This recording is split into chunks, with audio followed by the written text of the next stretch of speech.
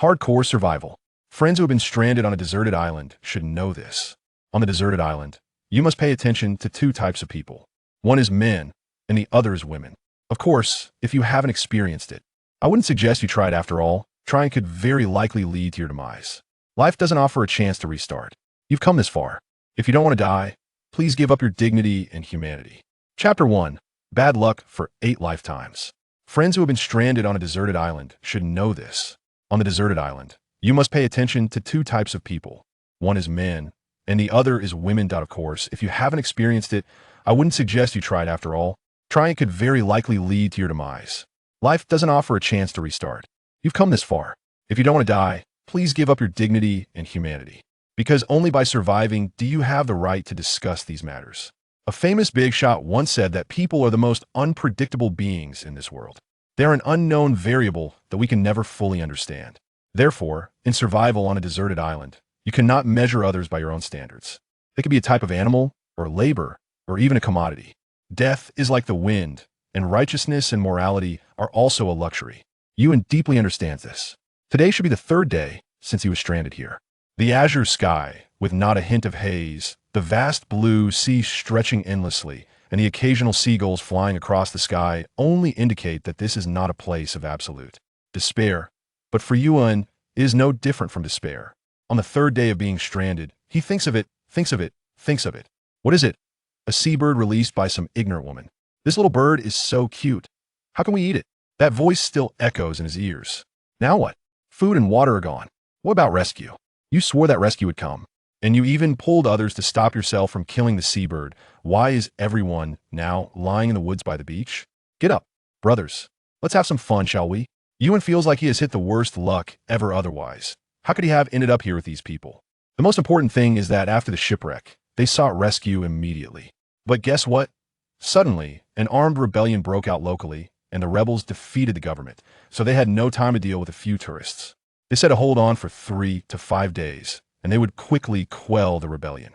But 3 days have passed. Where are you people? Don't even mention people. Not a single plane has been seen in the sky. Of course, they didn't hang themselves from a tree either. They called the embassy right away. But the line was always busy, and their fruit phone, which originally had little battery, completely died after a few calls. It was already a stroke of luck that they managed to escape when the ship suddenly encountered trouble. How many would have brought their phones? Helpless. They could only pray that the local government could quell the rebellion quickly. Sigh. Ewan sighed. Here, he just wants to give a piece of advice to everyone traveling abroad. First, if you can avoid going abroad, try not to go. Second, it's best not to go abroad. Aren't the beautiful landscapes of your own country enough for you to see? Is it that the flowers aren't cute enough? Or the milk beans aren't silly enough? Is it that the winter in Sonya isn't warm and pleasant enough? Or that Harbin's ice and snow world is boring you? No, it's none of that. It's because you're poor. If it weren't for being poor, Ewan wouldn't have chosen this trip abroad. With the mindset of seeing the world, he has taken many exotic photos along the way. He has also experienced what it means to be blonde and blue-eyed. If it weren't for his exceptional skills, he might not have been able to glimpse the truth at all. But now, it's too late to say anything. Here, there are only him and about 10 others who also escaped from the cruise ship, and there are a few attractive ones. However, he hasn't greeted them. He thought rescue would arrive within 3 days, and everyone basically hadn't considered that they would have to survive on this deserted island. The food brought from the cruise ship has now been almost completely consumed.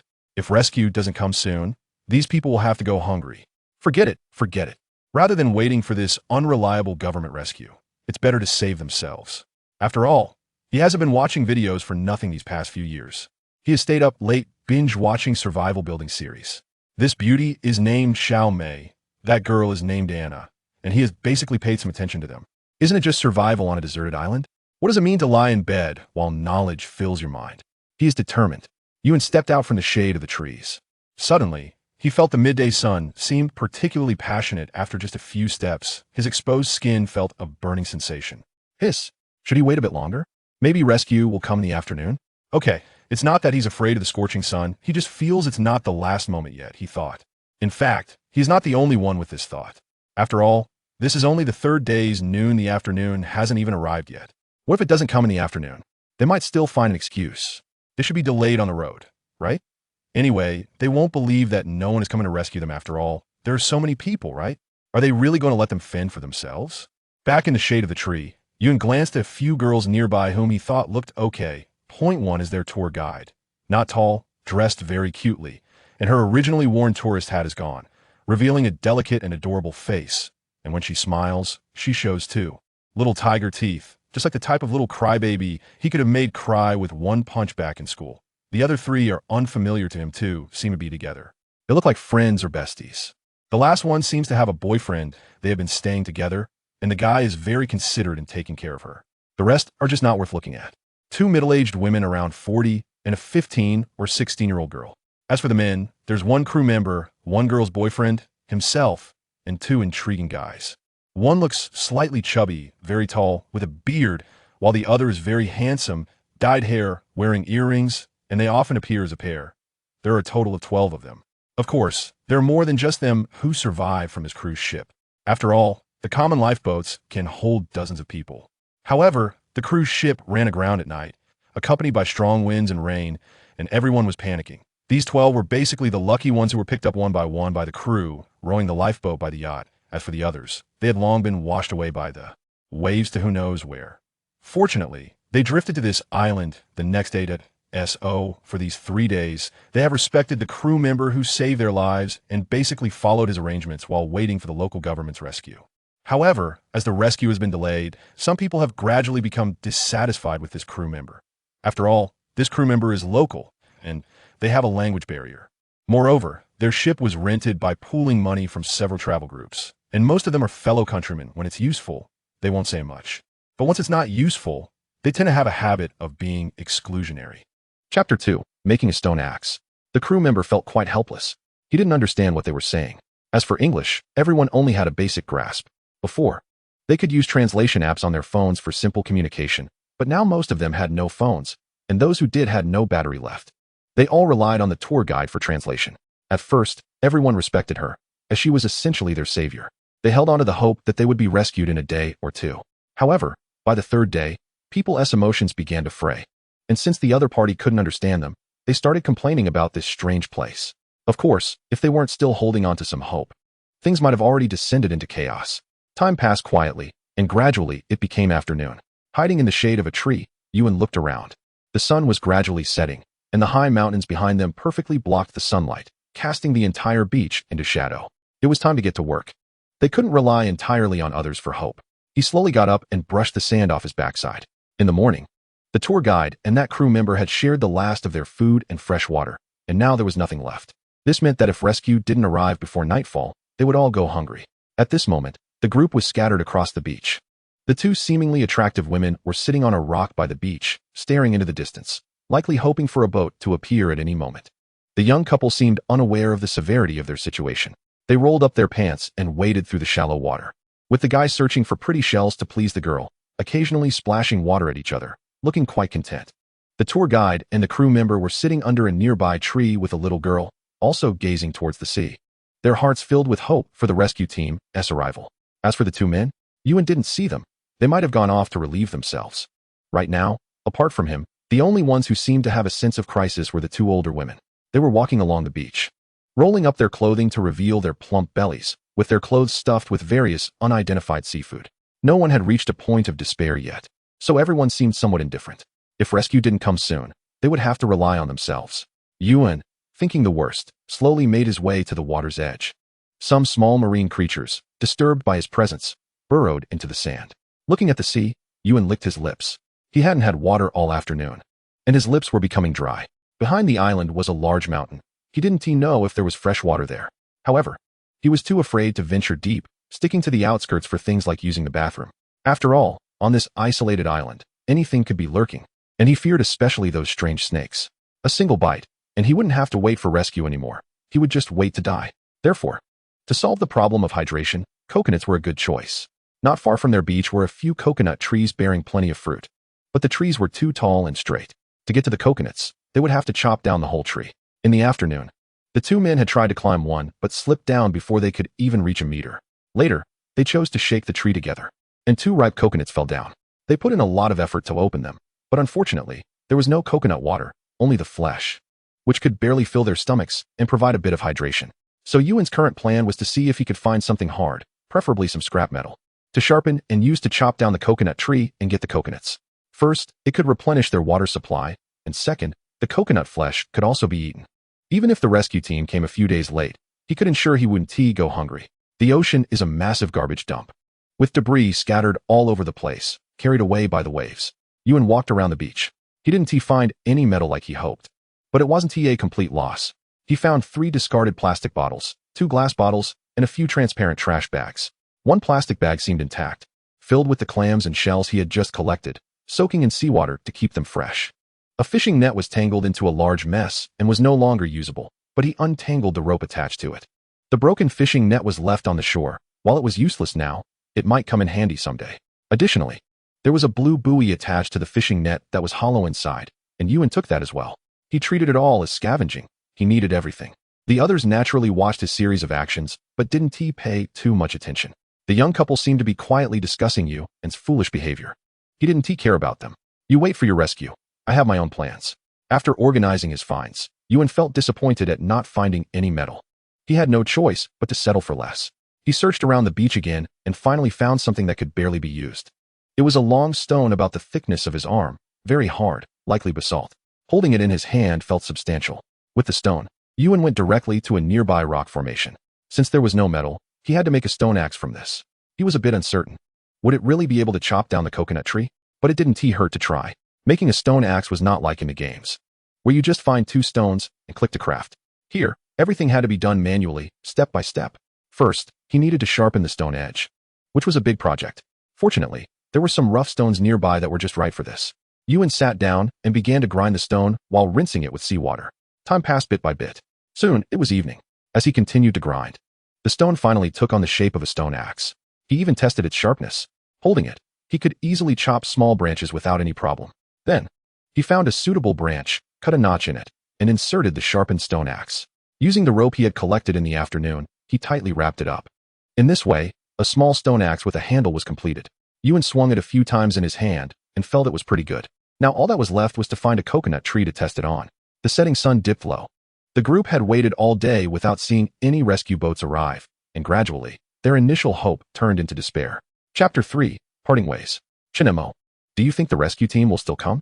On the beach in the evening, the young couple nestled together, the girl linking her arm with the boy's. Her expression no longer calm as it had been the day before. The boy named Chinemo wrapped his arm around the girl's waist and shook his head slightly. He honestly didn't know. They had fallen into this situation, and it was as if heaven and earth had abandoned them. Weren't they supposed to be rescued within 3 days? But now it was the end of the 3rd day, and where were they? They must be delayed on the way, right? Let us wait a bit longer. The others shared the same thoughts as Chinemo. Since no one came today, they might as well wait a little longer. However, waiting also required conditions. The food and fresh water brought down from the yacht have already been consumed. Everyone has been waiting here for 3 days. Should we continue waiting? What will we eat and drink? As the sun is about to set, someone finally stands up. The tour guide glances at the crowd and chats animatedly with a local crew member, then stands up and calls out to everyone. Everyone, it seems that the rescue team won't be coming today, so let's discuss what to do next. Being out in the wild and unfamiliar with the area, the tour guide does have a certain charisma and is quite skilled. After all, she often leads groups of dozens of people around. Hearing her words, the people around slowly gathered closer. Yuan had initially planned to chop down a coconut tree with his stone axe, but thinking about possibly going hungry at night, he hurried to find some firewood along the edge of the woods, as well as some dry leaves.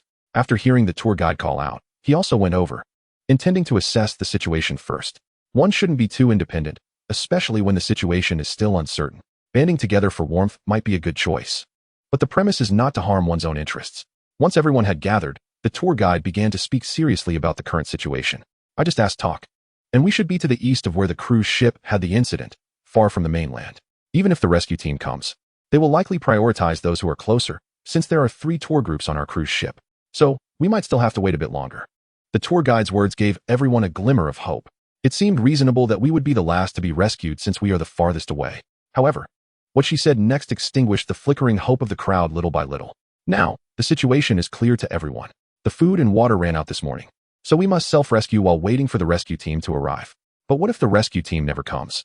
As soon as the tour guide finished speaking, different voices began to rise. It was the woman from the young couple. Upon hearing this, the tour guide seemed to have anticipated it, sighed silently, and then said solemnly, "Everyone, we all know how it is right now. Good words are easy to say, But how can we self-rescue? The woman's words lingered in their ears. Could it really only be this way? Yuan shook his head slightly. He thought the tour guide might have some other ideas. But it turned out she only wanted everyone to self-rescue together. He had no intention of doing that. Being with everyone? Forget it. Not to mention the morally coercive young couple who had let go of the injured seabird. Being with such people would probably drag him down. Plus, there were the two men who were clearly not good people. He wanted to survive for a few more days. Everyone, I think Xiaobai is right. We are all in this together, and since we have come this far, it is also a kind of fate. I support Xiaobai's plan for us to self-rescue together. The first to speak was one of the two middle-aged women. The other one, seeing this, also expressed her opinion. I agree, I trust Xiaobai. Although my son is not accomplished, he is a manager at a large company in our country. Even if the government rescue team doesn't come, my son will find someone to help. The aunt praised her son in a roundabout way, her face beaming with pride. After the two aunts spoke, those who were still hesitant also expressed their agreement, believing in the power of unity and that more people mean more strength. Naturally, the young couple and the two men also agreed. For a moment, everyone's gaze fell on Yuanin, who had not expressed his stance. Yuanin was taken aback. Agree? Wouldn't he that be looking for trouble? If he disagreed, it seemed he would provoke the crowd's anger. What should he do? Forget it. He could survive on his own. Why bother with this? However, he couldn't say that out loud. One must leave room for maneuvering. I have no objections. But if someone forces moral coercion and lets go of the food we have, how should we handle that? As soon as Yuanin finished speaking, everyone turned their attention to the young couple. There was no way around it. Yuanin's words were too pointed. On the second day after they arrived, Yuanin had found an injured bird and intended to roast it for food. But the woman from the young couple had looked at the bird and felt sympathy, persistently opposing it, saying things like the little bird was pitiful, and also mentioning that they still had food, so they couldn't eat it. This led her boyfriend Chen Mo and the two men to criticize him together. In the end, the bird was released against Yuanin's wishes, and he ended up being the one in the wrong. What do you mean by that? The young couple instantly realized Yuan and was pointing at her. Chen Mo, seeing that Yuan and was targeting his girlfriend, stood up to defend her.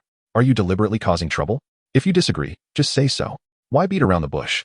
Besides, we don't want to work with you anyway. Fine, just wait for that. Yuan waved his hand, pretending to be apologetic as he looked at the tour guide.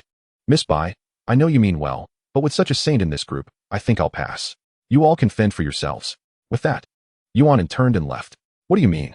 Chen Mo felt like he had been dismissed by Yuan and was about to confront him, but was firmly held back by the woman because Yuan was armed, and if her boyfriend rushed up, he would be at a disadvantage. Bai Fu watched Yuan leave, wanting to call him back, but not saying anything. What she had just said was mostly fabricated. The distance was far, and the rescue team was busy. That was just a story she made up. The truth is, no one knows when the rescue team will arrive. It could be a few days, half a month, or even longer. Gathering everyone together for self-rescue was the only way to ensure that the women had a chance to survive. If they each went their own way and started infighting, the first to suffer would be the weaker women. From the afternoon situation, it seemed Yuan understood some survival knowledge, and she did want to win him over. Chapter 4. Regret from the beginning. Self-righteous guy? Chen Mo looked at Yuan with disdain as he left, then turned to the crowd. Now that everyone has decided to self-rescue together, we need to agree on some rules to avoid cheating. I have participated in survival training and know some self-rescue knowledge. If you trust me, how about I lead this group? Bai Fu looked at Chen Mo, her lips twitching involuntarily. Wasn't this just typical peach picking? But she couldn't refuse. After all, he knew survival knowledge, which was what everyone cared about the most. However, it didn't matter. If he wanted to be the leader, that was fine. Her goal had already been achieved. When the two aunts heard that Chen Mo actually knew some survival skills, they immediately expressed their agreement. As for the two beautiful women who had been together, they just nodded slightly. Their only need was to wait for the rescue team to arrive. They hadn't thought about what would happen afterward, and it would have nothing to do with them. The two men looked at Chen Mo and nodded as well. Everyone had temporarily united. Seeing her boyfriend take charge, the young girl's eyes were filled with admiration, almost sparkling with excitement, as if she couldn't wait for an exhilarating encounter to satisfy her admiration. As Chen Mo took control, he began assigning tasks while the sun was still up. Everyone actively cooperated, and there was finally a hint of anticipation in their eyes. On the other side, Yuan returned to his temporary dwelling. He moved all his belongings a bit farther away from the others, to the far end of the beach. This was the spot he had chosen earlier in the afternoon. There were several large rocks here, with a small patch of sand that could accommodate two people, and a big tree behind it providing cover. All he needed to do was build a simple shelter from wood, and it would serve as a basic refuge. Plus, the elevated position allowed him to see what everyone else was doing. After moving everything in, He headed straight for a nearby coconut tree with a stone axe in hand. Indeed, there were a few coconut trees here, saving him the trouble of going to the other side where he wasn't allowed to cut down trees. Thud, thud. Yuan swung the stone axe against the coconut tree. After just a few strikes, he realized the difficulty of the task. It was indeed not as simple as he had thought. The stone axe was, after all, just a stone tool, vastly inferior to a metal axe. The coconut tree wasn't particularly hard, but after a few strikes, the initially sharp edge of the axe had already developed a nick, and the tree had only lost a layer of bark. Yuan touched the coconut tree and felt the fallen bark, realizing the task ahead was daunting. However, he didn't give up. After tightening the rope again, he continued chopping, this time opting for a diagonal cut to reduce damage to the stone axe. Thud, thud, thud. He continued to strike. He didn't dare use too much force. After all, while the stone was hard, it was also brittle. Finally, the edge of the stone axe became dull, and a ring of nicks appeared on the coconut tree. Noticing the sun was setting, Yuan decided to hurry. He had only eaten a little throughout the day and was already quite hungry. In the afternoon, while picking up trash, he had also collected some clams and shells, which he had kept in a plastic bag filled with seawater. Back at his spot, he quickly took out the dried leaves, crumpled them in his hands, and found that they had dried out nicely after a day in the sun. He then found a relatively straight branch among the firewood, tied a loop with the rope, and pressed it against the nick in the tree, pulling it directly. Creak, creak. But there was no smoke, which made Yuan a bit anxious. Didn't those people in the videos do just this? Didn't they start a fire in just a few tries? Why was it that he was pulling until his hands were sore, yet still nothing happened? The palms of his hands were showing signs of blood, and Yuan had to stop temporarily to find the issue. Was it his speed that wasn't fast enough? Perhaps? Should he try rubbing with both hands? Forget it. That would be even more tiring. Taking the black wood shavings from the groove, he carefully picked some up and placed them in the groove. Then, holding the stone axe in his right hand, he pressed down on the branch with its smooth side to apply more force. Taking a deep breath, he pulled quickly. With the stick spinning rapidly, suddenly a wisp of charred smoke rose. Yuan quickly stopped, crouched down, and carefully picked up the wood shavings that had fallen outside the groove, gently blowing on them. Whoosh! As he blew, he seemed to see sparks. But just a moment later, they extinguished. Failed. Yuan felt a bit discouraged. No, at least it proved that he hadn't done anything wrong earlier. It simply hadn't ignited in the end. So, he directly followed the previous steps and continued. Sure enough, as he gently blew on the wood shavings in his hands, the tiny sparks slowly grew larger, and the smoke became thicker. Feeling it was almost too hot to handle, he quickly placed them among the dried leaves. Then he crouched down, raised his backside, and carefully blew. Watching the leaves catch fire, the little flame illuminated the temporary dwelling. It's burning. Seeing the flames rise, Yuan felt a profound sense of satisfaction in his heart. It wasn't just about proving himself. After all, he had just said he could be self-sufficient. And now he couldn't even start a fire. That would be quite embarrassing, wouldn't it? Rather, he understood a principle. Videos are just videos. When it came to practical application, he realized how difficult things truly were. Without practice, one had no right to speak. Remembering the comments he had left under those bloggers' videos, where he had said anyone could do it, he felt somewhat narrow-minded. He also regretted quitting smoking. Otherwise, having a lighter would have been handy. Chapter 5. Simple freshwater collection device under the firelight. Yuan added more firewood while taking out the clams and shells from the plastic bag. He smashed them open with the stone axe, skewered a small piece of meat with a stick, and started roasting it by the fire. Watching the 3 skewers busy roasting, Yuan felt a bit speechless. This wasn't even enough to fill the gaps between his teeth, but at least it was somewhat convenient. After they were nearly done, he picked up one skewer to eat. However, after just one bite, his brows furrowed. It was simply too disgusting. There was a strong fishy smell, and it seemed there was sand in it. As for flavor, sorry, he couldn't taste anything. It was hard to imagine how those video bloggers had managed to swallow this down. Were they really doing it for views? After just 2 bites, Yuan found it hard to continue. But thinking about how he had worked all day just to get something to eat, he felt it would be a waste to throw it away. To put it simply, he probably wasn't even that hungry. He was just being picky. To survive, Yuan encouraged himself, enduring the nauseating fishy smell, and forced the food into his mouth bite by bite. At this moment, he longed for the days when he could drink water. Unfortunately, those days were gone. Actually, he wasn't the only one feeling nauseous.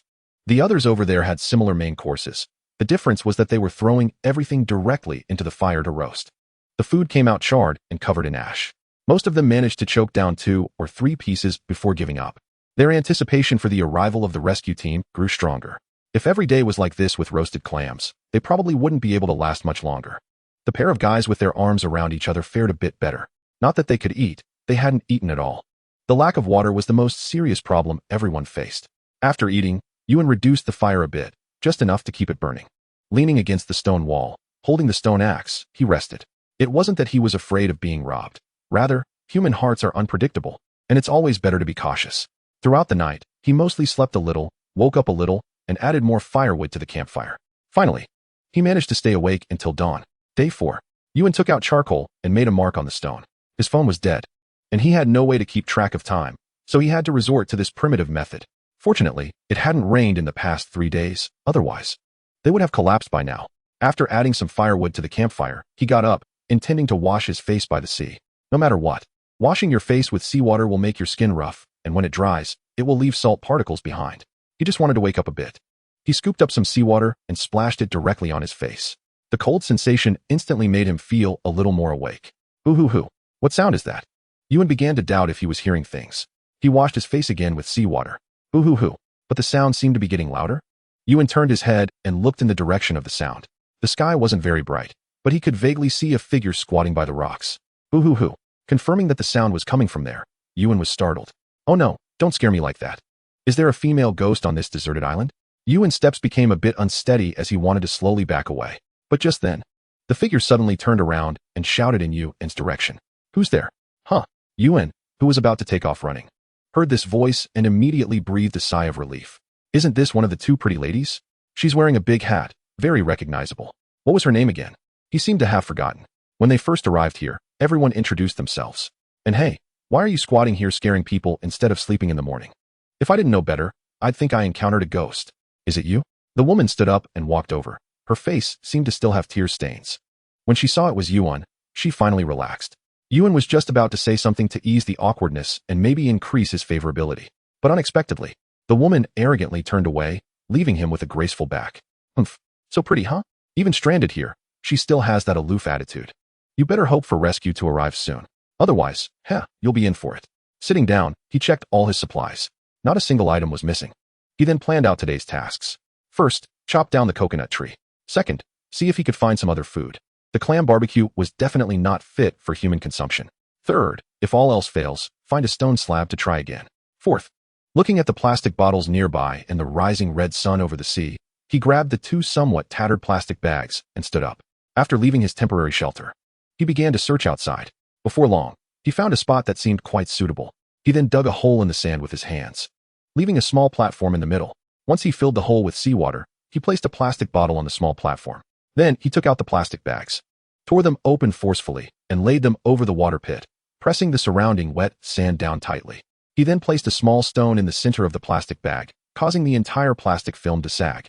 At the lowest point of the sag was the opening of the plastic bottle. With no fresh water, this was the only method he could think of. Today should still be sunny, and after chopping down the coconut tree, although he could get coconut water and meat, fresh water was something one could never have too much of. The more he stored, the better. After sorting all this out, Yuan even went to find some branches to surround the setup to prevent it from being damaged. Back at his temporary shelter, Yuan picked up the stone axe he had sharpened yesterday and, taking advantage of the sun not being too strong yet, hurried to chop down the coconut tree. The sound of thumping echoed again. The others over there also knew clearly what Yuan was doing. Yesterday, they had initially laughed at Yuan for overestimating his abilities, thinking he could chop down a coconut tree with a stone axe. But today, seeing that a large notch had already been made in the coconut tree, they couldn't laugh anymore. There were 5 or 6 coconuts up there. Thinking about how they also had a few coconut trees on their side, they began to set their sights on them. They just hadn't found suitable stones to make stone axes yet. Thump, thump, thump. Yuan swung down the last blow with great effort, and the coconut tree finally succumbed to the weight, crashing down along the notch. Chapter 6. Trade.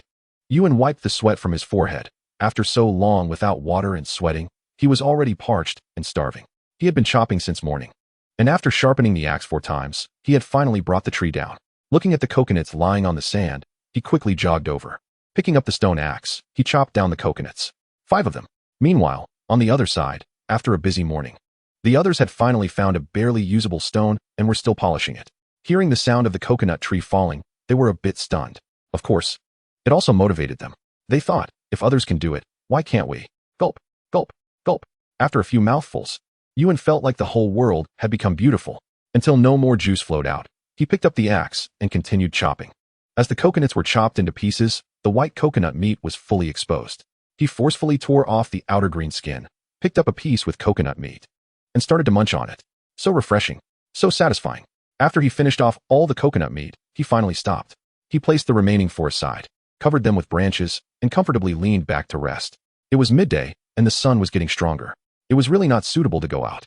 Early that morning, the others had already started searching for food by the sea. The beach was not very big, and whether they could find food was secondary. If they got heat stroke, that would be a disaster. So it was better to rest. Just as he was dozing off, suddenly he heard someone approaching. Oh no! Someone is coming to steal the coconuts. Yuan immediately woke up, but when he opened his eyes, he saw 2 women standing in front of him. One of them was the one who had pretended to be a ghost that morning, and the other was the one who often followed her. He hadn't really paid attention to their faces before, but now, looking at the 2 of them standing there shyly, he had a chance to admire them. The woman from this morning was a bit taller, wearing a large sun hat, with long hair cascading down, dressed in a white dress. The top was flat but couldn't hide her impressive assets, and she had deliberately paired it with a small vest that concealed her neck and collarbones. The skirt was ruffled and had lace trim, covering her knees and revealing a pair of fair legs. She wasn't wearing shoes, just her bare feet on the soft sand. It wasn't that she didn't have any, it was just unnecessary.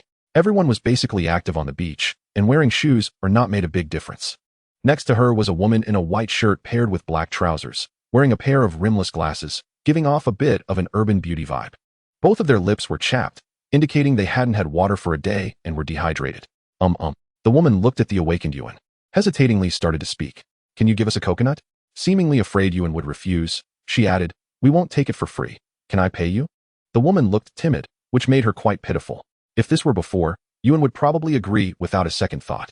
After all, the temporary display of beauty from the 2 of them could rank in the top 6 among the women Yuan knew, with scores above 90. Now, seeing them looking so pitifully at him, it would melt anyone's heart.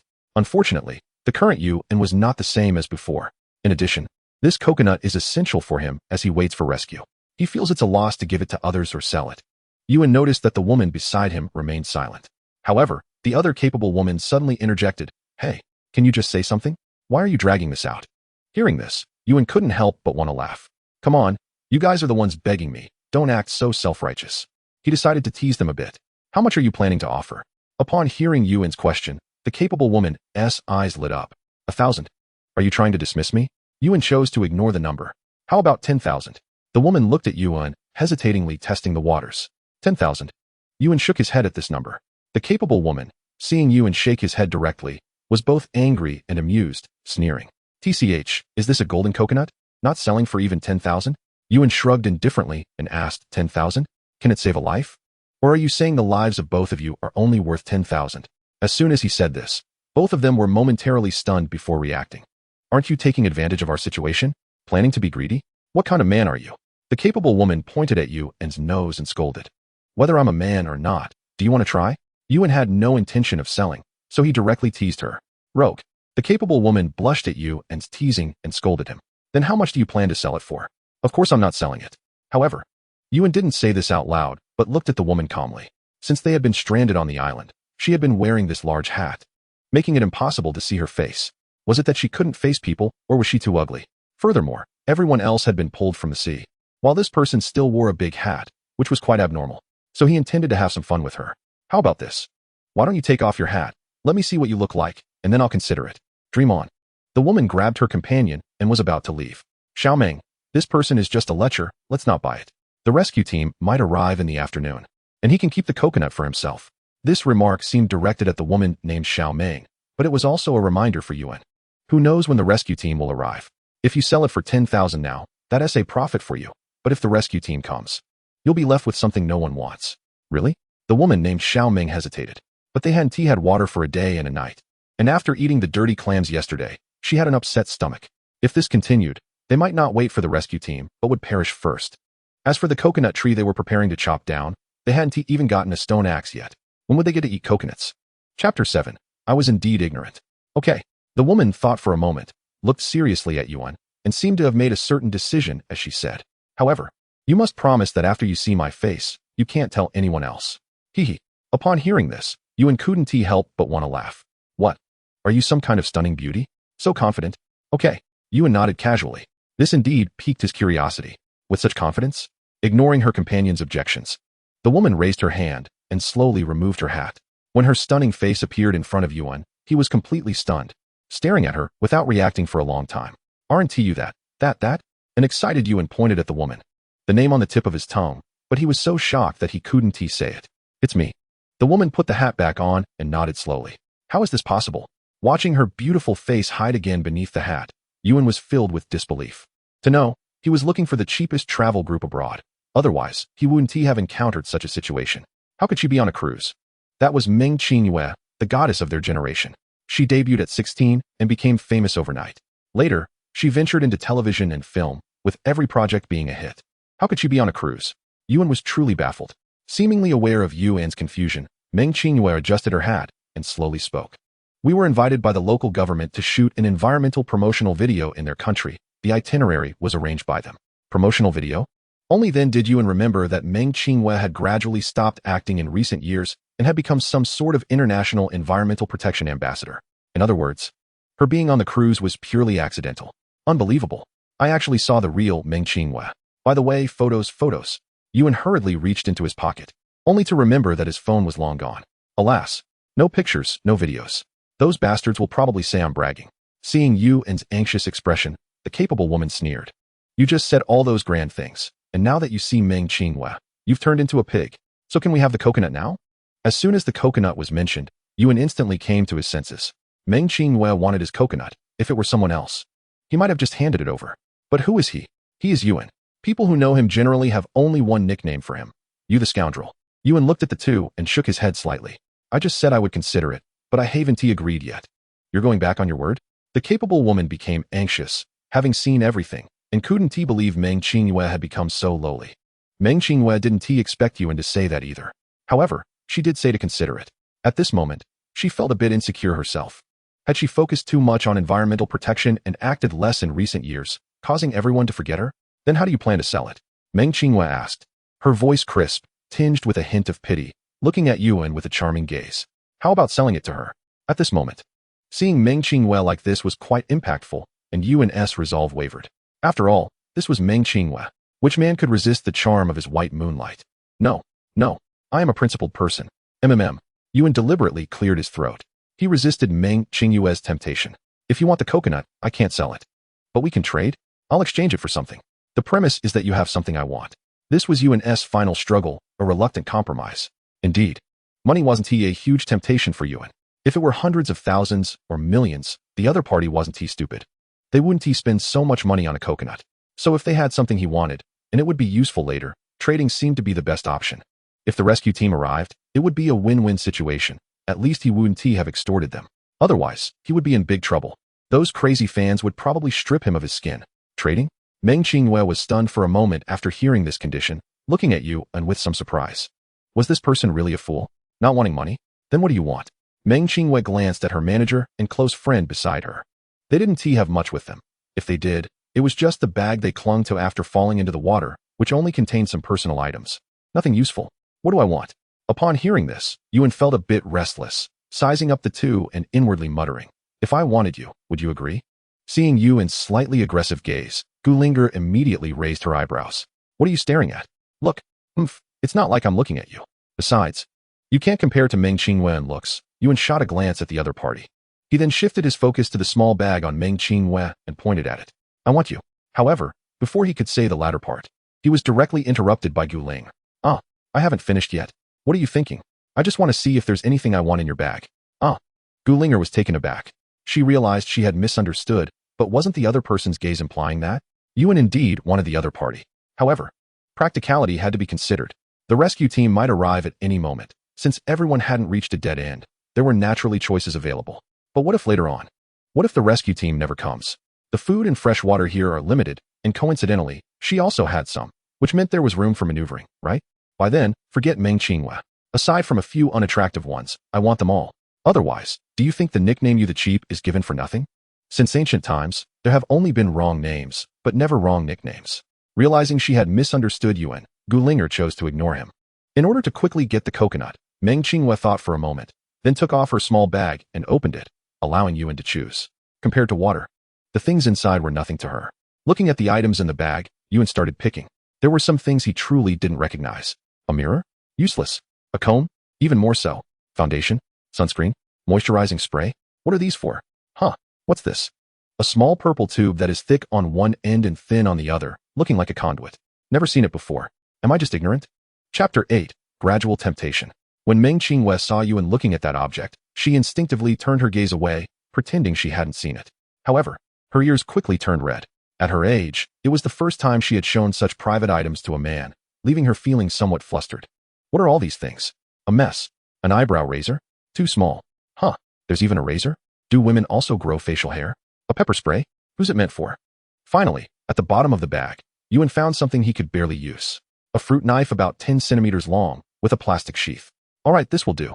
Yuan took out the fruit knife. Meng Qinghua was also stunned. She had a knife in her bag? She hadn't thought of that. But then she was delighted. At least there's a knife. Otherwise, she wouldn't be able to exchange it for a coconut. This man is really despicable. He doesn't give her any face at all. Holding the knife, Yuan directly moved aside the branch pressing on the coconut and threw the smallest one directly to the two of them. Gu Linger hurriedly caught the coconut, almost dropping it on the ground. She pointed at Yuan's nose, ready to curse. However, before she could speak, Meng Qinghua stopped her. Although they had the coconut now, the knife was taken by Yuan, and if they wanted to eat, they had to ask him. Can I borrow the knife? Meng Qinghua asked timidly. Sure. This time Yuan didn't refuse. However, it was still the old rule. The right to use something is exchanged. Exchange again?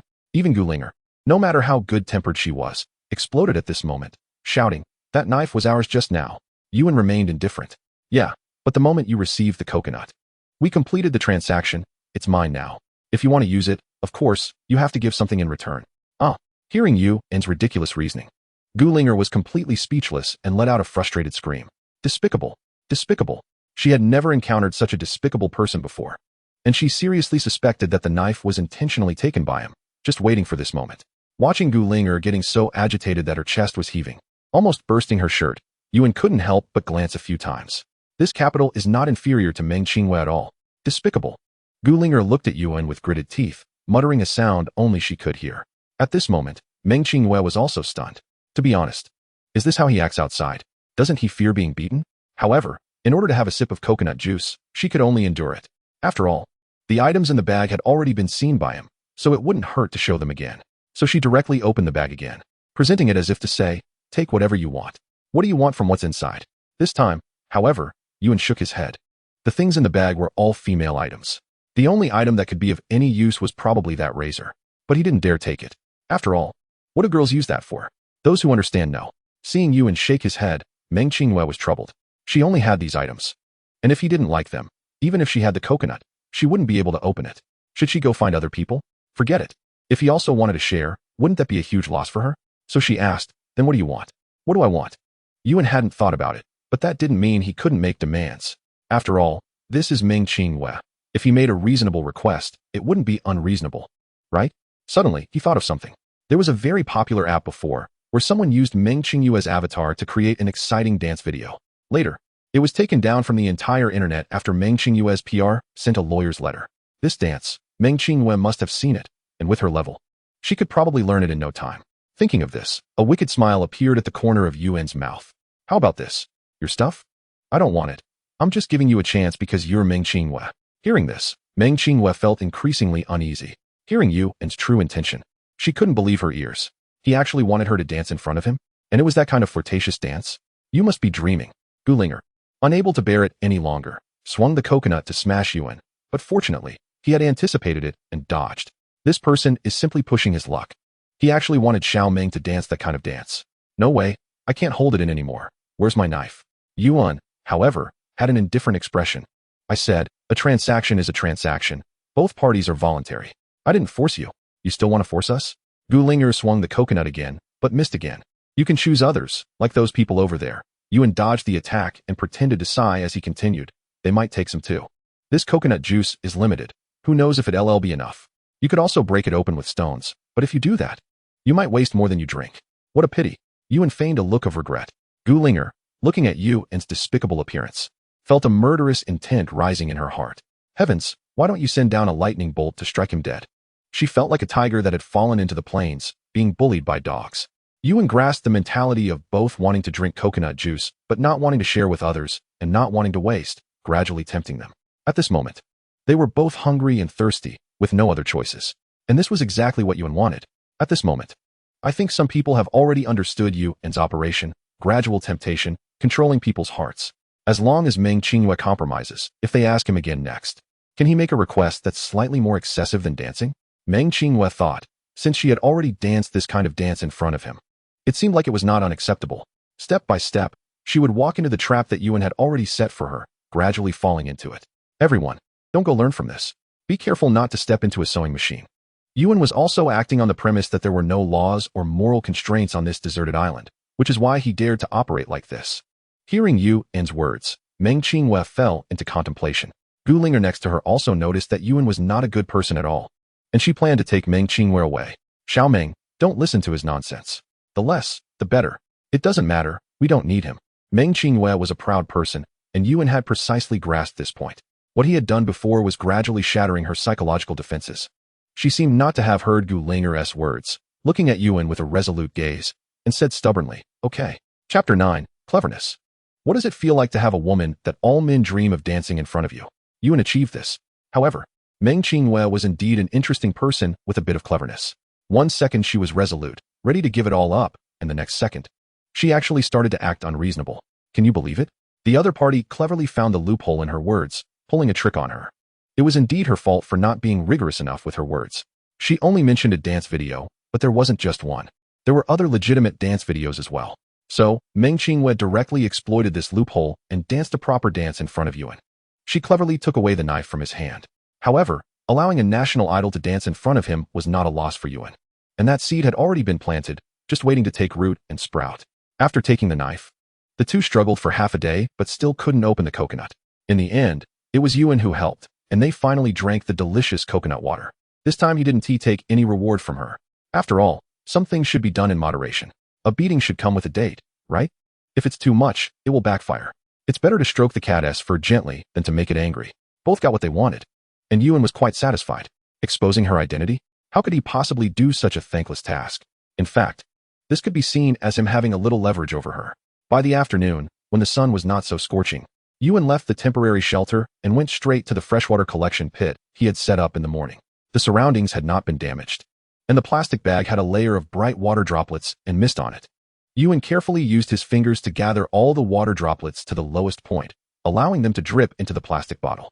After finishing all the droplets, he carefully removed the sand covering the plastic bag and moved it aside, then took the plastic bottle from the pit. After a whole morning and an afternoon under the blazing sun, there was only a little more than half a bottle of water. However, it was more than enough for him alone. Picking up the bottle, Yuan took a small sip. It was fresh water, and he finally felt at ease. Looking at the beach that was no longer sunny, he took the plastic bag to the seaside to wash it and put it away. This item, if it were in the past, probably no one would want it. But now, who knows? On the other side, 3 men spent a whole day and wasted several stones and energy before finally bringing down a coconut tree. Why say 3 men? Because one of them was as twisted as a mountain road. They got 7 coconuts, but for their 11 people, it was simply not enough. So, Chun Mo took it upon himself to say that he was the one working hard, and directly distributed 2 to each of the other 2, leaving the remaining 2 for himself and his girlfriend. He also planned to cut down all the coconut trees in the area over the next few days. However, despite saying this, they all understood it was impossible. The hard stones near the beach had basically been stripped bare. To continue, they would have to go into the woods behind. But now, no one dared to go in. Moreover, with the coconuts, everyone could last another day. Wouldn't tea that bring them closer to rescue? Carrying the fresh water with him, Yuan suddenly wanted the small bag on Meng Qingyue to carry things, which was indeed convenient.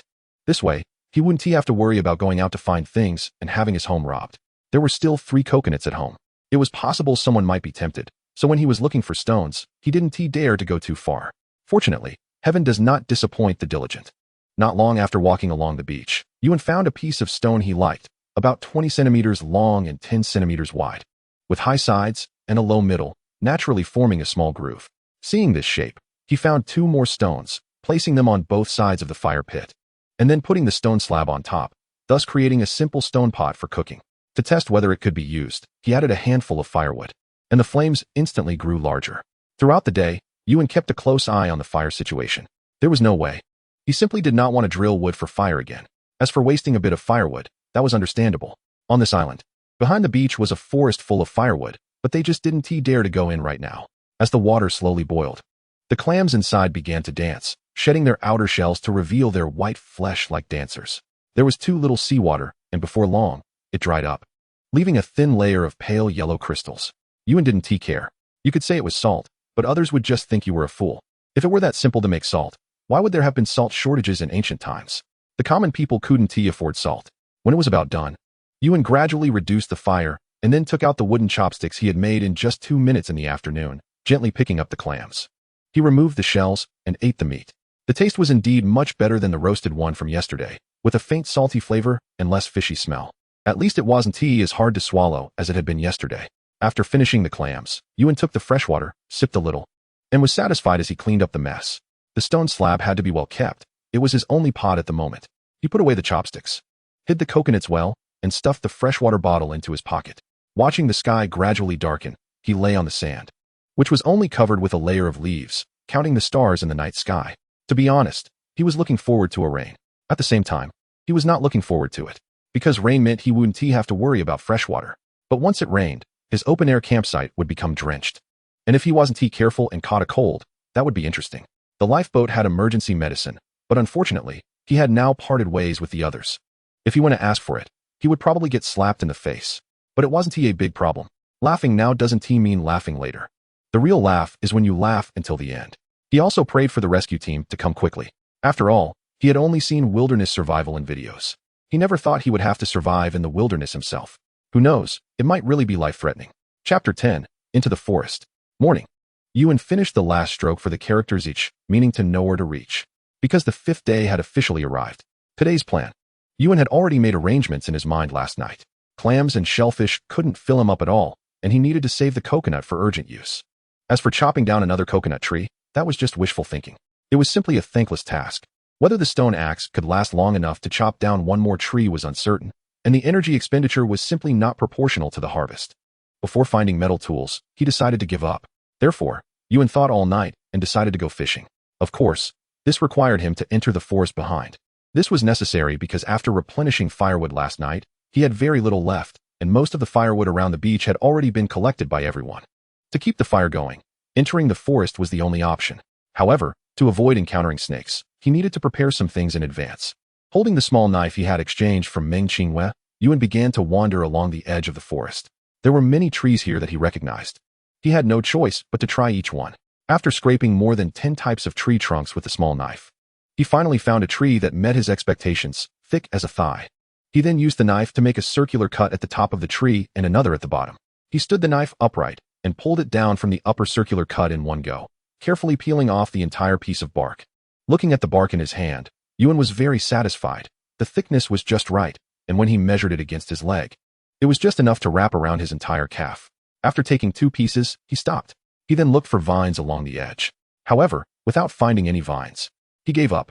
To bind the bark, he could use the coconut fronds he had cut earlier, which were readily available. Returning to the temporary campsite, Yuan placed the bark aside and took out a plastic bag.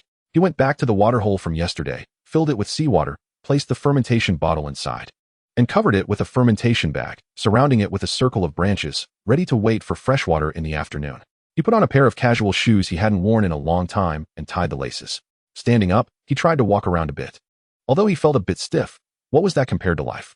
Yuan didn't know if the bark could withstand a snake's attack, but having something was better than nothing, right? It was for his peace of mind. Watching the dwindling fire, he added the last piece of firewood. Taking out a straight stick that no boy could refuse, he stepped into the forest behind. Once he entered the woods, the sandy ground disappeared, replaced by lush green grass, some of it almost a person's height. However, in some areas, it was covered by leaves, with only a few sparse blades of grass swaying in the wind. Holding the stick, Yuan occasionally swatted at the grass on either side, just in case, and collected any dry branches he saw. In no time, he gathered quite a bit. Of course, he didn't forget his main task for coming in this time. Whenever he saw vines, he took all of them, intending to use them to bind firewood. The forest behind the beach wasn't too large. In just a few moments, he reached the end. The end was a steep cliff, almost a vertical 90 degrees upwards. He had seen this mountain from the beach before. Was there no way to go up? Yuan felt a bit unwilling. He really wanted to see the view from the top to get a better understanding of what kind of island this was. Turning left and not walking far, Yuan stopped. It wasn't that he didn't want to go, but there was no path. This area was a steep rocky slope, with the sea below. The water shimmering a dark color, looking quite deep. Following the rock wall to the far right, Unfortunately, he didn't get far before he was forced to stop again. This wasn't a dead end, but it was close. Coming this way, not far out of the woods was a rocky slope, with the green sea below. But this side was different. The slope here wasn't as steep as the other side.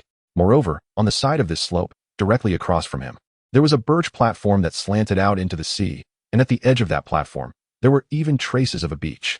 This meant that behind this invisible birch platform, there was likely another beach. Should he go over? Yuan looked at the rocky slope and the sea below. Weighing his options, the effort and reward weren't proportional. He decided to give up for now and return to where he had piled the firewood. When Yuan emerged from the forest carrying a bundle of firewood, everyone reacted differently. Some were surprised, while others let out a sigh of relief. However, the tour guide Bai Fu ran over with an expectant look. Brother Yu, did you encounter any snakes or anything else in the forest? This was indeed their biggest concern. Yuan thought about saying yes to trick them a bit.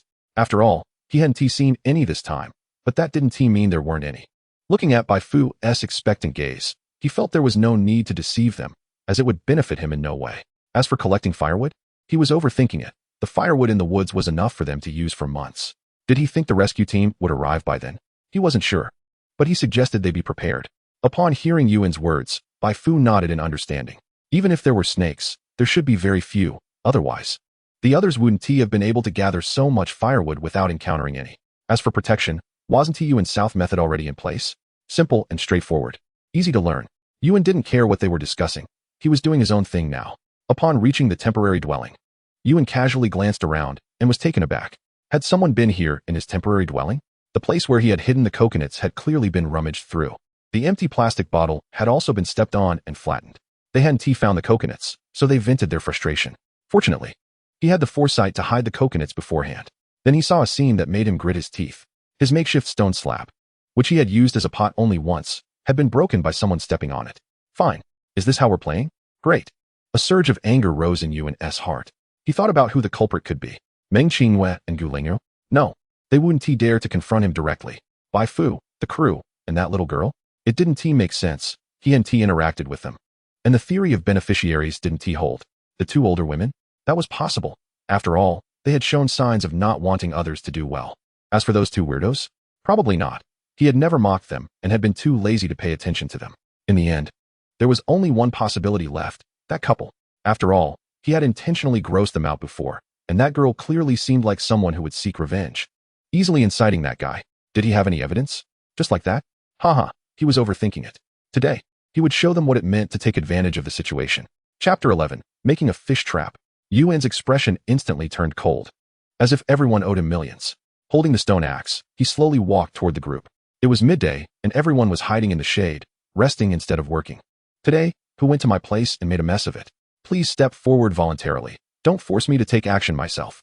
The current recognized leader among the crowd is Chen Mo, and the main reason is that the only conflict here with you involves the two of you. So everyone's attention is focused on him. Seeing everyone looking at him, Chen Mo was momentarily taken aback. What do you all mean by looking at me? I didn't go over today. Chen Mo's girlfriend was also a bit surprised and subconsciously glanced at her boyfriend, as she had casually mentioned it before. Has it been implemented so quickly? Bai Fu suddenly interjected at this moment. Young couple, sneaking into the woods, what could possibly happen? Of course, it's a physiological need. I was just accompanying Lin Lin to the bathroom, okay? Chen Mo explained a bit shyly. Shui Lin also nodded. They indeed went to relieve themselves and comforted each other a bit, without any real confrontation. After all, in the wilderness, they didn't dare to go too deep, as they couldn't be sure when someone might barge in. That would be a live broadcast. ISNT at Chen Mo? Yuan thought uncertainly. After all, not everyone is always in view here, just like now. Aren't those perverts also absent? I don't care who it is here. I'll give him a piece of advice. Yuan said, his gaze coldly sweeping across the crowd. If you provoke me, you better think clearly about the consequences. I'm not afraid of anything. A lone wolf. You'd better be mentally prepared. Either you go to heaven, and I end up in jail, or we all go together. Moreover, we are on this deserted island now. Before the rescue team arrives, laws and morals can't restrain me. Don't let it be that when the rescue team arrives, you're already 6 feet under. Getting so worked up naturally has its purpose. He is alone now. Therefore, he must be ruthless. Otherwise, he would be the one being bullied. He has to package himself as someone who acts recklessly, willing to take risks, and daring enough to pull the emperor down from his throne. This way, if the other party wants to act against him again, they have to consider whether it aligns with their interests, right? People generally don't want to engage in ungrateful tasks. Making these people fear him is also a form of self-protection. After eating a coconut and getting some hydration, he began to plan for fishing. In order to eat fish here, there are only two choices. Stand by the seaside and wait.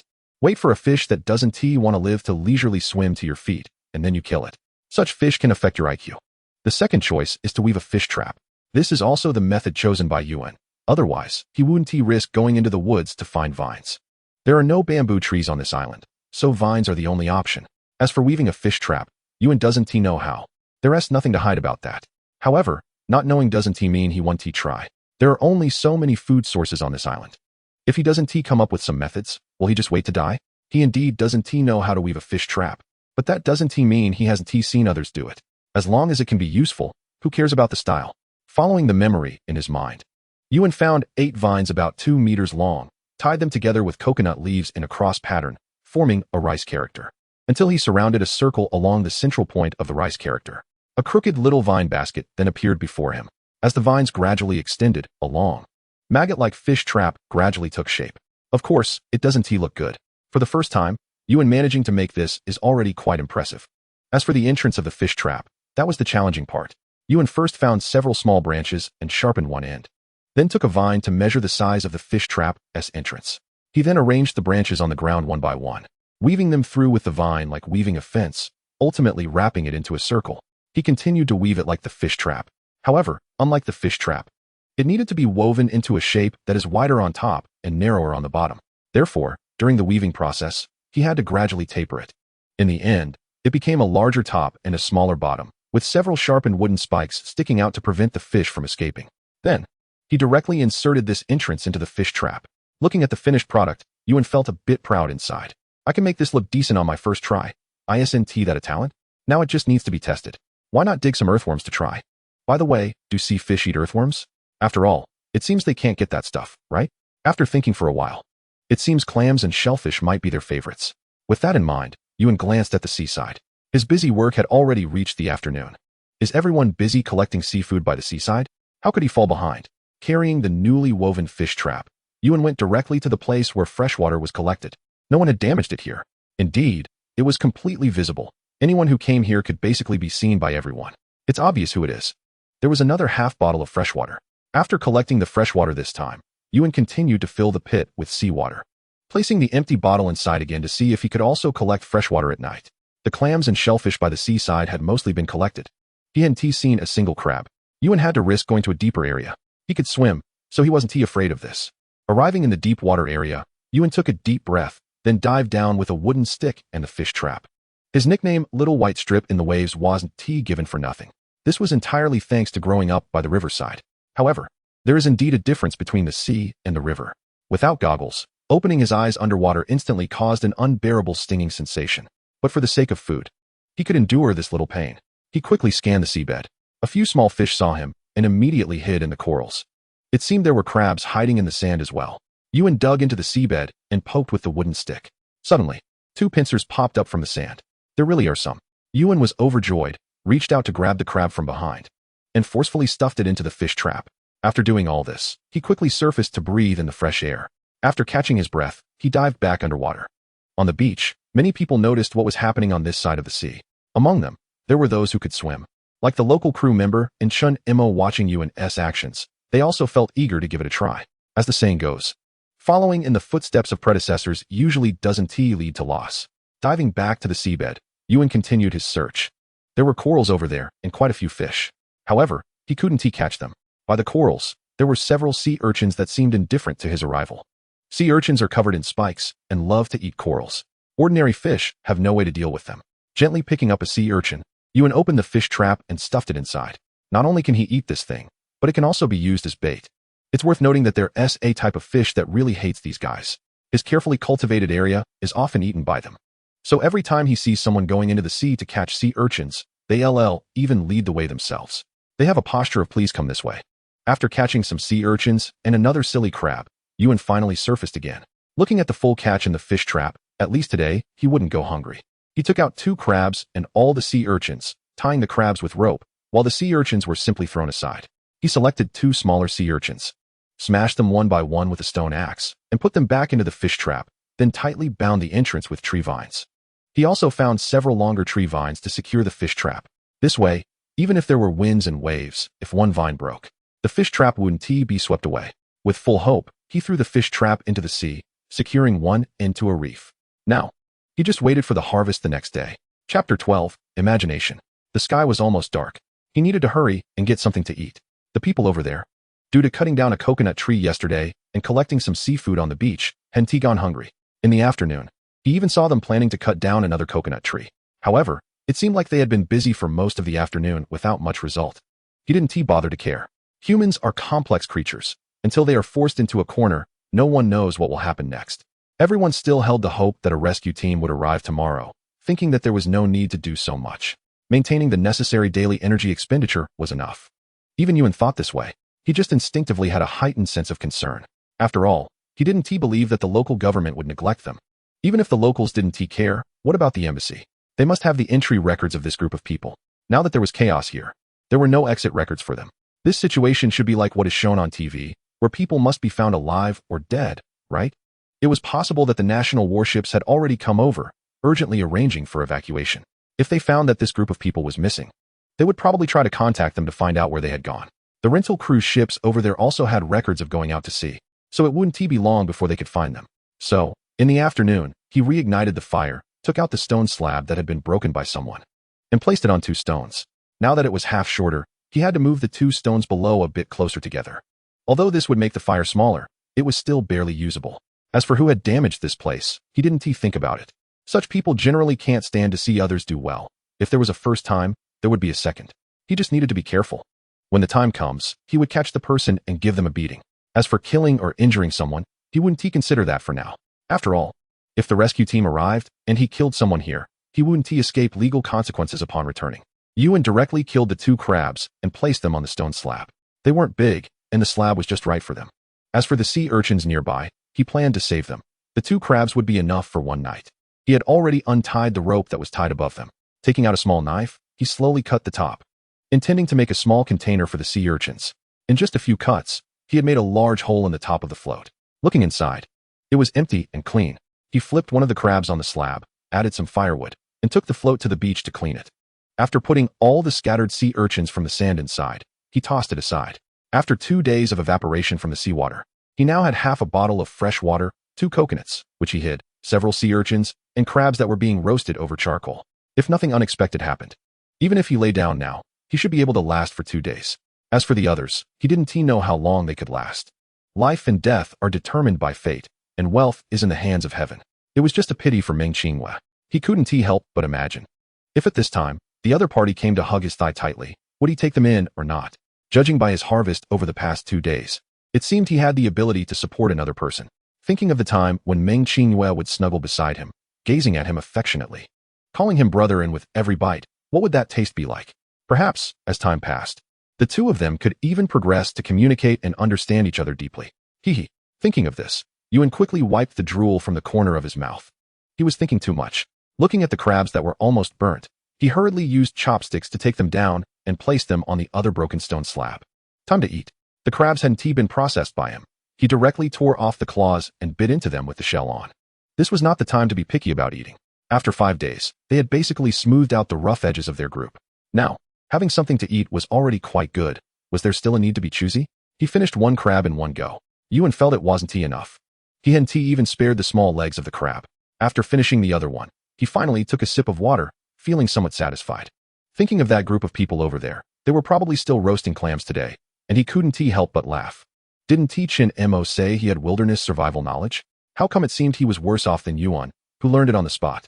Lying on the sand, Yuan started counting the stars, but it seemed there weren't as many as last night. The large bonfire over there illuminated the entire beach, which also helped avoid being attacked by wild beasts or other animals. However, in his view, it was completely unnecessary. Today's venture into the forest gave him a rough idea. The left side was a dead end, while the right side could lead to the other side, but it was a slope, which was a bit difficult to traverse. If he wanted to go over, he'd have to find a time to explore a path. As for what animals were there were indeed mice and birds chirping in the forest every day. Of course, he didn't need to mention mosquitoes. In any part of the earth, there might be no people, but there would definitely be mosquitoes. Over the past few days, he and T escaped being bitten by mosquitoes every night. Every morning, He would receive the red envelopes they presented him, which he couldn't refuse. He had thought of ways to deal with them, but unfortunately, they were everywhere. He could only be thankful that he was wearing long pants. Actually, there would come a day when he could solve this problem. And that would be the perfume in Meng Qingyue's bag. Although it wasn't Lucian, mosquitoes generally detested strong-smelling things. So these days, he hadn't seen her being bitten by mosquitoes. He guessed she had applied that stuff. Perhaps he was a bit tired today. After counting stars for a while, Yuan didn't care about the buzzing mosquitoes around him and soon fell into a deep sleep. In his dream, "Brotherin, come catch me."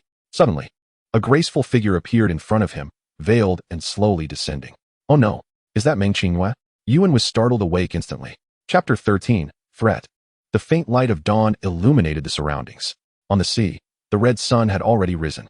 It was a new day. Yuan instinctively glanced at his pants and felt speechless. He had forgotten to add firewood last night, and now the fire had completely extinguished. The large bonfire on the beach was still emitting white smoke, struggling to hold on. Taking out charcoal, Yuan wrote another line on the stone. It was the 6th day. When would the rescue team arrive? Adjusting his pants, Yuan didn't bother with the fire and decided to wash his pants first. The morning sea water still felt a bit chilly. Hiding behind the rocks, seeing that no one was paying attention to this side, Yuan cleaned his pants inside and out, finally letting out a sigh of relief. A few 100 million small gulls tossed into the sea felt like a huge loss. After cleaning up, he went directly to the spot where he had placed the fish trap yesterday. Seeing that the vine binding the fish trap was still there, he breathed a sigh of relief. Feeling the weight in his hand, he began to pray silently. As the entire fish trap was pulled out of the sea, Yuan quickly lifted the trap, giving it a gentle shake. It seemed there was something inside. He hurriedly untied the rope at the entrance of the trap and removed the seal. Peering inside, he exclaimed, "Wow, is this considered a beginner's benefit?" He didn't know if the sea fish liked to eat sea urchins or what, but there were actually 4 fish inside that looked about the size of his palm. He didn't recognize their names. Additionally, there were 6 small fish about 2 fingers long, as well as 2 shrimp and a small crab. Wasn't this a sure harvest? If all the catches were like this, it seemed he could feed 2 people. He quickly cleaned out the fish, added a couple of sea urchins inside, and decided to see how many more fish he could catch. Returning to his place, he dumped everything from the fish trap onto the ground. Taking up a stone axe, he directly killed the fish. He placed the 2 shrimp and the crab into the buoy that held the sea urchins. He had originally planned to use the sea urchins as bait, but when he thought about cleaning the fish's entrails later, he realized that was already a ready-made bait. Yuan took out the only clean plastic bag he had, put all the fish back into the trap, and went back to the seaside. He took out a small knife and performed a little surgery, gutting the fish and tossing the entrails into the trap. After rinsing them in seawater, he put the fish into the plastic bag. Just as he finished cleaning the 4 larger ones, he suddenly heard footsteps approaching, the sound of someone stepping on the sand. Who could it be? Meng Qingyue and Gu Linger looked at Yuan, their hands still stained with blood from killing fish, and they stepped back in fright upon seeing him. When Yuan saw it was them, he finally relaxed. He had chosen to process the fish at the edge of the rocks on the beach for safety. After all, with so many fish, if others saw them, they might have other thoughts. And he only had one thought. If they teamed up to rob him, he would have no way to stop them. You killed them all? Haha. He was just an ordinary person. Besides, murder was against the law. The rescue team was an uncertain factor. What if they came quickly? What would he do? Hide and become a wild man? Would it be possible for others to never find him? Seeing that Yuan had processed the fish and the ones that were tossed at his feet, Gu Linger was filled with disbelief. Did you do all this? Yesterday, they had seen Yuan weaving a fish trap and felt he was just playing around in the seawater. They thought his actions would yield little. But upon seeing the fish in front of them, they inexplicably felt a bit regretful. If they had known, they would have found a way to follow him. What had they been eating these days? Not to mention the clams and shells, which were almost inedible. Now, seeing these fish, how could they still move? Yuan continued to clean the fish, his hands never stopping. Meng Qingyue looked at the multitude of fish and instinctively swallowed hard. In a timid yet eager tone, she asked, "With so many fish, you can't possibly eat them all. Can you sell us some?" But then she recalled the situation when they traded coconuts.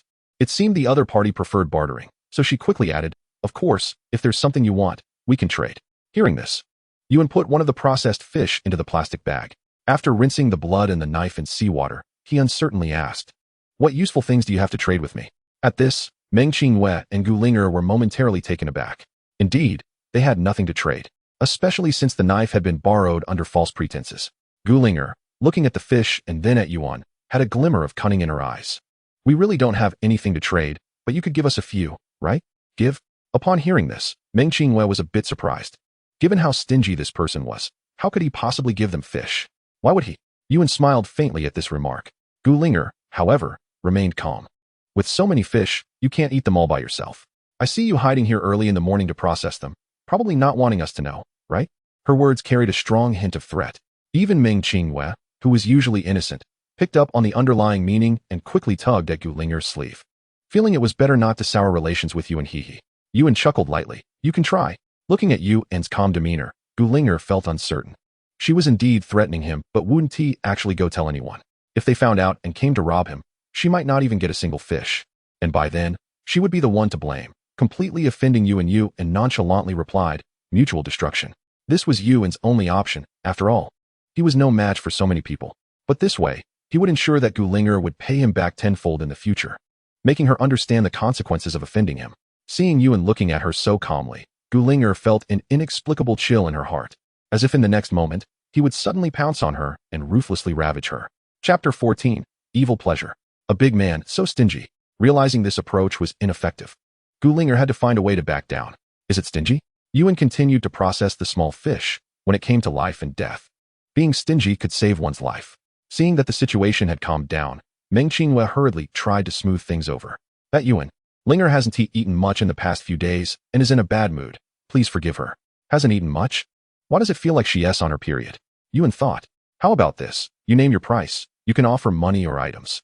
At this point, Yuan finally looked up at Meng Qingyue. He had been severely disturbed by mosquitoes these days, and that bottle of perfume could be a good trade. You had a bottle of perfume in your bag before. I can trade one fish for it. Yuan said flatly. Perfume? Hearing Yuan's condition, Meng Qingyue was momentarily stunned, but quickly shook her head. Yuan, it's not that I don't want to. It's just that the mosquitoes here have indeed been a problem these days, and everyone has been using that perfume. It's all gone. Can we trade for something else? All gone. Yuan looked at Meng Qingyue, thinking she was quite generous. He wondered if, with her caring for others, anyone would care for her in return. Besides that perfume, what else could he ask for? For a moment, Yuan couldn't think of anything suitable. Did he really have to let her buy it? Besides, even if they agreed now, what would that matter? They couldn't give cash or transfer money directly. If they went back and someone reneged, the law wouldn't help him. He might even end up with a charge of extortion, and then he would have to cry pitifully in front of the media, likely getting torn apart by her group of mindless fans. Yuan subconsciously scrutinized Meng Qingyue. Under Yuan's gaze, Meng Qingyue instinctively looked away. Indeed, just because she didn't have any items to exchange with the other party didn't mean she couldn't trade.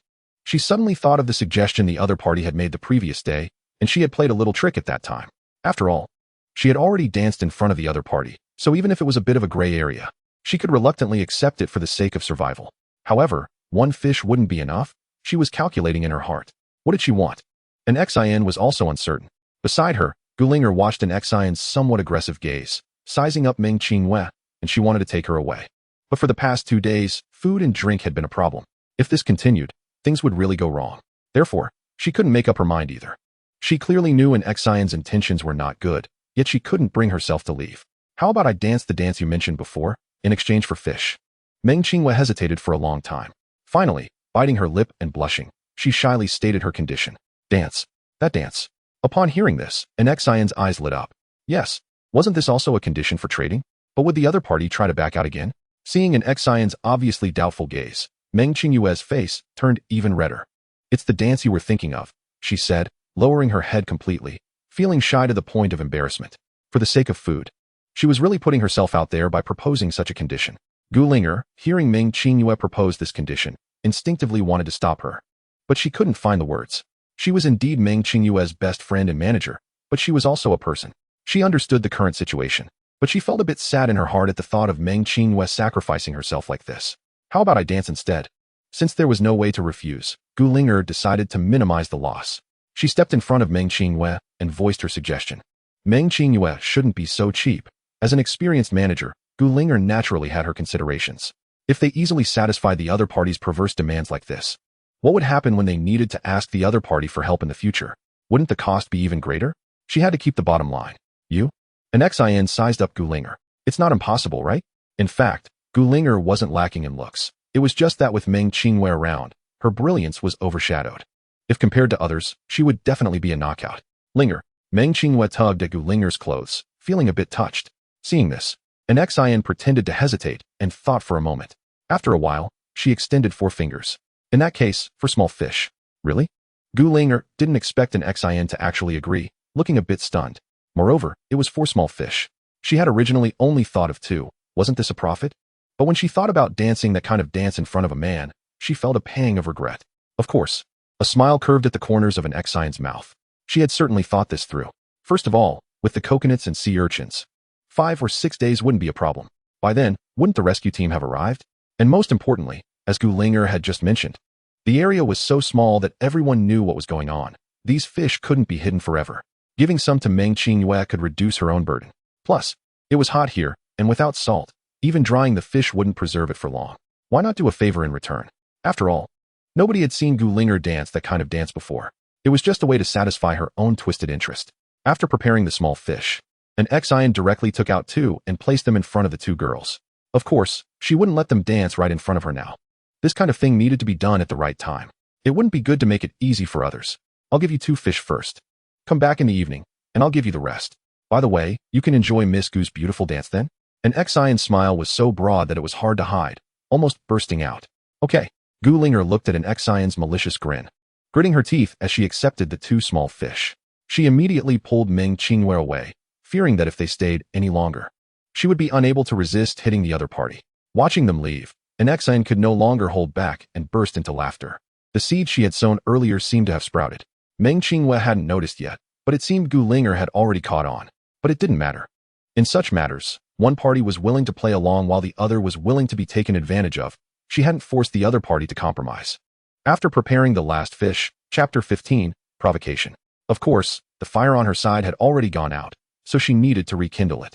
As for why they could start the fire so quickly, the reason was simple. The local crew member had a lighter. One of the 2 aunties even came running over, looking expectantly and asking, "Did you catch fish?" Gulinger, seeing the crowd's eager expressions, suddenly became alert. No, they had paid a price for these fish. Even if they hadn't paid yet, it didn't mean they could escape. So she quickly shielded the fish and Meng Qingyue behind her. These fish aren't ours. They were given to us by that Exion over there, because he felt sorry for us. Gulinger deliberately emphasized the words "we too." The meaning was simple. These fish were not for sharing. An Exion. Upon hearing this, the crowd instinctively looked toward the other side of the beach, where smoke was slowly rising. Does he have more? One An asked eagerly. Gulinger suddenly realized that exposing the fact that an Exion had fish might cause problems. So she quickly smoothed things over. No, there were only 4. He kept 2 and gave 1 to me and 1 to Meng Qingyue. That's it. Hearing Gulinger, the 2 aunties instantly looked disappointed again. However, seeing the 2 fish in their hands, they couldn't help but lick their lips. Little Gu, look at my age. My body's resistance is poor. I don't have the strength of your youth. How about you give me half of that fish? Dream on. Gulinger instantly became displeased. I didn't get this for free. Although that's what I said, there are no free lunches in this world. No way. Gulinger flatly refused. Meng Qingyue and I haven't eaten for days. Such a small fish isn't enough for us. You ungrateful wretch.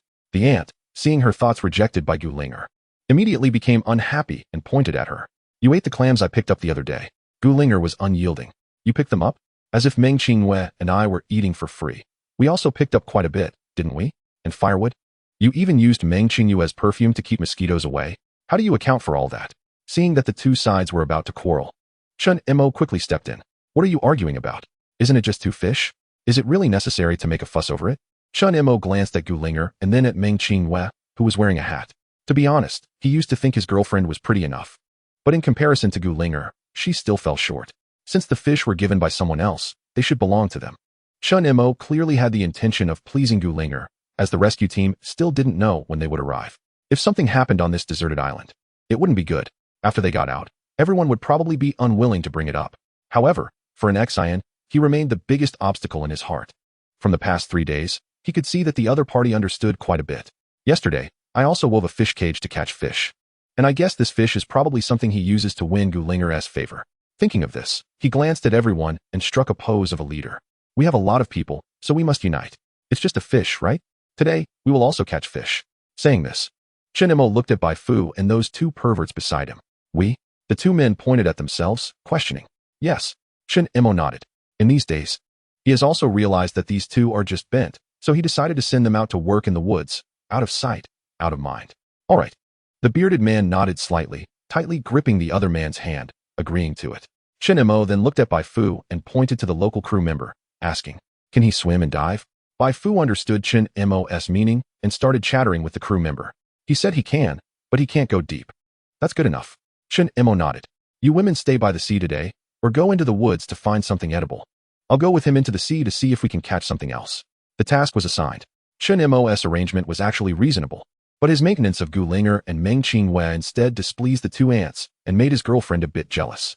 There was nothing they could do but watch Meng Qinghua and Gu Linger roast fish. There wasn't much to eat in the morning. If they wanted to eat, they had to work hard for it, so they simply went to look for food, out of sight, out of mind. On the other side, Yuan saw the commotion from behind a rock. He hadn't expected that two little fish would cause internal conflict among them. If this escalated, could he possibly drive Meng Qinghua and Gu Linger to his side? But thinking about it, he hadn't thought about taking the two in, unless there were this many fish every day. However, that seemed impossible. As long as he made more fish cages, wouldn't the catch increase? With that in mind, he decided to weave another fish cage since there were plenty of vines left.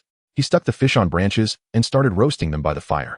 The weather here was such that if the fish weren't roasted properly, they might spoil by noon. For him, today's work was much easier. Roasting fish and weaving fish cages. However, after he finished roasting the fish and wrapped them in coconut leaves, hanging them on a nearby branch to save for dinner, he suddenly felt the urge to pee. Not thinking much, Yuan went straight to the side behind the rock. Who? He shouted immediately. Suddenly, the figure was startled, and the thing in their hand fell to the ground. It's you? Yuan recognized the person at a glance. It was that little girl, around 15 or 16. Named Qin Yini, he believed. At this moment, Qin Yini had dark circles under her eyes, cracked lips, and a pale face. The originally fair princess dress was now dirty. Seeing Yuan's sudden appearance startled her, and the roasted fish she had just gotten fell to the ground. Caught, Qin Yini instantly became nervous, looking at Yuan in shock. Her voice trembled as she said, Aye. At such a young age, she actually came to steal something. It was truly despicable. Yuan glared at Qin Yini, his face filled with anger. Chapter 16, Punishment. You came to steal? Yuan shouted angrily. Qin Yini was young and timid. She had come to find Yuan, hoping to get some food for herself, after starving for so many days. Besides, she was bullied for being young and hadn't been given much to eat, already starving to the point of her stomach touching her back. When she came over, she didn't see Yuan and was a bit curious. However, when she saw the roasted fish hanging on the branch, she couldn't move.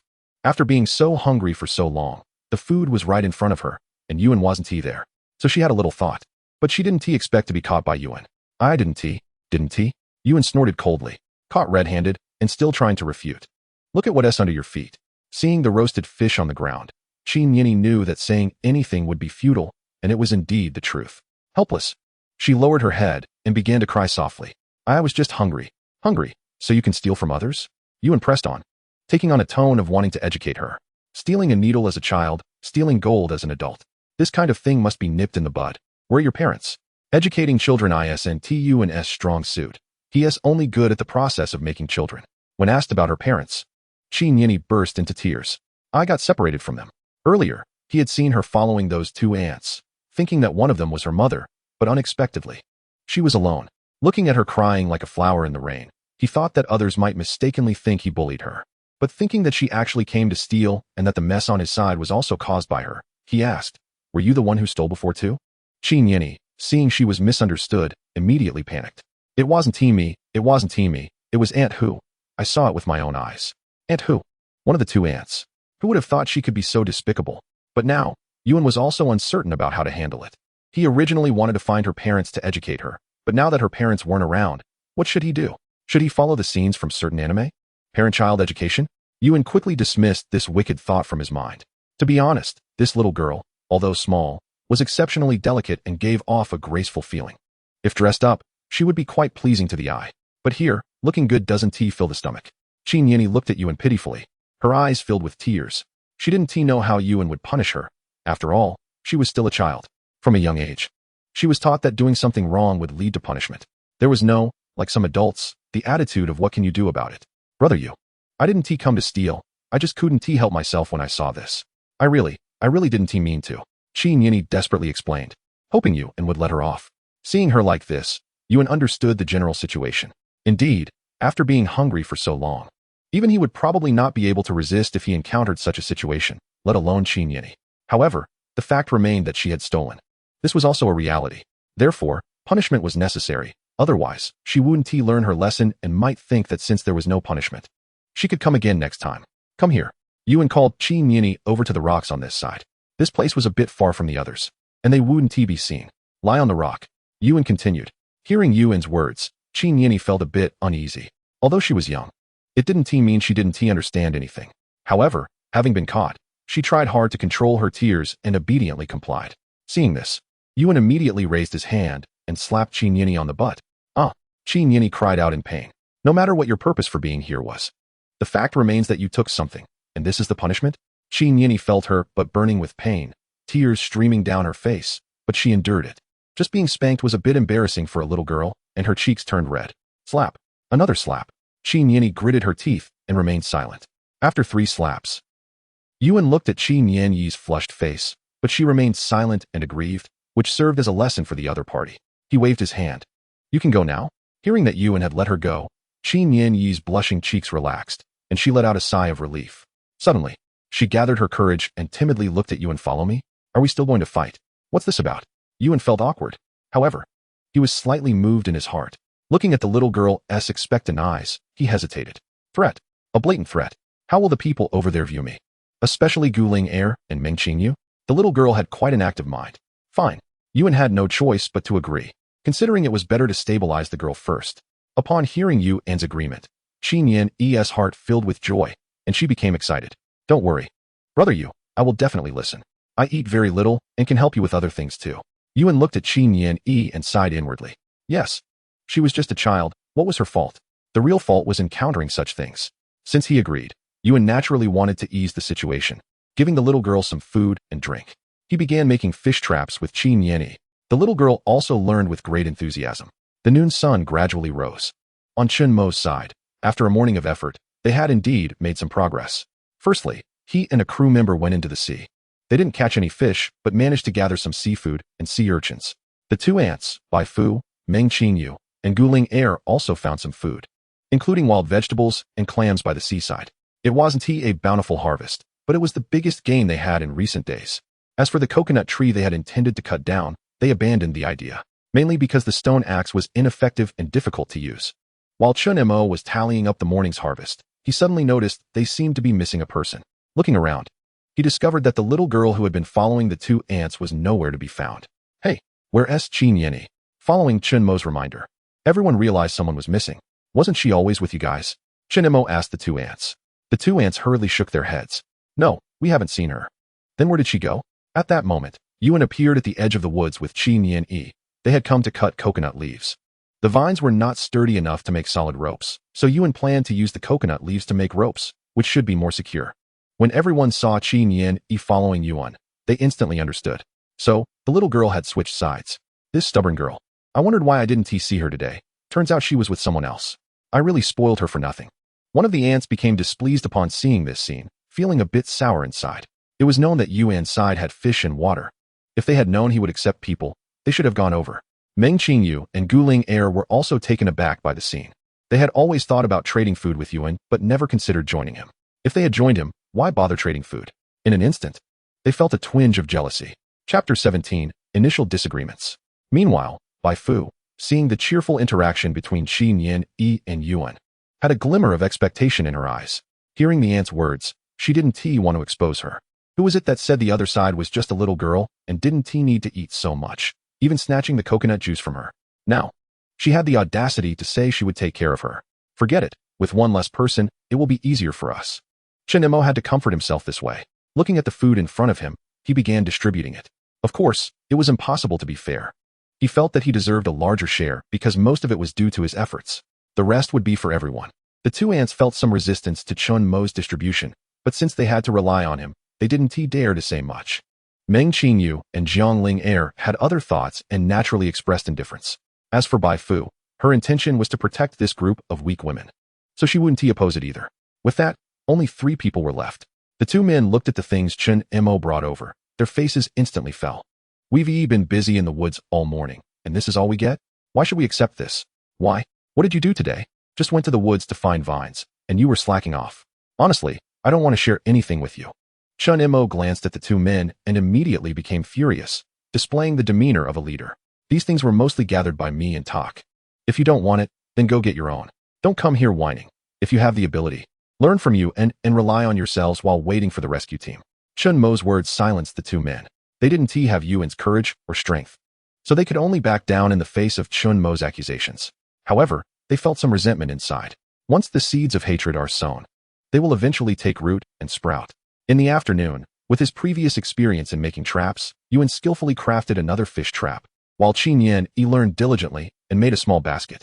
According to her, it was to collect clams by the seaside in the future, so she wouldn't have to use her skirt to carry them. Yuan could only smile. Still going to collect clams by the seaside? Now that you've left that side, going back to the beach might not please some people. He didn't say it outright. After all, how could a little girl understand such things? Picking up the new fish trap, Yuan took her to the spot where they had placed the traps that morning to see if there were any catches after a day. Meanwhile, Chen Mo, with his outdoor survival experience, managed to create a fish trap after an afternoon of effort, albeit a loose and small one. However, he didn't care much about that now. The sun was about to set. He needed to hurry and get the fish trap down. He didn't know whether they were really clueless or just foolish. This guy even had someone gather some earthworms to put in the fish trap, then tied it up and threw it directly into the sea, hoping for a full trap the next day. On Yuan's side, after pulling up the fish trap, he found the results were not optimistic. There were only 2 small fish, and they weren't even 2 fingers wide. It seemed that the fish didn't like the internal organs. They probably preferred sea urchins. He smashed the sea urchins with a stone axe, stuffing 2 into the fish trap. Then, he replaced the rope with the new one made from coconut leaves in the afternoon, tied it up, and tossed it into the sea. After cleaning the fish, with the fire maintained for a long time in the afternoon, it hadn't gone out. He added some firewood, and it flared up. Now it was evening, and Yuan suddenly remembered what Gu Ling had promised him in the morning. However, it seemed there was no news from her now. It was also true. In the morning, he noticed that they had quite a harvest. They wouldn't really want to go back on their word, would they? If that happened, wouldn't he be losing 2 fish for nothing? Thinking of this, he couldn't help but believe what Zhang Wuji's mother said. Forget it. Just consider it a loss. After roasting the fish, Yuan took out the bigger one from the morning catch and handed it directly to Qin Yan. Qin Yan seemed a bit shy and hesitated before accepting it. As she gnawed on the fish, her eyes turned slightly red. After eating, he poured a little water for Qin Yan. There was already a water bottle, so he directly gave it to her. It was only when he was pouring the water that he suddenly remembered that he seemed to have forgotten something. He quickly ran out of the camp and arrived at the freshwater collection area. He took a look and saw that it hadn't been damaged or collapsed, and he let out a sigh of relief. Carefully, he moved the plastic bag aside and looked inside. There was indeed a bit more fresh water in the plastic bottles. He immediately poured all of it into the water bottle he carried with him, then reset the device. Qin Yan was watching from the side, noting every step he took, thinking that she would be able to help Yuan with this in the future. At this moment, the sky had almost turned dark. He added more wood to the campfire. Yuan looked at his small camp and suddenly felt a bit conflicted. This place was only enough for 2 people to sleep. It was fine when he was alone, but now with Qin Yan and being a girl, it felt a bit awkward to sleep so close together. However, Qin Yan seemed very natural. She walked over to the rocks and leaned against them to rest. Seeing Qin Yan's nonchalant demeanor, Yuan decided not to worry about it. Just as he was about to go inside, he noticed 2 figures approaching under the light of the large campfire. Hey, I thought you guys weren't coming? Yuan teased as he saw Meng Qinghua and Gu Linger. Gu Linger rolled her eyes at Yuan, then shifted her gaze to Qin Yan by the rocks. The little girl was curiously looking at the 3 of them with her big eyes. With Qin Yan around, Gu Linger felt a bit shy. However, she hadn't come to dance. She just wanted to tell Yuan that she kept her word, since Yuan had given them fish in advance. They were naturally pleased. So, they planned to leave the remaining 2 fish with Yuan, to come back and trade for them with a dance whenever they needed. Yuan was completely impressed by Gu Linger, thinking that perhaps there was a turn of events. However, he did not refuse. Because he had already seen the situation over there today, a collapse was just a matter of time.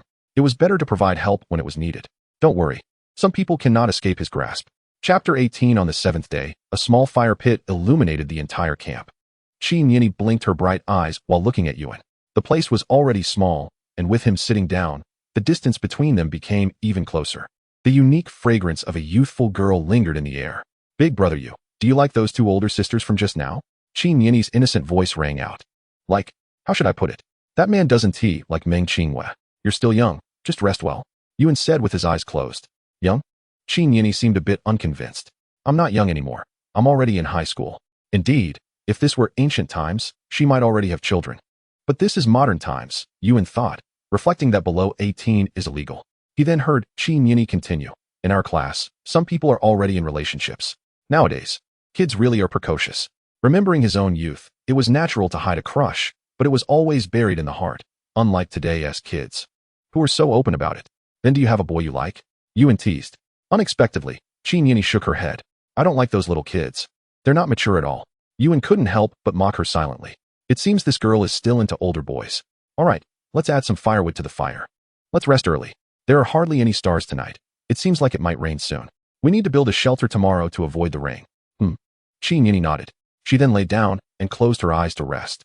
Yuan also leaned against the other side of the stone wall, crossed his arms, and forced himself to fall asleep. The morning breeze woke Yuan up.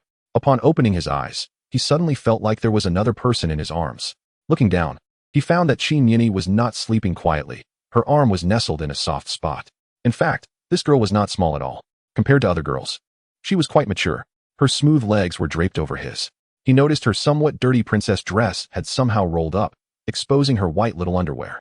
Yuan quickly looked away. After a few days of monk-like living, Chen Bo had come looking for him early in the morning. He subtly shifted his body and noticed that Qin Yini's eyebrows moved slightly. He chuckled. This little girl must have woken up and found herself in an awkward situation. Pretending to be asleep, Yuan chose not to expose her, gently pulling his arm out from under her, and she quickly turned over. He carefully pulled down her dress to cover her white legs before getting up and stepping outside. Taking a deep breath, Yuan looked into the distance. Some people in the camp were already up, searching for food by the sea early in the morning. Last night, it had seemed like it was going to rain. But looking at the red sun rising over the sea today, it didn't seem likely. When he got back to the camp, Qin Yini was already awake. She greeted Yuan shyly upon seeing him. Due to the lack of fresh water to wash her face, her hair was a bit messy. But with the nutritional supplement from yesterday, her dark circles had disappeared, and her lips were becoming rosy. Go wash your face by the sea.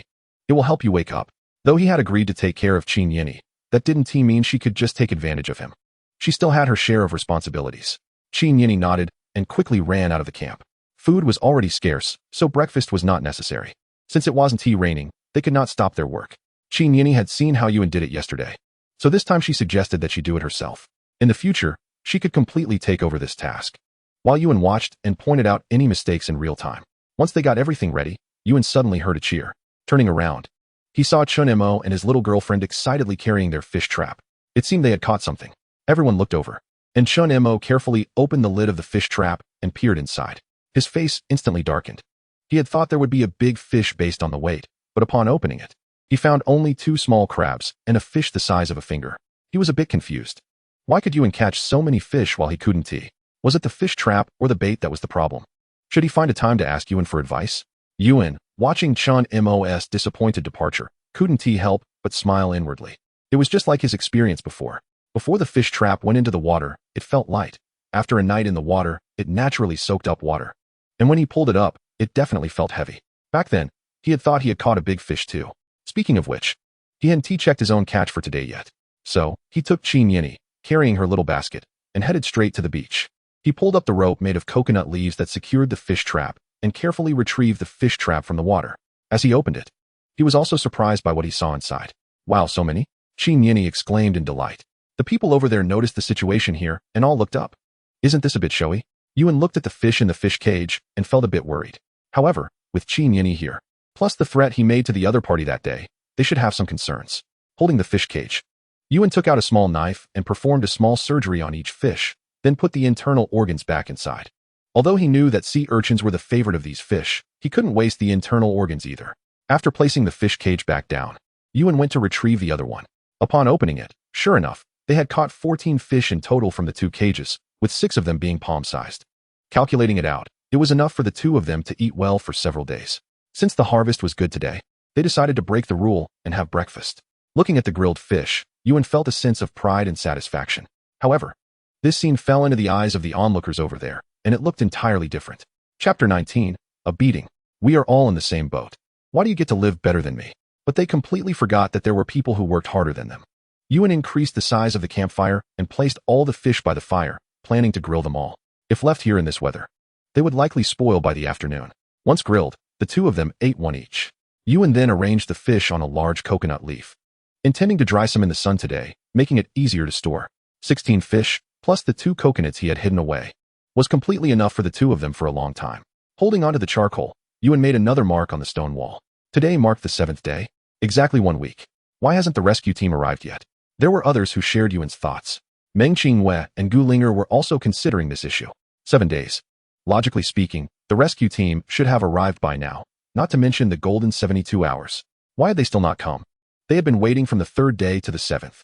If it weren't for their phones being dead and unable to call out, they would have definitely contacted the local government to inquire about their families. But with the rescue team not coming, what could they do? Just wait. After eating, Yuan took Qin Yan Yi to collect the leaves from the fallen coconut tree. After these few days, the cut coconut leaves had already turned yellow and dried out. However, this did not affect Yuan's usage. Then, he asked Qin Yan Yi to watch the house. He took his stone axe and small knife, turned, and entered the woods, planning to cut some sturdy branches to build the roof of the shelter. After searching for a while, he tied the branches with vines and carried them on his shoulder out of the woods. As he approached the beach, Yuan suddenly heard Qin Yan Yi's anxious cries. "What are you doing? Stop it. Is something wrong?" Yuan quickly threw the branch he was carrying and rushed over. When he reached the seaside, he saw Qin Yan Yi sitting in the sand, tears on her face, tightly clutching a mineral water bottle. Beside her, two middle-aged women were forcefully trying to snatch the water bottle from Qin Yan Yi's hands while scolding her. "Didn't school teach you to respect the elderly and care for the young? I'm about to die of thirst. What's wrong with me drinking a little of your water? Let go of me. What are you doing?" Suddenly hearing Yuan's voice, the two women were startled and quickly stopped their actions, looking at Yuan. Little girl Qin Yan Yi seemed to have found her support, quickly got up from the sand, and ran over with the water bottle she cared about the most. "Brother Yu, they came to snatch our water and ruin the freshwater collection pit." Following the direction Qin Yan Yi pointed, Yuan's anger instantly flared up. The freshwater pit they had collected was now collapsed, the plastic bag torn apart and scattered everywhere. The plastic bottle they had collected was also thrown on the sand, seemingly having been stepped on. "Good. Very good." Yuan smiled in anger, his eyes filled with fury as he looked at the two self-righteous women.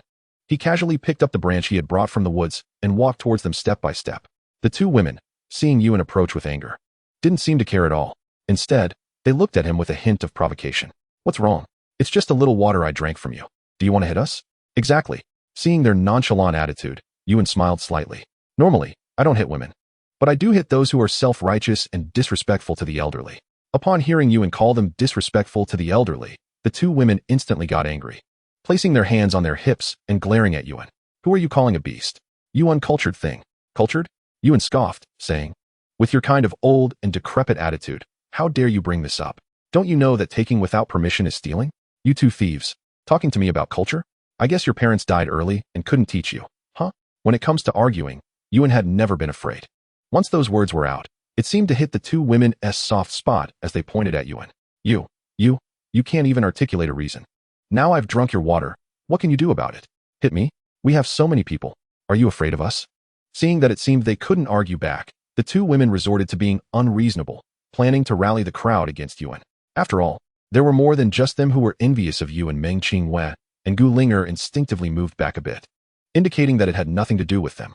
The others watching the scene all turned their attention to Yu, and Chun Imo even began to pray in his heart. Let them fight. Let them fight. But Yuan merely smiled disdainfully. He glanced at the freshwater processing device over there and sighed. "Sigh. Originally, this thing takes a long time to collect freshwater. I planned to collect more and let you use it, but it seems you don't need it now." Once this was said, the crowd that had been watching shifted their focus to the two women. They were stranded here, and freshwater was already scarce. They had considered Yuan's water collection device, but unfortunately, they hadn't found plastic bags. If what Yuan said was true, then these two women were the culprits obstructing their survival. Killing them would damage their hearts. Was this what Yuan wanted? Didn't you want to rally everyone against me? Now what? Looking at the resentful gazes from the crowd, the two women instantly panicked, hurriedly waving their hands to explain. "He's lying to you. This thing has been collecting water for 2 or 3 days, and you haven't seen him say he would give it to you." Yuan dug in his ears and said with a nonchalant expression, "If I want to give it to others, I must first ensure I have enough for myself. But with your destruction, there is no hope left." The crowd found Yuan's reasoning somewhat valid. Thus, they looked at the two women with even more hostility. Seeing that their explanation was in vain, the two women gave up and chose to act shamelessly. "If it's broken, it's broken. What can you do to me?" They had calculated that Yuan wouldn't dare to do anything to them, which is why they were so bold. However, Yuan had no intention of letting them off. Killing them was naturally out of the question, but he had to teach them a lesson. Otherwise, they would think they were soft persimmons to be squeezed at will, right? "I just said I don't hit people, but I hit beasts." As Yuan spoke, he swung the wooden stick towards the two women. Oh no, the two women truly did not expect Yuan to actually hit them. After taking a few hits, he finally remembered to run. While running, he started threatening Yuan. "Oh, you're threatening me?" Yuan grabbed a wooden stick and chased after him. A few more hits followed. The beach was so small that there was nowhere for the two to escape. Moreover, he couldn't outrun Yuan. And after taking a few more hits, he completely surrendered. However, it was just a surface-level submission. He probably hated Yuan to death inside. Chapter 20. Seeking shelter from the rain. The two ants who had been beaten had become much more docile.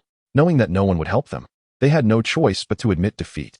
As for why no one helped them, did you think Yuan's earlier words were just empty talk? He didn't want to face the other group alone, especially with 4 men in the mix. If he didn't say that, who knows how complicated things might become if those 2 women incited trouble. The little girl looked at Yuan's impressive performance earlier and admired him immensely. She felt a bit guilty for not protecting the freshwater collection device well. She was afraid Yuan would abandon her, after all. She felt like she was dragging him down. Brother Yu, I'm sorry, Qin Yan said, lowering her head like a child admitting a mistake. Yuan smiled faintly and gently patted the little girl's head. It's okay, you're still young. You don't understand the ways of the world. Saying that, Yuan looked at the fish jerky he had laid out earlier. Thankfully, those things were still there, and the others didn't take advantage of the chaos to steal them. However, this incident served as a reminder. He decided not to work on the freshwater collection device for now.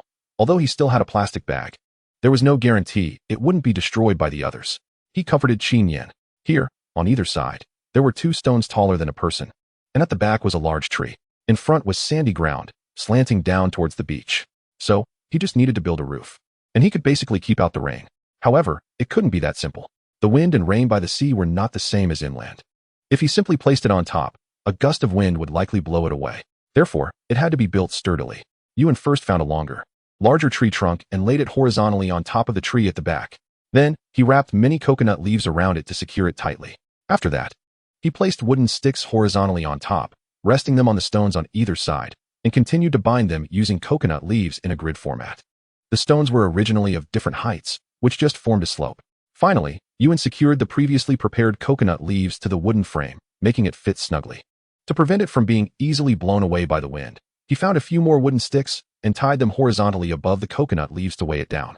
Of course, to be safe, Yuan also gathered a lot of stones along the beach and piled them on top.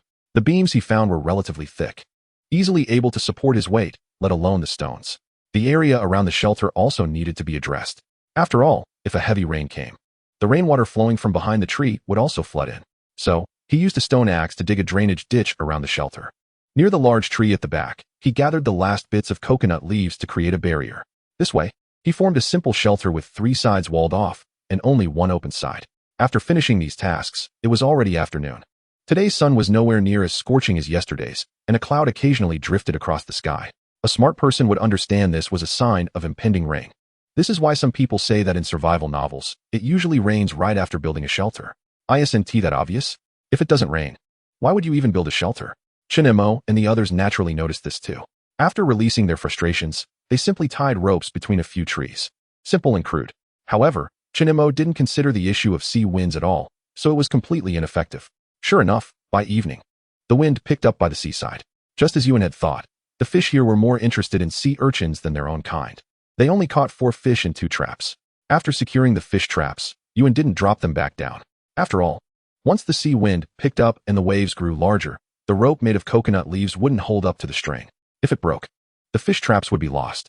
He intentionally extended the roof of the shelter from the lower stone to create a temporary storage area for firewood, ensuring he would still have something warm to eat after it rained. The sea wind grew even stronger. Yuan quickly called Qin Yan, and the 2 of them ducked into the shelter. The wind blew in from the side, but since there was no direct wind, the breeze inside the shelter was much less intense. Meanwhile, over at Chen Mo's side, their makeshift rain cover was swaying violently in the wind. This was before it even started raining, and they were already struggling to hold it up. Meng Qingyue and Gu Linger watched the shaking lifeboat overhead with slightly furrowed brows, feeling that Chen Mo's idea was a bit too simplistic. Would this really keep them dry? With a crack, amidst everyone's astonishment, the rope tying the lifeboat suddenly snapped. One corner of the lifeboat dropped down. Before anyone could react, the other side snapped as well. In an instant, everyone was pinned beneath the lifeboat. Quick, retie it. Chen Mo urgently directed, trying to resecure the lifeboat, completely unaware that his approach might have been wrong from the start. Why not go over there? The 2 girls also started considering. Following Chen Mo meant they might not have enough to eat, and they noticed that having more people wasn't necessarily a good thing. First, there were those 2 ants who didn't want to lose out, being extremely domineering. Plus, Chen Mo was very attentive to his girlfriend, so she basically didn't have to do anything. And those two creepy guys, every time they looked at them, it made her feel sick. Let us go. Meng Qingyue and Gu Linger exchanged glances and chose to leave to join Yuan. In their view, since Yuan had taken in Qin Yan, there was no reason he wouldn't take them in too. After all, they still had to fish with him, right? At the very least. They needed to escape the impending heavy rain. Chen Imo naturally noticed this situation, feeling a bit angry but not stopping them. People tend to go where the grass is greener, and everyone has their own aspirations. Bai Fu also wanted to go but decided to wait a bit longer. Chapter 21. Not taking advantage of a good deal. Yuan listened to the howling wind outside the shelter and felt somewhat relieved about his decision.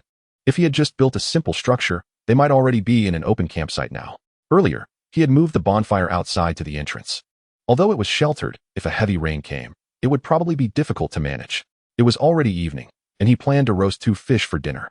Just as he was taking out the fish, he saw Meng Qingyue and Gu Linger walking over.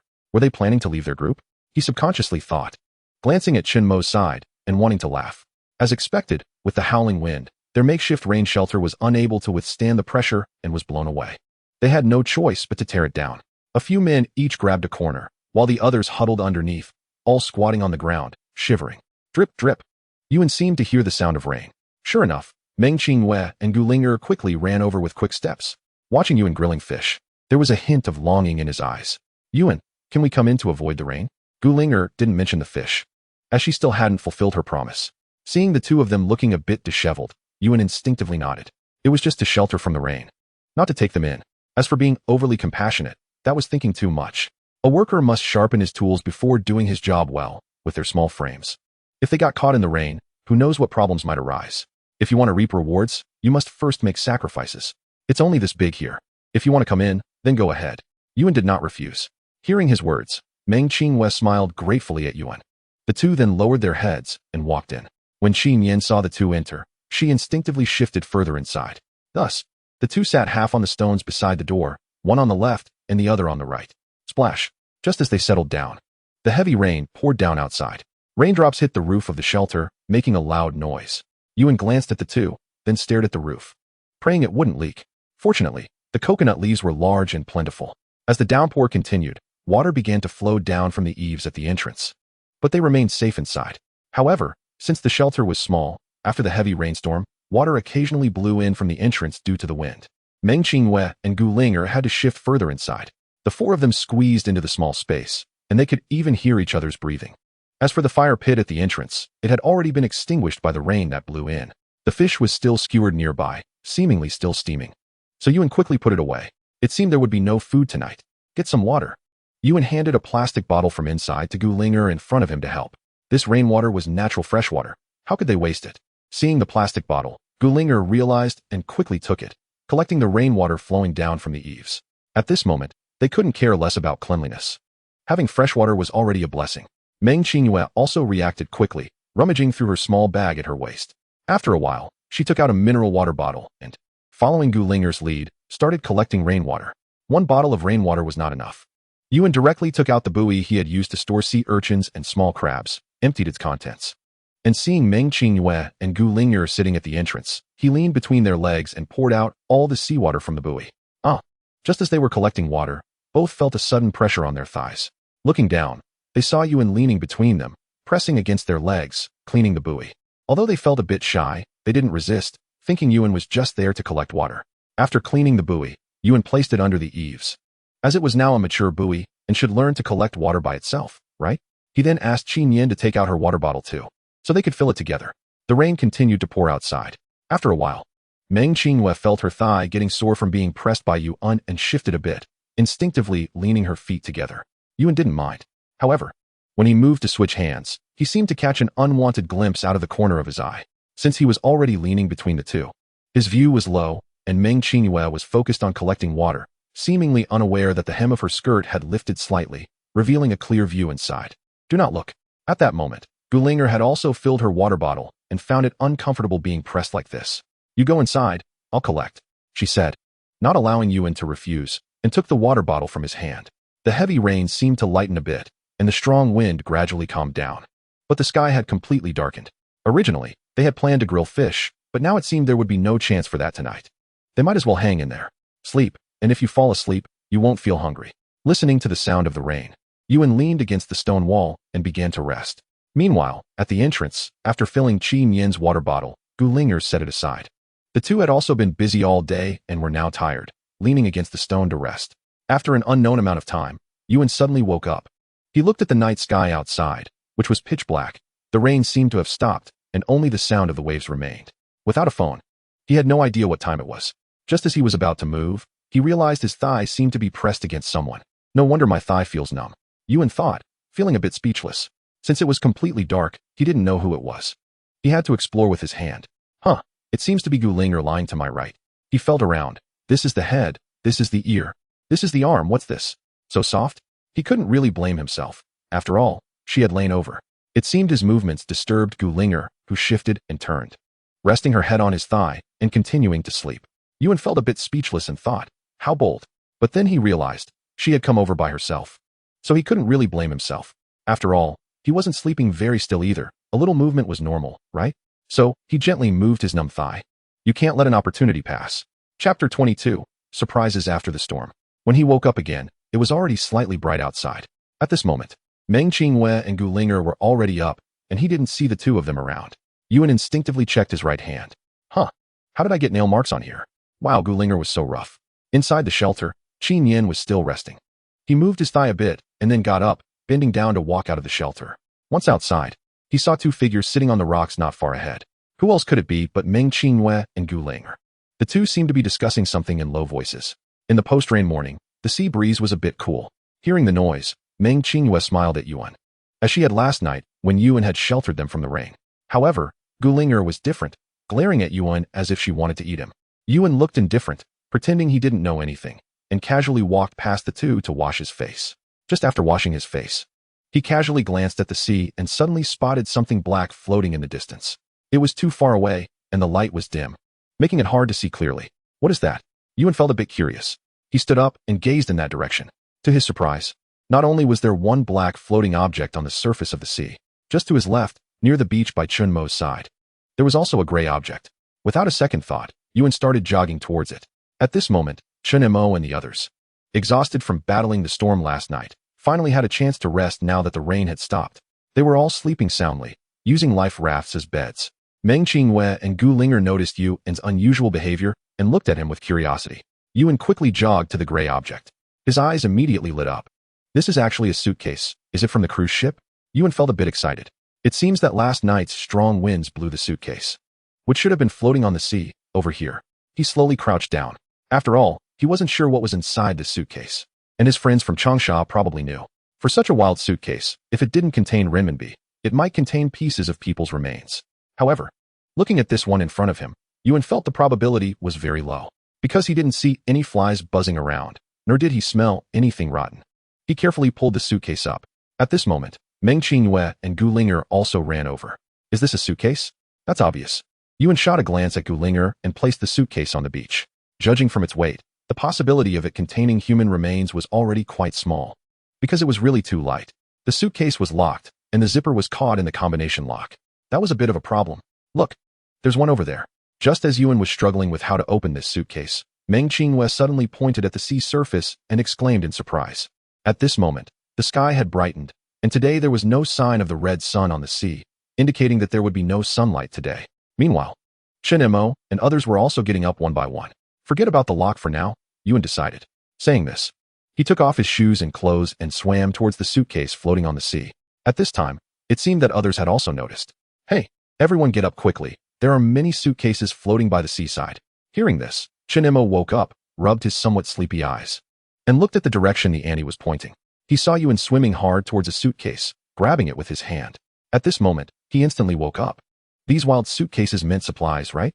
If they could find food, that would be a big win. So, Chun Mo hurriedly called out, let's hurry up and grab the suitcases. Don't let Yuan get them all. Upon hearing Chun Mo's words, everyone rushed towards the seaside. Those who could swim jumped into the sea and swam towards the nearest suitcase. Unfortunately, the three who couldn't swim could only watch from a distance. They handed the suitcase to Meng Qingwei, who was standing in the water. Yuan took a deep breath and swam towards another suitcase. Just then, he suddenly heard a scream from that side. What happened?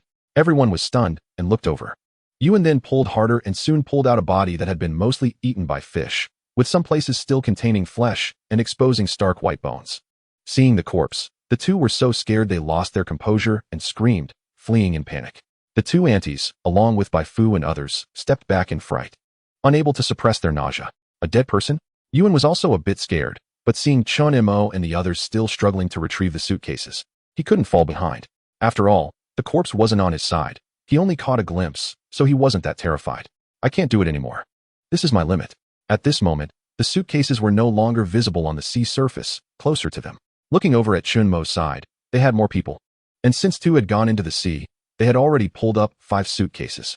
Yuan felt a bit envious, because they had pulled up a corpse. Everyone on that side of the beach didn't dare to go over. It wasn't that he was afraid of corpses, but because they had no choice. The decaying body would not only bring a foul smell, but also all sorts of bacteria. If left to rot by the beach, it might cause an epidemic. By then, they would all be in trouble. Seeing Yuan walk over, everyone became a bit wary, especially the two aunties. They seemed to feel a vague ache in their limbs. Chapter 23. Are you looking for him? Why are you coming over? The two aunties retreated repeatedly upon seeing Yuan approach. However, Yuan didn't even glance at them and walked straight towards the corpse. At this moment, Chen Mo also walked over. He had been fishing things out in the sea just now and hadn't looked this way. Now that he walked over and saw the corpse, he felt his stomach churn. Yuan also felt a bit of a chill, mixed emotions flooding his heart.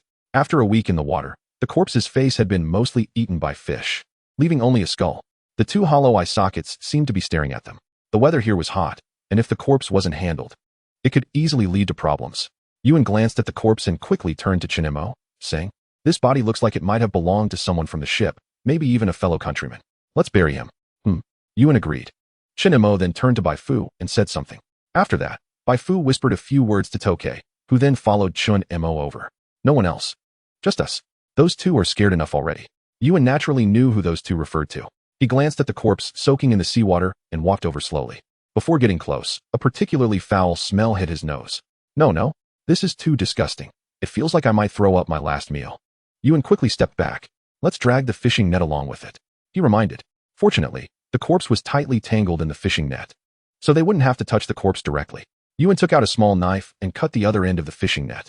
Then, together with Chen Mo and Tokei, they dragged the net towards the beach. As the corpse was pulled out of the water, the foul smell rushed at them. Everyone was scared and quickly retreated, keeping their distance. Yuan covered his nose with one hand while pulling the fishing net with the other. The three of them worked together to drag the corpse into the woods. They left a long, narrow trail behind, and not paying attention. They even dropped a piece of the corpse. With no time to deal with it, they dragged the corpse to a low area in the woods before setting it down. Yuan looked at Chen Mo and smiled. Why don't you go? Chen Mo covered his nose and shot Yuan a glare, saying, You really think I'd go pick up pieces of the corpse? If I did that, my girlfriend probably wouldn't let me touch her for a month. Yuan looked at Chen Mo, and Chen Mo looked back at Yuan. They instantly understood each other and glanced at Tokei beside them. Since neither of them wanted to go, they could only persuade someone else to do it. But Tokei didn't speak their language. Tokei, Yuan gestured wildly to express his meaning. However, Tokei looked at him with a puzzled expression. Don't understand? Yuan looked at Chen Mo, who was somewhat amused, and waved his hand. If you don't go, I'll force you to pick them up.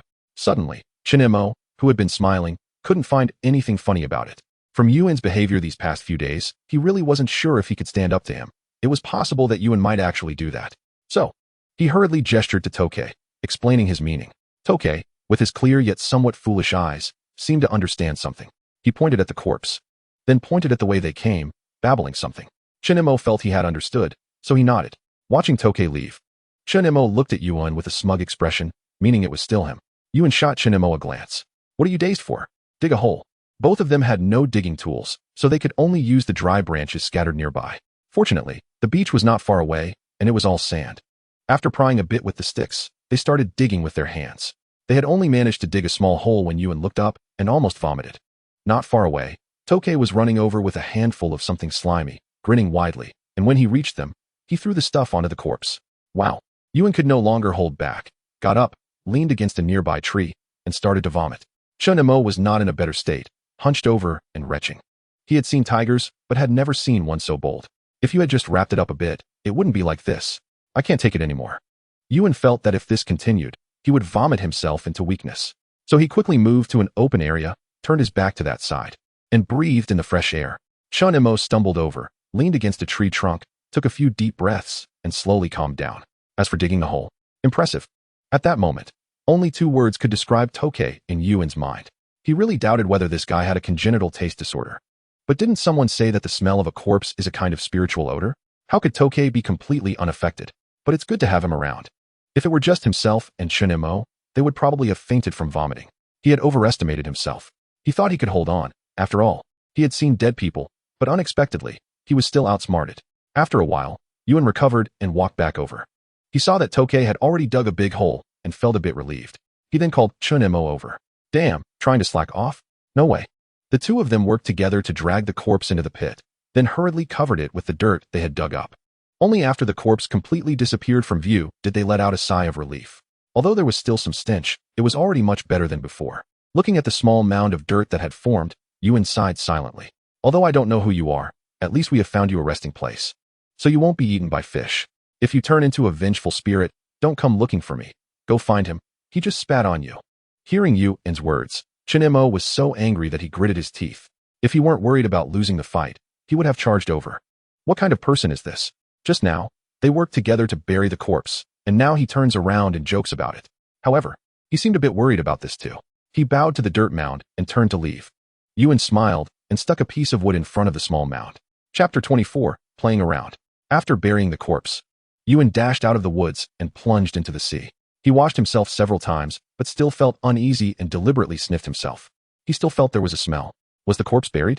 Meng Qinghue was still a bit scared and asked in a soft, timid voice. Yes. Yuan nodded. Looking at the two of them, Yuan was a bit surprised. But I didn't agree to take you in, did I? However, seeing the 4 suitcases outside the campsite, Yuan temporarily set aside these questions and focused on opening the blind boxes. Maybe there would be something he wanted inside.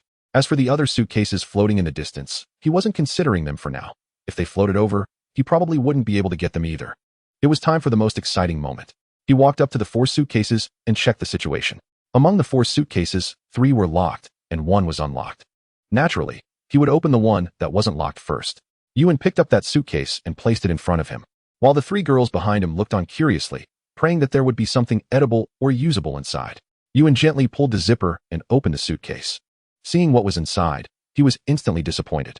No wonder it wasn't locked. Just this? Inside the suitcase were several pieces of men's clothing soaked in seawater. A few pairs of underwear in the corner, and that was it. Men are indeed that simple. As for the compartment, there was a data cable, 2 books, and a user manual for the suitcase, along with a few coins that weren't from the country. It seemed the suitcase's owner intended to collect them. Just these things. Other than the clothes, there was nothing useful.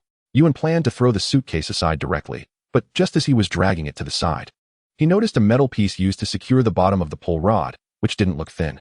Could he take it off to make a chopping knife? Thinking of this, Yuan placed the suitcase aside, then held onto the pull rod and stepped down hard.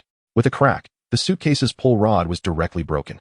The 3 girls beside him were a bit confused about what Yuan was doing. Why break a perfectly good suitcase? But when they saw Yuan take out a small knife and carefully remove that metal piece, they seemed to understand a bit. Holding the metal piece in his hand, Yuan tested its feel and found it still a bit thin. Making an axe out of it would probably be difficult. However, it should at least be better than a stone axe. For now, he would keep it. He tossed the metal piece aside and directly picked up the second suitcase. This one was white, looked a bit smaller than the first, and was very cubic, likely belonging to a woman. The zipper pull was stuck in the lock, and the password was 3 digits. Looking at the password, Yuan actually had other ways to open the suitcase. But considering this suitcase looked to be the sturdiest among these, it might be useful later. So he turned to the 3 girls and asked, "Why don't you take turns trying the password? You have 999 chances, it just takes a bit of time." And they just happened to have plenty of time. "I'll try." Qin Yini was the first to step up. She was the most supportive of Yuan.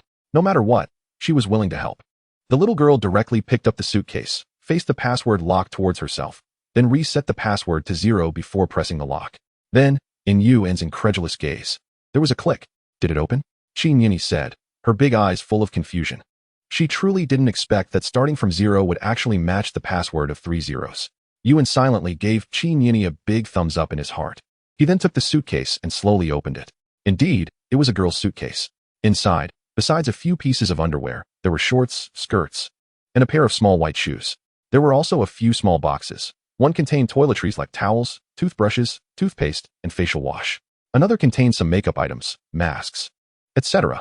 The last one was for feminine hygiene products, which Yuan didn't look at, as it was standard.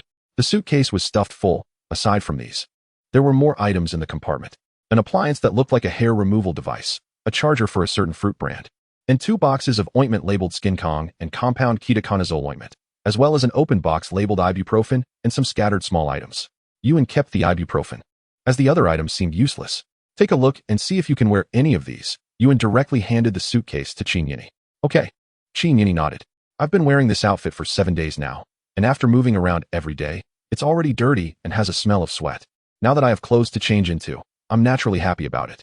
Dream Qingyue and Gu Linger beside me feel the same way. However, they have their own considerations. After getting up in the morning, the two of them discussed it. Besides, as two beautiful women following Yuan, they feel that Yuan is the one benefiting. If worst comes to worst, they might as well sacrifice a little. Yuan doesn't care about money, and both of them know that. So what can they do? The rescue team hasn't arrived yet, and if they want to survive, they can only do it this way. What does that have to do with them? Moreover, in the morning, they helped Yuan pick up the suitcases, so they could be considered half-partners, right? After handing the second suitcase to Qin Yini, Yuan directly took the third one. Yuan didn't plan to continue picking locks. He took out a small knife and simply sliced open the zipper, going around the entire suitcase. He then slowly opened the suitcase. But when he saw the contents inside, Yuan was instantly dumbfounded. Whose suitcase is this? Is it necessary to be so extravagant?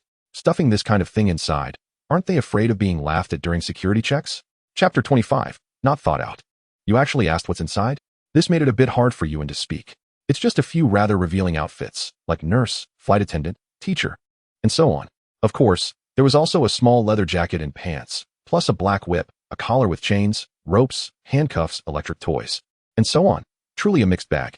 Some of the things Yuan didn't even know the use of. When Dream Qingyue and Gu Linger saw the contents of the suitcase, they went from confused to shyly turning away in just a second. Yuan, quickly throw these things away, Gu Linger said, covering her eyes with her hands and peeking through a gap, shyly shouting at Yuan, throw? Why throw? Even trash needs to be picked up, let alone other things. Besides, the stuff inside isn't completely useless, right? Ropes, handcuffs, chains, all of these are useful, right? And those 2 boxes of latex products and lubricants, don't look down on them. Who can guarantee they won't be useful later? Qin Yini beside them looked curiously at the contents of the suitcase. With clear, naive eyes. She didn't quite understand why Linger and the others were hiding. Is this something shameful? Yuan smiled and started to put the things away, dragging over the last suitcase. This one was the largest and also the heaviest of the 3. He really hoped it would have something useful inside. Just like before. He sliced open the zipper with his knife and gently opened it. The first thing Yuan noticed upon opening the suitcase was something very useful, a paper box package. But he could already see the design on it, a pair of ice skates. Picking up the box, Yuan felt its weight and hoped it wouldn't contain something else. He opened the box, and sure enough, it was a brand new pair of ice skates. Seeing the skates and the sharp blades underneath, Yuan was a bit puzzled. They didn't have any ice skating places during their travels abroad. Why would someone buy ice skates? He couldn't understand, but he was very happy. Because the whole ice blade underneath was the best material for making an axe, it even saved him the trouble of sharpening it. As for that piece of iron, it was temporarily useless. After taking off a few clothes from the top, he found 2 more boxes, one of which was made of iron. About 10 centimeters high and 20 centimeters wide. It was still sealed in plastic, with local writing on it that he couldn't read. However, from the looks of the packaging, it seemed to be food, like biscuits. The other was a small plastic box, only the size of a palm, and the packaging hadn't been opened. Seeming to be food as well. After taking out the 2 boxes, he found another layer of clothes at the bottom. But these were a few women's outfits, including a beautiful dress, short sleeves, and jeans. Beside these women's clothes, Yuan also saw a very familiar item, a pack of unopened Lotus cigarettes. It seems this guy is a heavy smoker, even bringing his local specialty abroad. Since there's smoke, is there a lighter? That's what Yuan cares about the most. After all, he didn't want to drill wood for fire anymore. Sure enough, in the suitcase's compartment, Yuan found a metal lighter he wanted. He shook off the seawater, tried to light it a few times, but it didn't catch fire. He guessed it was too wet, so he just pocketed it. This suitcase looked big, but there were only 2 useful items, the lighter and the ice skates. The other men as clothes, he didn't know if he could wear, but he would hang them out to dry first. As for the box of adult toys, he took out the ropes and chains and set them aside. Then handed the box to Qin Yini. You take out all the clothes in here and hang them to dry. Your clothes are dirty too, you can change later. Dream Qingyue and Jiang Linger beside them looked a bit confused. What about us? We worked hard to help you drag the suitcase here. And now you're using people in front and not behind? Looking at the 2 of them, Yuan was also a bit indecisive. To be honest, if he hadn't accepted Qin Yini, he would have unhesitatingly accepted the 2. But now, one more mouth means one more share of food. This is completely different from releasing one sheep versus releasing a flock of sheep. After all, he would be the one doing all the hard work. Would the other side also provide for him? Gu Linger seemed to sense Yuan's hesitation. Her eyes slightly reddened as she pulled Dream Qinghua beside her, saying somewhat defiantly, Xiaomeng, let's go. Some people look down on us. Let's not add to their troubles. Dream Qinghua also noticed this. She hesitated in her heart. After all, Yuan hadn't explicitly stated that he wouldn't accept them. The two of them had been pampered since childhood and had no survival skills at all. Relying on themselves and Linger to survive on this deserted island would be extremely difficult. Should they talk it over again or sacrifice something? Of course, principles couldn't be compromised. But before she had the chance to say anything, Gu Linger had already pulled her away. The two didn't walk far, but instead sat down by a rock by the sea. Dream Qinghua seemed to be persuading Gu Linger. Yuan watched the two leave and sighed slightly. He thought to himself, if only Dream Qinghua was alone, then he would certainly take the lead. But with Gu Linger around, Qin Yinyi, seeing them leave, looked at Yuan with a confused expression and uncertainly asked, You go. Did Linger and the others get angry? Is it my fault?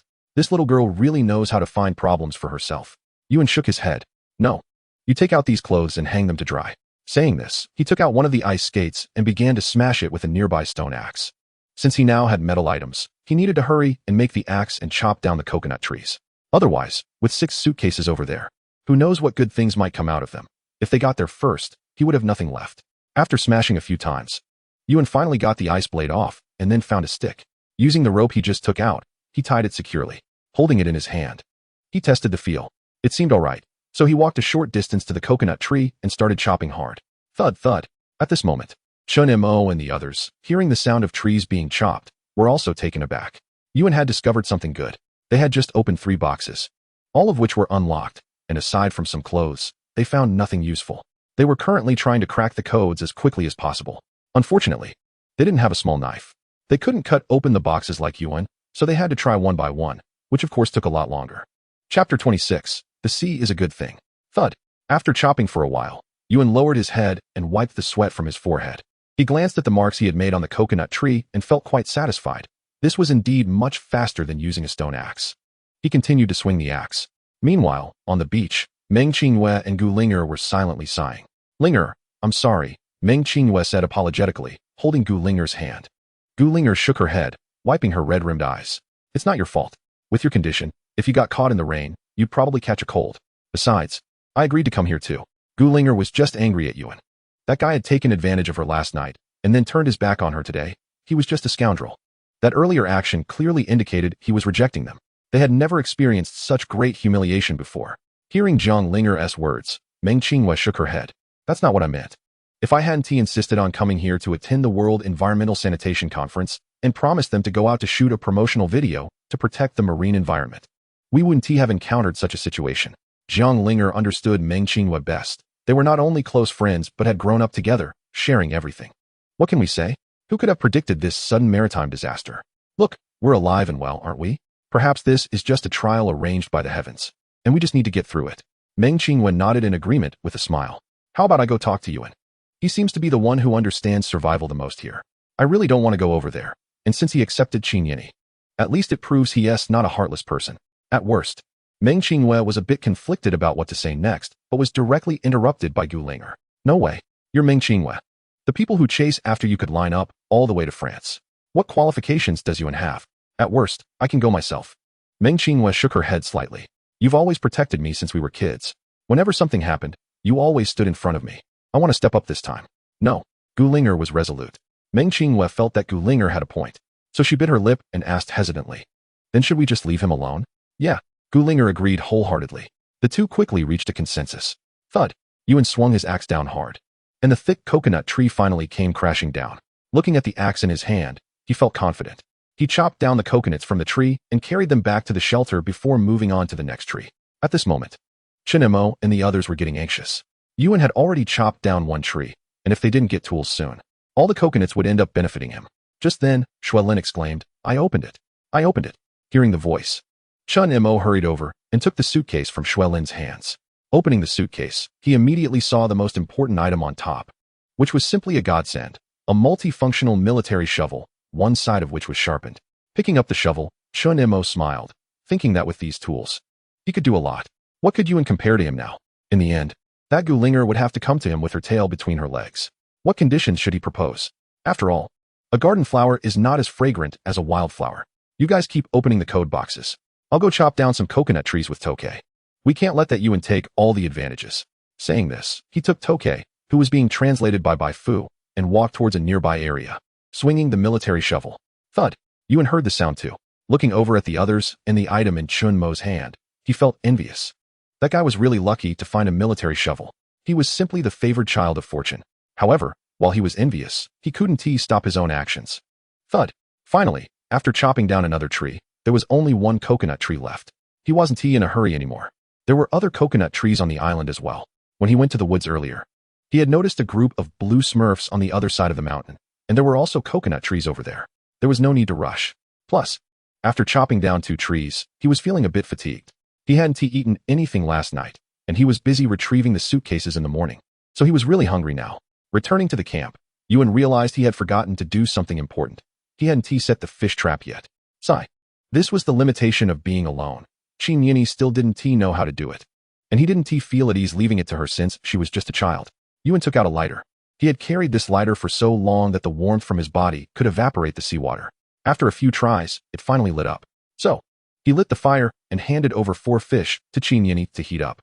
Then he took the dead sea urchins scattered on the ground, the fish trap, and the stone axe to the seaside. Following the previous method, he smashed the sea urchins, stuffed them into the fish trap, then threw it into the sea, tying the rope to a rock. After finishing this, he glanced at the 2 figures sitting on the rocks, leaning against each other, and seemed to think of something. He walked over with a smile. Forget it, forget it. He originally planned to pressure the other party. After all, this way, he could reap more benefits, right? Moreover, he had already prepared to bring 2 people, so now it was just one more Qin Yini. It didn't really affect things. As for waiting until the other party was in despair and then using more benefits to please him, he thought too much. At least until he was sure the rescue team wouldn't come, they basically wouldn't. So, it was better to take what he could get. After all, he wasn't sure when the rescue team would come. What if it was tomorrow? Yuan slowly approached the 2, wearing a playful smile. Gu Linger and Meng Qingwen noticed Yuan's arrival, but didn't give him a good look. Gu Linger even shot him a glare. What do you want? She asked. We don't need your help. Meng Qingwen saw Yuan coming and subtly tugged at Gu Linger's sleeve, indicating that they could ease the situation. Knowing that Gu Linger was still angry, Yuan smiled, intending to lighten the mood. Looking out at the sea, he said to himself, the sea is indeed a miraculous existence. You can look at it when you have money, chase it when you're hungry, and jump into it when you're feeling down. The most important thing is, when you're broke, you can still go down. Chapter 27, The 5th Brother. Hearing Yuan's words, the 2 burst into laughter, as if to say, what are you talking about? What do you mean by going into the sea? The 2 had mingled in the entertainment industry, so they understood this term all too well. Gu Linger rolled her eyes at Yuan seeing Meng Qingwen, who wore a sun hat and had a faint smile on her lips. Yuan was a bit taken aback. He then asked, do you know how to quickly create the shortest sentence using the terms 5th brother, 4th brother, 3rd brother, 2nd brother, and eldest brother? 5th brother, 4th brother, 3rd brother, 2nd brother, eldest brother? Meng Qingwen thought for a moment, shaking her head cutely. However, Gu Linger was quick to respond. After a brief pause, she immediately said, 5th brother took 4th brother to 3rd brother's house to steal the money borrowed from 2nd brother by eldest brother? Yuan shook his head slightly. Too long. Not quite right. Gu Linger hasn't really paid much attention to social hot topics, so she naturally doesn't understand. What is that? Meng Qingwen is also curious. Wasn't Linger's just now already the best? However, upon hearing Yuan say otherwise, she couldn't think of anything. Yuan saw the 2 of them looking at him with expectant eyes, smiled slightly, and said seriously, Old 5 told old 4 that old 3's old 2 has grown up. Upon hearing this, Gu Linger immediately reacted, her face flushed a bit, and she directly scolded Yuan, pervert. After hearing Gu Linger's words, Meng Qingwen also reacted and shot Yuan a glare. Is it really appropriate to say this in front of us 2 ladies? But upon thinking about it, it really is the shortest sentence structure. Yuan, however, didn't care about that. As the saying goes, a bad man is what a woman loves. Changing the subject, he asked, do you still want the 2 fish I have? Of course, Gu Linger said proudly, but she suddenly remembered that she seemed to have promised to dance. And her voice lowered a bit. You're not planning to use this to blackmail us, are you? What do you take me for? Am I that kind of person? But since she had already agreed, she naturally had to follow through, right? Moreover, once she promised to join, wouldn't that mean the benefits of dancing would be gone? So, it was better to collect the loan in advance. That certainly won't happen, but I don't have many fish left. If you don't want them today, there might not be any later. How many fish he had, neither of them knew. They just let him talk nonsense. When it came to food, Meng Qinghua couldn't help but lick her lips. They hadn't eaten anything good all day, and last night they had planned to exchange. However, due to the rain, and since Yuan and the others hadn't eaten either, they gave up. Now that food was mentioned, her stomach couldn't help but rumble. Gulinger was about the same. When it came to food, she also couldn't help but swallow. Thinking of the conditions they had previously agreed upon, she stood up from the rocks. I, Gulinger, keep my promises. ISNT at just that kind of dance. I'll dance. Gulinger had been hiding and gutting fish in this spot. They couldn't see anything from over there, so Yuan just watched her, waiting. But seeing that Gulinger seemed to be taking a long time to move, he couldn't help but ask, do you need accompaniment? There isn't any. If it weren't for my mouth coordinating a bit. Gulinger shot Yuan a glare. Then, gritting her teeth, she took a deep breath. Accompanied by the sea breeze, she began to dance. As expected of Gulinger, with a dance background, her dance was shy yet alluring, enchanting, and captivating. Although she was only wearing work clothes, it gave people a refreshing feeling. Clap, clap. Yuan watched Gulinger's dance and couldn't help but applaud instinctively.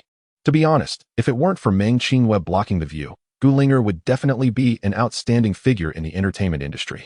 Alright. Gulinger saw Yuan's admiring gaze. Her cheeks flushed, feeling a bit shy, but in her heart, she felt a bit proud. She was also professionally trained, much more skilled than those internet celebrities. Of course, seeing that the deal was made, Gulinger finally sighed in relief. For the sake of food, she was really drunk. She actually agreed to such a request. On the side, Meng Qinghua saw that things seemed to have been settled, and she thought of the joining issue. So, before Gulinger had a chance to react, she asked with a crisp voice, laced with a hint of pleading, Yuan, can we join you? Hearing this, Yuan almost didn't react. How does Meng Qinghua have so little social experience? From Gulinger dancing until now, it seems she hasn't figured out one question. Why did he come over?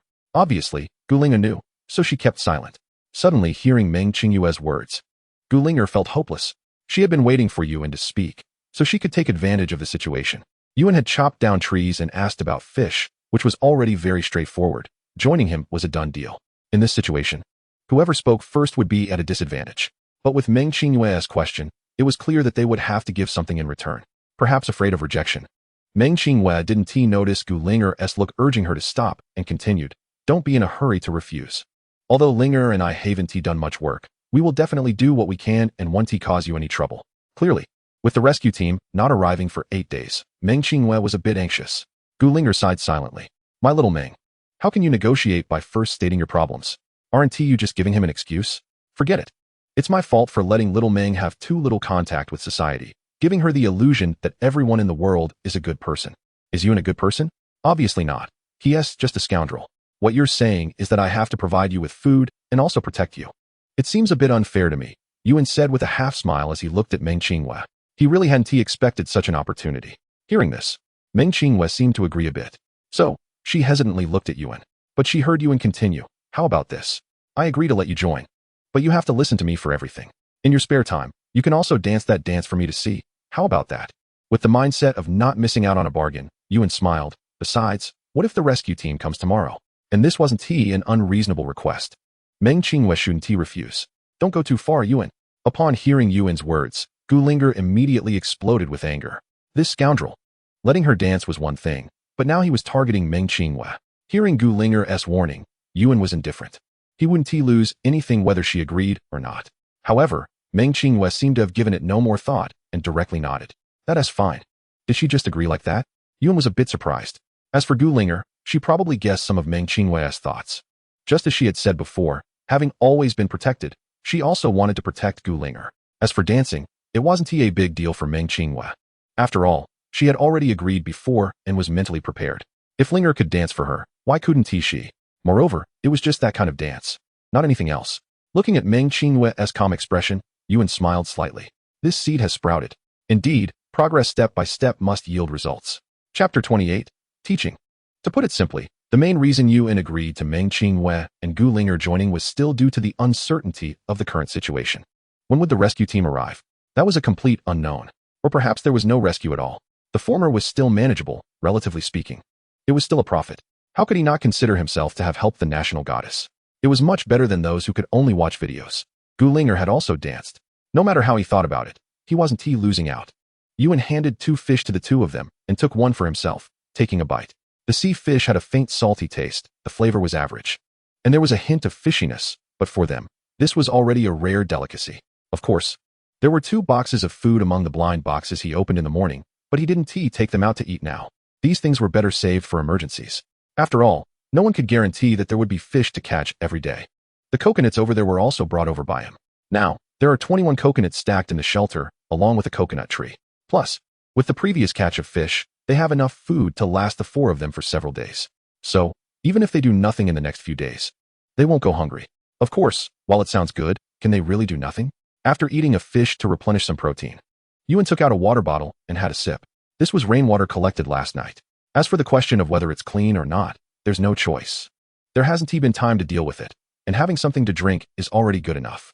Additionally, there's a floating ball filled with water on the ground. And with the coconuts, they don't lack fresh water now. Who can cook? Since he agreed to let Meng Qingyue and Gu Linger join, he didn't plan to coddle them. They had to do their part, and he wouldn't raise useless people. Cooking? Meng Qingyue looked at Gu Linger. She hadn't stepped into a kitchen since becoming famous, so she didn't understand these things. I can. Gu Linger nodded. She was basically responsible for all of Meng Qingyue's meals, so she believed she was not worse than others in this area. That's good. Hearing Gu Linger say she could, Yuan continued, saying, then you'll be in charge of cooking and gathering firewood from now on? Gu Linger nodded while gnawing on a grilled fish. She never planned to eat for free, and having something to do meant she wouldn't have to worry about when the rescue team would arrive every day. What about me? Qin Yini quickly asked. Now that there were 2 more people, there were some things she didn't need to do, and she didn't want to be seen as useless. Fearing Yuan might kick her out. Looking at Qin Yini, Yuan thought for a moment and couldn't really find a suitable task for her. So he said, you can help Gu Linger for now. If there are other tasks, I will let you know. Okay. Hearing Yuan's arrangement, Qin Yini felt relieved after knowing she was still useful. Meanwhile, Meng Qingyue, who was beside them, didn't quite understand Yuan's arrangement and asked, what about me? You just need to be beautiful. Yuan wanted to say this, but seeing that her stunning face was covered by a sun hat, and if she took it off, others would discover her identity, all his careful planning would be in vain. So he smiled and said, just do some tasks within your capability for now. Don't worry. There are things for you to do. After eating the fish, Yuan stood up, patted his butt, took the ice axe, and went directly to the coconut tree. This time, Meng Qingyue and Bai Linger, feeling like they had nothing to do, came along to see if they could help, while Qin Yini stayed behind to guard the camp.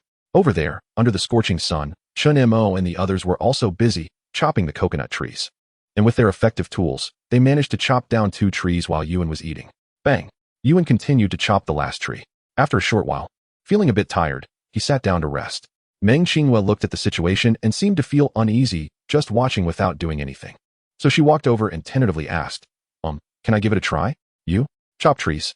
Yuan looked up from below, seeing Meng Qingyue's beautiful face that couldn't be concealed, and smiled. Then give it a try? Saying this, he handed her the ice axe and reminded her, be careful. This is tied up, so if it's a bit loose, don't chop it. He was genuinely worried about her hurting herself. Meng Qingyue nodded. And under the watchful eyes of Yuan and Gu Linger, she took the axe. Carefully walking to the side of the coconut tree, she looked at the notch Yuan had already made, gripped the axe handle with both hands, and swung down with all her might. Clang! Yuan was startled and quickly got up to run away, because at that moment, the ice axe broke off from the tied part. The axe flew out in an instant. If Yuan hadn't dodged quickly, that axe would have definitely cut him. Gu Linger was also startled and hurried over. Looking at the dazed Meng Qingyue, she quickly asked, are you okay? She hadn't expected that just a chop would cause the thing to break. And would Yuan scold her for breaking the axe? At that moment, Yuan wished he could slap himself. Letting Meng Qingyue chop trees was something only he could think of, given that she was someone who had been pampered all her life. Picking up the fallen ice axe from the side, Yuan walked over unhappily and took the broken piece of wood from her hand. It seemed that getting Meng Qingyue to learn these things was a daunting task. I'm sorry, I didn't know it would break like that. Meng Qingyue looked at Yuan with some grievances and quickly apologized. After all, she had broken the axe. Yuan calmly retied the ice axe and held it in his hand. This is not how you chop trees. He wasn't really angry. After all, expecting someone who had been spoiled since childhood to learn these things instantly was like dreaming. You studied physics in high school, right? When you chop straight down, not only will you not be able to chop the trunk, but you'll also have to endure the reaction force from the trunk. So we should chop like this. Yuan patiently started teaching, demonstrating how to chop the coconut tree at an angle with the axe. After all, if the rescue team didn't arrive soon, they would have to learn these skills to survive together. Relying solely on his efforts wouldn't be enough. Meng Qingyue and Gu Linger watched seriously, their eyes filled with confusion. So that is how it is? It seems there is still a lot for them to learn. Chapter 29, iron box, pot. After chopping down the last coconut tree, Yuan stopped. He calculated that he now had a total of 30 coconuts, including the 2 he had hidden. So there was no need to compete with Chun Mo and the others for now. Perhaps the rescue team would arrive tomorrow. The coconut trees over there could be left to them. After bringing down the coconuts, Meng Qingyue and Gu Linge each carried a few. This shelter was elevated, allowing them to see the situation by the sea clearly. In the morning, they had fished out quite a few suitcases, and some were still floating in the distance. Chun Mo and the others initially planned to fix the lifeboat and continue to fish. Unfortunately, due to the strong winds last night and their efforts to pull it, the lifeboat had developed a leak, and after struggling to blow it up for a long time, it couldn't be restored to its original state.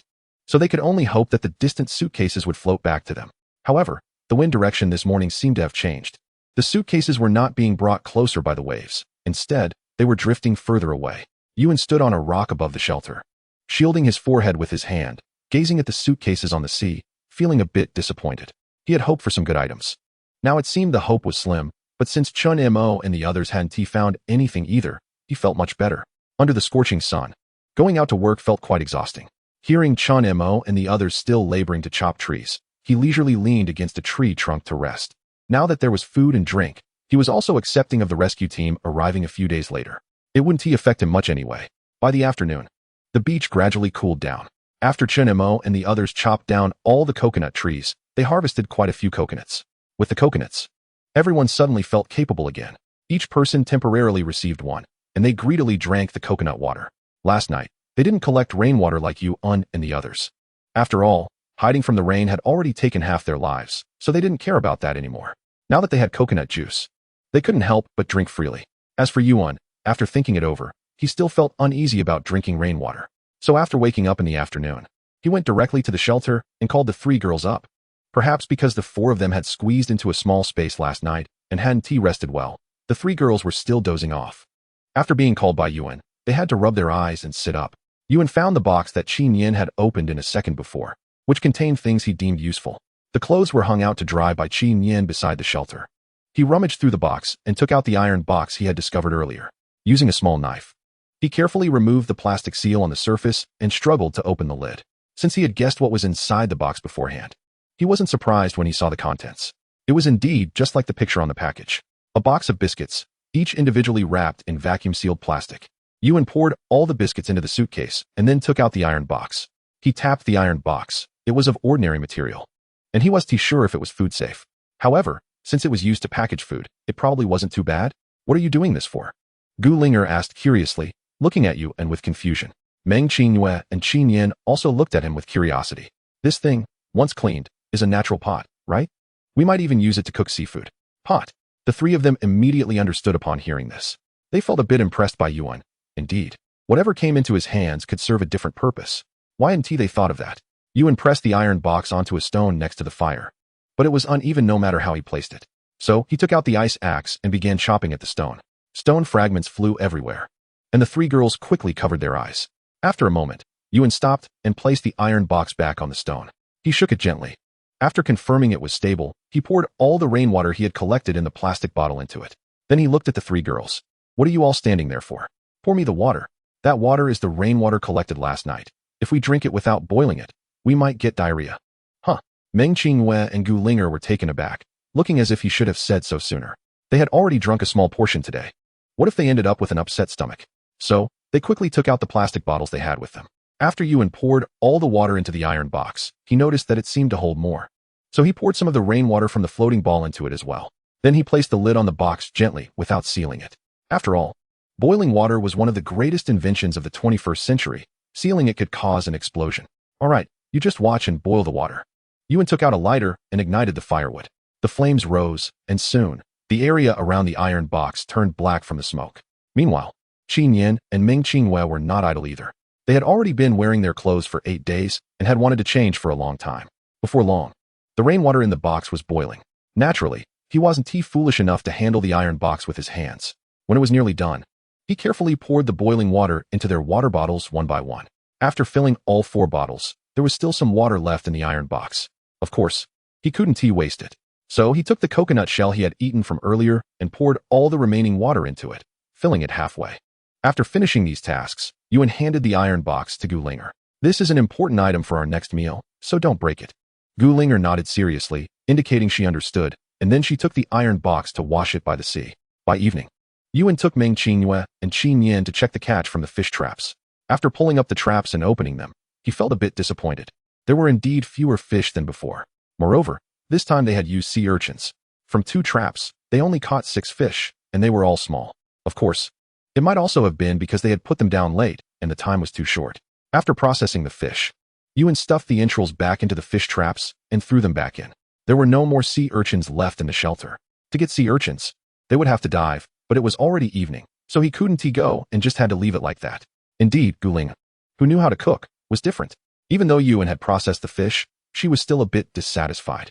She picked up the small knife and went back to the sea. Looking at the fish in the small basket that Gu Linger had processed again, Yuan actually felt there was no significant difference. She just removed the gills, fins, and the slimy insides, right? Gu Linger inserted the cleaned fish through their mouths with a stick and placed them about 10 centimeters away from the fire to roast. Watching Gu Linger roast the fish, he thought it was just okay. His own fish, although burnt, was still edible, right? Even if she made it fancy, it was still just roasted fish, right? However, after eating the roasted fish that Gu Linger handed over, Yuan felt that letting Gu Linger handle the cooking was truly a brilliant decision. He just couldn't understand why. Although they were both roasted fish, the taste differed so much. Once they finished off the 6 roasted fish, the sky gradually darkened. Where are they? He asked in some confusion. Oh, Yuan's eyes flashed with a hint of cunning upon hearing this. Should we go check? But it was pitch black, so they probably wouldn't see anything. Moreover, looking at the little girl's expression, it seemed like she was watching him. Why don't you go? Yuan asked with a smirk at Qin Yin. Is it because they asked you to stay here and watch me, not letting me sneak a peek? He continued. Upon hearing this, Qin Yin's head nearly buried itself in her chest. They. Yuan chuckled, seemingly a bit disappointed. Oh, so this is how you all see me, huh? No. The little girl was anxious and almost cried. Big brother, you is the greatest in my heart. The greatest? And you still listen to others, guarding against me? Yuan looked at Qin Yin's excited expression, feeling a bit amused. This little girl was really fun and easy to tease. Since that's the case, you can go too. I can just watch here. All right, fine. In the end, Qin Yin still listened to Yuan's words and ran out of the shelter with her clothes. When Qin Yin arrived at the place where Meng Qingyue and Gu Linger were bathing, both of them were stunned. Weren't you supposed to watch Yuan? Why did you come out? Qin Yin seemed to understand their confusion and began to explain. Gu Linger and Meng Qingyue squatted in the seawater, covering their chests, looking quite helpless. We asked you to stay there to watch the camp, right? We meant to have you watch Yuan. However, it seemed Qin Yin didn't agree with this statement. She covered her mouth and began to explain for Yuan. Big brother isn't that kind of person. He's the best person in the world. Hearing this, Gu Linger felt like she had just heard the biggest lie in the world. He's the best person in the world? Then what do you call the things he did to me before? Is that just me asking for it? I don't know what kind of magic Yuan used, but this little girl who has only been with him for 2 days is so devoted. What if that guy really comes to spy? Well, Yuan, he really has a good eye. After all, that's Meng Qingyue. And Yuan struggled for a long time before making up his mind. Just a glance. Just a glance. When he sneakily arrived at the place, he was stunned. It was pitch black, and from a distance, he couldn't see anything. If he got any closer, it would probably be dangerous to be discovered. And his image in Qin Yin's mind would collapse. Looking at the small campsite, they were forced to squeeze 4 people together last night due to the rain, but tonight, it seemed unlikely they would have that luxury. Sure enough, not long after, the 3 of them changed into a new set of clothes. First was Meng Qingyue, whose hat was gone, her hair still a bit damp, wearing a purple dress with a white bustier, looking particularly eye-catching. Next was Gu Linger, in a long yellow dress that resembled a nightgown, tied at the waist with a black belt, her white thighs very eye-catching in the firelight. Finally, there was Qin Yin. Originally, with her youthful appearance, there shouldn't be anything special. However, after changing out of her princess dress, she now wore a white shirt and a black bodycon skirt, her long hair cascading down her shoulders.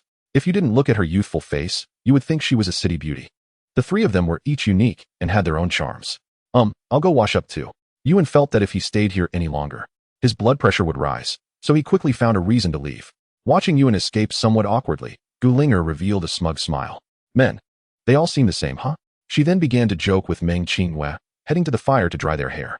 But when the firelight illuminated Meng Qingyue's face, Qin Yin instinctively looked over and was instantly stunned, exclaiming in disbelief, "Why, you're Meng Qingyue?" Just now, in the dim light, Qin Yin hadn't noticed this at all. Realizing she could no longer hide it, Meng Qingyue nodded slightly at Qin Yin and then whispered, "Don't shout, it's me. I had no choice." Qin Yini seemed confused about why she needed to hide her identity, but it didn't affect her excitement at seeing her idol. Sister Qinghua, I'm your fan. I have to take a picture. But then she suddenly realized she didn't have her phone and instantly understood her current situation. Hearing Meng Qingyue's grand plans. Qin Yini nodded seriously. Chapter 31, Unexpected Joy. Just after running out of the campsite, Yuan suddenly reacted. Why did he run away? Isn't it the nature of every man to enjoy looking at beautiful women? Damn it. Isn't it the youth of a man to be interested? Besides, they are dressed like this, and he can't even look? Anyway, he wouldn't be the one at a disadvantage, so he might as well enjoy it. Qin Yini stood up excitedly and introduced Meng Qinghua. Brother Yu, she's sister Meng Qinghua. Hearing this, Yuan understood that Meng Qinghua had revealed her true identity in front of this little girl. However, he had already known that, but he had to play along, right? Wow, it's actually Meng Qinghua. She's my dream lover. I need to take a good look. Yuan made an exaggerated expression and ran to Meng Qinghua's side, staring intently at her. This made Meng Qinghua a bit embarrassed. She knew Yuan was acting, but she felt too shy to expose him. Gulinger, however, wasn't he buying it and rolled her eyes at Yuan, teasingly saying, since she's your dream lover, does that mean you have to think of our little Meng first for everything, like food and drink? You can't neglect our little Meng, right? That's naturally impossible. Yuan chuckled, changing the subject. On this deserted island, if you want to survive, you have to rely on your own efforts. And, he paused, looking meaningfully at Meng Qinghua, and added, besides, this dream lover, after all, is just a dream, right? It's not reality, is it? You want reality? Hearing this, Gulinger immediately wanted to kick Yuan. Go dream. Qin Yini, hearing Yuan's words, trusted him even more. After all, that was Meng Qinghua. So, she had just informed Yuan of Meng Qinghua's identity to see how he would react. Fortunately, her brother Yu was not that kind of person. Meng Qinghua felt a bit embarrassed hearing Yu in somewhat explicit words. What dream, what reality? This guy was simply a lecher. It's known that Meng Qinghua is the national goddess precisely because she has never been in a relationship, which makes everyone so crazy about her. If Meng Qinghua really got married, the hype would probably dissipate immediately. If the goddess comes down to earth, would she still be a goddess? Seeing Meng Qinghua's shy expression, Yuan chuckled and picked up a few men's clothes from the shelter. Since you girls have all refreshed yourselves, I can't fall behind. It's been 8 days. And if I don't groom myself, I'll look like a beggar. Although he wasn't particularly handsome, he wasn't bad either, right? Taking a change of clothes, he went to the beach. Yuan stripped off all his clothes and jumped straight in. He knew the depth of the water at this beach. It was only up to his waist. He then began to wash himself. Without shower gel or shampoo, he was just bathing in seawater. He couldn't cover everything. He planned to wash up simply. However, at that moment, he vaguely saw a shadow appearing not far in front of him, then crouching in the water, exposing half of its head. Could it be Meng Qinghua or Gulinger planning to spy on me? Or are they here to steal my clothes and embarrass me? However, before he could think it through, he saw the shadow fumbling around, looking left and right, and then heading straight towards the beach where he was. As the figure got closer, illuminated by the starlight on the beach, he finally saw who it was. It was the tour guide Bai Fu. And that wasn't the key part. The key was that she seemed to have come to take a bath as well. From her earlier actions, it seemed she had observed for a while, confirmed that no one was around, and then placed her clothes on the shore before coming down. He just didn't understand why she hadn't noticed the clothes he left over there. Is she blind? Yuan thought to himself. But he didn't dare to pop his head up from the water. If he got discovered, one scream would attract a crowd to gawk at him. They would be shouting one after another, pinning him on the pillar of shame. Watching Bai Fu get closer, Yuan could only retreat little by little, not daring to make any noise. He slowly submerged himself deeper into the water. I'm scared of you, okay? Bai Fu was completely unaware that there was someone else at the beach. Today, she had just gotten her clothes, and now they were already dirty. So her mind was focused on other matters, not caring about these things. Besides, she had just seen that Yuan and the others had lit a bonfire. So she thought there wouldn't be anyone coming over. However, she still didn't dare to make too much noise. It was pitch dark, and only the night sky was dotted with stars. You couldn't see 3 meters ahead. If someone really came, they would definitely make some noise first, unless they were deliberately trying to spy on her bathing. Yuan was bubbling in the water, looking at the vague figure in the distance, with a thieving heart, but no thieving courage. However, after a long time soaking in the seawater, he accidentally gulped down a mouthful of seawater due to a wave. Cough, cough, cough. He could no longer hold back and started to cough. Suddenly hearing a voice, Bai Fu was momentarily stunned. She quickly grabbed the clothes beside her to cover up the exposed parts. With a fierce gaze fixed on the beach, she shouted angrily, "Who's over there?" Yuan felt flustered. Being discovered so suddenly made him hurriedly explain. It's me, don't shout." Hearing Yuan's voice, Bai Fu's face immediately turned red, and her voice trembled slightly. What are you doing here? What kind of question is that? Yuan was somewhat speechless. I'm here taking a bath. Who knew you would suddenly come over? As he spoke, Yuan pointed to his clothes on the beach. My clothes are right there. Didn't you see them? No matter what, Yuan first established his position and conveniently threw a bit of blame back. It's your fault for not paying attention. You can't blame me. After hearing Yuan's words, Bai Fu's face instantly flushed crimson, squatting at the edge of the beach, not daring to move. Fortunately, Yuan had no malicious intent. She then let out a slight sigh of relief. Quickly, she hugged her clothes and jogged off into the night. TSK still shy? Yuan smiled at the corner of his mouth and began to wash himself peacefully. Afterward, he changed into new clothes and headed towards the camp. Chapter 32. Thoughts. On the way, Yuan felt somewhat emotional. Such an incident happened. It was actually an unavoidable circumstance. After all, the beach here was so small. And with 12 of them, finding a secluded place was only possible in the woods at the back. But the woods aren't a place to bathe either. For this reason, Yuan deeply expressed his regret. Of course, some more such benefits could be appropriately welcomed. After all, it wasn't himself who would suffer. The scene from just now flashed through his mind, and a slight smile appeared on his lips. As the saying goes, unintentionally planting willows will create shade. He truly didn't expect such a thing to happen. However, from Bai Fu's expression, although she was angry, she didn't scream to attract everyone. She probably had her own considerations. After all, in such a situation, if she startled everyone, it would be her who would suffer. Therefore, from this perspective, Bai Fu was indeed someone who could think independently. The next day, she started gathering everyone to survive together. This was likely also considering that as a woman. In the current situation, being independent was just asking for trouble. Working together was the best option, no matter how she thought about it. Yuan had no interest in managing those matters now. Taking care of his own affairs was the most crucial. Having accepted Meng Qingyue and Gu Linger, they now had 4 mouths to feed. Food and drink were the most important. Since he chose this path, he had to be mentally prepared. Although they had now split into 2 groups, their common goal was to survive. What does that saying go? Where there are people, there are conflicts. The beach was this small. If he found food, the other side would have less. Over time, contradictions would inevitably arise between both parties. This was also Yuan's biggest concern. After all, he was the only man on his side, and if a fight broke out, he would always be the one to suffer. Fortunately, it seemed that Chun Mo's side hadn't realized this issue yet. Moreover, they all believed that the rescue team would arrive soon. There was still a sense of morality and humanity. Additionally, with the harvest from the suitcase, there shouldn't be too many problems for now. But what if the rescue team never comes? Yuan habitually thought of the worst-case scenario. If the rescue team never arrives, or if they receive accurate news that the rescue team isn't coming, then that would be troublesome. The bearded guy, that blonde, plus Chun Mo and Tokay, for men, along with 2 older women, as well as Shui Lin and Bai Fu. They had the advantage in numbers. Where would he go from there? Would he shamelessly admit defeat and join them? Just thinking about it made Yuan chuckle. Back then, he was determined to go solo. Didn't someone say before? People must rely on themselves. Others are unreliable, let alone in this environment. Effort doesn't guarantee results. But without effort, there might not even be an opportunity when the rescue team comes. Thinking of this, Yuan let out a soft sigh. Things hadn't reached the worst point yet. Moreover, could Chun Mo and the others really work together? He had somewhat observed this over the past few days. As the leader, Chun Mo hadn't been fair or just at all. His little girlfriend hadn't done much either, but she still received the same amount of food as everyone else. If this continued, coupled with his instigation, a collapse was just a matter of time. Once morale was lost, first, the threat to himself would decrease. Second, wouldn't that give him a chance? When it comes to manipulating people's hearts, Yuan was several streets ahead of them. Don't be fooled by their current numbers. More people meant they needed more food too. Just looking at the situation over the past few days, Chun Mo claimed to know some outdoor survival knowledge. But it seemed he knew only a little. He even managed to do things wrong while just following the instructions. He truly couldn't understand how Chun Mo had said those things in the first place. Anyway, if he switched places, he would definitely choose to be an invisible person quietly. Only a fool would fight for the position of leader in such a thankless task. If it went well, it would be a result of everyone's efforts together. If something went wrong, he would be the first to be blamed. But on his side, that problem didn't exist. First, whether it was Qin Yini or Meng Qingyue and Gu Linger, he hadn't invited them. He initially planned to be a lone wolf. But due to some unexpected circumstances, he accepted Qin Yini, and they came to him to survive. Therefore, in their little team, he had absolute say.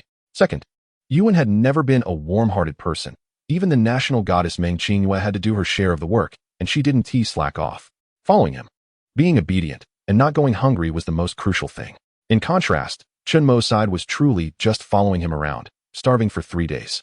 If it weren't for the suitcase that came with the storm, With Chun Mo and their abilities, they might have only lasted a few more days. Chapter 33. When will the rescue team come? You've been showering for so long. What is taking so long? Gulinger was somewhat surprised. This man didn't seem so bad after all, but she had no intention of letting him off the hook. Long. Yuan thought it was somewhat dismissive. Naturally, it was necessary to wash up a bit. He couldn't waste clean clothes. Is that so? Gulinger noticed that Yuan's complexion seemed a bit different from usual.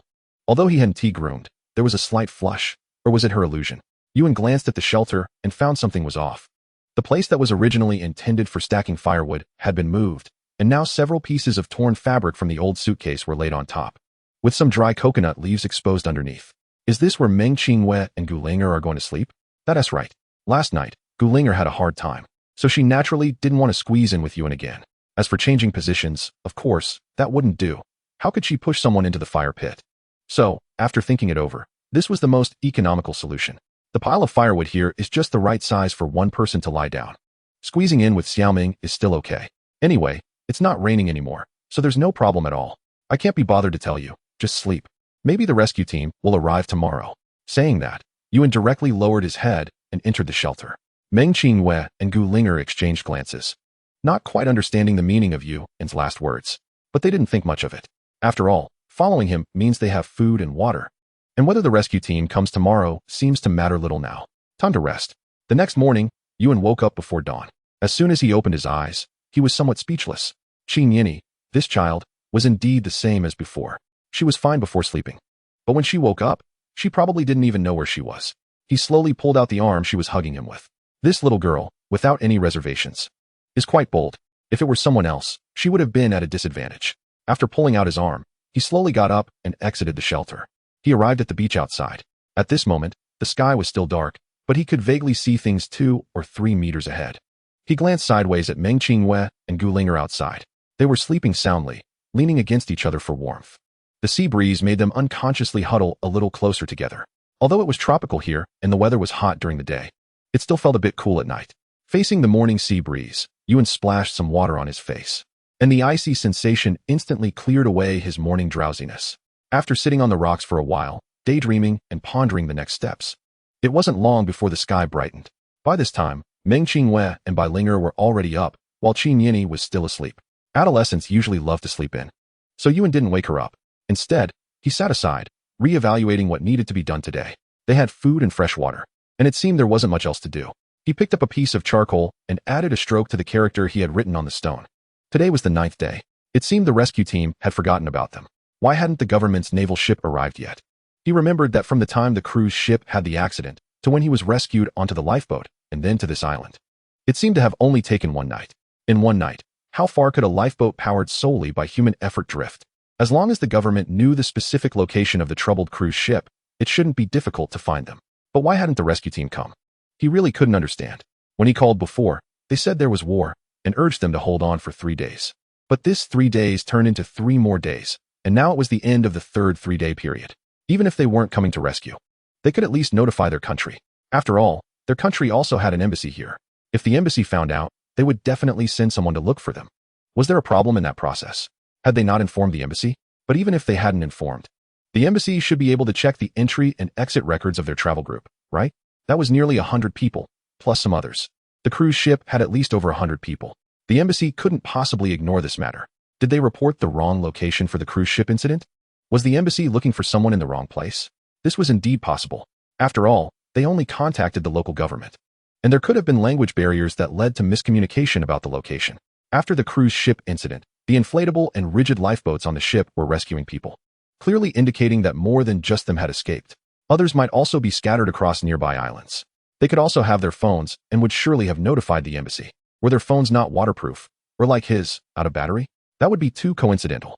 So, the delay in the rescue team's arrival must indicate that something went wrong. But what exactly it was, Yuan couldn't think of. Or was there some unavoidable reason that led to the abandonment of the rescue? Could he still wait for the rescue team to arrive? Yuan took a deep breath, staring at the character on the stone, remaining silent for a long time. Yuan. At that moment, Meng Qingwei's voice sounded beside him. What's the matter? He saw Meng Qingwei pulling him, jogging over to the beach. Feeling her soft little hand, he became somewhat distracted. What good news could there be this early in the morning? However, when they reached the beach, he realized he had overthought it. Gulinger. Seeing Yuan being called over, excitedly pointed to a floating suitcase on the sea not far away and shouted, "Yuan, hurry. There's a suitcase over there. We need to quickly retrieve it before anyone else sees it." So that was it. Yuan's initial excitement suddenly turned into disappointment. It turned out the two had just come to the beach to wash up and found the suitcase in the distance, so they hurried to call him over. Since they were already there, Yuan naturally didn't plan to let it go. He estimated the distance and then, right in front of the two, took off his shirt and pants, jumping into the water wearing only his underwear. Pervert. Gu Linger muttered to herself, not saying much more. She just watched as Yuan swam little by little towards the suitcase. Suddenly, he noticed a wave coming towards him, so he quickly let go of his hands, intending to backstroke away from the wave. However, he found that he was a bit late. With no other choice, Yuan took a deep breath before diving down, planning to wait a while before surfacing. When he finally did come up, the scene unfolding on the shore for Meng Qinghue and Gu Linger was quite different. They only saw Yuan being swept away by the waves, and then he disappeared from view. He can't be. Meng Qinghue found it hard to believe her eyes, grabbing Gu Linger's hand and stuttering. What happened to him? How could he just vanish like that? Gu Linger was also somewhat unsettled. Even though Yuan had taken advantage of her and they often bickered, she didn't want anything to happen to him. If something happened to Yuan, what would she and Meng Qinghue do? The demands he made were even more excessive than Yuan's. As for self-reliance, if they could really do that, they wouldn't have come to ask Yuan for help. Therefore, the ones who least wanted anything to happen to you and were actually them. It's okay. Yuan is tough. How could anything happen to him? Gu Linger tried to comfort Meng Qinghue. In truth, she wasn't so sure herself. Meng Qinghue, with her hands pressed together, began to pray for Yuan. Please be okay. I beg you, don't scare me. Please come back soon. Worst case, I'll dance for you. Just as Meng Qinghue finished speaking, they suddenly heard Gu Linger exclaim with joy, "Look!" Following the direction of Gu Linger's finger, they saw a head surface in the water. Moments later, they saw Yuan dragging the suitcase, swimming back towards the shore. He's okay? Meng Qinghue let out a sigh of relief. She had called Yuan over, and if something had really happened to him, it would have likely become a lifelong regret for her. But then she remembered what she had just prayed, and her face became somewhat unnatural. Just for a moment, she regained her composure and silently encouraged herself. Jumping is fine. After all, it's not like I haven't done it before. Besides, didn't Linger jump too? Following the waves, Yuan pulled the suitcase and swam to the shallow water area. He stopped only after stepping onto the sand. After that, he dragged the suitcase to the shore. They had already opened all the suitcases collected yesterday. Inside, they found food. Now they also had coconuts, and they learned from Yuan and the others to change into clean clothes, feeling more at ease. They just had to wait for rescue. Yuan pulled the suitcase onto the shore and started rummaging through it. It wasn't locked, which was a bit disappointing. After all, an unlocked suitcase meant there probably wasn't anything valuable inside. Upon opening it, he found indeed just a few pieces of men's clothing and a pair of shoes. There wasn't anything good. However, in the compartment, Yuan discovered a brand new, unopened manual razor, not the electric kind but the one with blades. Previously, he had found a razor in another suitcase, but unfortunately, after being soaked in seawater, it was unusable, even after drying out. Now, with this manual razor, he could finally clean up his beard, which had nearly spread to his ears. He rummaged through the compartment and pulled out a book. The paper was very different from ordinary books, shiny and not at all waterlogged. Yuan flipped through a page and was instantly taken aback. Wow, this is actually a photo collection of digital action actors from the island country. What a treat. And there's Sasaki? Just as he was about to admire it further, a pair of delicate hands suddenly reached out and snatched the photo collection away. This kind of thing is indecent. What is there to look at?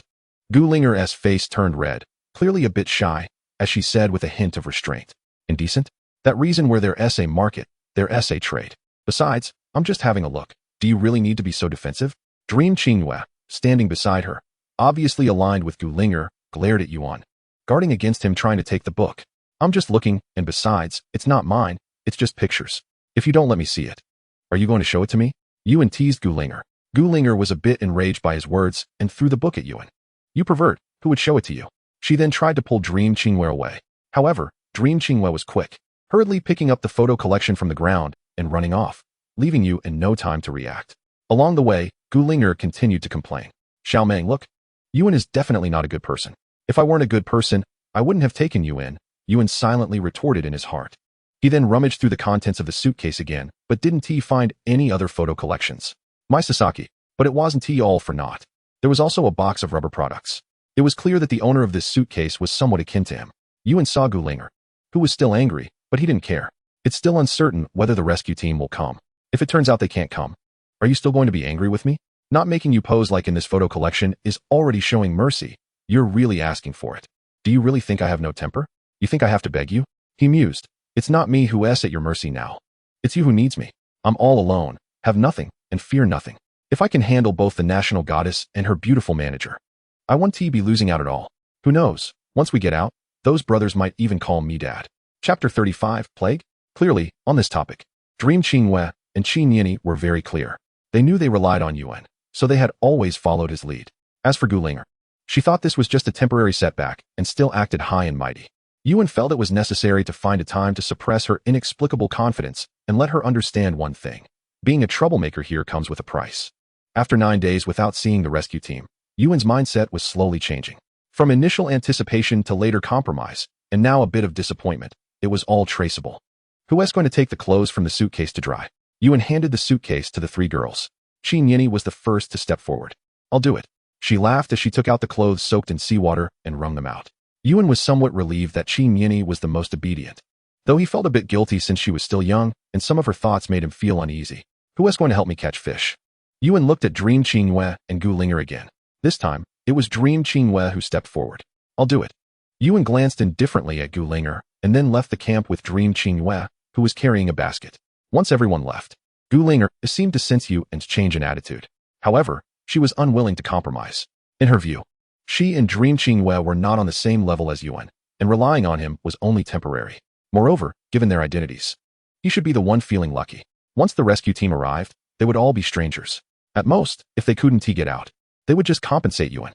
She just didn't realize that here, Yuan was the one ensuring their survival. Her attitude toward him as their provider was lacking some social experience. As for Dream Qingwei, she was purely naive. To her, since Yuan could provide food and drink, she naturally had to be obedient and sensible. It wasn't excessive demands, and she just went along with it. Qin Yini was different, though. Despite being only 16, she was sharp. From how she exposed Dream Qingwei's identity to test Yuan's attitude, one could tell she had her own thoughts. Yuan was the light that illuminated her heart in her most desperate times. She naturally listened to him. Even if it was excessive, she would at most hesitate but still accept it. Compared to others, she had actually experienced death once, so she knew better than anyone what she wanted. After bringing Dream Qingwei to the beach, she hadn't put on her hat since taking it off last night. First, it was indeed hot, and second, she felt it was unnecessary. The people over there wouldn't come over anyway. Besides, it wouldn't be a big deal if they recognized her. Now that she was following Yuan, she had her own little scheme. As a big star in beauty, if the people over there found out, wouldn't they come to invite her? This would put pressure on Yuan, making him understand that she didn't have to stick with him. He had to treat her better. Her naive thoughts were almost written all over her face. How could Yuan not see through it? And most likely, it was Gulinger's idea. Competing in the market? Yuan had no such intention. If someone really came to invite Dream Qingwei, he might not even stop her. Letting her experience some hardship might be a good thing. Only then would she know how good she had it here. Not to mention whether Chun Mo had that kind of capability. Besides, competition required participants. Though it seemed like everything was thriving on Chun Mo's side these days, there were actually turbulent undercurrents. What were those bent men whispering about together these days? It seems like something big is about to happen. I can't be bothered to manage these matters myself. After all, it doesn't concern me. But if something really goes wrong and someone ends up dead, I have to be careful. Once a person goes mad, they won't care about the consequences, and I definitely don't want to die on this deserted island. At that point, I might have to be a bit ruthless. Just thinking about that corpse in the woods makes me feel a bit melancholic. Will I end up like that? Becoming just a pile of dirt on this island? Sigh. Things are determined by human effort. Success depends on people, while planning relies on fate. So I will use my own hands to carve out a future. After a night passed, I slowly gathered the fishing nets and opened the seal. Sure enough, the internal organs were once again confirmed to be ineffective. One of the nets had nothing but 2 small crabs and a few shrimp, while the other had 2 fish. But unfortunately, they were too small. Putting away the nets, I didn't drop them again. I handed the crabs, shrimp, and small fish to Gulinger for processing. Gulinger and I bickered, but when it came to principles, we still knew how to handle these seafood decisively. I took off my shoes and continued to lead Meng Qingwei to the beach. As soon as we arrived at the beach, I noticed the 2 bent men washing their faces. They had just woken up this morning. What a sight. At first, I didn't pay much attention to them. But when I saw the man with dyed yellow hair and earrings, my brow furrowed slightly. He looked pale, weak, and spiritless, coughing from time to time. While washing his face, a large handful of hair fell out when he ran his fingers through his yellow hair. His skin was dry and rough, and the arms of someone in their 20s had wrinkles. There were also signs of aging around his eyes, as if he had aged more than 10 years in an instant. Was he sick? That was my first thought. I hope it's not some infectious disease, otherwise, we're all done for. I had to be careful. I glanced at the chubby man. His skin was a bit rough too, but not as obvious. Yet his spirit seemed off. Were they infected? But then I looked at Meng Qingyue's arms and froze. Why did her arms seem less smooth than before? When did I notice this? Her arms used to be very smooth. No way. Could it be that she was already infected when we were over there? I instinctively looked at my own arms. Sure enough, they had also become a bit rough. Did I get infected too? At that moment, a sense of desolation and confusion flashed through my mind. But I didn't feel anything, right? Was it because my body was healthy? No way. Could it be that everyone was going to die here? After all my hard work to survive, is this how it ends? It was really hard to accept. Chapter 36. Deception. Is there any other possibility? I kept asking myself. Meanwhile, Meng Qingyue, noticing my abnormal and panicked expression, asked in confusion, "What's wrong?" I looked at her and felt hesitant to share this unfortunate news. However, since it seemed we were all going to die together, there didn't seem to be anything I couldn't say. We could. I had just started to say could when suddenly something crossed my mind. Pale complexion, weak spirit, hair loss. It didn't necessarily mean they were sick. Years ago, there were rumors that eating salt could lead to poisoning. A pair of elderly neighbors next door believed it and stopped eating salt completely. And then didn't they exhibit these symptoms? So, it's possible that they are lacking salt. After all, we've been stranded here for 9 days, and they haven't eaten any salt at all. The reason I'm not as severely affected is probably that they've been eating sea fish, which naturally contains a certain amount of salt, so they were supplemented. With this thought, I wanted to confirm it immediately. I let go of Meng Qingyue's hand and ran straight to Chun Mo's camp. Upon arriving at Chun Mo's side, I looked at the people in the camp. It was just as I thought. They hadn't eaten sea fish these days, so several of them looked quite spiritless, and their faces were pale.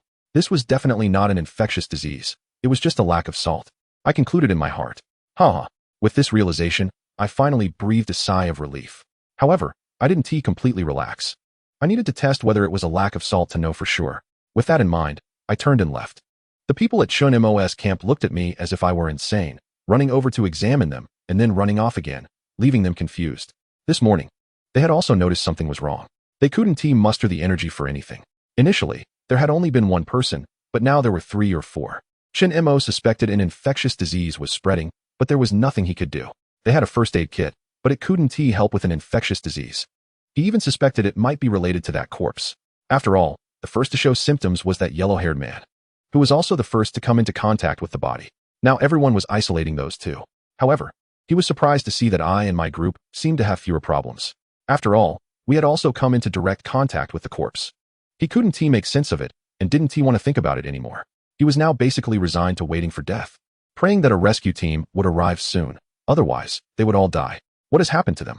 Seeing me so agitated, Meng Qingyue, who had followed me around, naturally noticed the issue. She didn't know what a lack of salt would do. Like my previous thoughts, she assumed it was an infectious disease.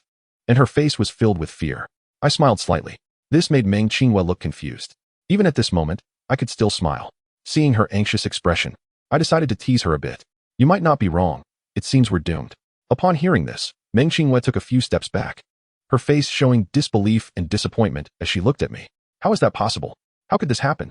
Meng Qingyue suddenly thought of that corpse and seemed to understand something in an instant. She asked in confusion, "Is it that corpse?" I looked at her expression and felt I might be going a bit too far. However, I continued to maintain a calm demeanor and nodded. It should be Sai. Think of me, Yuan, a tall man of 8 feet, and I am going to die on this nameless little island like this. I don't even have a girlfriend yet. I haven't gotten married or experienced the taste of a woman, and I'm just going to die like this. Cough, cough, cough. I felt I was overdoing it, and quickly coughed to cover up my performance.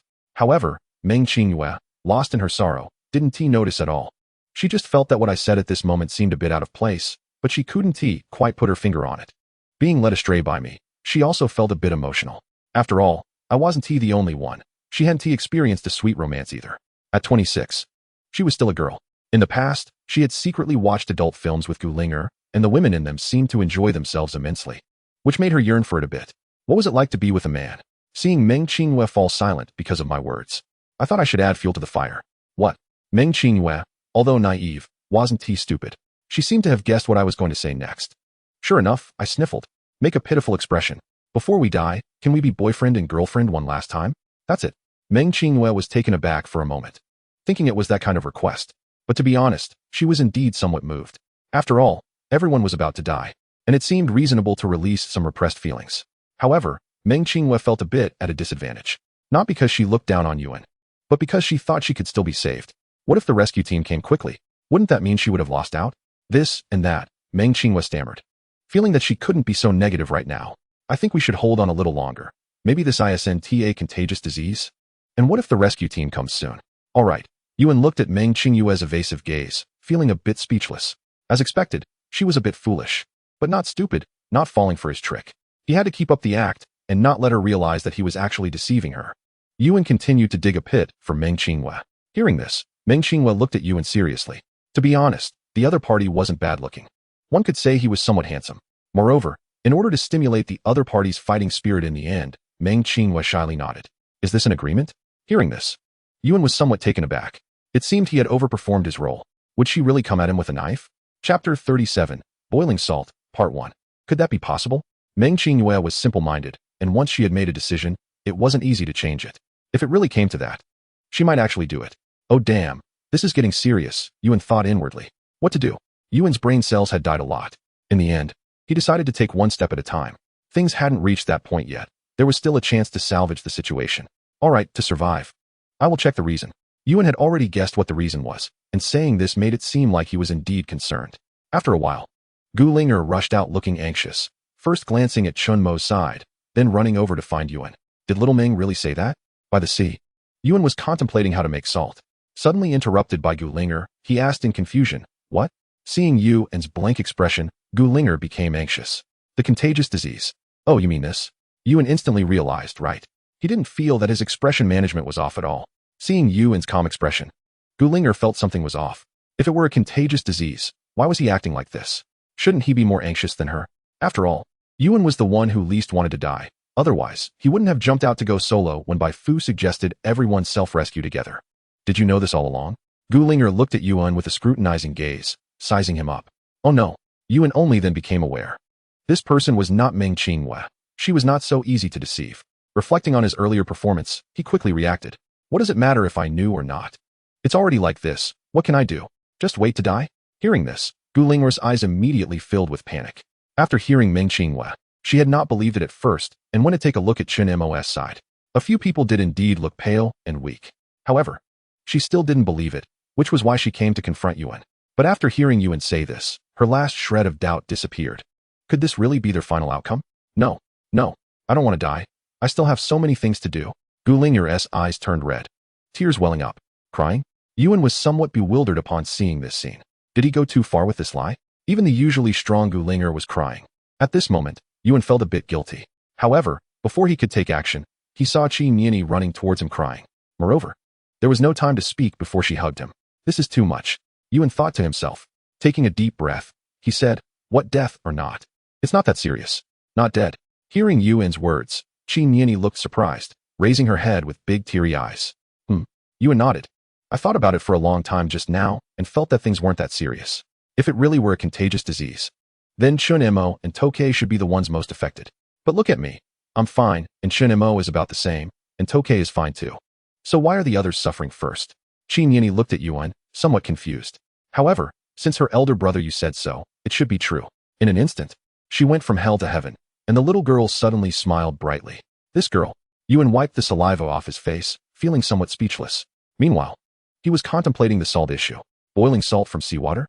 That was one method, but unfortunately, seawater has too many impurities, and he wasn't very knowledgeable. If he messed it up and ended up with something toxic, wouldn't that be disastrous? Were there other alternatives? Ash from plants to make salt? That was potassium salt, which could be deadly. What about others? After thinking for a while, Yuan still felt he seemed to have only this one method of making salt from seawater. Right now, he had an iron box that was just right. He had seen a video on a certain platform before, and there were indeed videos with operational processes. Yuan naturally followed down the ladder. If he kept deceiving them, the two girls would probably surround and kill him later. I just thought for a long time and felt it might not be a contagious disease. It could also be a salt deficiency. Salt deficiency? The three girls looked at him curiously upon hearing this answer. After all, this answer was indeed somewhat puzzling for them. Meng Qinghua and Gu Linger, being in high positions, naturally wouldn't care about these trivial matters, while Qi Nianyi only had a vague understanding. The book mentioned that people couldn't lack salt. but she didn't know what symptoms would arise from a salt deficiency. Yuan nodded. Of course, this is just a guess, so I plan to experiment. He couldn't say he had already figured it out, otherwise it would be exposed, so he deliberately said this. The three girls nodded. Feeling that Yuan's statement was still possible, and Gulinger directly asked, "What do you need us to do?" Yuan pondered for a moment as the steps for boiling salt flashed through his mind. Then he pointed at the girls' chests. "I need this." "What?" The three girls immediately thought they heard wrong. Could a bra solve the problem? Or did he have some weird hobby? Qin Yini seemed to not care about this at all. She directly reached behind her back in front of Yuan, and then he saw her gently pull, revealing a light purple bra in her hand. But without the bra's coverage, the little girl was wearing a shirt underneath, which was hardly different from not wearing anything. The little girl blushed a bit and quickly covered her chest with her hands. However, seeing her elder brother Yu staring at her like that, she felt a bit proud. Chapter 38, Boiling Salt, Part 2. Dream Qingyue and Gulinger looked at Qin Yini's trust in Yuan, feeling somewhat astonished. However, since the little girl had set an example, they hesitated for a moment before turning to walk toward the trees behind. Just a moment later, the two came out, and Gulinger handed what she had in her hand to Yuan. "What do you want this for?" Gulinger still had some doubts about Yuan's true intentions. Fearing this might be someone's bad taste, Yuan took the item and seemed to catch a faint fragrance. He certainly wasn't doing it for fun. He intended to use this item. He picked up a small knife nearby and gently sliced open the surface of the item, then extracted the sponge inside. When the three of them saw Yuan tearing apart this object, they felt it was a pity. But when they saw he was taking the sponge, they felt much more relieved. However, Gulinger quickly reacted. "Wait, why take the sponge? Can't you just use the one in the suitcase? Why do you need ours?" Yuan certainly knew. Asking for the sponges from them was purely intentional. He was also observing the execution ability and obedience of the three women. It seemed there was no major issue. As for what they would say if they asked, he had an explanation ready. He had forgotten in his urgency that it was a matter of expedience. After holding 3 pieces of sponge in his hand, he returned the underwear to the 3 women. However, none of them accepted it, as it had been torn apart like this, and it was better to just change into a new one since they had extras anyway. Of course, boiling salt was important, so they temporarily set aside these concerns and started helping Yuan get busy. Boiling salt. How exactly should it be done? He then picked up the iron box used by Gulinger to cook food. Holding the iron box, he went straight to the beach. After placing it on the stones of the fire pit, he lit the bonfire underneath. As the flames rose, small white bubbles began to appear at the bottom of the iron box. He knew very well that simply boiling seawater like this wouldn't produce salt, so he needed to do more. The 3 women quickly nodded. Only then did he feel relieved and prepared to make some other arrangements. He remembered in the original video that the blogger filtered the seawater after boiling it for a while, although he didn't know the reason. It should be fine to follow along. Therefore, he had to make a filtering device now. This was why he needed the 3 women's underwear. After searching around outside the camp, Yuan didn't find anything to make a filter. At that moment, he suddenly remembered the plastic box. The shape of the box was similar to that of a large Red Bull can. The top was sealed with a lid. He used a small knife to open the seal and took everything out. Damn, more biscuits? Why did the owner of this box bring so many biscuits? He placed all the biscuits into the box. He walked out holding the box and, while walking, used the small knife to cut a small hole in the bottom of the box, about the size of a pinky finger. Before reaching the bonfire that Meng Qingyue and the others had ignited on the beach, he picked up some unburned charcoal and broke it into smaller pieces. He laid a small piece of cloth cut from the suitcase at the bottom of the box, then filled it with charcoal, covering the bottom with a layer. Next, he laid another small piece of cloth, grabbed some sand from his feet, and laid another layer. He added another piece of cloth, and finally took out the sponge from his pocket and stuffed it all inside. Looking at the finished product, Yuan felt a sense of self-satisfaction. A simple filter. Wasn't he just done? At this moment, Meng Qingyue and Gulinger were still worried about the plague issue. However, after he shared his thoughts, they were not as pessimistic as before. They felt they had to try it no matter what, right? Finally, after going through the process of adding and continuing to boil repeatedly 5 times, Yuan looked at the iron box, which contained a slightly yellow liquid and a ring of white crystals around the box, and finally had the 3 women stop. He took the iron box off the fire pit and set it aside to cool. He also brought over the half coconut shell that the 2 women had used to add seawater. Once the liquid in the iron box had cooled down a bit, he used a smaller coconut shell to scoop some liquid from the iron box and gently poured it into the filter, continuing to add more. Finally, a slightly clearer liquid flowed out from the small hole at the bottom of the filter. Yuan held the filter in one hand and slowly continued adding. After pouring all the liquid from the iron box into the filter, he asked Gulinger to take the iron box to the beach to wash it clean. Looking at the liquid in the 2 coconut shells by his feet, he actually didn't know if what he was doing would yield edible salt. After a while, all the white residue inside had been removed, But since the iron box was made of iron and had been roasted for so long, the bottom of the iron plate had become a bit warped. But now, he couldn't worry about that anymore. He placed the iron box back on the fire pit and poured all the filtered liquid into it. He went to get a small stick from the firewood pile, cleaned it, and held it in his hand. He had Qin Yini reignite the fire. As the heat rose, Yuan carefully began to stir the liquid in the iron box with the stick. Success or failure hinged on this moment. White crystals, come out quickly.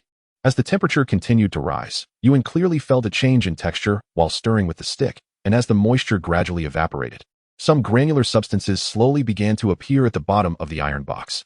Success. Meng Qingyue stared intently at the iron box, and when she saw the white crystals appear, she immediately cheered. Did we succeed? Yuan looked at the white crystals at the bottom of the iron box, feeling uncertain himself. This stuff won't kill us, right? Chapter 39, testing it out. It shouldn't, right? After all, I followed the steps in the video. Even if it were toxic, it shouldn't be fatal, right?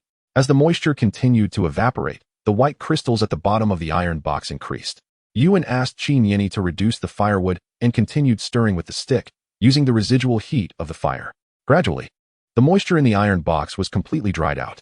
Looking at these white crystals, Yuan gently dipped a finger in and hesitated before putting it in his mouth. Immediately, a strong salty taste spread from his tongue. At that moment, he was certain this was salt. However, since this salt was made from seawater, it must contain impurities, and he didn't know whether it was safe to eat. But, weren't there experimental subjects? A smile crept onto Yuan's lips as he reached out to Meng Qingyue. The three women had been waiting for Yuan's reaction, but when they saw him smile, they were suddenly filled with joy. They had actually produced salt in the wild. If they told others, no one would believe it. They were just a step away from hugging each other and celebrating, but when Yuan reached out to Meng Qingyue, she was momentarily stunned. What? Give me that magazine. What magazine? Meng Qingyue feigned ignorance, acting confused. I'm not looking at it. I plan to tear out a page to wrap this salt. Yuan patiently explained. Upon hearing this explanation, Meng Qingyue finally realized she had overthought it. However, the paper from that magazine could indeed be used to wrap the salt. Seeing the happy expressions on the three women, Yuan didn't hesitate to pour cold water on their excitement. I just tasted a bit. This white stuff is salty, so it must contain salt. However, with our method of making it, there are definitely other impurities in it. I don't know what the consequences of eating it would be. The three women had been quite happy, seeing the salt and hope, but as soon as Yuan said this, they instantly calmed down. They heard Yuan continue. So, we can't eat this salt. At least until we're sure that eating this won't kill us. We can't touch it at all. Can't eat it? Then why did you make it? Gulinger asked with confusion by the side. Yuan, however, smiled calmly. Just because we can't eat it doesn't mean others can't, right? As soon as these words were spoken, Gulinger instantly understood Yuan's thoughts. You mean? Yuan nodded with a smile. What is our purpose in making this thing? Isn't it just to verify whether they have contracted the plague? If this salt can save them, then isn't that the answer?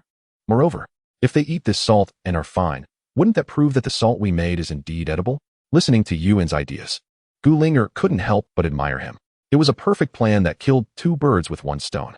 However, if we give the salt to others, we will be short on salt ourselves. How do we replenish it? Yuan had certainly considered this too. They had been eating sea fish these days. And if worst came to worst, they could look for seaweed in the ocean. Not only did it have a salty taste, but it was also iodine enriched, making it the best option for someone stranded on a deserted island. Hearing the exchange between Gulinger and Yuan, both of them felt a bit naive and wondered if what they were doing was somewhat unethical. Meng Qingyue took out a photo album from her small bag, hid behind it to flip through a page, found the least revealing paper, tore it out, and handed it to Yuan, looking at the paper in his hand. Yuan couldn't help but smile.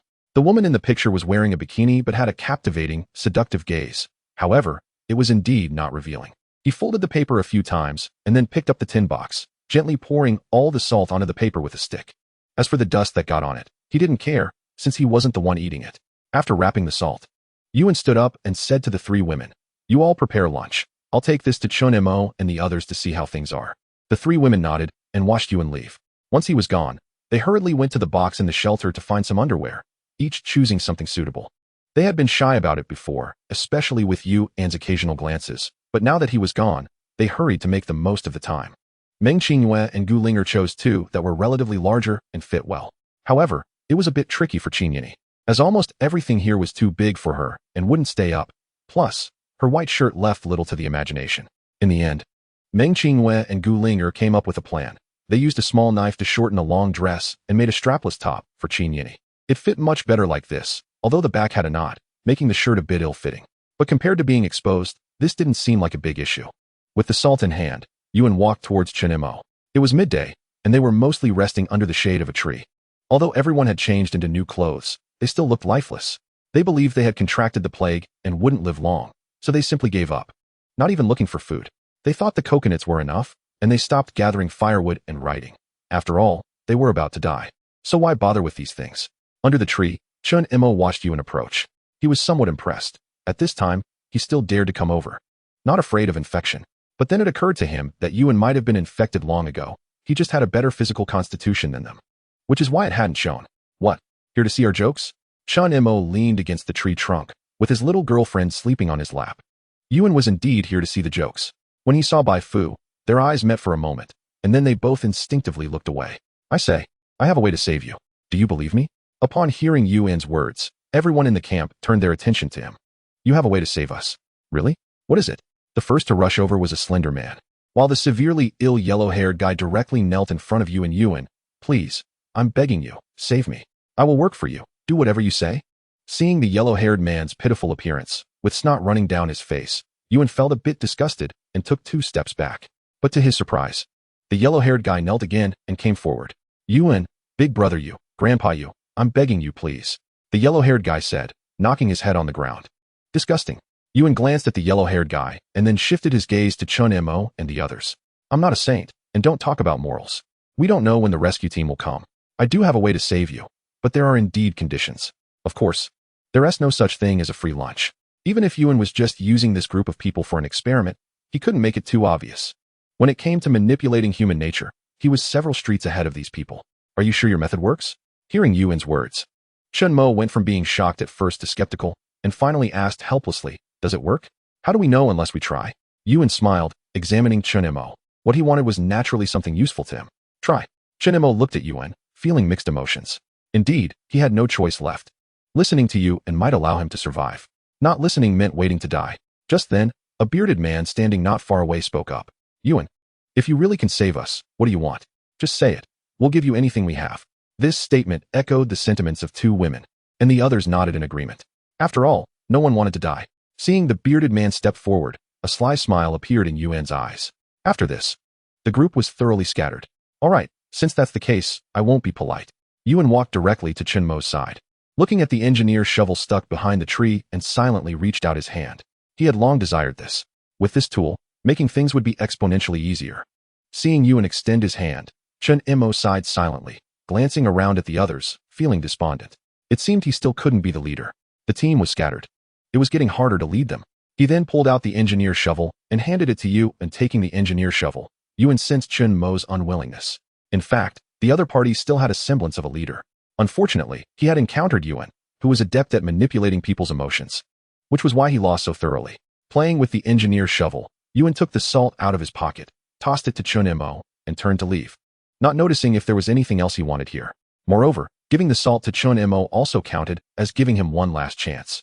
After receiving the items, Chen Mo was somewhat taken aback. What was wrapped in the paper? Upon opening it, he found some white crystals. He was puzzled, but he dipped a finger in and put it in his mouth. Immediately, he asked in surprise, is this salt? Salt. Upon hearing this answer, everyone's mood instantly plummeted. They had originally thought it was some herbal medicine that could cure all ailments. How could they have imagined it would be salt? Actually, you might not have contracted the plague.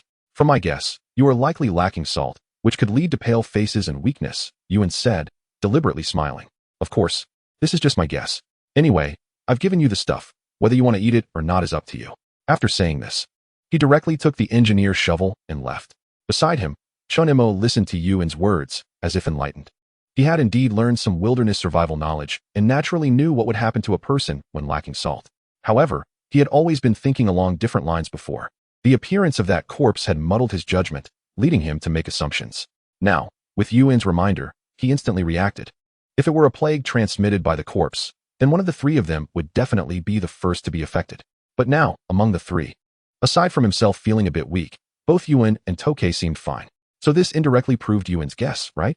Alas, why hadn't he thought of this earlier? If he had known it was a lack of salt, he could have caught more sea fish. Now he had wasted the engineer's shovel for nothing. However, as he looked at the white salt in front of him, he was still somewhat shocked that the other party could produce salt in such a rudimentary environment. It was indeed impressive. Yuan's words fell on the ears of the others, and they were initially skeptical. But even if they didn't believe it, they had to give it a try. What if, when it comes to matters of life and death, no one can remain calm? Each of them looked at the salt in Chun Mo's hand, their eyes revealing a hint of desire. At this moment, Chun Mo, holding the salt, finally stood up again. Everyone, this salt here is for all of you. I will not favor anyone. After going through so much, Chun Mo gradually understood that to regain a foothold, he had to be fair and impartial. Otherwise, how could they talk about working together? As for how Chun Mo would distribute the salt, he didn't care. Did their lives have anything to do with him? Whether the salt could be eaten was the key. It seemed he had underestimated Yuan. This was not just killing 2 birds with 1 stone. It was simply achieving 3 goals with 1 action. At this moment, she felt a slight fear because Yuan was too adept at manipulating human nature. Would following him lead to a good outcome for herself and Xiaoming? Would they be eaten clean to the bones? Alright, the mission is perfectly completed. And there are extra gains, Yuan boasted, holding the engineer shovel. With this thing, that ice knife and axe were nothing compared to the current little sweetie.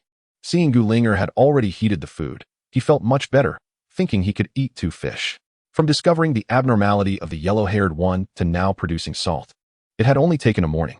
Moreover, he had originally planned to go into the sea to catch sea urchins for bait. After all this fuss, he had almost forgotten about the main task. So after eating the grilled fish, Yuan left his clothes and shoes at the shelter and went directly to the beach under the bright sun, holding a fish cage and a small knife. He jumped into the sea. While diving, he didn't search long before he found traces of sea urchins, because where there are corals, sea urchins are bound to be present. After stuffing several sea urchins into the fish cage, Yuan began looking for what he wanted most, kelp. This stuff generally grows on rocks 1 to 2 meters below the low tide line, so he continued searching in the direction where he had found the sea urchins. Sure enough, he found the water plants dancing in the sea near the rocky edge of a sandy beach. Chapter 41, Substitute. Yuan didn't rush. Instead, he surfaced to take a deep breath before diving back down. Feeling the stones, he grasped the kelp, then dove again until he reached its roots. He took out the small knife, cut it off, and quickly floated back to the surface. Once ashore, he took all the sea urchins out of the fish cage. These sea fish were living better than he was. They hadn't even tasted sea urchins yet. But in order to catch more sea fish, it seemed this little inconvenience was bearable. Under the blazing sun, Yuan and the sun-hatted Meng Qingwei returned to the beach. Although it was already noon, it wasn't too late to drop the fish cage now. After smashing the 4 sea urchins and stuffing them into the fish cage, Yuan let Meng Qingwei operate it herself while he stood by to guide her. After all, they had to learn how to do this. In such hot weather, staying in the sun made one feel a bit off. At the camp, due to the large trees blocking the sun, they weren't exposed at all. Instead, they were in a windward spot, with sea breezes occasionally blowing by, dispelling the heat of the sun. Gulinger had managed to get some kelp down and then mixed it with clean water from the floating ball, simply boiling a tin of kelp soup. If we drink this, and our bodies recover, does it mean there's actually no plague? Qin Yin asked, holding a coconut shell filled with kelp soup and kelp. Looking at Yuan, it should be like that. Yuan nodded. Kelp can replenish salt and iodine, and if the electrolytes in the body are replenished, they should recover. He also had a large bowl, also filled with coconut shell. He lifted it, drank the kelp soup clean, and then devoured all the kelp without leaving a trace. This stuff could replenish moisture, fill the stomach, and restore electrolytes. It was simply perfect. Seeing that Yuan had eaten, Meng Qingwei didn't hesitate, and quickly finished off the kelp. However, after eating, she suddenly remembered what Yuan had said earlier. Thinking of this, her cheeks incredulously turned a bit red, and she felt shy about looking at Yuan. After they all ate, the 4 of them rested at the shelter. Meanwhile, on the other side, Chun Mo, adhering to the principle of fairness, began distributing the salt to everyone. Of course, they couldn't eat it directly. So he opened a coconut for each person and sprinkled the salt into the coconut water. Although Yuan had taken the engineer shovel, they still had small knives. They had found them from the suitcase, and they were usable. But coconut water with salt? Who knew which genius came up with this divine recipe? Nevertheless, they had no choice. They weren't like Yuan, who had fresh water. So they could only use coconut water. Under Chun Mo's distribution, each person received a small pinch. But when it came to Shuo Lin, the little girl who had long been used to being taken care of, her mindset began to act up. Why do I get so little? Chun Mo looked at Shuo Lin, feeling a bit conflicted, but he still tried to explain. Don't make a fuss. This stuff might be what saves our lives, and it has to be fair. The little girl, whose temper flared, didn't care about that at all, pouting with a face full of dissatisfaction. What fairness? You're the team leader. Can't you just make the call? Besides, since it's something that saves lives, can't you give me a little more? Of course not, Chun Mo silently thought, not considering the current situation. With so many eyes watching, how could he show favoritism? But he couldn't say that outright, and could only take out his own share. I have this much too. If you think it's too little, shall we swap? Upon hearing this, Shui Lin's brows furrowed. Did she want to swap with Chen Mo? Of course not. She wanted an attitude, okay? It used to be fine, so why not now? Are you still the team leader here? Can't you make a decision on such a trivial matter? Chen Mo, you're disappointing me. Whenever Shui Lin called Chen Mo by his full name, it meant she was already angry, and it was the kind of anger that couldn't be soothed. But now, Chen Mo gradually started to have some opinions about Shui Lin. At this time, she still couldn't distinguish the seriousness of the situation. Did she really think she was here on vacation? Watching his girlfriend angrily walk away, he chose not to chase after her to appease her for the first time and instead started drinking coconut water by himself. The coconut juice with added salt turned out to be somewhat salty, and the taste was hard to describe. However, it could save lives. And no matter how unpleasant it was, everyone endured it and drank it all. After drinking the salted coconut juice, everyone began to rest. Chen Mo looked at Shui Lin, who was still angry beside him, and finally walked over to comfort her helplessly. However, Shui Lin seemed completely unresponsive, directly shaking off Chen Mo's hand, with tears streaming down her face, and ran into the woods behind. Chen Mo felt helpless and had no choice but to chase after her. He didn't know how long he had slept. Yuan was awakened by a strong urge to urinate. Guessing it was due to the large amount of seaweed soup he had drunk earlier, he quickly got up and headed towards the woods in the back. However, he hadn't walked far along the woods when he heard someone talking and curiously moved closer. All right, baby, don't be angry, okay? It was my fault. What did you do wrong? Chen Mo wanted to say that he hadn't given her any special privileges, but since they were already at this point, he intended to properly persuade his girlfriend. Baby, we're at a life and death moment now. That salt was sent by Yuan, and everyone is watching, right? Plus, you also saw that the blonde guy and the bearded man have been challenging me lately. What if they team up with those two ants to cause trouble? How can I be the leader then? If I'm not the leader, how can I protect my little baby? Chen Mo said softly, hugging Shui Lin from behind and leaning on her shoulder. Who is your baby? Shameless. Shui Lin twisted her delicate body and said shyly. In fact, she wasn't really angry. She just needed Chen Mo to always think about her. So by the time Chen Mo said this, she had basically forgiven him. Hearing the tone in Shui Lin's words, Chen Mo finally breathed a sigh of relief. He continued to comfort her. Of course, it's my little Lin, my baby. Shameless. Shui Lin replied bashfully.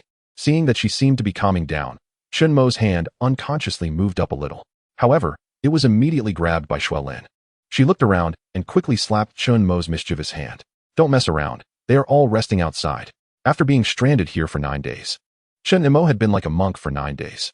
Although the two had occasionally comforted each other before, it was not real action.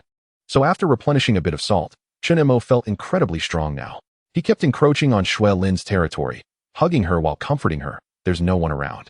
It's noon, and everyone is resting. Don't worry, there's no one. Is that really true?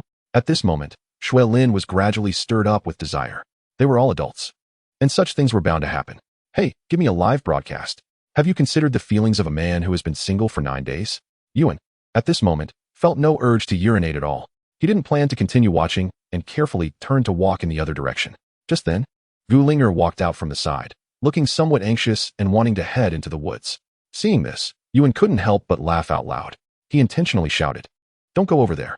Gu Linger was already anxious and ignored him, shooting a glare at Yuan under the tree. Mind your own business. Haha, well, I hope you keep this attitude later. Sure enough, when Gu Linger entered the woods, she initially intended to relieve herself, but suddenly heard some noise. Curiously, she walked a few steps further in, only to be shocked into silence by what she saw at the edge of the bushes, her mouth agape in astonishment. Frightened, she quickly covered her eyes and hurriedly retreated. At the same time, Chen Mo and Shui Lin seemed to have heard the commotion, quickly getting up and covering their important parts with their clothes, looking around. Although they didn't see anyone, their instincts told them that someone had discovered them. The two hurriedly put on their clothes, pretending as if nothing had happened, and moved towards the beach. Gu Linger, at that moment, was like Yuan just now, quickly jogging back to the camp, completely forgetting about needing to use the restroom. However, as soon as she reached the camp, she saw Yuan looking at her with a smile that seemed to say, "You didn't listen to me." Recalling his earlier warning, she regretted treating it like a passing breeze. At this moment, she wished she could find a hole to hide in. All she wanted was to wash her eyes with water. The scene she had just witnessed kept replaying in her mind, and it was simply too shocking. In the afternoon, after the sun was no longer so scorching, everyone slowly got up. Yuan had hardly slept at all. Since he couldn't sleep, he decided to think about what to do next. Food and fresh water were temporarily sufficient. It all depended on the effectiveness of the salt. If Chen Mo and the others really improved, it would prove that the salt he cooked was edible. At that point, he could directly boil salt and wouldn't need to risk going into the sea to harvest seaweed. Going into the sea always posed some danger. After all, those who drowned knew how to swim. If he could replenish salt without going into the sea, Yuan would prefer to stay here. Whether Chen Mo could get back on his feet was uncertain, especially with his troublesome girlfriend around. Even if he managed to stabilize for a while, it probably wouldn't be long before everything fell apart. After all, it seemed like he was gradually leading her to collapse. Wouldn't that be better? It would save him from being targeted by them in the future. He estimated he wouldn't be able to defeat that bearded strongman. And if that guy teamed up with others, he would pose a significant threat to him as well. However, for now, it should be difficult because their hearts weren't united. They were scattered. Plus, he currently had weapons in hand, so there was no reason to be afraid of them. Of course, just in case. He still needed to plan his escape route. Even if things got chaotic here, he needed to be in an invulnerable position. What method? He had already thought of it. But he needed to wait until Chun Mo's side completely fell apart before he had the opportunity. After the sun hid behind the beach, Meng Qingyue, Gu Ling'er, and Qin Yini all got up.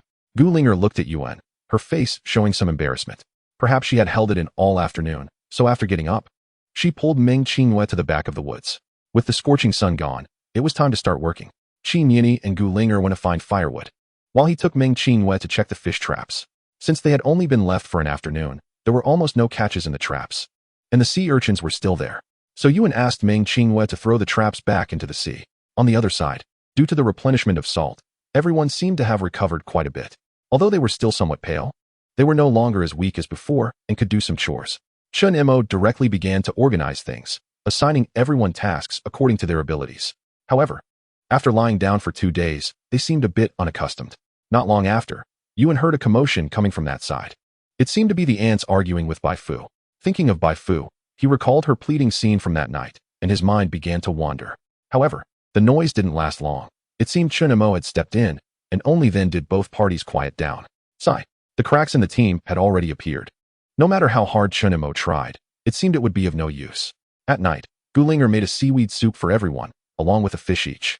After eating, the 4 of them sat around the campfire in front of the shelter, chatting. After taking a nap during the day, at this time, no one could sleep. So it was better to sit together and talk to relieve the oppressive feelings they had been carrying. Yuan looked at Qin Yini, who was very close to him on his left, and on his right was Meng Qingyue, with Gu Ling'er further away.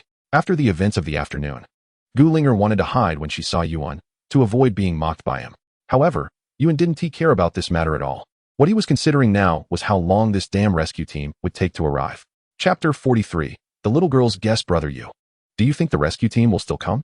The little girl Qin Yini blinked her adorable big eyes, looking somewhat melancholic at Yuan, tugging at his shirt with her small hand. You're asking me? I want to know too, Yuan replied. Qin Yini's question was not only on her mind. Meng Qingyue and Gu Ling'er also looked over with questioning gazes. It should be soon, right? Let's wait a bit longer. Seeing the 3 of them looking at him expectantly, he could only say this. What should I say? Oh no, there's no hope. Mommy doesn't want us anymore. And wasn't he really speaking out of turn? After all, the word wait can mean many things.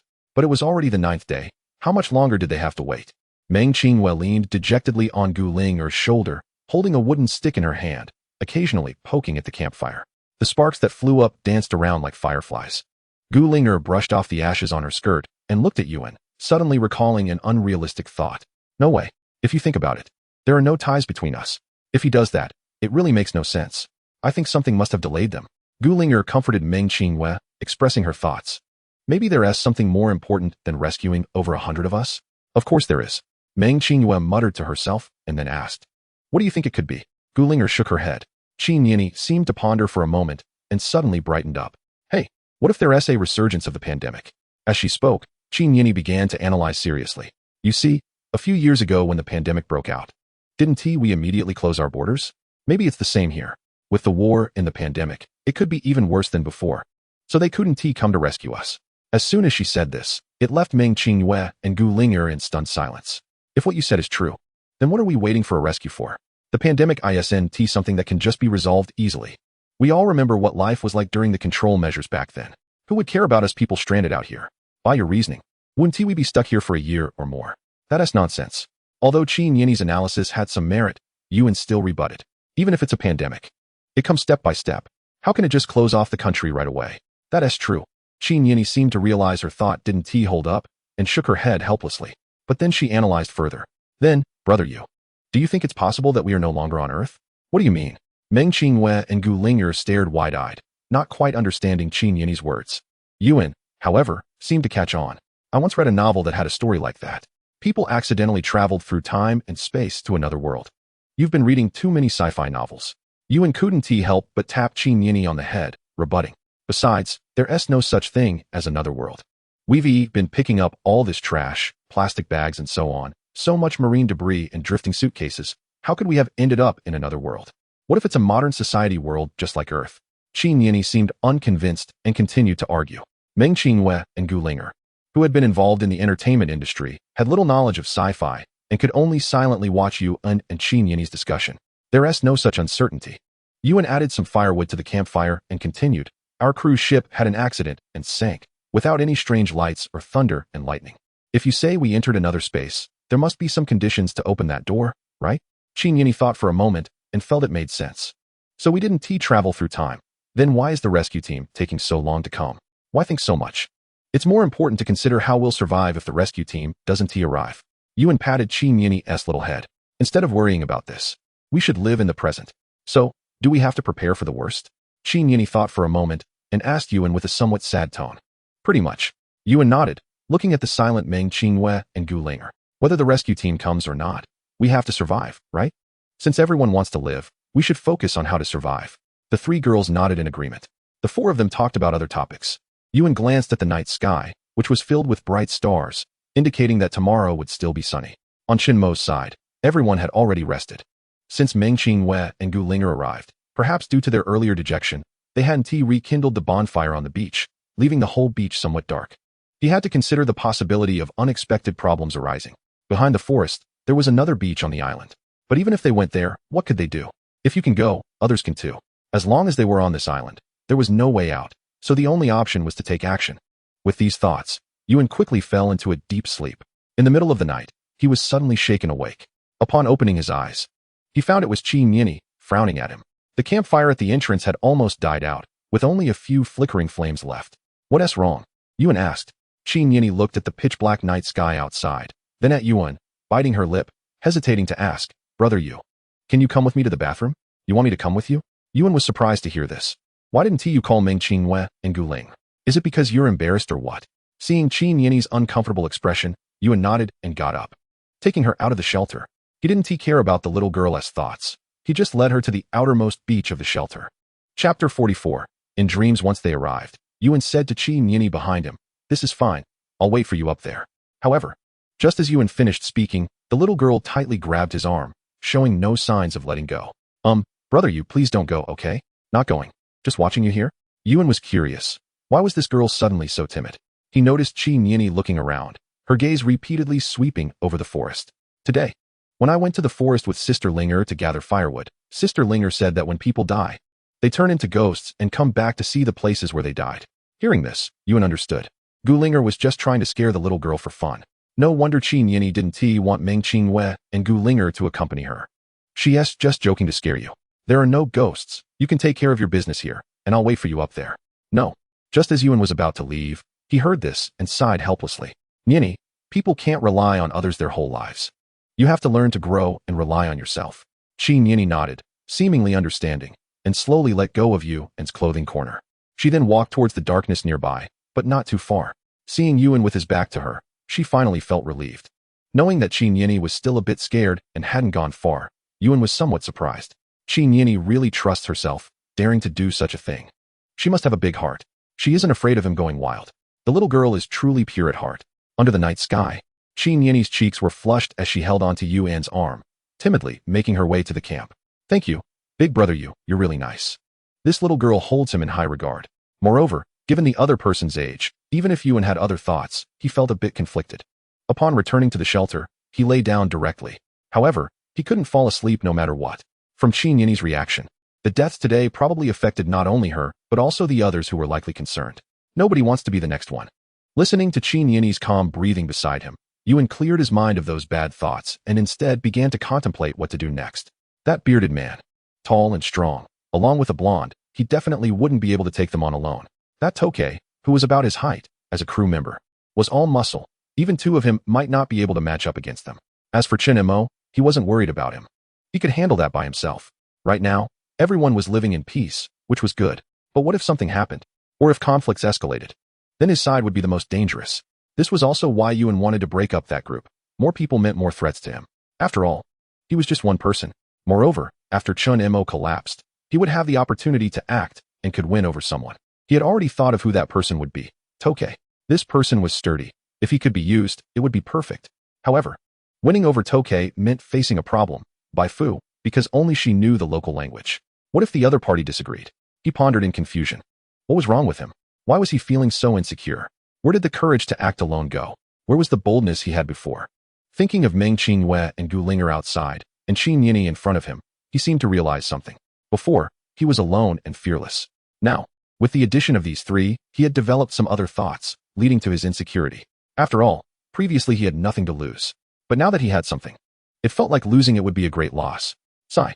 When did this change start? He couldn't recall. So, these three women were completely a burden to him. If he had known, he wouldn't have taken in any of them. Otherwise, he wouldn't be so entangled now. Just as Yuan was thinking this, he noticed Qin Yini, who had been sleeping beside him, moving. She first turned towards him and then, as if familiar with the action, leaned against him, subconsciously wrapping one arm around his. Her thigh discreetly pressed against his leg. She probably took him for a teddy bear. The little girl breathed out warm air, a smile on her lips, seemingly dreaming sweetly. He felt pity for her being a little girl, but she couldn't do this. Yuan caught a whiff of the unique scent of the girl beside him. In his hesitation and struggle, he chose to follow his heart. He slightly turned to the side, closed his eyes, and forced himself to shut down. At that moment, Qin Yini felt a bit scared because she was sitting alone on a small boat, swaying with the waves. There was no one around, only the endless sea. She felt some confusion, but more of it was despair. A huge wave suddenly approached her, and she was about to plunge into the sea. However, she suddenly felt her body become lighter. Turning around, she was surprised to see that her big brother Yu was holding her tightly from behind. At the moment he appeared, the wave miraculously disappeared. He gently wrapped his arms around her waist, his slightly magnetic voice soothing her. It's okay. I'm here. Feeling the warmth of each other's chests. Qin Yini was both surprised and shy. She had just been so scared. Her mother was gone, and she was all alone, feeling weak and helpless. Clinging to Yuan's waist, unwilling to let go. However, at that moment, the surrounding space seemed to distort. The Yuan she was holding onto disappeared, turning into a piece of wood. Just then, a wave surged in, capsizing the small boat and sinking it into the sea. Qin Yini felt a tightness in her chest, struggling to breathe. In an instant, she woke up, opening her eyes to find no sea around, realizing it was just a dream. But this dream felt too real. Having been so frightened, she instinctively reacted poorly. Chapter 45, Back into the Woods. She had actually been scared by a nightmare. Qin Yini felt a bit ashamed. Fortunately, it was just a dream. If it were real, she might have already died, just like when she fell from the cruise ship into the sea. She opened her eyes and looked at Yuan beside her. At this moment, she was still tightly holding onto his arm. Phew.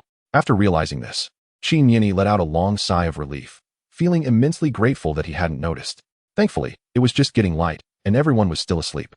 She planned to rest a bit longer. However, the night shift's sea breeze blew in, and she suddenly felt a bit chilly.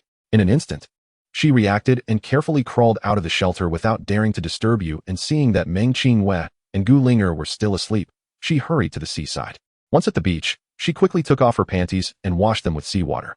But right after cleaning, she froze. What would she wear after washing? Should she go back to get some clothes? But those clothes were in the shelter, and moving would wake Yuan. Should she go without wearing anything? No, that wouldn't work. What she didn't know was that as soon as she moved, Yuan had woken up. He waited until Qin Yini left the shelter before daring to wake up. Looking at his pants, he felt a bit helpless and silently sat up. Reaching for the back of the suitcase, pulling out a Lotus cigarette, he quietly unwrapped a package and took one out. Taking advantage of this time, he added the last stroke to the second character on the stone wall. It had been 10 days. He had indeed quit smoking, but for some reason, he really wanted to smoke one now. Yuan exhaled a puff of smoke, silently sighing. Unexpectedly, Qin Yini looked at Yuan, her face suddenly turning red, and she shyly lowered her head. Big brother Yu, you're awake? Yuan, holding a cigarette, looked at Qin Yini, only to see her quickly hiding a bundle of black items behind her. What could a person do early in the morning? Yuan smiled knowingly. It was just a girl's little secret, but now Qin Yini was. Thinking of this, he couldn't help but glance at her a few more times. Oh, you're up so early today? Yuan exhaled a puff of smoke, casually asking. Qin Yini's face turned red, wanting to find a crack in the ground to hide in. But she still forced a smile. I couldn't sleep, so I got up. Yuan smiled slightly in relief. Usually you could never wake him up. He sat cross-legged and held a cigarette in one hand while resting the other on his thigh. However, as soon as he placed it down, he felt a jolt. He was a bit confused and pretended to ask with a hint of bewilderment. Huh? What's going on? At that moment, Qin Yini felt like dying from embarrassment due to being publicly humiliated. She didn't even care about changing her underwear and quickly made an excuse for herself. Brother Yu, I need to lie down in the bathroom. Haha. Seeing Qin Yini run away in fright, Yuan couldn't help but laugh out loud. For some reason, his mood suddenly improved a lot. Perhaps this was the joy of taking them in. After running quite a distance, Qin Yini finally covered her chest. Her little face red as the sun rising from the sea every day. She looked at the fat porcelain in her hand. The day had brightened up, and everyone was up. Gulinger was preparing breakfast, but don't think it was fish, it was still kelp. The situation with Chun Mo from yesterday had proven that they weren't infected with a plague, but rather lacked salt. So, with the kelp available, Yuan had Gulinger prepare a bowl for everyone daily. First, to replenish their salt intake. Second, it served as breakfast. Seeing Gulinger busy, Qin Yini hurried over to help. Meanwhile, Yuan brought Meng Qingyue to the seaside to collect fish traps. He had already taught her before, so he let Meng Qingyue complete it herself. After gathering the fish traps, they were pretty much the same as before. There were a few fish inside, but not many. Probably because the fish here had also learned. Every time some greedy relatives entered this black contraption, they disappeared the next day, so word must have spread. After putting the fish and 2 small shrimp into the basket, Meng Qingyue picked up an ice knife and an axe, smashed a few sea urchins, and stealthily placed them in the fish traps. Then, she lifted the fish traps and used all her strength to throw them out. But they only landed a little way off. Yuan watched, but had no intention of helping her. These things, she would have to learn eventually. So it was better to take advantage of now. On the second try, Meng Qingyue finally threw it to a suitable spot, tied the rope to a rock, and then went to get the second fish trap. Yuan actually wanted to make more fish traps since there were now 4 of them. Unfortunately, there were no more vines in the woods behind to make fish traps. As for using other materials as a substitute, he hadn't found any yet. Watching Meng Qingyue place the second fish trap in the right spot, Yuan gave her a thumbs up. Learning quickly, huh? I can rest assured to leave the fish trap placement to you in the future. Meng Qingyue wiped the sweat from her forehead and showed a curved smile. I told you, I learn things quickly. However, as soon as Qin Yini saw Yuan, she instinctively shrank back. On the other hand, Guling, seeing there were shrimp today, directly grabbed them, quickly washed them, and put them in the iron pot to cook with the kelp. Before long, a pot of fragrant shrimp stew with kelp was freshly made. The 4 of them each had a portion and then began to get busy with the day's tasks. Yuan planned to head left along the woods to see if he could find a way to the other beach. Of course, this wasn't an escape, but a search for food. Although they had coconuts and fresh water, these resources would eventually run out without a stable source of replenishment. So, going to the other beach to see if there were coconut trees or find a freshwater source was the main focus. Yuan originally planned to go alone since he was just looking for a path and didn't necessarily have to go there. But after Meng Qingyue heard this idea, she wanted to go with Yuan. However, Gulinger disagreed, saying it was dangerous for Meng Qingyue to accompany Yuan alone, as it would be like a sheep entering a tiger's den. In the end, the 3 girls discussed and decided to send Gulinger to accompany him. As for the reason, it was for mutual care. Of course, there was another reason Gulinger didn't mention. She was worried that Yuan would leave them behind and run off on his own. Chapter 46, Blue Sky, White Clouds. Yuan saw through but said nothing. He couldn't help but laugh at Gulinger's thought. If he wanted to leave, no one could stop him. Looking at Gulinger, Yuan still agreed. Carrying his belongings and holding that straight wooden stick, he entered the woods with Gulinger. However, they hadn't gone halfway when Gulinger instinctively glanced at a certain spot. Yuan understood and smiled slightly. What's wrong? Did you see a live broadcast and feel drawn in? Upon hearing this, Gulinger shot him a glare and chose not to respond, continuing straight ahead. Yuan calmly followed behind. He had been looking for a chance to suppress this girl's lofty temper, and today seemed just right. After walking for a short distance, Gulinger stopped to wait for Yuan. There was no way. It was her first time here, and she didn't know the way at all. Yuan smiled lightly, took the wooden stick, and walked ahead again. As he walked, he tapped the grass along the way with the stick while reminding Gulinger. We don't know what animals are on this deserted island. If there are snakes, getting bitten could mean death. So, you must pay attention to your feet on both sides. Gulinger seemed unconvinced. Over the past few days, they had all come into the woods almost daily and hadn't seen any snakes. This person was just trying to show off his wilderness survival skills. Seeing that Gulinger was ignoring him, Yuan sneered inwardly. Heaven punishes every stubborn person. Just wait and see. So the 2 of them stopped communicating and continued forward. Before long, Yuan arrived at the same place as last time, standing on the ridge. He looked at the distant grove and said to Guling, "Look, it's over there. Let's try to find a way over." Gulinger looked at the pile of rocks ahead and the green sea below, feeling a bit timid. Can we really get across? Yuan gently tapped the stone beneath his feet with the stick. Haven't you heard?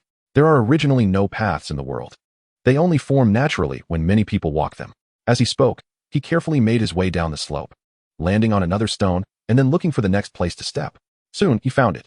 So, he carefully moved left along the edge of the stone.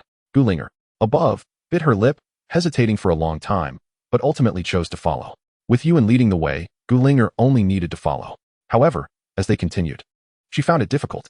Some places were easy for Yuan to jump across, but for her, it was a bit challenging.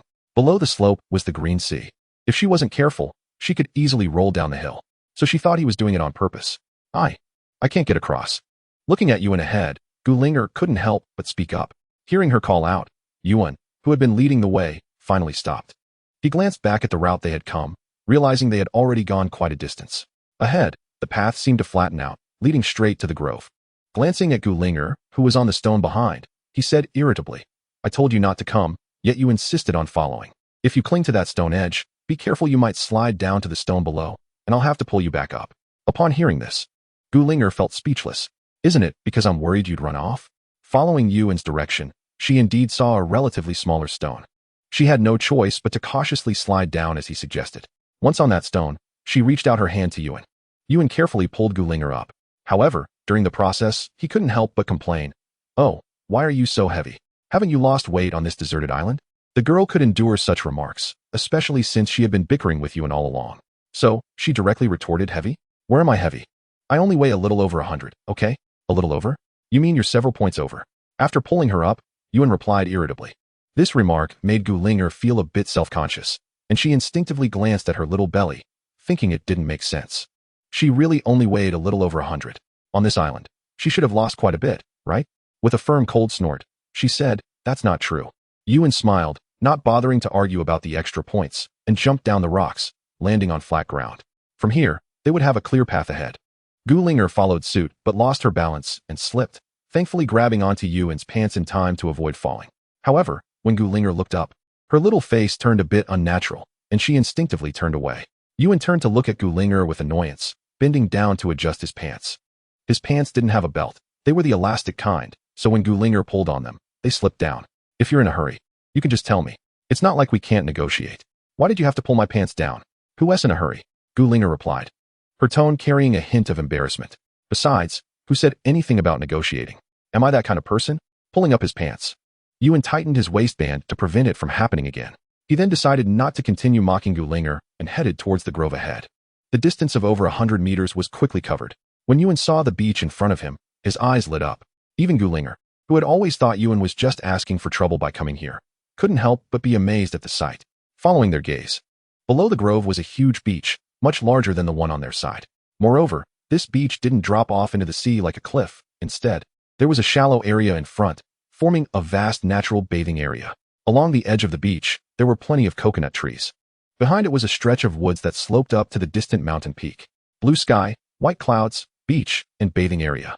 Seeing this scene, Yuan's heart longed to move here immediately. He couldn't imagine what the scene would look like at low tide.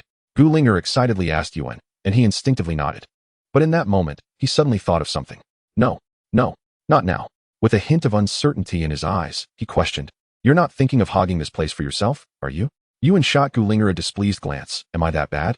Gulinger seemed quite certain of her guess, taking a step back and pointing at Yuan while scolding him. Why would I hog it? I brought you here for what? Stop right there. Seeing Gulinger about to leave, Yuan shouted sternly. Startled, Gulinger froze in place and turned back towards Yuan. Watching Gulinger approach, Yuan felt a headache coming on.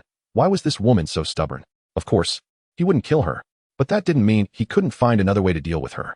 Are you sure you want to do this? Gulinger looked at Yuan with determined eyes and replied, absolutely sure. Before Gulinger could finish her sentence, Yuan grabbed her hand and pulled her in front of him, looking at her with a mocking smile. You saw the rocky terrain along the way. One misstep and you could fall into the sea. On this deserted island, do you think tomorrow or an accident will come first?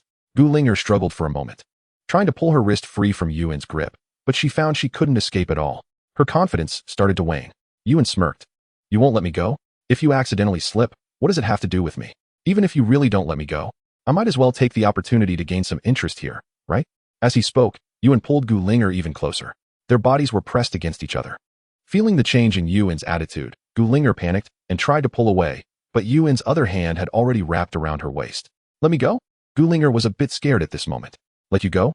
Yuan chuckled coldly. He had long wanted to suppress Gulinger's spirit. And now was the perfect opportunity. He held her wrist tightly, released his grip on her waist, then swiftly pulled out his belt and tied her hands together. What are you doing? Gulinger, who had just been angry, suddenly became anxious. Naturally, she wouldn't let Yuan tie her up, so she struggled hard. Unfortunately, her strength as a woman was no match for Yuan. Her futile struggles only exhausted her. In the end, she was tied up. Yuan, let me go? Can we just talk this through? Seeing herself bound, Gulinger quickly sobered up and started to speak softly. Yuan, however, pretended not to hear and dragged Guling, with her hands tied, toward the edge of the grove near the sea. Tell me, if you fall down from here with your hands tied, do you think you can survive? As Yuan pulled her to the edge of the cliff, Gulinger felt her heart leap to her throat. Realizing Yuan wasn't joking and might actually create an accidental fall for her, causing her to panic. Yuan, you can't do this. It's illegal. I won't call them over. I'll pretend I never saw this place, okay? Boo-hoo. Gulinger lost control of her emotions and started crying. Crying now? Yuan sneered. Where did that tough attitude go just now? He dragged Gulinger closer to the cliff's edge. Boo-hoo. Gulinger screamed in fright, tears streaming down her face. Seeing Gulinger scared and crying, Yuan couldn't help but laugh. Ha. Is Gulinger yielding now? Of course not. She was just scared. Dealing with someone as stubborn as her, mere fear wouldn't suffice. If he let her go now, it wouldn't take long for her to forget the pain and perhaps even become more aggressive. The simplest and most effective way to deal with such a person was to shatter their pride. He squatted down and kindly wiped the tears from the corners of her eyes. Yuan, I was wrong. I was wrong. Please let me go, okay? I really know my mistake now. I won't go against you anymore. Boo-hoo. Falling from such a height with her hands tied would mean certain death. Once dead, nothing would remain. Do you really know your mistake? Yuan looked at Gulinger with a wicked smile, gently lifting her chin. Yes. Gulinger nodded eagerly, her attitude very sincere. Yuan smiled, a hint of wickedness in his smile as he said, since that's the case, I'll give you a chance. Saying this, Yuan slowly lowered his head, getting closer to Gulinger's ear, and whispered something to her. Gulinger's expression changed instantly, her face filled with shock. No. Yuan, you can't do this. I was wrong. I'll change. Really? You want to agree? Yuan looked at Gulinger with a cold smile, then grabbed her and pretended to pull her towards the cliff again. Gulinger hurriedly struggled, only to find herself getting closer to the cliff. With tearful eyes, she cried hysterically, I promise. The last 3 words were shouted with a sob. If only she had known it would come to this. Seeing that Gulinger seemed unfazed, Yuan frowned. What? Are you trying to buy time? Don't bother. It's only been less than an hour since we came out. And it's so far from here to there that no one will come. Hearing Yuan's words, Gulinger's heart sank. Looking at Yuan sitting there, she moved closer. Like a pitiful little rabbit, her eyes were filled with despair, unwillingness, and anger as she lowered her proud head. Chapter 48. The Truth. The weather today was not exactly clear. A few clouds floated in the sky, and the sun shyly hid behind them. Yuan sat on a rock, watching Guling, who was on the verge of collapse. He had to admit, after frightening her like this, he found her a bit more pleasing to the eye. And her tear-streaked face was indeed heart-wrenching. He slowly reached out and gently stroked her cheek, wearing a somewhat mocking smile. Gulinger's movements were stiff, like a puppet, with tears streaming down her face. She was truly afraid of dying. If she died, everything would be over. Gulinger, what do you think will happen if others see you like this? He regretted not having his phone. If only he could take a picture now, it would completely humiliate her. Gulinger's tears dripped down, but she could only compromise to save her life, knowing that Yuan was not joking with her. At that moment, Yuan's smile appeared in her eyes like that of a devil, and she instinctively wanted to escape, but there was a cliff ahead, leaving her no choice. Tears fell again from her eyes, like an emotionless machine. To shatter a person's self-esteem, one must strike at what they care about most. What did Gulinger care about the most? Her proud sense of superiority. She looked down on everyone and couldn't stand anyone. She would say you must listen to her. But now Gulinger had completely fallen from her pedestal. In terms of both visual and psychological satisfaction, Yuan felt unprecedentedly fulfilled. Yuan, can you let me go? Gulinger looked at him with tearful eyes, pleading for his understanding. At this moment, she no longer had the fearless demeanor she had earlier. She looked just like a wronged little wife, kneeling on the ground, pitiful. Did Gulinger's self-esteem shatter at this moment? Of course not. For her, it was just a minor scrape. Deep down, she hated Yuan to the core. If she could overpower him, she would want to kill him to relieve her hatred. As for calling the police, that would be too easy on him. Of course, Yuan also knew that just like this, Could Gu Ling'er truly listen to him in the future? Would she stop trying to trip him up? How could that be possible? Some people feel nothing when the pain doesn't happen to them. Let you go? You think it's that simple? Upon hearing this, Gu Ling'er's heart sank. Indeed. It seemed she had already guessed something. All of this was just an appetizer. But Yuan might really kill her. What could she do? Her bound hands were freed by Yuan, yet she did not escape or resist in the slightest. Escape? Where could she go? As long as she was on this deserted island, she had no other choice. There is a saying, since you can't resist, you might as well choose to enjoy it. Yuan gently lifted Gu Ling'er's chin, looking at her stubborn eyes and smiling. Do you hate me? Or do you wish you could kill me? Gu Ling'er remained silent, her eyes flashing with a hint of light. Yuan ignored her reaction and continued, but you can't kill me. If I die you, along with Meng Qinghua, won't survive either. Don't even think about going to Chun Mo and the others. Deep down, you know that if you could, why would you have left in the first place? The flicker of light in Gu Ling'er's eyes suddenly extinguished. But what Yuan wanted was not just this. His hands didn't stop moving as he continued. Have you ever thought about why you ended up in this situation? Gu Ling'er remained silent, waiting for Yuan's words. It's because you are too proud, thinking you are a peacock, different from everyone else. You are aloof and look down on everything. But you have something you care about deeply. You care about Meng Qinghua because she brought you into high society and gave you a different life. So you fear losing it all. Your Achilles heel is Meng Qinghua. You claim you're good friends, but ask yourself, do you really care? You're talking nonsense. Gu Ling'er finally symbolically resisted. However, as she listened to Yuan's words, her mind became chaotic. She couldn't understand how Yuan had figured it out. Had she been that obvious? Or was he just talking nonsense? But she didn't notice at all. Yuan had picked her up and placed her on a nearby rock. Yuan was, of course, just guessing. From the day he asked Meng Qinghua to dance, he noticed that Gu Ling'er had immediately jumped out to oppose it, even sacrificing herself, which could be said to be for her good friend. But let us not forget that during the first transaction, both sides were not equal. However, during the second one, she could have stopped it, yet she remained indifferent. Why? Because she felt it was not a loss. Joining Yuan was a means of survival, and the sacrifice Meng Qinghua made was equivalent. Thus, Yuan knew full well that Gu Ling'er was someone who placed great importance on benefits. How could she give up the high life? Even if it wasn't as Yuan said, his words could still make her doubt herself. After all, everything Gu Ling'er had was given by Meng Qinghua. Without Meng Qinghua, how would Gu Ling'er have her current life? Seeing Gu Ling'er's mental defenses crumbling bit by bit, Yuan decided to add the final spark. Without Meng Qinghua, you're like a plucked phoenix, no better than a chicken? As he spoke, Yuan sneered disdainfully. Live, live, live. Gu Ling'er kept repeating those two words in her heart. What could she do? She was just a weak woman. Resist? The unexpected death could await her. More importantly, she truly couldn't bear to part with the hard-won life she had. She could only comfort herself this way. The defenses in her heart were crumbling bit by bit. And being exposed by Yuan was undoubtedly the last thing she wanted to see. Eileen Chong once said, to reach a woman's heart. Yuan knew this well. Therefore, he had to have a plan. That was to subtly tell her, what is the use of enduring so much suffering? Others won't care. Chapter 49. Youth has no price. Youth has no price. The effort and the reward are never proportional.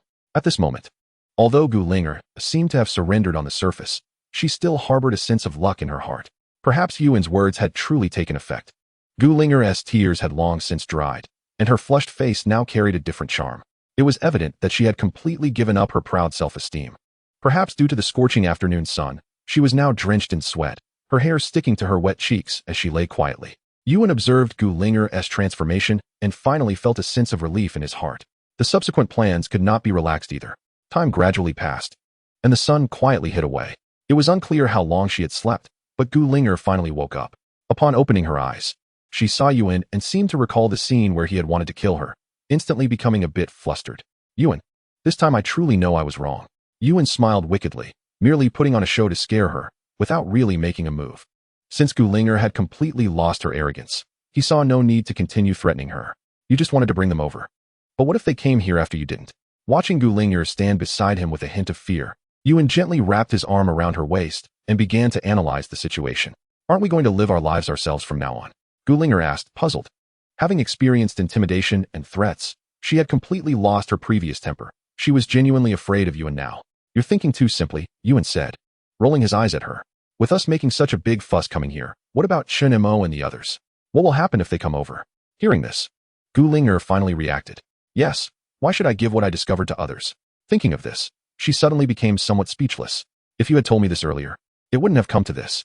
Of course, Yuan did it on purpose. He had to suppress Gu Ling'er's pride, or it might cause considerable trouble later. Looking at her, it seemed he had succeeded halfway. After Gu Linger's inner defenses were shattered, she seemed like a completely different person. It was rare for no one to disturb them. Can you help me up? Gu Linger looked at Yuan with a hint of grievance in her eyes. Now you know it hurts? You insisted on not listening, forcing me to act before you realized the consequences. Hiss. As soon as Yuan finished speaking, Gu Linger attacked his waist. Gu Linger said seriously, her tear stains had already disappeared. Yuan silently nodded. Don't worry, as long as you walk normally. It will be fine. That's a good idea. Meng Qingyue and Qi Nianyi immediately ran over. Their previous grievances vanished, replaced by excitement. Meng Qingyue hurriedly stepped forward to support Gu Linger, curiously asking, what happened to Linger? Yuan maintained a calm expression and said, is it serious? Sure enough. The naive Meng Qingyue didn't notice anything unusual and quickly inquired about Gu Linger. Leaning against Meng Qingyue, Gu Linger shook her head slightly. It's nothing, I'm almost fine. Hearing this, Meng Qingyue believed her a lot more. She was genuinely afraid that Yuan would abandon her. However, as she got closer, she seemed to catch a whiff of something strange, though she couldn't quite place it. But she didn't pay it much mind. Yet, she expressed her concerns. Upon hearing Yuan's words, Meng Qingyue and Qi Nianyi both expressed strong agreement. They had risked their lives to discover this. Why should they let others benefit so easily? Moreover, the other side's lifeboat was also broken, so they weren't worried about being discovered. Since everyone had no objections, they happily made that decision. Gu Linger relied on the leftover fish and additionally cooked a pot of kelp soup. After grilling the fish, she voluntarily gave Yuan 2 large fish, which surprised Meng Qingyue and Qi Nianyi. Weren't they at odds? Why did it suddenly feel different? Gu Linger seemed to feel that this was a bit rushed, but her mind worked quickly. Ah, right. Yuan looked at the expression on Gu Linger's face and quickly affirmed. Meng Qingyue and Qi Nianyi didn't think too much about it and continued eating. Gu Linger did not stop, but began to process the other fish. However, with only 4 fish in 2 cages, Yuan felt a bit anxious as he watched the dwindling supply. They couldn't just eat coconuts forever, right? That wouldn't provide protein at all. Speaking of protein, Yuan instinctively glanced at Gu Linger, who seemed to have consumed the most today. No wonder she hadn't eaten much earlier. She wasn't hungry. Today he was indeed a bit tired. After Gu Linger finished grilling the fish and putting them into her backpack, everyone began to rest. Yuan leaned against the stone wall, rubbed his sore waist, closed his eyes, and fell into a deep sleep. The next morning, he was awakened by a commotion. When he got up and looked, it was already bright daylight. The 3 women had already risen and were standing outside the shelter, curiously looking into the distance. Yuan got up and stepped out of the shelter, peering over to see what was happening. What's going on? Gu Linger seemed to have a faint smile at the corner of her mouth, and from a girl to a woman, she suddenly appeared a bit more enchanting. It looked like a fight was about to break out over there. Yuan felt a bit conflicted inside. Why so soon? I'm not even prepared yet. However, it didn't affect his mood to watch the drama unfold. At this moment, in Chunmo's camp, the bearded man and the blonde guy, accompanied by 2 older women, were glaring angrily at Chun Mo and Xuelin. Meanwhile, Bai Fu was observing from the sidelines with Tokay. Chapter 50, Conflict and Division. How could it be gone? The bearded man looked coldly at Chun Mo and Xuelin, questioning them. It's gone because it's gone. What else with all the questions?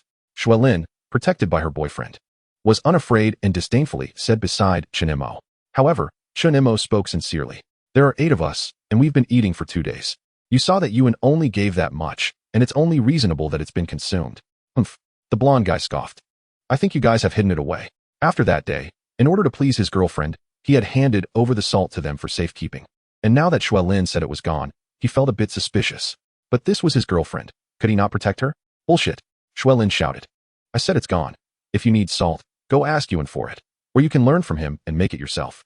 Hearing this, the bearded man shot Xuelin a glare, looking as if he would attack. Startled, Xuelin quickly hid behind Chun Mo. Fine, since you want to play this way, then no one plays anymore. The bearded man said, his gaze fixed on Chun Mo. You're unkind. Don't blame us for being ungrateful. We're withdrawing. Withdraw if you want. Are we scared of you? Xuelin said dismissively. You 2 eat the most and do the least. It would be better for us if you left. When Chun Mo heard them say they were withdrawing, a hint of hesitation crossed his eyes. However, he accepted it calmly. After these days, he was somewhat tired. Breaking up was also a relief for him, wasn't it? So he said very calmly, all right, do as you wish. He then looked at the 2 older women. Do you think so too? The 2 older women appeared hesitant, glancing at the bearded man and then at Chun Mo, and finally nodded but added, since we're splitting up, shouldn't we divide the supplies too? After all, we all work together to get these. This was what the older women cared about. As soon as this was said, Xuelin was the first to object. Chun Mo, upon hearing this, waved his hand in a somewhat dispirited manner. Do as you please. In fact, they didn't have much to share. The coconuts had been consumed quite a bit over the past couple of days by the 8 of them. The fish trap occasionally yielded some catch, but it was hardly enough. The food found in the suitcase had already been eaten earlier, so there was nothing to distribute. If anything was useful, it was the knife found in the suitcase. However, Chinemo would never give it to the others. After some bargaining, in the end, the bearded man and the yellow-haired guy, along with 2 middle-aged women, happily took their belongings and moved directly to the left and right sides of the beach. Yuan observed the situation from a distance and began to calculate in his mind. The situation wasn't particularly dire. The group had merely split into 3 factions. On his side, there were Chun Mo, his girlfriend, Bai Fu, and Tokei. On the other side were the bearded man with the yellow-haired guy and 2 middle-aged women. Coincidentally, each faction happened to consist of 4 people. However, if one were to analyze it further, Yuan's side was the weakest, as he was the only man in the group. If a conflict truly arose, he would be the one at a disadvantage.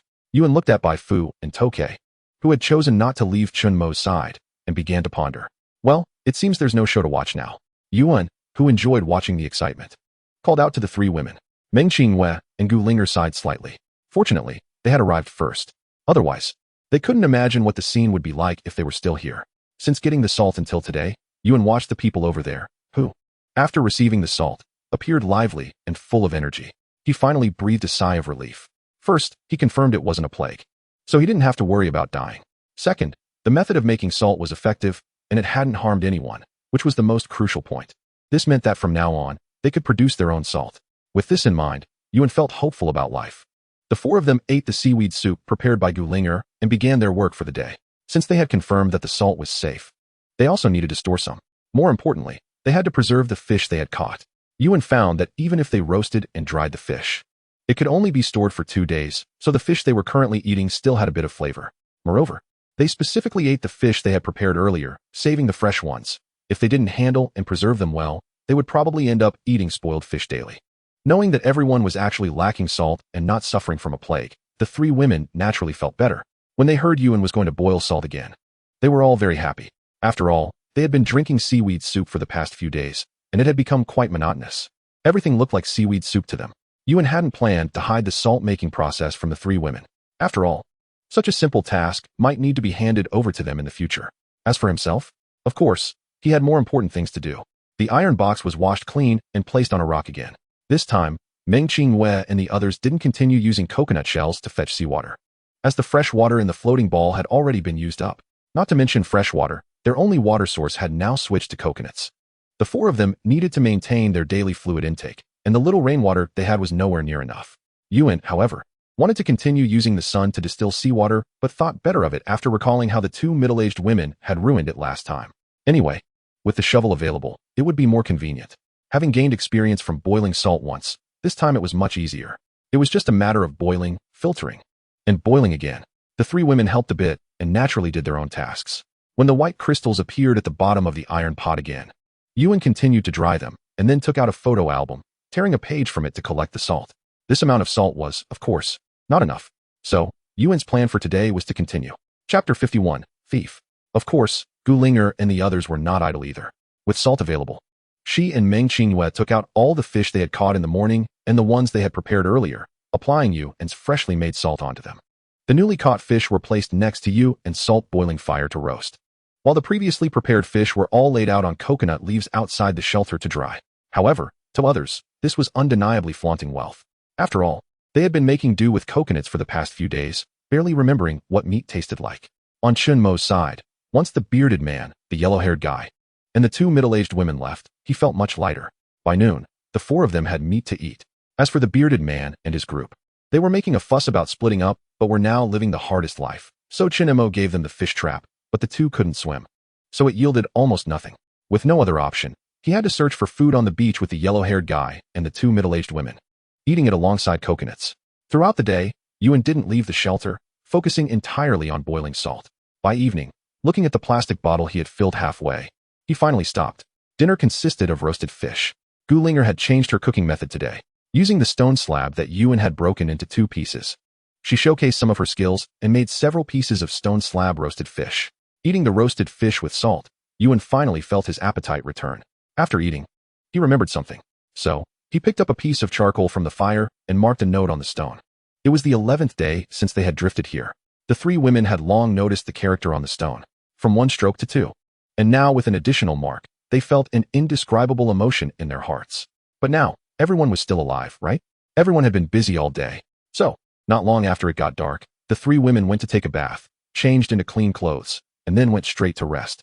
The night now had a bonfire by the beach, which belonged to the bearded man and his group. As for where they got the fire from, that was not a concern for Yuan. Lying in the shelter, it wasn't long before he fell asleep. The next day, as dawn broke, Yuan woke up. He was just about to get up when he looked down and saw that Qin Yini, who had been a bit shy at first, was now completely unconcerned. After falling asleep, she had directly wrapped her arms around his. Yuan was worried about her being young and, having been exhausted by Gulinger before, she hadn't fully recovered. He gently pulled his arm from her embrace and slowly got up. After leaving the shelter, he intended to stand at the door to stretch a bit, but suddenly noticed a dark shadow moving on the beach. "Who is there?" Yuan called out, startling the person, who hurriedly dropped what they were holding and ran away. His shout also woke Meng Qingyue and Gulinger, who quickly got up, rubbing their sleepy eyes and asking in confusion, what happened?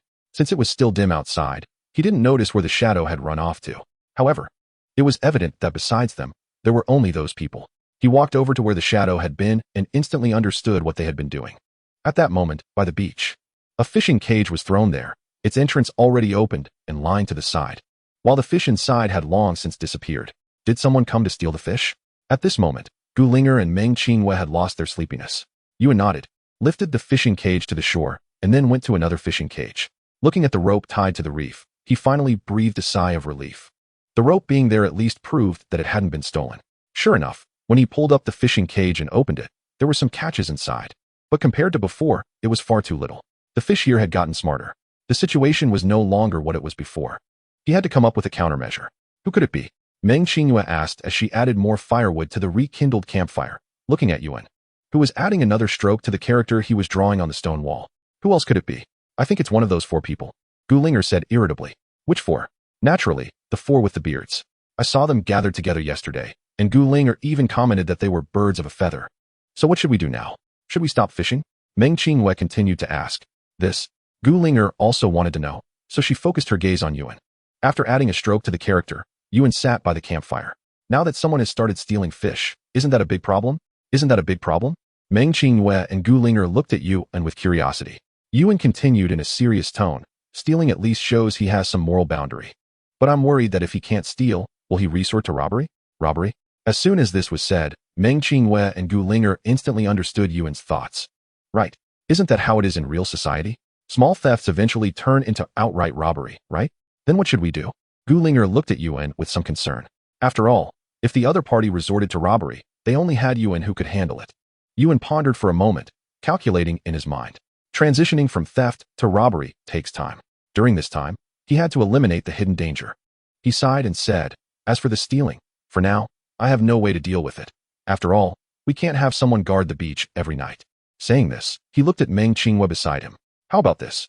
Let's stop fishing at night and switch to setting the cages early in the morning and collecting them in the evening. At night, we'll just forget about it. We can't let them profit from it. Meng Qingyue nodded, sighed slightly, and accepted that this was the only option. During the day, everyone would be around, and they wouldn't dare to steal. However, this would mean significantly less harvest without night fishing. But it was a way to cope. Chapter 52, Invitation. As for robbery, Yuan had his own thoughts.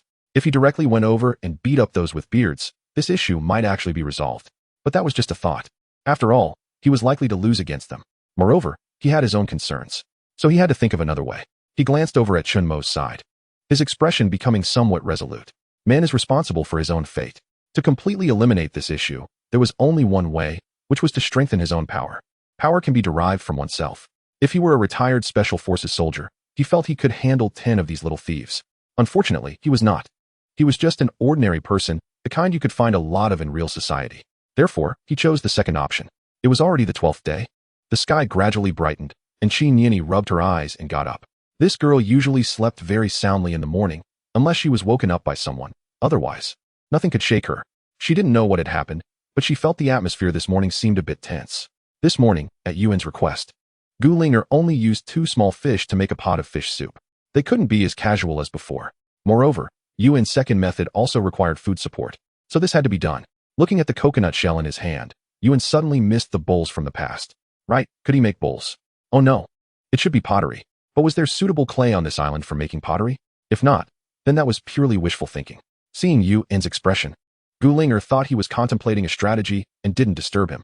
After eating, Meng Qinghua followed Yuan's instructions to place the fishing cages, first closer to their side, and second to collect them in the evening to prevent anyone from getting ideas.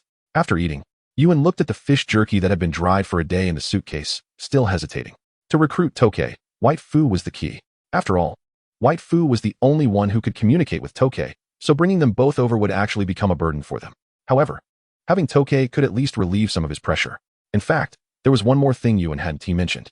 That was, once White Fu and Tokei came over, Chen Mo and his girlfriend would become the weakest side, and if the thief upgraded, they might target them. In that case, the two of them would probably be in trouble. But did Yuan care? Better to have a dead friend than a poor one. At this point, he couldn't care less. The rescue team hadn't arrived, and he couldn't do anything about it. He couldn't just be a saint and shine light on others, right? With this thought, Yuan stood up and took the entrenching tool out of the camp. He didn't go directly to Chen Mo's side.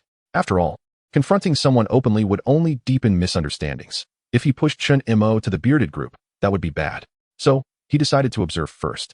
Today, Chen Mo's side was still the same as before, nothing particularly special, except for a slight change. He and Tokei went to the sea to look for food, while Xue Lin stayed to watch the camp, with only White Fu going into the backwoods to gather firewood.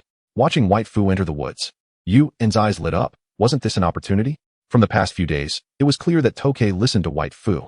So as long as he could persuade White Fu, the problem would be easily solved. Gulinger watched as Yuan followed White Fu into the woods. Her eyes filled with confusion. However, a slight smile appeared on her lips. In this situation, no one should bear the losses alone. It was only fair to pull everyone down together. The firewood outside the woods had mostly been collected by everyone, so to gather more, White Fu had to go a bit deeper into the woods. After working hard for a while, White Fu finally collected quite a bit of firewood, but realized it was too much for her to carry out all at once. At this moment, she thought of Xue Lin back at the camp, but felt somewhat resentful, silently asking why she should have to do this. Just as she turned around, she saw Yuan leaning against a tree, smiling at her. What do you want? Seeing Yuan, White Fu's mind instantly recalled the scene from that night, and she instinctively took a few steps back, warily watching Yuan and asking. Yuan shook his head. I don't want anything. In fact, I'm still recovering. I need to be steady. This woman really was something. She asked such an awkward question as soon as they met. However, he secretly breathed a sigh of relief. Can I ask you a question? Yuan smiled at White Fu. He changed his posture from leaning against the tree to standing up. Have you ever thought about what you would do if the rescue team never arrived?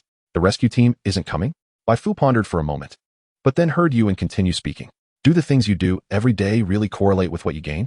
You work yourself to death every day, only to find that even filling your stomach is a problem. Don't you feel it's unfair? Some people don't have to do anything, yet enjoy the same results as you. Are you willing to accept that? Also, is this really what you wanted all along? Each word from Yuan echoed in by Fu's mind, plunging her into deep thought. Yes, her initial idea was to protect this group of vulnerable women, primarily for her own sake. But what about now? The team was fragmented, far from her expectations. Instead, she put herself in danger. Why are you telling me all this? Bai Fu asked. Yuan smiled lightly. Here, we have people, food, and the determination to work together. So will you join us? An invitation to herself? Bai Fu was momentarily stunned. It seemed unreasonable. What made her special enough to warrant an invitation? Was it what happened that night? Bai Fu silently thought, but then dismissed it. After all, Yuan had no shortage of women around him now, and she'd only be a bonus. Or perhaps he had other motives. Are you inviting me to join you? Bai Fu asked skeptically. Yuan smiled slightly. Of course not just you. Can't you communicate with Tak? You both can come over. Hearing this, Bai Fu understood completely. Yuan had never been inviting her at all, but was interested in Tak. Chapter 53, Persuasion. You're actually interested in Tak, right? Bai Fu asked bitterly. How can you say that? How could I be interested in a man? Of course, bringing Tak over would be the best. Yuan replied with a smile. Bai Fu forced a smile, already aware of the situation. With this, the problem should be manageable. Bai Fu said she was inquiring, but she had already made her decision in her heart. She just needed to wait. With nothing else to discuss, Yuan left directly. As for whether they would produce something, that was still uncertain. After searching around the woods, he realized he hadn't found anything suitable. If his memory served him right, making this thing required clay. At the very least, it needed some sticky mud, but unfortunately, most of the soil in this part of the woods was sandy, and he couldn't find any of what he needed. How's it going? What do you mean? Yuan was confused. Oh, come on, are you pretending? Gulinger was too shy to expose Yuan and lightly poked his chest. What else could it be? Bai Fu, you just followed him into the woods. Don't tell me you did nothing at all. Hey, you're not wrong. I really didn't do anything, Bai Fu admitted. She had only exchanged a few words with him. Of course, Gulinger didn't believe that. After all, Bai Fu had just come out. And Yuan followed right after. If they hadn't done something meaningful in the woods, then who would they be? Seeing Gulinger's curious gaze, Yuan directly tapped her forehead. What are you thinking? He then walked away to the shelter. By noon, the four of them had some coconuts, which were enough to fill their stomachs a bit. Yuan's invitation sounded nice, but she knew better than anyone who he truly cared about. However, it was fortunate that she knew the local language. Otherwise, Yuan probably wouldn't have sought her out. So she wasn't entirely useless. Glancing at Chen Imo and Shui Lin, Bai Fu contemplated for a long time before finally making a decision. Let us go, she thought. If she stayed with Chen Imo, she might get dragged down too. People can't be selfish. She was merely making the choice that most people would. After resolving her mind, Bai Fu shared her thoughts with Tak. After all, Yuan wanted Tak. If he didn't bring him along, she wouldn't need to go either. When Tak heard Bai Fu's words, a glimmer of hope appeared in his eyes. He wasn't foolish. He knew very well what kind of life he had been living these days, and what kind of life Yuan had. If it weren't for the language barrier, he would have wanted to join Yuan long ago. Now that Bai Fu mentioned this, he quickly nodded in agreement. Seeing Tak agree, Bai Fu felt no need to hesitate and directly confessed to Chen Imo. I've been eating with you all without any guarantee of food, so I plan to go and join Yuan. As for food, I originally wanted to share some, but you guys don't have much either. So the two of them only brought some clothes they had found in the suitcase from the sea and headed directly to Yuan's side. In the afternoon, Yuan was resting under a tree when he saw Bai Fu actually bringing Tak over. He immediately smiled. With Tak around, the threat from that bearded man diminished greatly. As for Chen Imo, he didn't care. Welcome. Yuan extended his hand and shook Tak's. The latter showed a silly grin and nodded eagerly. Meng Qingyue, Gulinger, and Qin Yini also smiled when they saw Bai Fu and Tak arrive. It seemed that initially, Yuan intended to go solo. But now he had the most people on his side. Watching Yuan warmly welcome Bai Fu and Tak, Shui Lin muttered unhappily. These people really are ungrateful. Chen Imo sighed inwardly as he watched. It's fine. Everyone is gone now, and we're relieved, right? Shui Lin thought for a moment and seemed to agree.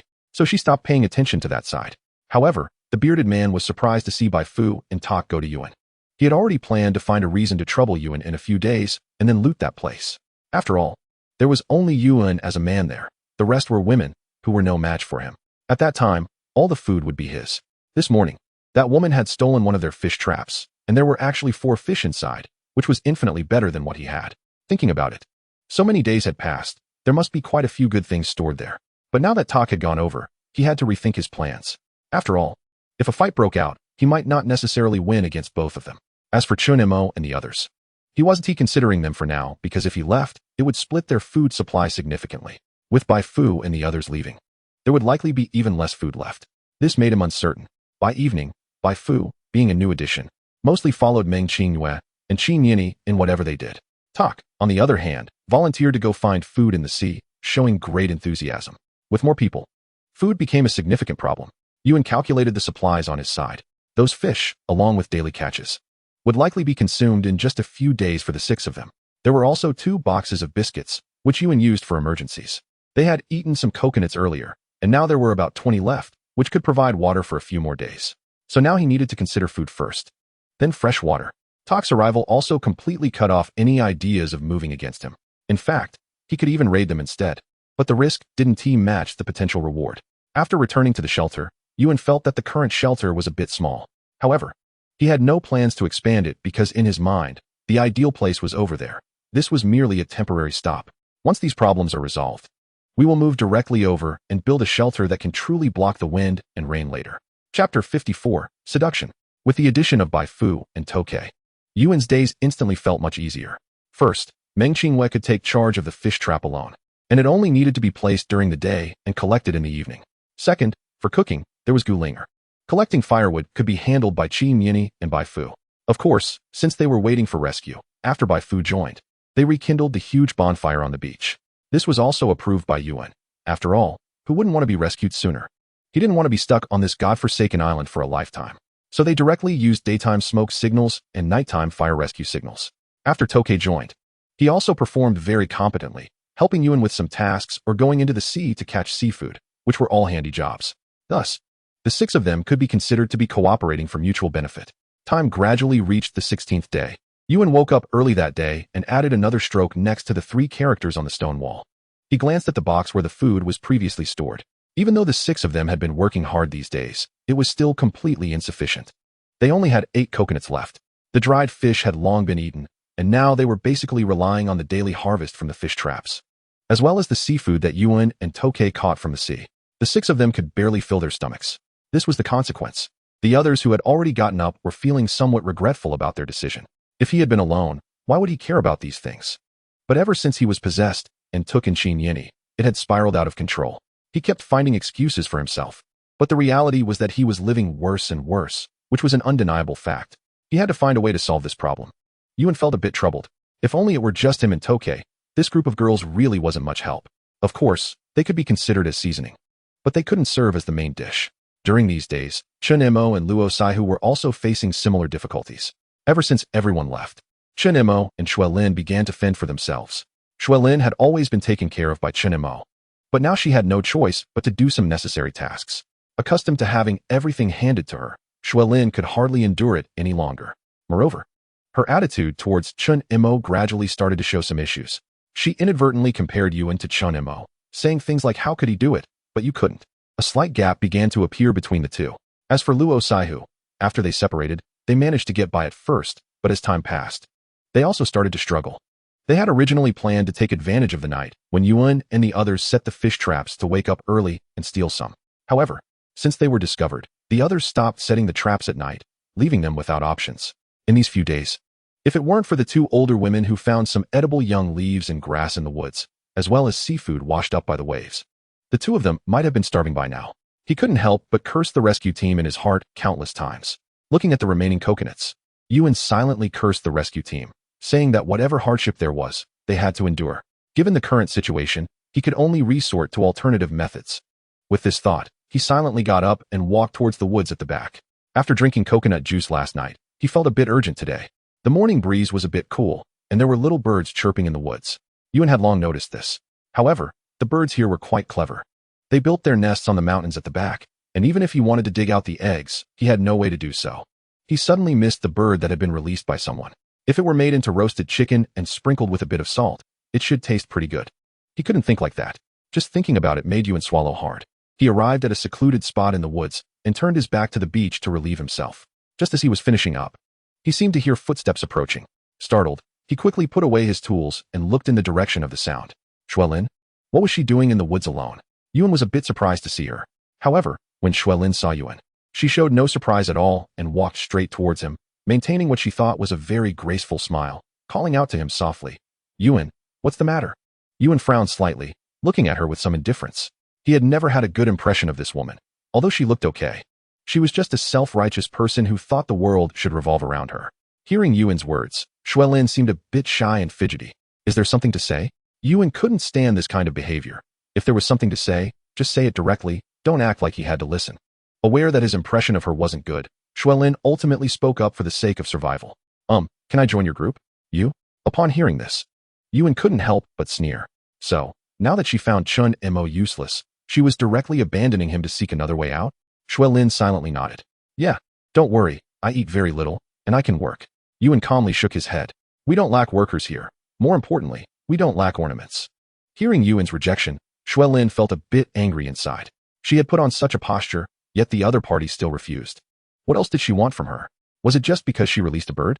Did she have to hold a grudge until now? Considering this, Shui Lin seemed to have made some sort of resolution. From her earlier aggrieved and pitiful expression, she suddenly became a bit alluring, moving a little closer to Yuan. Since you don't lack workers, do you lack someone to relieve your boredom? As she spoke, Shui Lin's slender fingers lightly brushed across Yuan's shoulder. Not lacking. After all, compared to Gu Linger, Shui Lin simply didn't measure up. However, he held back because he saw someone approaching from behind with a cold face. What was this? Planning to abandon Chen Imo to seduce Yuan? Gu Linger glared at Shui Lin with a cold expression. Hearing the voices of others, Shui Lin was startled and quickly turned to look.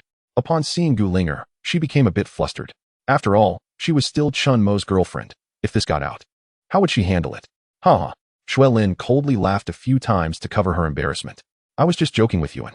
After saying that, she hurriedly lowered her head and slipped away. Seeing Shui Lin run off, Gu Linger couldn't help but curse. Cheap. After this, she turned to Yuan. What's wrong? Did I interrupt your good deed? Yuan quickly explained. How could that be? I just came out to relieve myself.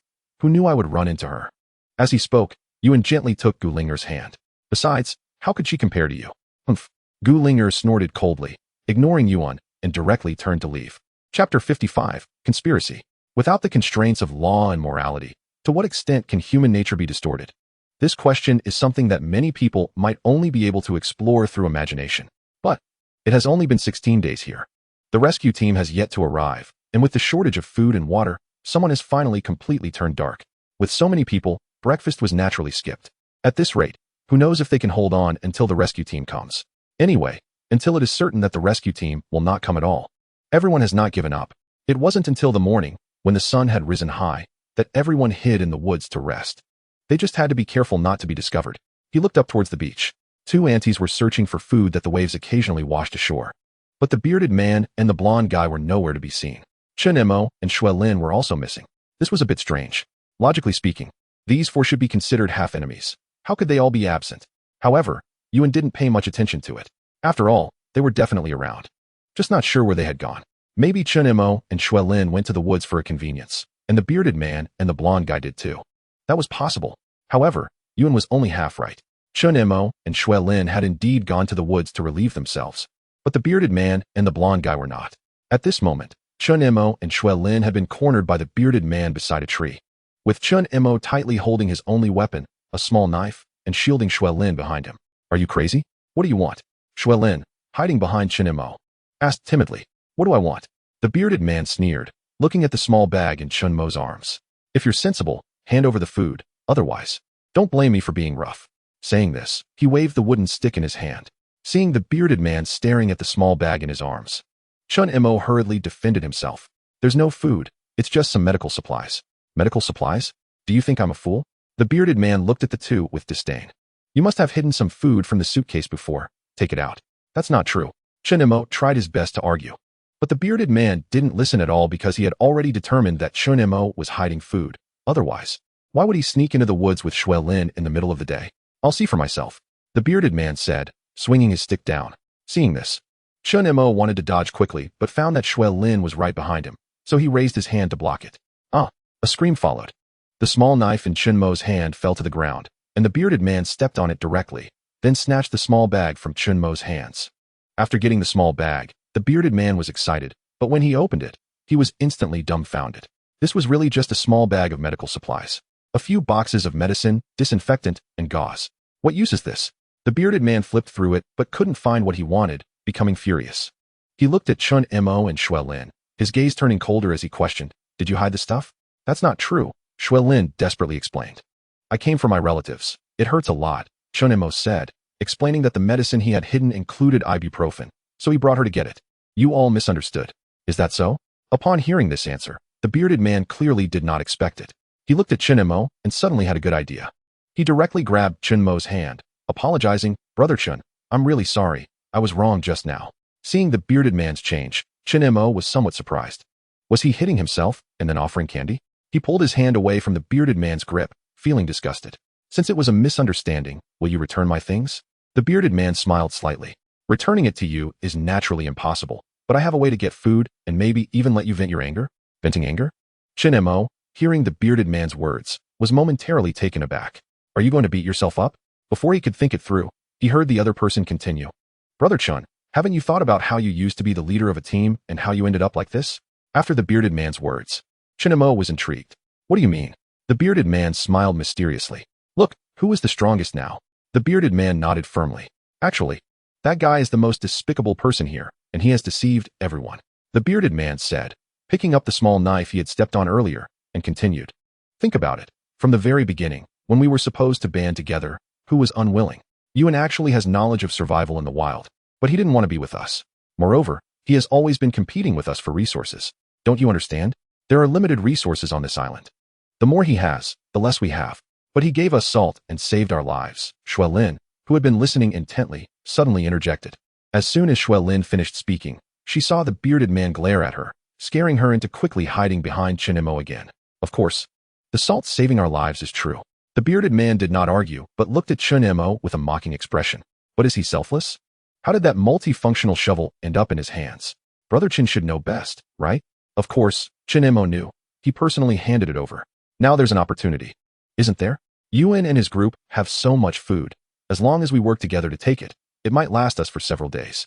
The bearded man continued to tempt him. Qin Emo was somewhat indecisive about this suggestion.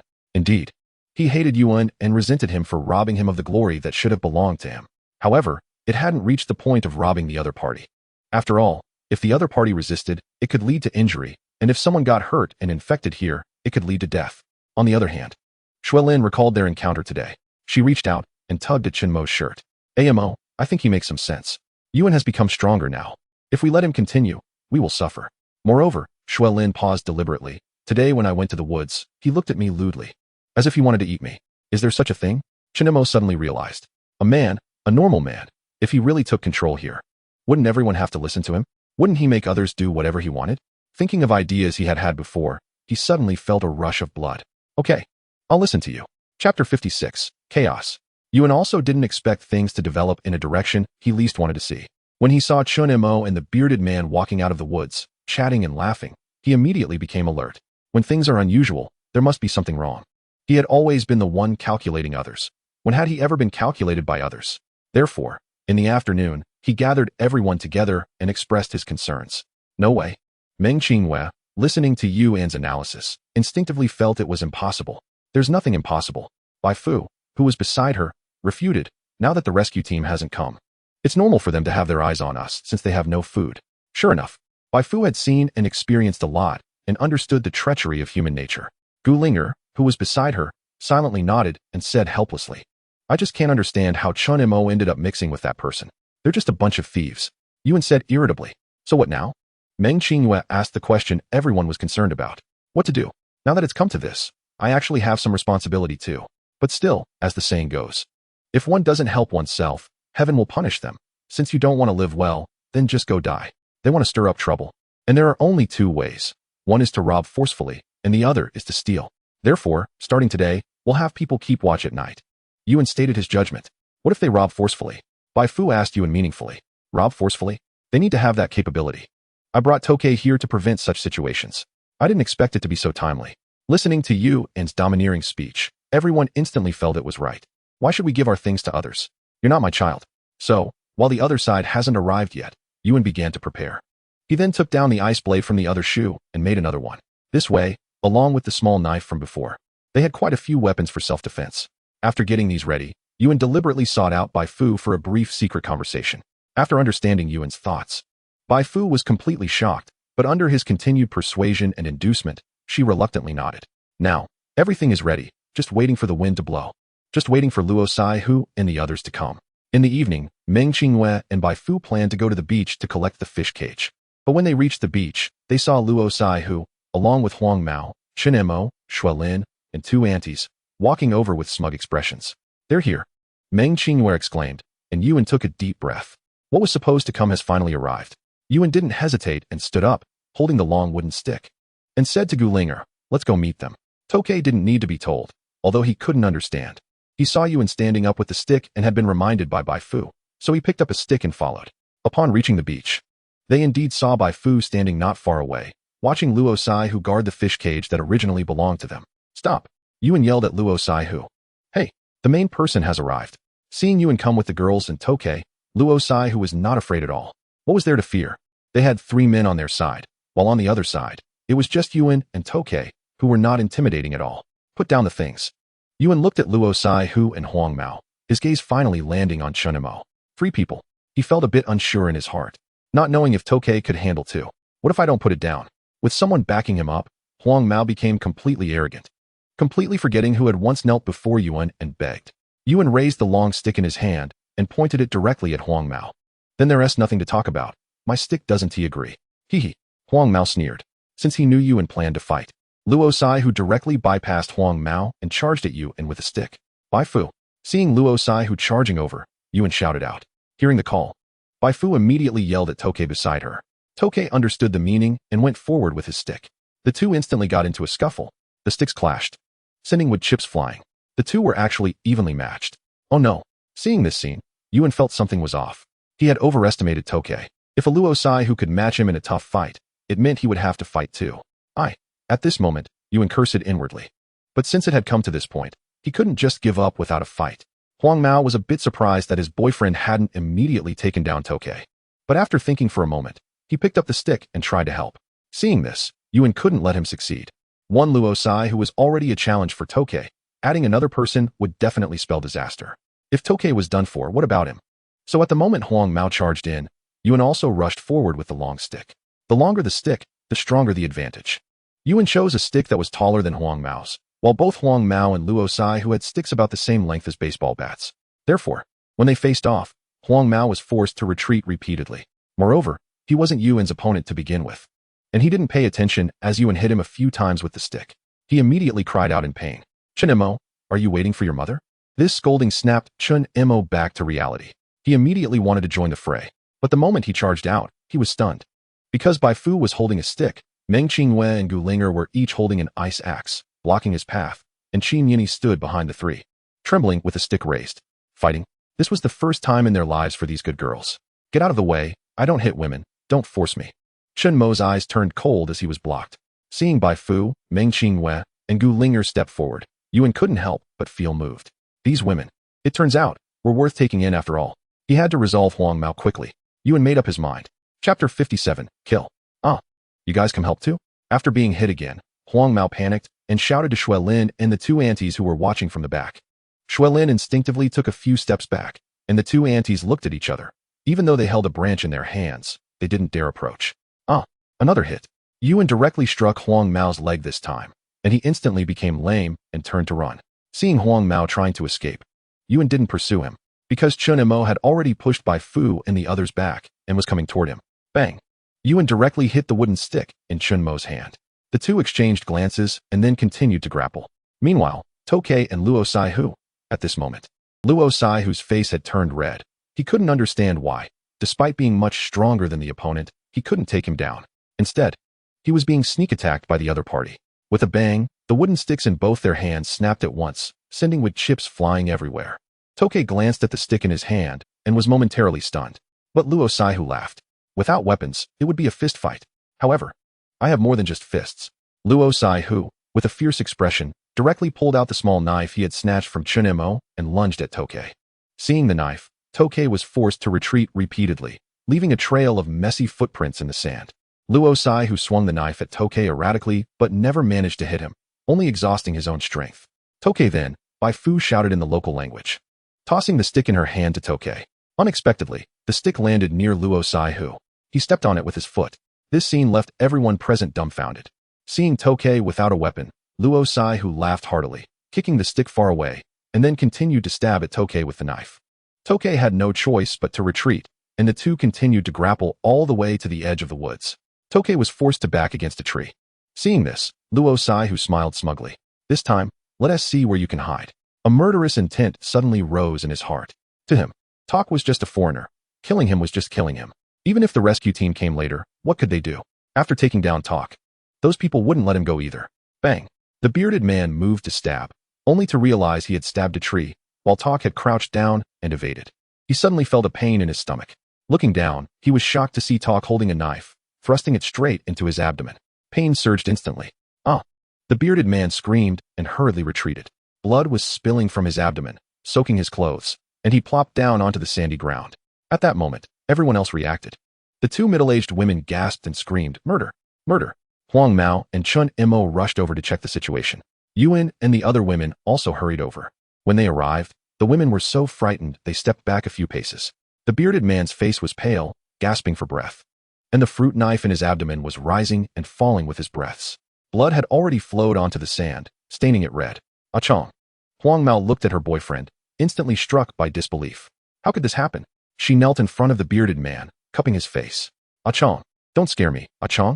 The bearded man tried to reach out to touch Huang Mao's face, but his hand fell straight down halfway. Chong. Upon seeing this, Huang Mao let out a heart-wrenching scream. It seemed the bearded man had lost too much blood and had fainted. Yuan wasn't worried about what would happen next. Such an injury was basically fatal on this island. He would just wait to die, which was a pity for his fruit knife. Bai Fu was indeed obedient.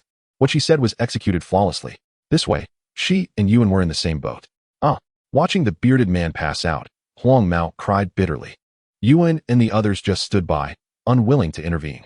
However, at that moment, Huang Mao suddenly went mad, yanking the fruit knife out of the bearded man's stomach and charging at Tak. Yuan, who was closest, reacted immediately. The long wooden stick in his hand swung towards Huang Mao, but it seemed he was still a step too late. Tak raised his hand to block, and his arm was instantly cut. Just as Huang Mao was about to continue, Yuan's second strike came down. A sound of bones breaking echoed, and the fruit knife was knocked from Huang Mao's hand. She collapsed to the ground, clutching her arm in pain and howling. How is it? Yuan rushed over to check Tak's injury. Fortunately, the fruit knife had dulled, and Tak's arm was only cut slightly. The problem wasn't very serious. Once they left, Chen Mo glanced at the fainted bearded man and the sobbing Huang Mao, stood silently for a while, and then walked towards Huang Mao, saying something.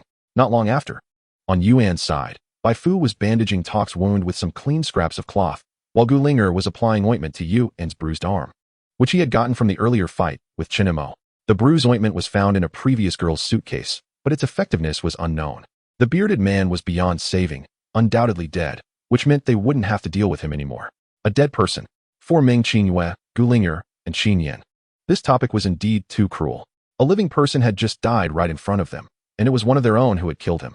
Didn't that make them accomplices in murder? Were they still safe here? Yuan naturally noticed the concerns in the hearts of the girls.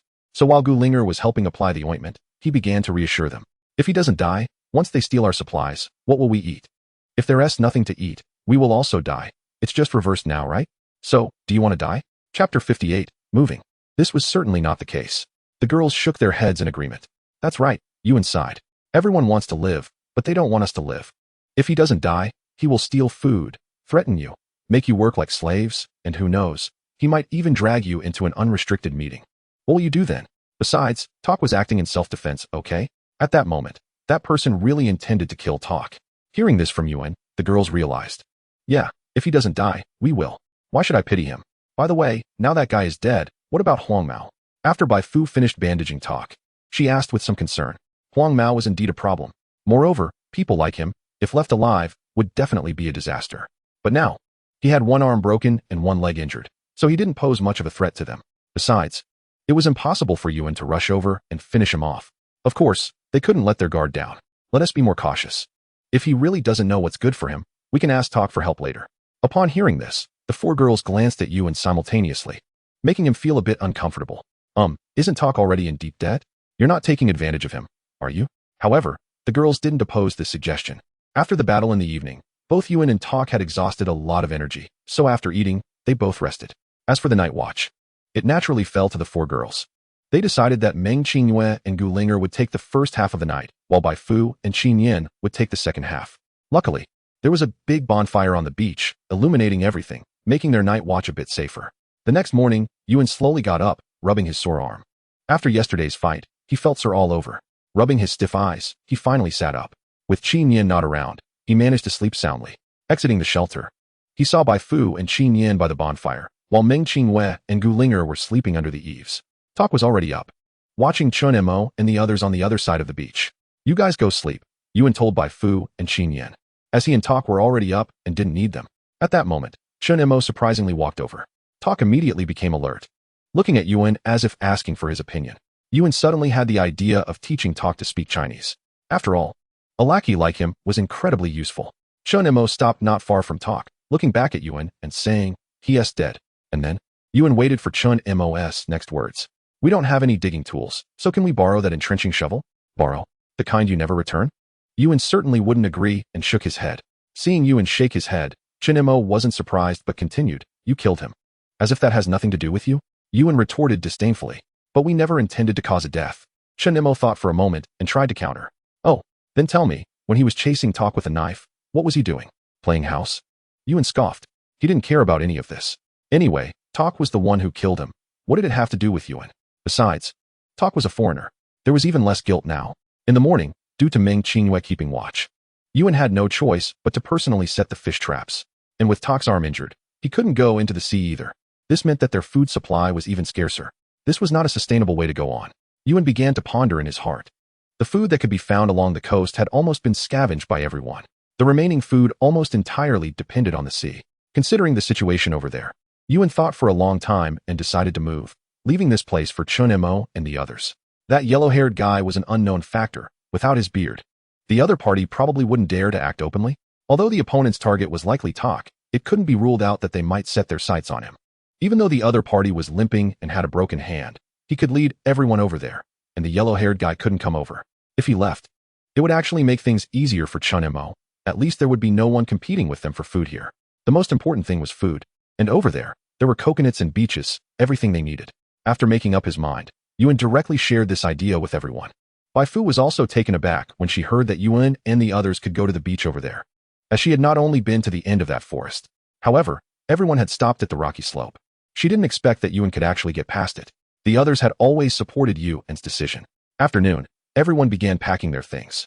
2 suitcases were stuffed full, and they also brought some additional items. The iron box was essential. Ice picks and axes were also not forgotten. The fish traps had to be brought along too. So, amidst the astonishment of Chun Mo and the others, Yuan led everyone directly into the forest, then went to the leftmost side to reach the end of the woods. Before long, they arrived at the rocky slope. Yuan took the lead, as he had been here once before and was somewhat familiar with the route. However, he still reminded everyone to watch their step. They proceeded along the slope, advancing little by little. After about half an hour, they safely crossed the rocky slope and walked about 100 meters to arrive at the place where Yuan had fought with Gulinger last time.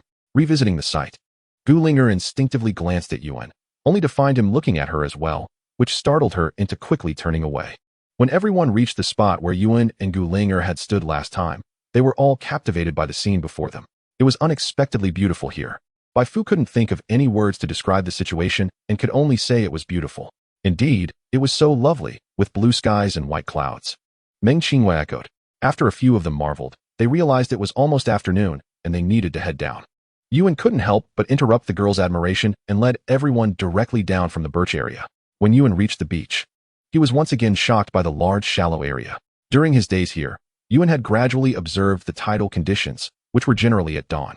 However, over there was no option for beachcombing. Because the beach led down to a small cliff, even during low tide, it didn't affect anything. But this side was different. With such a large beachcombing would surely yield a bountiful harvest. Chapter 59, A New Beginning. The sea, we have arrived. Yuan took off his shirt.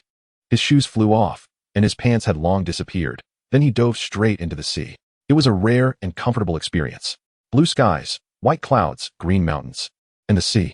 Standing on the sand and soaking in the seawater, he felt completely relaxed, shaking off the fatigue from before. With Yuan leading the way, the others were also inspired.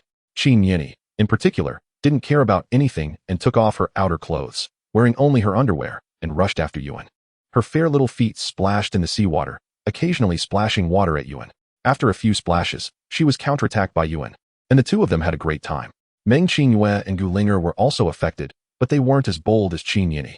They only took off their shoes and approached the water's edge. Bai Fu was a bit hesitant, glancing at Tak beside her, and ultimately chose to follow Meng Qinghua and Gulinger. Yuan and Qin Yini were splashing water at each other, having a blast. The battlefield quickly extended to Meng Qinghua's side, and when they saw the two having fun in the water, they began to retaliate. However, barefoot people have no fear of shod feet. Soon, none of their clothes were dry. Bai Fu, too, couldn't escape unscathed. Tak, however, was very sensible. Watching Yuan and Meng Qinghua play in the water, he felt language barriers and his injury prevented him from joining. Plus, he was with Yuan to survive. So he simply moved the supplies left on the beach to the side and sat under a tree to rest. Sister Qinghua, Sister Linger, come down. The water here is shallow and so much fun. Qin Yini, who had been splashed by Yuan, had her hair all wet, wiping the seawater off her face. She called out to Meng Qinghua, who was at the shallow end. Seeing that she was already wet, Meng Qinghua didn't care anymore. Soon, Gulinger and Bai Fu also joined in. The three of them were wearing light-colored clothes, and with this splash, their underwear was completely revealed. The four girls quickly reached a consensus to team up against Yuan. This left Yuan in a bit of a predicament. However, he wasn't afraid of this. He took a carefree approach and engaged passionately in battle with the girls. Occasionally, he provoked them into shrieks of surprise. Taking advantage of this, Yuan could be seen taking liberties with the four girls. Gulinger showed a shy expression but didn't mind at all. After all, it was just a playful attack on her backside, and Yuan had done worse. Bai Fu felt a bit awkward. Although they had shared intimate contact before, it was merely a fleeting moment, so she could only blush and glare at Yuan a few times. After being splashed, Meng Qinghua appeared uncomfortable but didn't show it because she glanced at the others, who seemed oblivious. She couldn't say anything, so she pretended nothing had happened. Qin Yini had the biggest reaction. Perhaps due to her younger age, Yuan hadn't really touched her much. Instead, Qin Yini kept getting closer to Yuan, leaving him somewhat at a loss. The group played for a long time before finally emerging from the sea. A lively romp washed away the previous troubles, marking a new place and a new beginning. Everyone lay at the edge of the beach near the trees, enjoying the rare peace. By the afternoon, Yuan called everyone up one by one. They had played and rested. Now it was time to get to work. Everyone gathered around him, waiting for Yuan's instructions. Following the usual practice, Yuan felt he should say a few words. So, he deliberately cleared his throat. Ahem. Seeing Yuan like this, Meng Qingyue and Qin Yini couldn't help but laugh. Even Gu Linger and Bai Fu showed rare smiles. I say, can you all stop laughing for a moment and listen to me? Yuan said helplessly. Meng Qingyue nodded with a smile, but didn't stop. You say what you need to say, we're listening. Yuan found it a bit difficult. After all, he had never experienced anything like this before. So he looked at everyone and said, as the saying goes, surviving great calamities brings blessings. Since we are fated to gather here, isn't that a kind of destiny? Meng Qingyue listened to Yuan's words and played the role of the comic relief, agreeing with him. Yuan shot her a glance and then waved his hand. Forget it, I don't want to talk about it anymore. Just listen to me, and I'll arrange the next steps. Saying this, he looked at Bai Fu and Qin Yini, who both nodded in response. Yuan then turned his gaze to Meng Qingyue and Gu Linger. Gu Linger nodded in understanding. Next, Yuan focused on Tak, but spoke to Bai Fu. You translate for Tak and have him take the ice axe to chop down the coconut trees. Bai Fu responded with an then started chattering away to Tak, who nodded from time to time. With everyone assigned tasks, Yuan himself didn't plan to be idle. First, he needed to see if there was a suitable spot for a campsite by the beach. Second, he was someone who always thought ahead. People's hearts are generally incomprehensible. Whether Qin Mo and the others would come over was uncertain, so he had to come up with a way to cut off their path. This way, unless the other party risked it and built a raft to cross over, it would be impossible for them to come. After assigning the tasks, everyone took advantage of the now less scorching sun to get busy. Yuan took a military shovel and began searching along the edge of the woods. Finding a safe and reliable shelter was not easy. If this were Yuan's hometown, they could have directly dug a hole using the military shovel along the recently descended hillside. Unfortunately, here it was mostly sandy ground, with no possibility at all. Moreover, the beach was large and flat. Apart from a small staircase-like area on the side with trees, the rest was just flat land. Chapter 60, Beach Gathering. Yuan. Over there. Meng Qingyue pointed helplessly at the distant beach, her speech stuttering. What is it? Someone. Yuan looked at the two with some confusion. Gu Linger hurriedly nodded, then shook her head. A dead person. Oh, you should go take a look. Hearing the word dead person, Yuan instinctively felt a bit nauseous. The main reason was that the last encounter with Tak had been too disturbing. At this moment, Bai Fu and Qin Yini, who had noticed the situation, ran over. Yuan immediately instructed Bai Fu, then headed in the direction Meng Qingyue and Gu Linger had pointed to. Even from a distance, he smelled a foul odor. Looking up, he indeed saw a black lump on the beach in the distance. Covering his mouth and nose, he carefully approached. The four women stayed behind, afraid to move. When Yuan reached the side of the black corpse, he was momentarily stunned and poked it with a stick. It turned out this wasn't a human corpse at all. It was likely a seal that had died on the beach for some unknown reason. The body had decayed to a high degree. Almost just a skin and skeleton remained. When Yuan stirred it, crabs and other animals that had been hiding beneath it scurried away in all directions. In the remaining areas with some structure, many maggots were wriggling, creating an extremely disgusting scene. To be honest, maggots are also a high-protein food. If they could be collected, fried in oil, and tossed with some ginger, garlic, and scallions, they might taste good. However, looking at the maggots before him, Yuan couldn't muster any interest unless he was truly out of food. Slowly standing up, he waved to the women behind him. However, the four shook their heads, indicating they were too scared to come over. Helpless, he had to explain loudly, it's not a human corpse, it should be a dead seal, not a person. Upon hearing this, the four women immediately breathed a sigh of relief. After all, they had just recovered from the shock of the dead person over there, and another would surely keep them awake for 3 nights. After hearing Yuan say this, they cautiously walked over. Looking down, they confirmed it was indeed an animal's corpse. How could the seal have died here? Meng Qingyue asked curiously. You asking me? Yuan shook his head. He wanted to know too. But that didn't affect his happiness. As everyone knows, seals are social animals, so since a seal's corpse was found here, it meant there must be other seals nearby. Unless this seal was chased by those black and white creatures and fled in a panic to this side. So what now? Bai Fu asked, standing by, looking at the pensive Yuan. What to do? What else can we do? Since we don't need the protein, we can only bury it. However, he did have some ideas about the somewhat tattered seal's skin that had been gnawed on. So he said to Bai Fu, you tell Tak to handle this corpse. And I'll take this seal skin to wash it. It might be useful later. Bai Fu nodded and then walked towards Tak, who was chopping trees in the distance. Yuan directly used a stick to lift the entire seal skin, using a small branch that Meng Qinghua handed him to remove the maggots and other bones inside. And then, holding back his disgust, walked towards the far end of the beach. Soon, some of the remaining maggots and bits of rotten flesh fell directly into the seawater.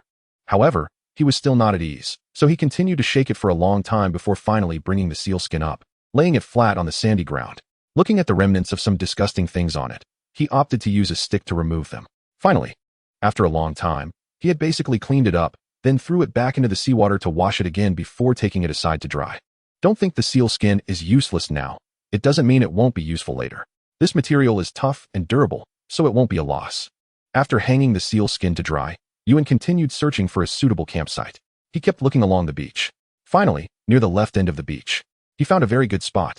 It was a steep slope about 2 meters high, with trees above and a beach below, where a few unnamed trees provided shade from the afternoon sun. The only concern might be a tsunami. Of course, the probability of such an event is low, after all. He wasn't interested in telling jokes to the sea. Moreover, there was another reason for choosing this place.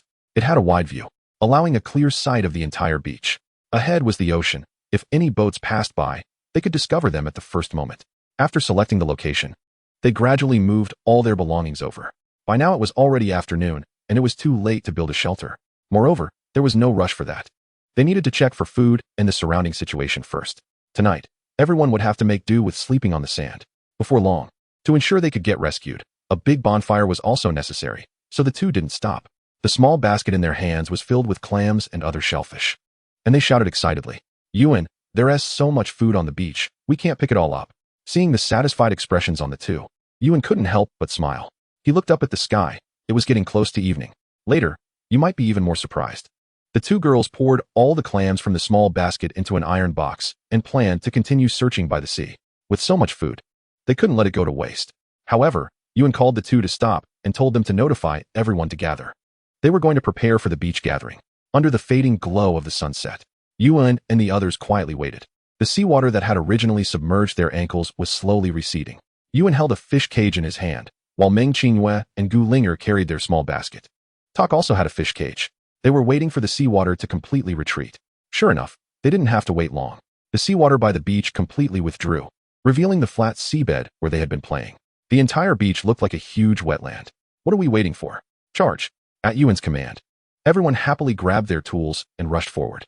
Chapter 61, Full Harvest. Wow, a big crab. As soon as she got down, Meng Qinghua saw a large blue crab hiding in the sand by a small puddle. It seemed to sense her approach and immediately raised its two pincers. One big and one small. How do I catch this? Meng Qinghua squatted beside the blue crab, staring at its pincers, unsure of how to proceed. After all, she had never experienced this before. I know how to eat it, though. You go around to its back, then pinch its shell with your thumb and index finger. Like this. Yuan, who had also caught a crab, began to teach her. Some things are essential for the people here to learn. Survival is not a simulation game for them. Okay. Meng Qinghua didn't back down. She gathered her courage and slowly approached the crab from behind, then reached out to try to grab it, as Yuan had shown her. However, as soon as she reached out, the crab turned its pincers to defend itself. No. I feel like it's watching me, Meng Qinghua said anxiously. Sigh. Yuan sighed and walked over, stepping on the crab. He then squatted down and felt around in the sand beneath his foot, directly pulling the large blue crab out. Why are you so stupid? Don't you know to think of a way? Yuan's words made Meng Qinghua feel a bit wronged, but she didn't retort. She really didn't know how. Watching Yuan's swift movements, she suddenly felt that she could do it too. So she went off to look for the next target. Then, Yuan, help. Hearing the cry, everyone looked up. They saw Meng Qinghua running towards him, crying and holding a crab. It should be said that it was not her holding the crab, but the crab was holding her. Whoa, it hurts so much. Meng Qinghua cried as she came to Yuan for help. Seeing this, Yuan quickly grabbed Meng Qinghua's hand, which was being pinched, and hurriedly placed the crab on the sand. The crab released its pincers and tried to run sideways. Yuan wouldn't let it escape, so he stepped on it and put it in the fish cage. Only then did he turn his attention to Meng Qinghua. How are you? Gu Linger also rushed over, pulling Meng Qinghua's hand out with a concerned look. It's all red, Meng Qinghua said, feeling a bit wronged. Yuan looked at Meng Qinghua's delicate little hand, where her index finger was pinched and had a small dent, turning red but not broken skin, and he looked indifferent. It's a small matter. It will be fine in a while. Saying this, he continued to search for seafood. As the low tide would only last for a short time and it was getting dark, so they had to hurry. Seeing that Yuan didn't come to comfort her, Meng Qinghua blinked a few times and had to follow Gu Linger to act. Speaking of which, this should be Yuan's first time crabbing. He had only seen it in videos before. As for things like digging pits to catch crabs, he just laughed it off. Videos are just what people want you to see. So watching those things was just for fun. The flat sea surface extending from the beach was completely exposed after the tide receded, and there were many puddles scattered across the wetland. It seemed that no one had ever come to crab here, so as the first ones to try it, Yuan and the others had a great harvest. By the time it was almost completely dark, there was no time to waste, and they didn't know exactly when the tide would come back in. Since that was the case, it was better to stop while they were ahead. Yuan then began to count their harvest with everyone. Looking at the 2 fish cages and the small basket filled with food, everyone felt a bit incredulous. The things inside probably added up to more than they had caught in the previous 16 days, right? Now, they had water and food. Having so much food on the first day was unimaginable before. Yuan took out the items from the fish cages one by one, starting to sort and process them. Tonight's meal would start with the crab, since it had made Meng Qinghua scream earlier.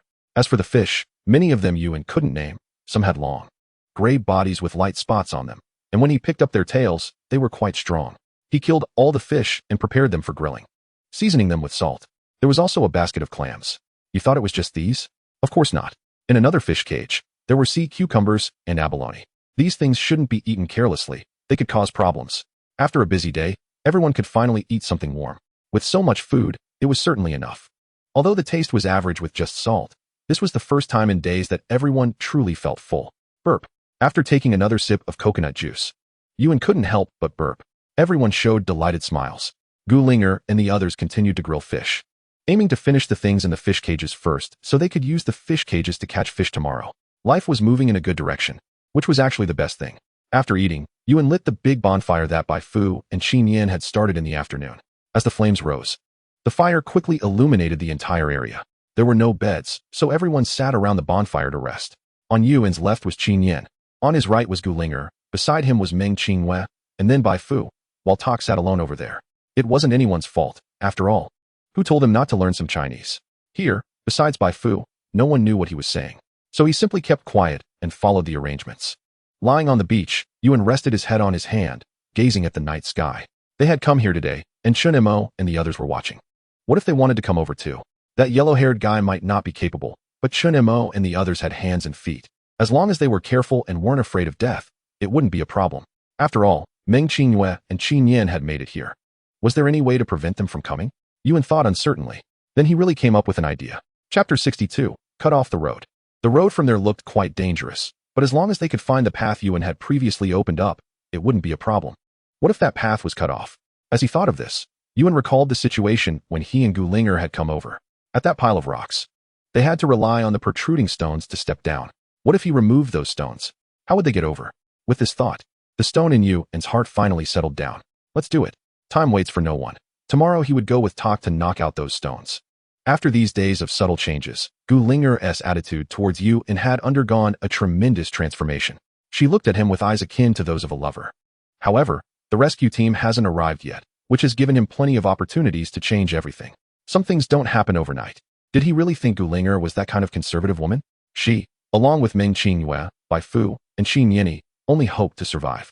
Of course, they were also very clear that here, they could only rely on him to stay alive. So, sacrificing something for this was also acceptable, just like Meng Qinghua. Thinking of this, Yuan turned to glance at Gu Linger, who was sleeping beside him, and then smiled gently, shaking her awake. Gu Linger opened her eyes and looked at him somewhat helplessly. In the morning, Yuan woke up feeling refreshed. Looking around, it seemed everyone was up except Qin Yanni. He gently pulled away the arm that Qin Yanni was holding onto and sat up slowly.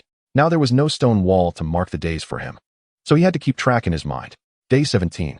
Gu Linger was preparing breakfast with the clams left over from last night, boiling them all in an iron box. Meanwhile, Meng Qinghua curiously circled around Gu Linger, looking this way and that, and asked, "Linger, we are all stuck here together. Why does your skin look so much better than mine? Is there some secret?" As soon as she said this, Gu Linger became flustered and quickly explained, "That's not true." But Meng Qinghua wouldn't let it go, deliberately reaching out to touch Gu Linger's face and confidently said, "It really does feel more tender than before." Bai Fu, who was nearby, heard this and glanced at Gu Linger before turning her gaze to the just-awakened Yuan. What could be the reason? It's just the balance of yin and yang. What could Gulinger say? She certainly couldn't say, there is a secret method, why don't you try it too? After washing his face by the sea, Yuan shared his thoughts from last night with everyone. Blocking the path was indeed a necessary measure. No one objected, as being invaded by those from the other side would be a huge loss for them. So after Yuan arranged the tasks for the women for the day, he took Tokay and Bai Fu with a shovel, an Icelandic axe, and some rope, and the three of them headed towards the birch tip. Bai Fu then took out the prepared rope, securely tied it around her waist, and tied one into a tree before Yuan and Tokay climbed the stone slope. Once they reached the spot, Yuan surveyed the jagged rocks below and the turquoise sea, then directed Tokay as they began to work.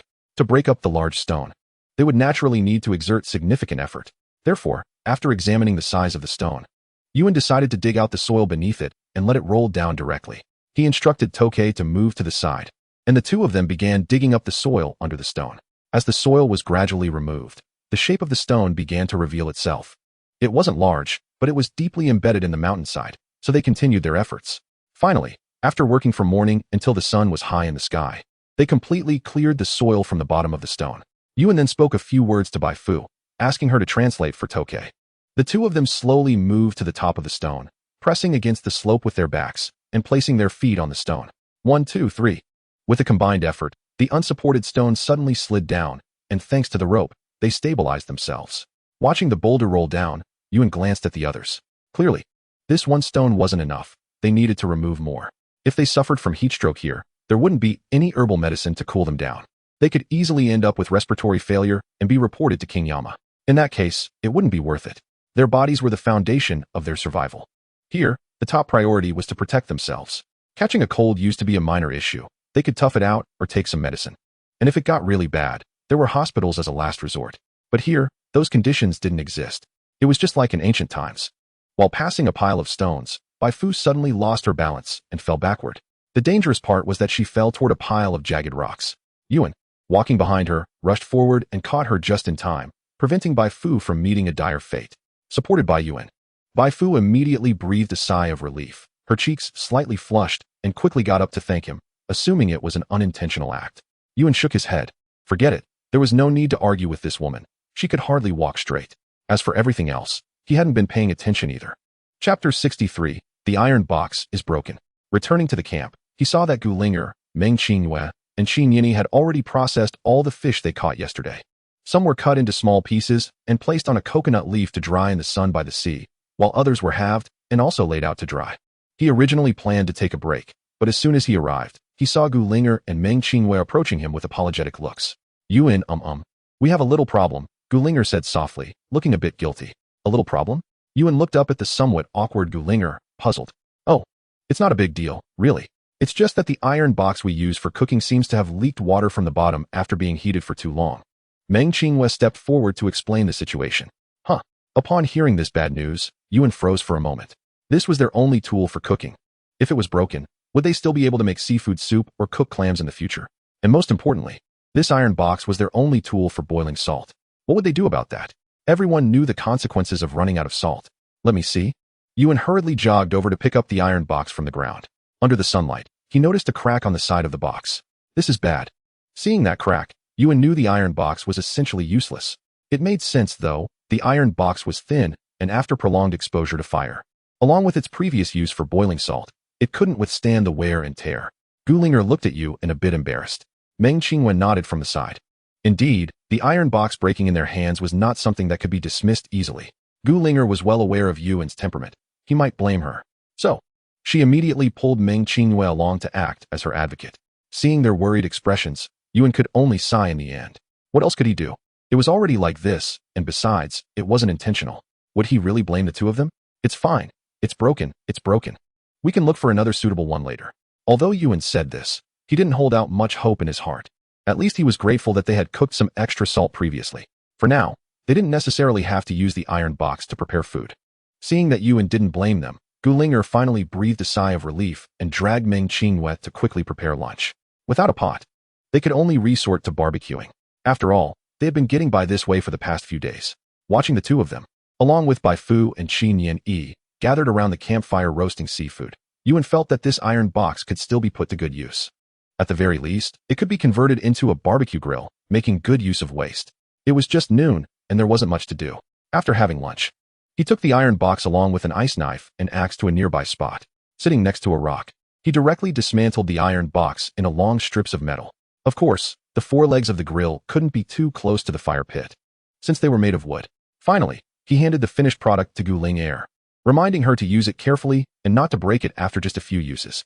With a loud rumble, a huge rock was rolled into the sea by Yun and Tokay, splashing water up to 2 meters high. Once his feet were back on solid ground, he let out a sigh of relief. Indeed, after removing the 2 large stones that had been leaning on the slope, the entire slope no longer had any support. Anyone wanting to come over would either need to fly or be reckless enough to make a raft and navigate along the coastline. However, the waves were still quite strong, and a moment's inattention could lead to disaster. If someone had the guts to come over, they wouldn't have to worry about not being able to survive on the other side. Now it was evening, just in time for the most exciting time of the day, catching seafood. As the tide receded, the 2 fish traps that Meng Qinghua had placed in the sea that morning surfaced. Yuan lifted one up to check, and upon opening the gap, he found that the new location was indeed different, yielding a good catch with sea urchins as bait. After combining the catches from both traps, he directly carried one of them and stepped barefoot into the shallow water. With yesterday's experience, everyone was much more familiar today. The scene was bustling with activity as they caught crabs, collected clams, and grabbed fish that couldn't escape in water pits. When the sky gradually darkened, everyone felt satisfied and began to leave. Today, thanks to the early placement of the fish traps, the harvest was even greater than yesterday. Without a pot, those shellfish-like clams were not so easy to handle. Unable to do much, Yuan had to let Guling Air temporarily store them in a buoy, soaking in seawater. After all, they weren't lacking in food at the moment. Guling Air was a pro at grilling fish, and with the barbecue grill, her skills had clearly improved.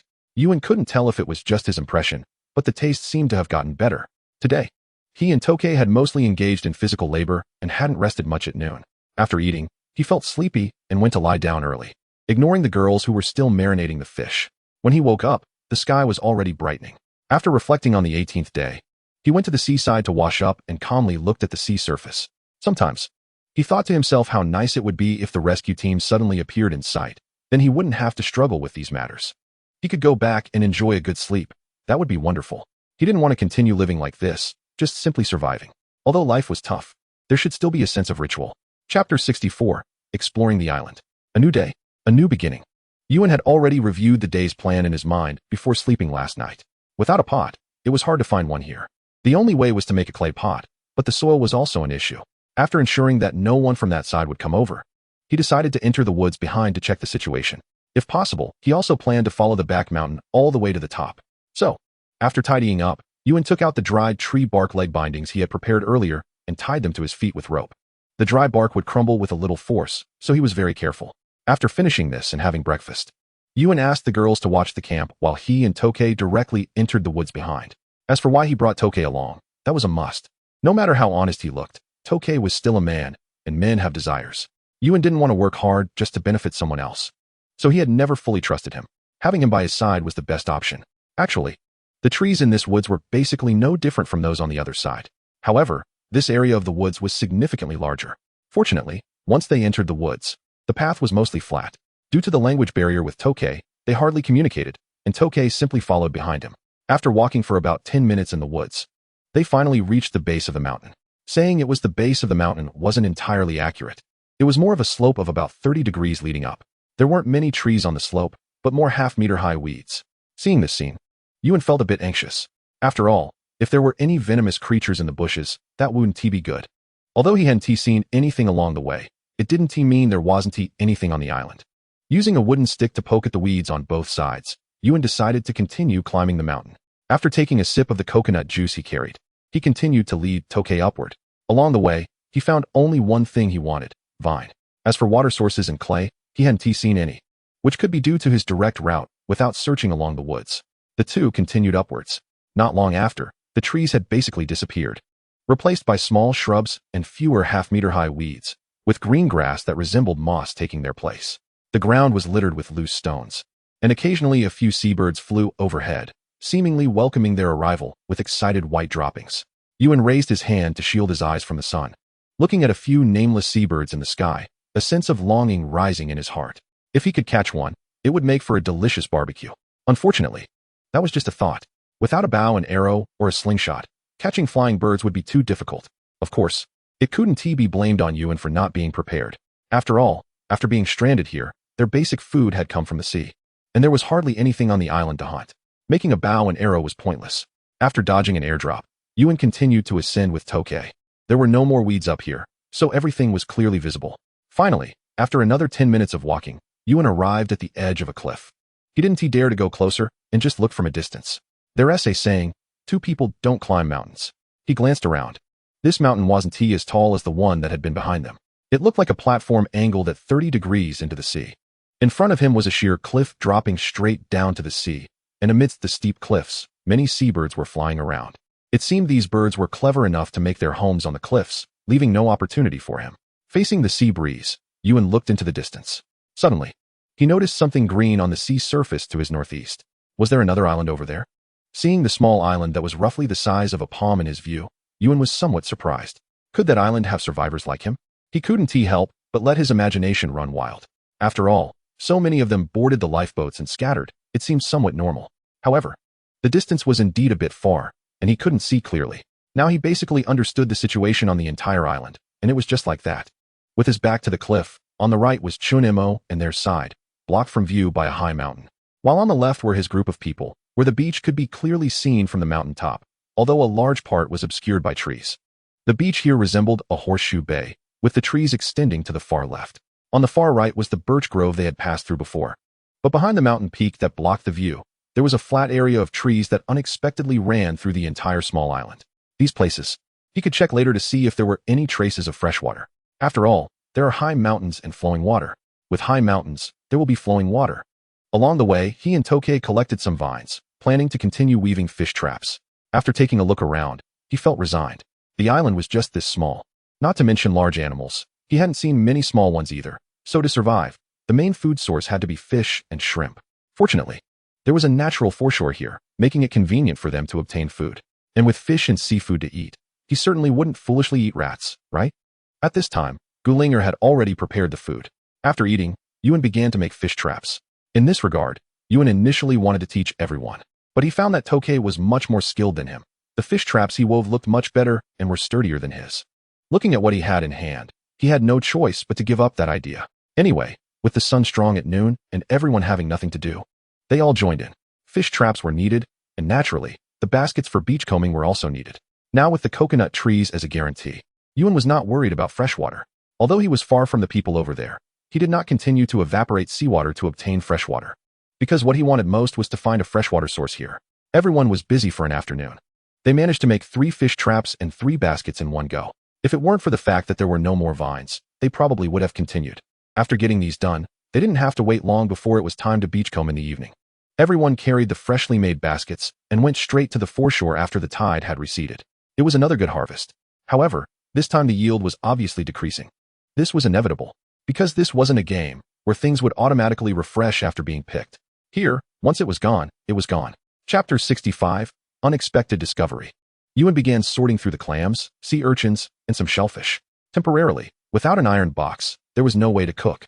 So the best method was to find a fish trap to store them and take them back to the sea to continue keeping them alive.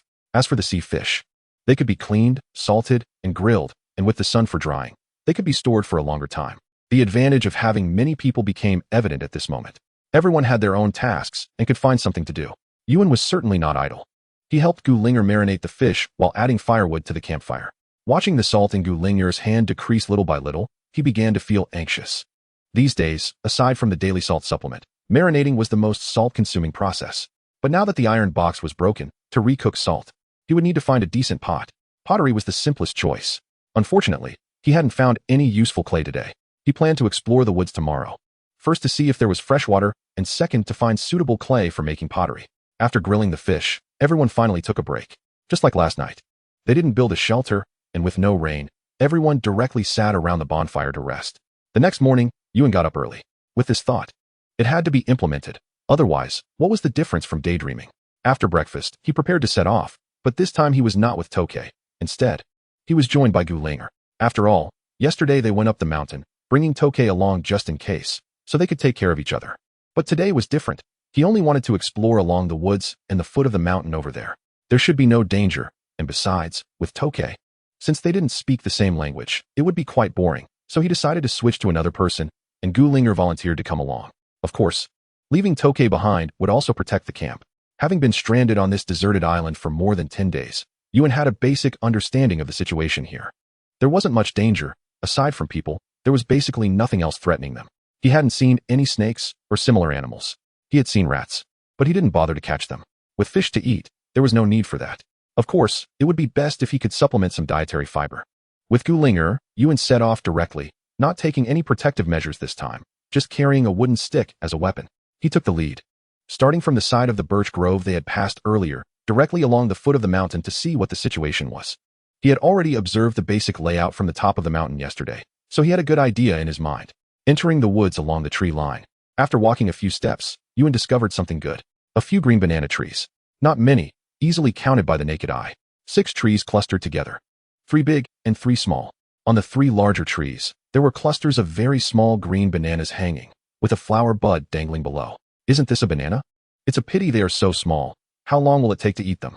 Gu Ling'er stood under the banana trees, reached out to touch the dangling flower bud, and asked with a sigh. She had just seen the bananas and excitedly run over. Bananas generally ripen around winter. This place is in the tropics, specifically. I'm not sure, but we can't pick them now. Let's leave them be, Yuan said, glancing at them regretfully. Gu Ling'er nodded helplessly, looking a bit reluctantly at the bananas, and had to follow Yuan's pace to leave. Walking along the foot of the mountain, the ground was mostly sandy. The sea breeze had blown here for years, causing severe sandification, making it difficult to find suitable soil. Continuing forward, suddenly, Yuan, who was walking ahead, seemed to have discovered something. His eyes were fixed on the foot of the mountain ahead. He then dropped Gu Ling'er behind and ran over. Gu Ling'er hurriedly followed. Yuan excitedly ran to a stone crevice at the foot of the mountain, then reached out and touched the damp stone wall, immediately putting his hand in his mouth. In an instant, Yuan's eyes lit up. It's fresh water. Saying this, Yuan was so excited that he picked Gu Ling'er up. Ah! Gu Ling'er screamed in fright. This was not his fault. He was about to give up, but unexpectedly found traces of fresh water in such a place. He was simply overjoyed. Although it was a bit small, it was certainly better than the seawater he had evaporated, and it was more convenient. Putting Gu Ling'er down, Yuan calmed his excitement and, seeming uncertain, dipped his hand in the water again and put it in his mouth. Gu Ling'er beside him imitated him as well. Confirming it was fresh water, she felt a bit happy too. But looking at the damp water stains on the stone wall, she hesitantly asked, "Isn't this water too little? Plus, the whole stone wall is wet, but we don't see any flowing water. How do we collect it? Indeed, the water here is very small, almost stagnant. But can this stump you in?" He took out a shovel from his waist, looked at the stone wall, and then fixed his gaze on a crack in the stone above. If he guessed correctly, the water stains here should have flowed out from this crack. However, it was too dispersed to form a stream. Holding the shovel, he began to scrape a tiny trench along both sides of the crack, gradually connecting it in the middle and directing it downward. Sure enough, as the small water channel emerged, the originally scattered water stains seemed to find their way, starting to gather toward the center. Finally, droplets of water formed at the exit. This works, right? Looking at the result, Yuan smiled. Ancient Ling'er, who was beside him, immediately brightened up and couldn't help but kiss him on the cheek. Wow, you're amazing. How did you think of this? Caught off guard by Ancient Ling'er's sudden attack, Yuan froze for a moment. Although they knew each other well, they had never engaged in such intimate actions during the day. Looking at the droplets, this place wasn't too far from the camp. Handing the plastic bottle to Yuan, Ancient Ling'er sat down beside him, panting and occasionally fanning her collar, completely unconcerned about the exposed skin. After receiving the water bottle, Yuan didn't look at it. Instead, he scanned the area, moved a few stones, and stacked them along the stone wall. He placed the flatter side on top and adjusted it with the shovel before putting the plastic bottle on it. The droplets fell along the grooves in the stone wall and dripped directly into the bottle. Yuan silently counted in his heart. It seemed to be about 2 drops per second. Chapter 66, Fresh Water.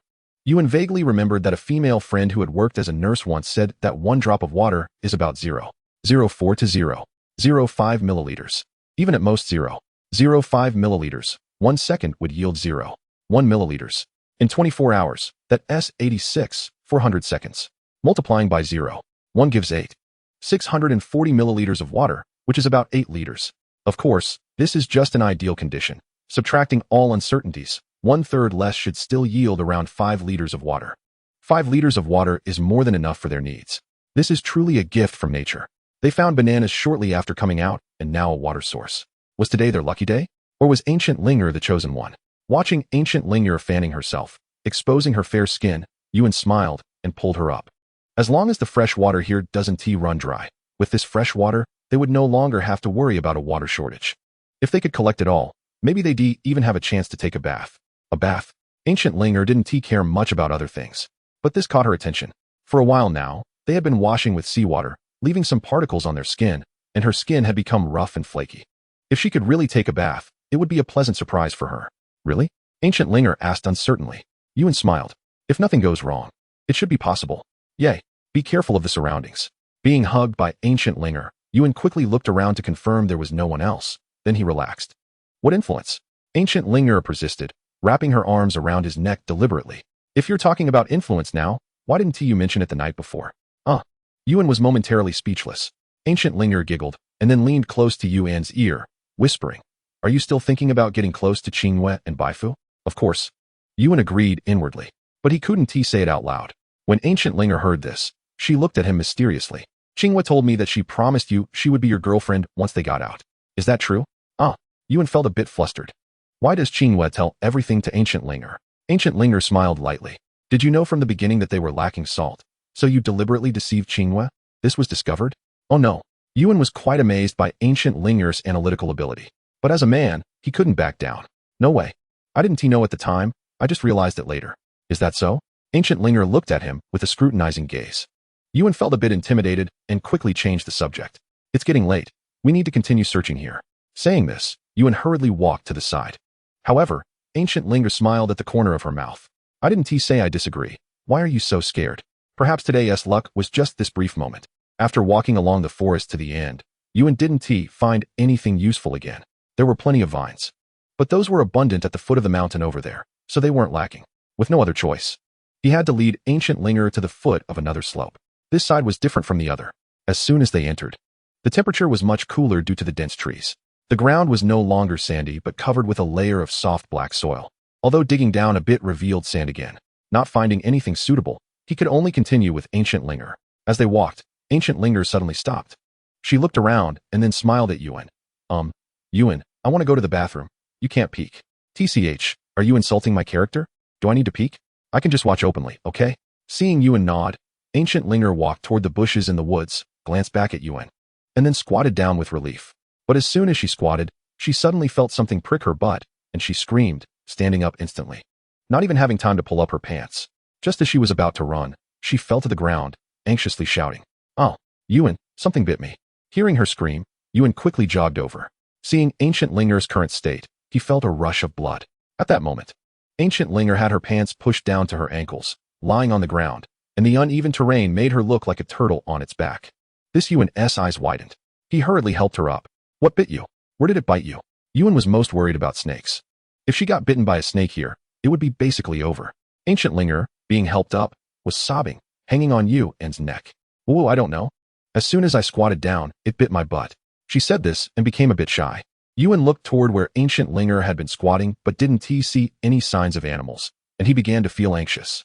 Lie down. Let me take a look. When Ancient Linger heard this, she felt a bit embarrassed. However, Yuan didn't care about that and directly flipped her over to check. But looking at her fair bottom and the deep valley, Yuan's mind began to wander. He quickly shook his head, finding the wound was more important. He just took a look around, almost wanting to directly pull it apart. He didn't see any wounds. It was plump and white, not even a trace of acne. No. Are you sure something bit you? I didn't see any wounds, he said. Gu Linger covered her mouth, feeling uncertain after hearing Yuan's words. After all, it was just a quick jab, like getting a vaccine, and then it disappeared. She shyly asked, really no wounds? Yuan checked again, and indeed there were none. What if you didn't see it? Before Yuan could finish, Gu Linger interrupted him immediately. Of course not. Saying that, she tried to struggle to get up. However, Yuan wouldn't let her have her way. You looked, you touched, you got angry, and now you want to leave? What do I count as? Chapter 67, Diminishing Returns. Actually, Yuan was quite curious about one question before. Why is it that every time after refueling at a gas station, the staff wouldn't immediately pull out the fuel nozzle, but would let it stay in for a while and even shake it a bit when pulling it out? Later he figured it out.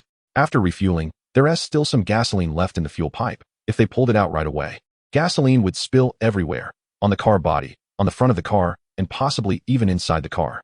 So it's best to let it sit for a while.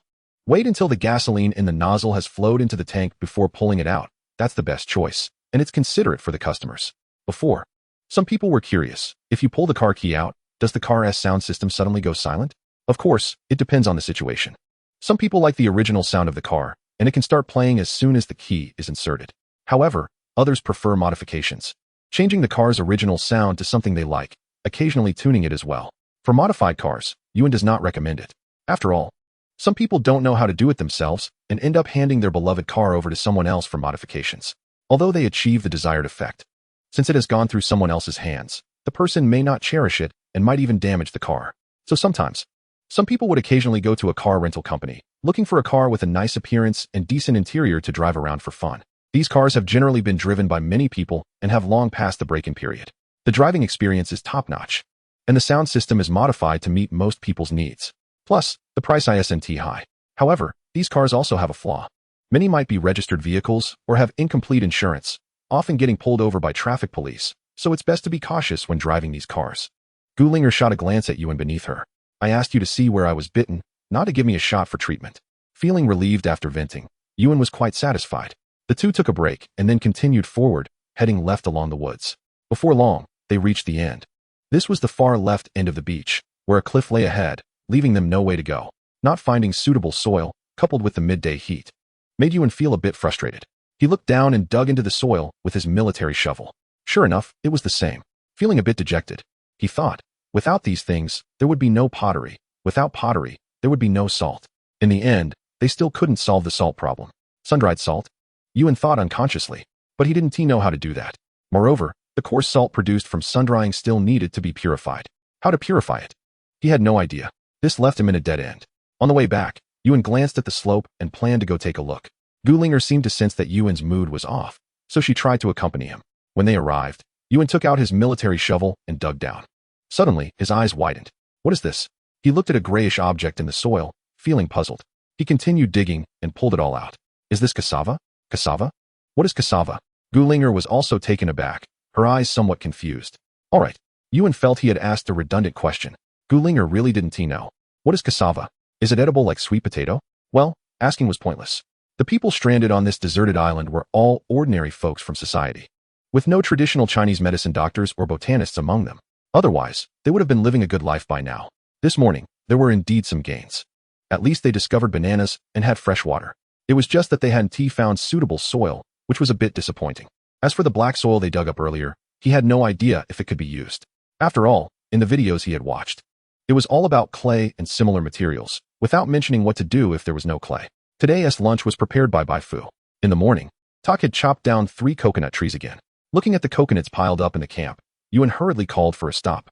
Now that they had fresh water, there was no need to rush to chop down coconut trees.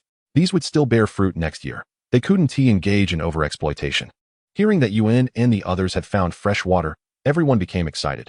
But when they learned that the fresh water was just a small trickle, their heightened emotions quickly fell.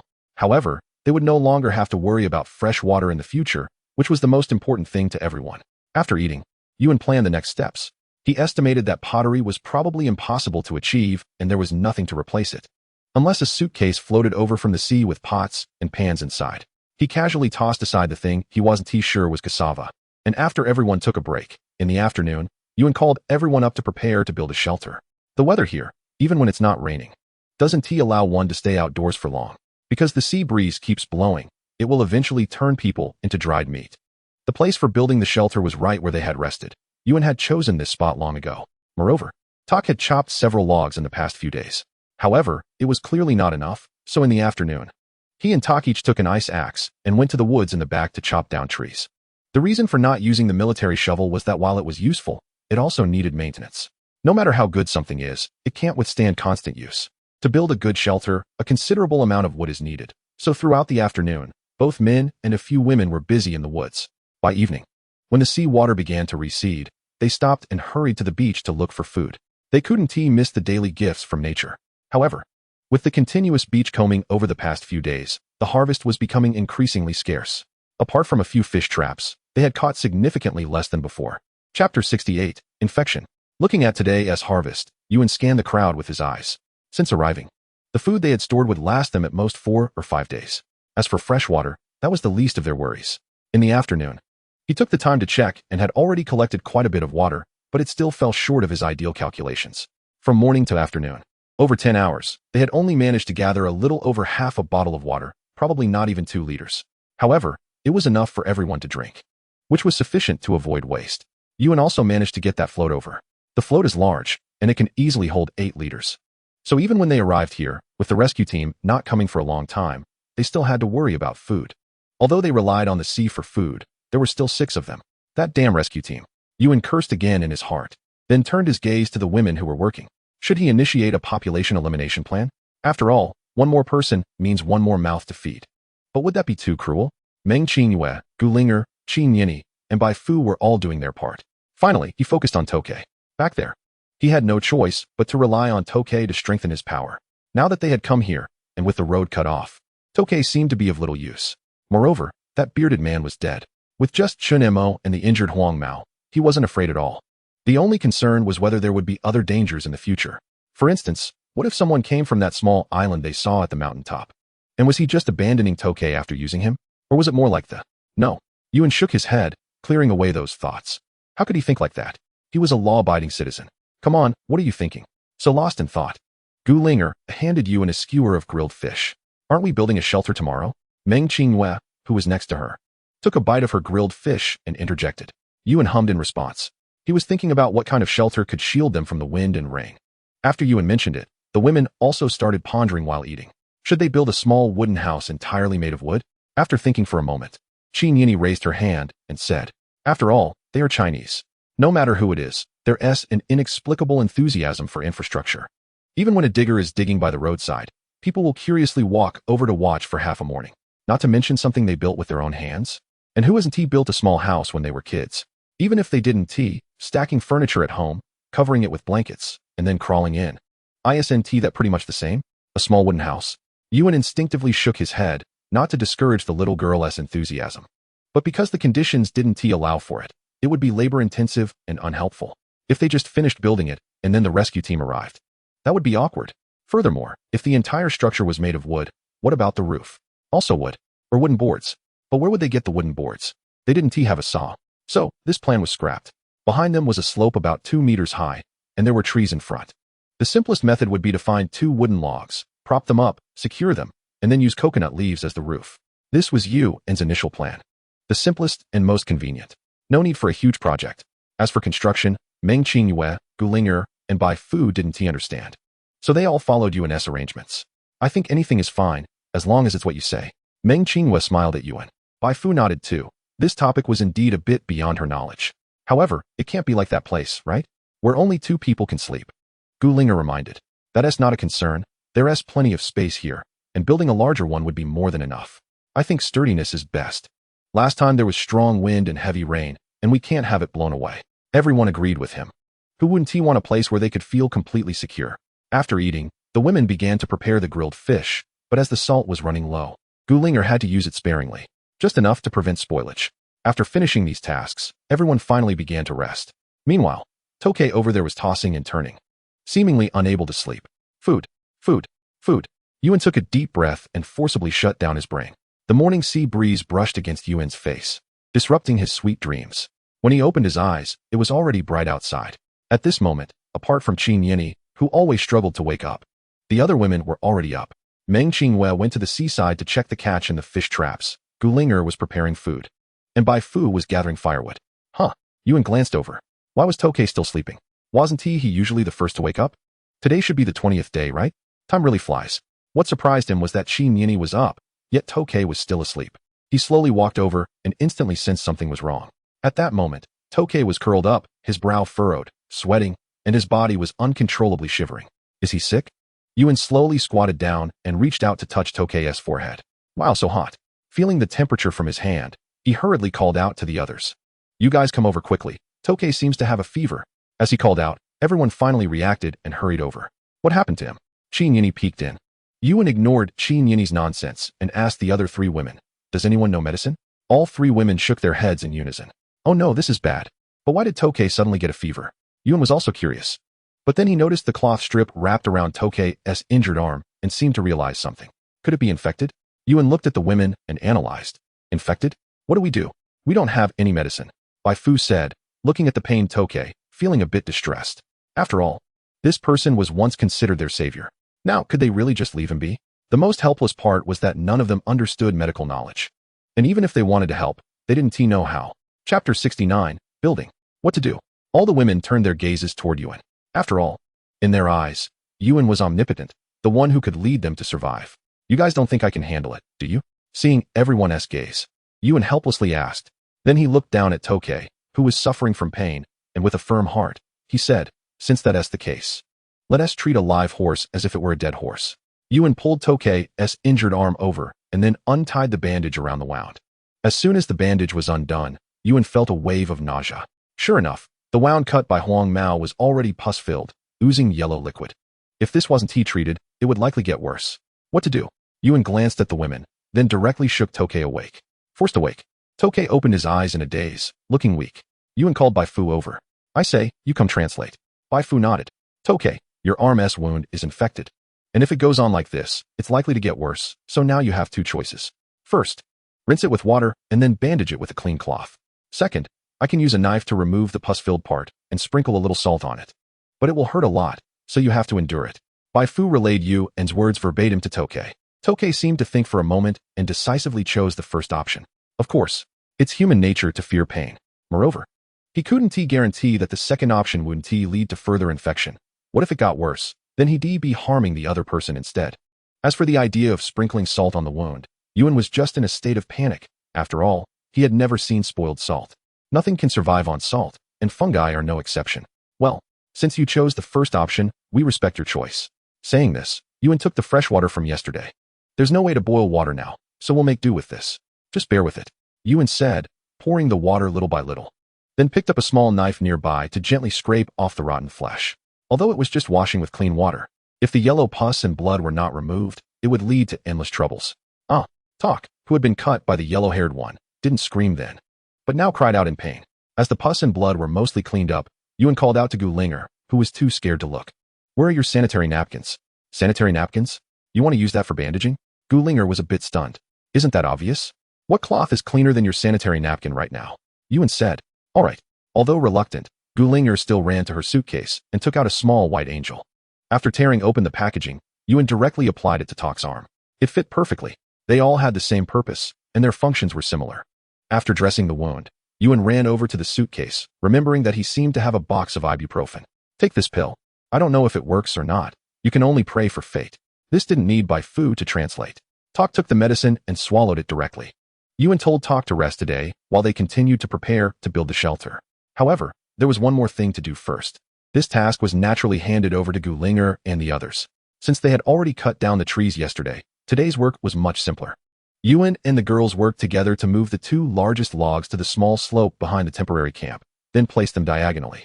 Then they went to find some ropes, tying one end to the logs and the other end through a tree branch at the edge of the camp.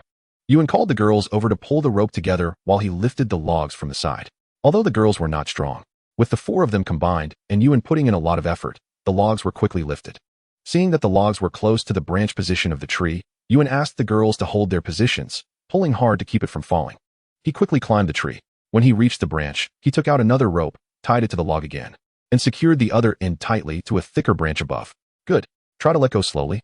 Hearing Yuan's words, the girls gradually loosened the rope in their hands. Seeing that the log didn't fall, they finally breathed a sigh of relief. But this alone was not enough. The log was only tied at one end and resting on the slope at the other end. Yuan needed to secure the log in the branch. So, after the girls loosened the rope, he quickly pulled the rope back, went around to the side, and threw the rope back to the girls. Hold this. When I tell you to pull, you pull, understood? The girls were sweating profusely but nodded obediently. Yuan quickly jumped down from the tree, jogged over to the slope, looked up at the log wedged in the branch, and slowly moved the log backward.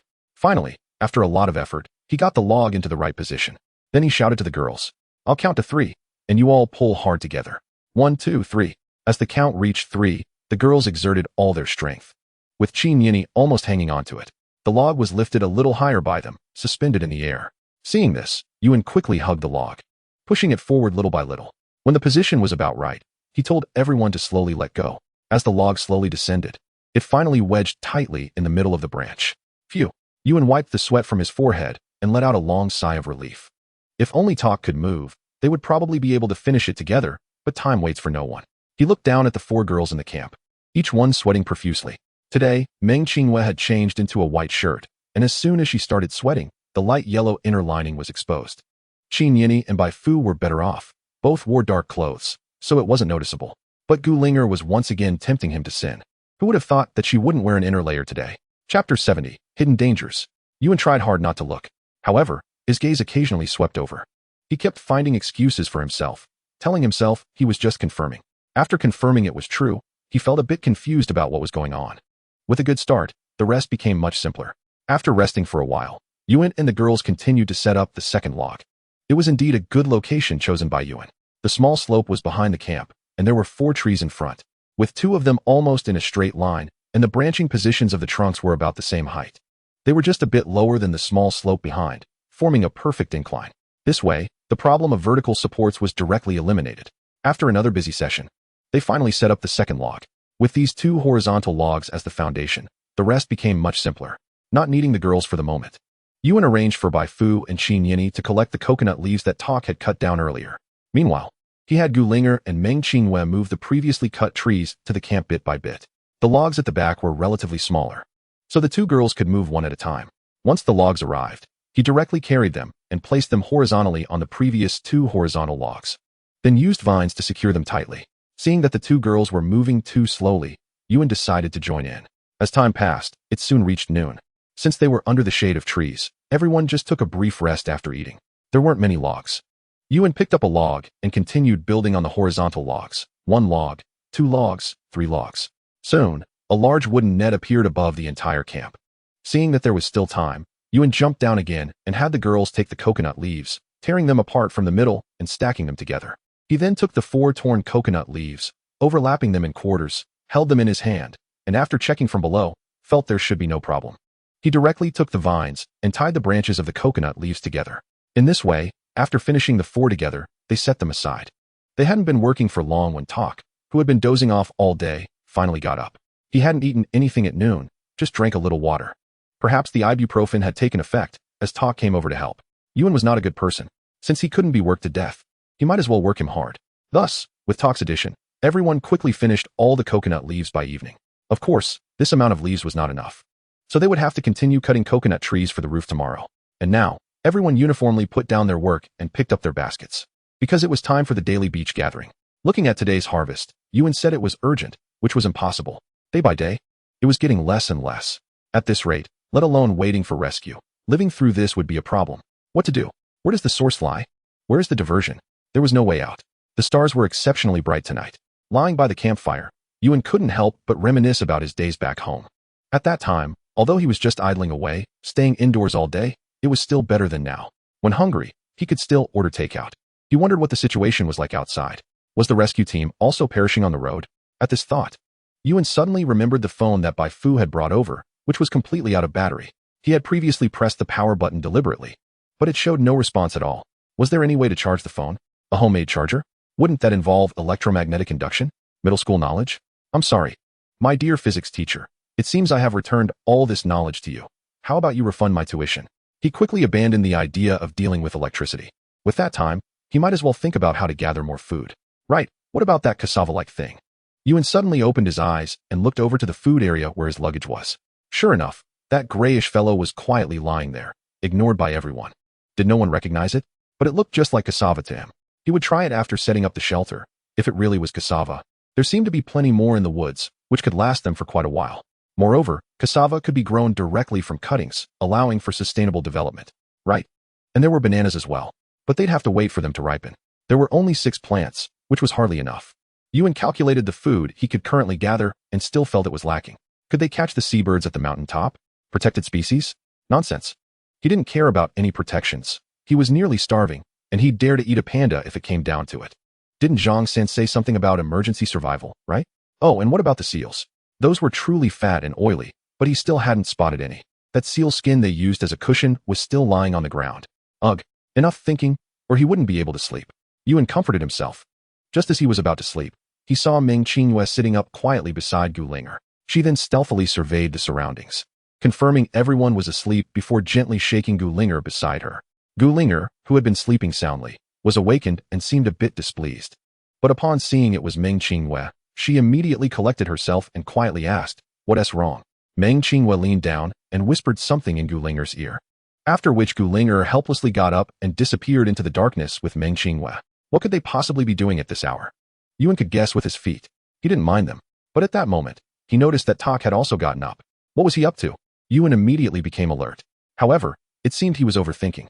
Tak merely got up slowly and went to the seaside, not following Gulinger and the others. Only then did Yuan breathe a sigh of relief. To be honest, given the current situation, although Tak was injured and infected, he might not necessarily be Yuan's opponent. If something were to happen, it would be quite detrimental to him. Moreover, after coming over from there, Tak had become a threat to him. That was not good news. With this thought, Yuan fell into deep contemplation. The sea breeze tonight was chilly, making someone feel a bit desolate. The stars in the night sky were the most genuine. No matter how one looked at them, they were there, casting flirtatious glances at you. Chapter 71, Traces. In the early morning, Qin Yan woke up groggily. At first, she didn't pay much attention. It had become routine for her to find herself in Yuan's embrace. But just as she was about to move, she suddenly froze. This, Yuji's hand. Ah, how embarrassing. Qin Yan's face quickly turned red, wishing she could find a crack in the ground to hide in.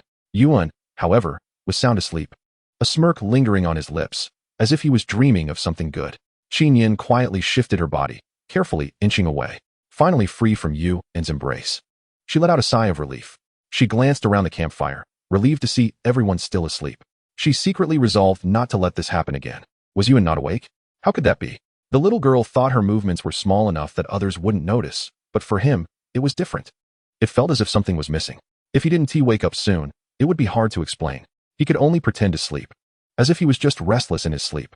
When he finally woke up at dawn, he added some firewood to the large campfire, then spread the leaf scraps he had prepared earlier on top, and wet them with seawater. This would produce a lot of white smoke, making it easier for the rescue team to spot them. It was already the 21st day, and they had not given up. They firmly believed that their motherland would not abandon them. Everyone was basically up. Even Qin Yan, who usually woke up the latest, was up unusually early today, likely because, like him, she hadn't slept since the early hours. The girls quickly washed up and began to prepare for the day's tasks. Watching this, Yuan felt quite gratified. He took a plastic bottle and went to check on the freshwater situation. Walking along the beach to the banana trees, he looked up at them. When he reached the spot, he looked down at the freshwater in the buoy. After a night, there wasn't much, but it still needed to be collected. He carefully lifted the buoy and began to pour the freshwater into the plastic bottle bit by bit. Suddenly, he caught a glimpse of something hiding behind a distant rock. Who's there? Yuan immediately became alert. He was a bit surprised. Before coming out, Gulinger was taking out the previous food to dry, while Meng Qinghue and Bai Fu were gathering the fish traps. He hadn't seen Qin Yan. Was it her? He was uncertain, so he gently called out, "Is that you, Niani?" Was he seeing things? Yuan was momentarily confused, so he put away the plastic bottle, picked up a stick, and slowly approached the rock. When he got closer, he tapped the stick against the rock. "Come out, I see you." After shouting, he quickly got into a defensive stance. But there was no response from behind the rock. Yuan tiptoed over and, just before reaching the spot, quickly pointed the stick toward the back of the rock. No one. Seeing that the area behind the rock was empty, Yuan felt a bit dazed. Could it really be that he was seeing things? Or was it malnutrition from being here that was causing hallucinations? For a moment, he also felt uncertain. The area behind the rock was made up of gravel and grass, showing no signs of anyone having stayed there, which made him lose confidence. Forget it. After confirming that no one was there, Yuan put away the stick and turned back to collect fresh water. Lowering his head, he picked up a small stone from the side and stuffed it under the buoy. After doing all this, he looked around again. Upon returning to the camp, he checked to see that everyone was there. Qin Yan, who had been missing earlier, had also appeared. Yuan didn't mention what had just happened to everyone, but walked over to Tak. Today, Tokei's face looked a bit pale, and his lips were somewhat dry. It seemed that the ibuprofen from yesterday had only alleviated his suffering, but hadn't addressed the root cause. The sanitary napkin tied to his arm was already a bit dirty, so Yuan asked Gulinger to fetch another one for Tokei to change himself. There was no other way. Here, he could only help him as much as he could. After all, the other party had saved his life. Due to the diversion of the river, everyone decided not to have breakfast. After a quick cleanup, they began constructing the shelter for the day. They had already built the framework yesterday, and now only the walls and roof remained. The coconut leaves were simply not enough, so they planned to chop down some more today. After chopping down several coconut trees with the ice axe, the axe had become a bit dull, and Yuan originally intended to find a stone to sharpen it. But then he suddenly thought of a question.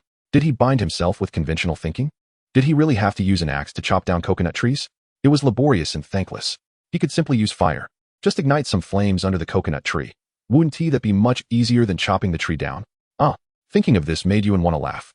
In this case, what were the hardships he and Tokei had previously endured? The education system had harmed him deeply. Helpless, Yuan could only complain inwardly.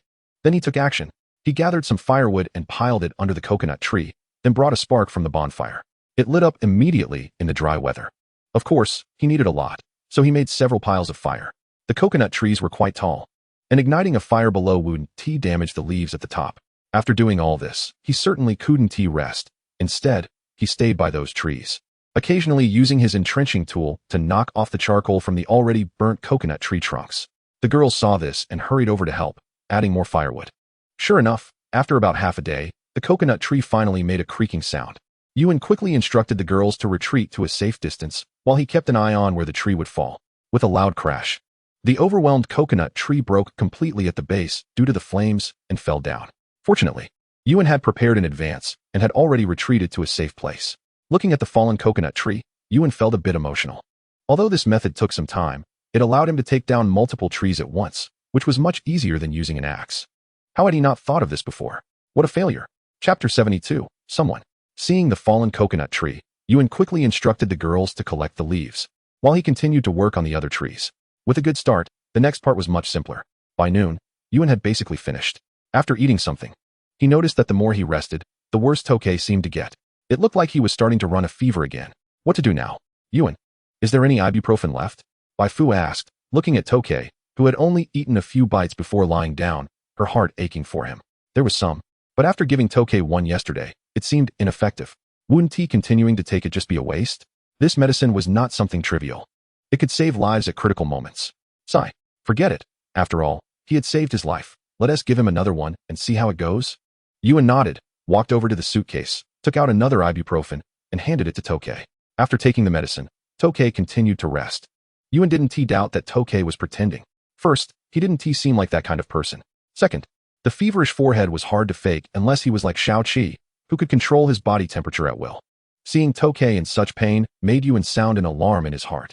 On this deserted island, such an injury could torment such a strong man.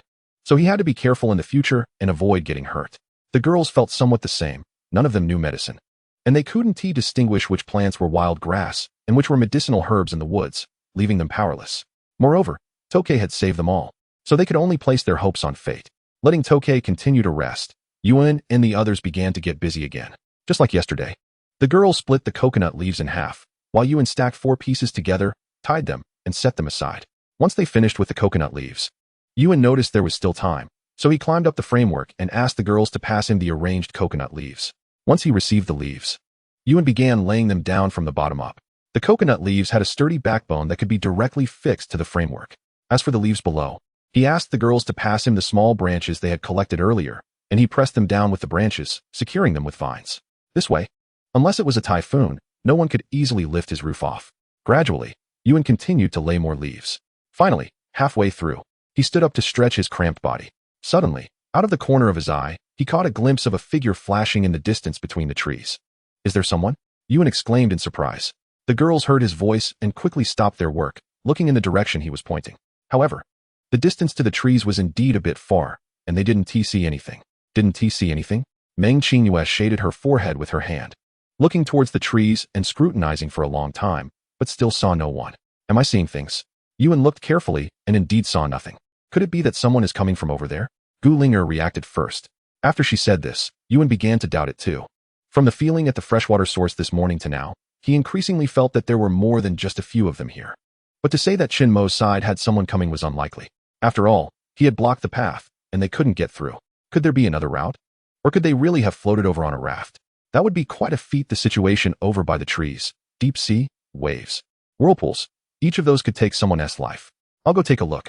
Uncertain, Yuan decided to check it out himself. If someone really had come, there would definitely be traces left behind, and he would know once he went to check. Seeing Yuan pick up a stick to leave, Bai Fu stepped forward.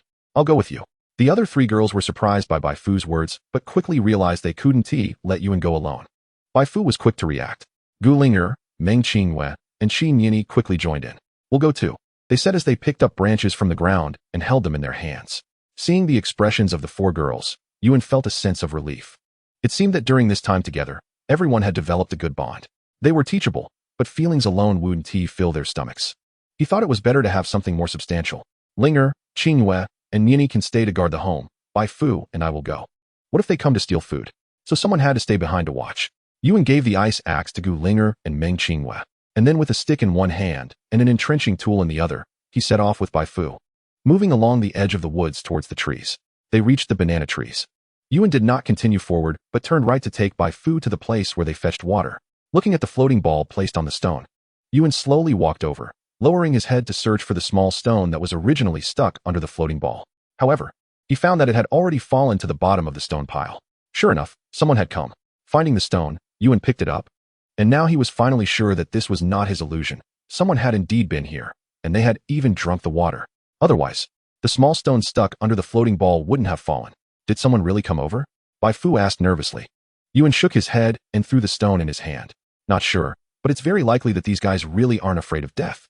He subconsciously tightened his grip on the wooden stick and led Bai Fu towards the birch grove. Upon arriving at the bottom of the birch grove, Yuan immediately noticed fresh footprints on the beach. Although they had stepped here, they hadn't really walked much on the beach, and these footprints were obviously unusual. More than 40 yards, men's footprints. He and Tokei had not been here. Seeing the footprints leading up the mountain, Yuan picked up the wooden stick and chased after them. He wanted to see who had come. If it was the blonde guy, he would directly tie him up and sink him in the sea. This time, Yuan truly had killing intent. After all, Tokei's miserable state was still vividly in his mind. Chapter 73. I have a plan. How dare these lowly beings come to share the spoils? I won't indulge you.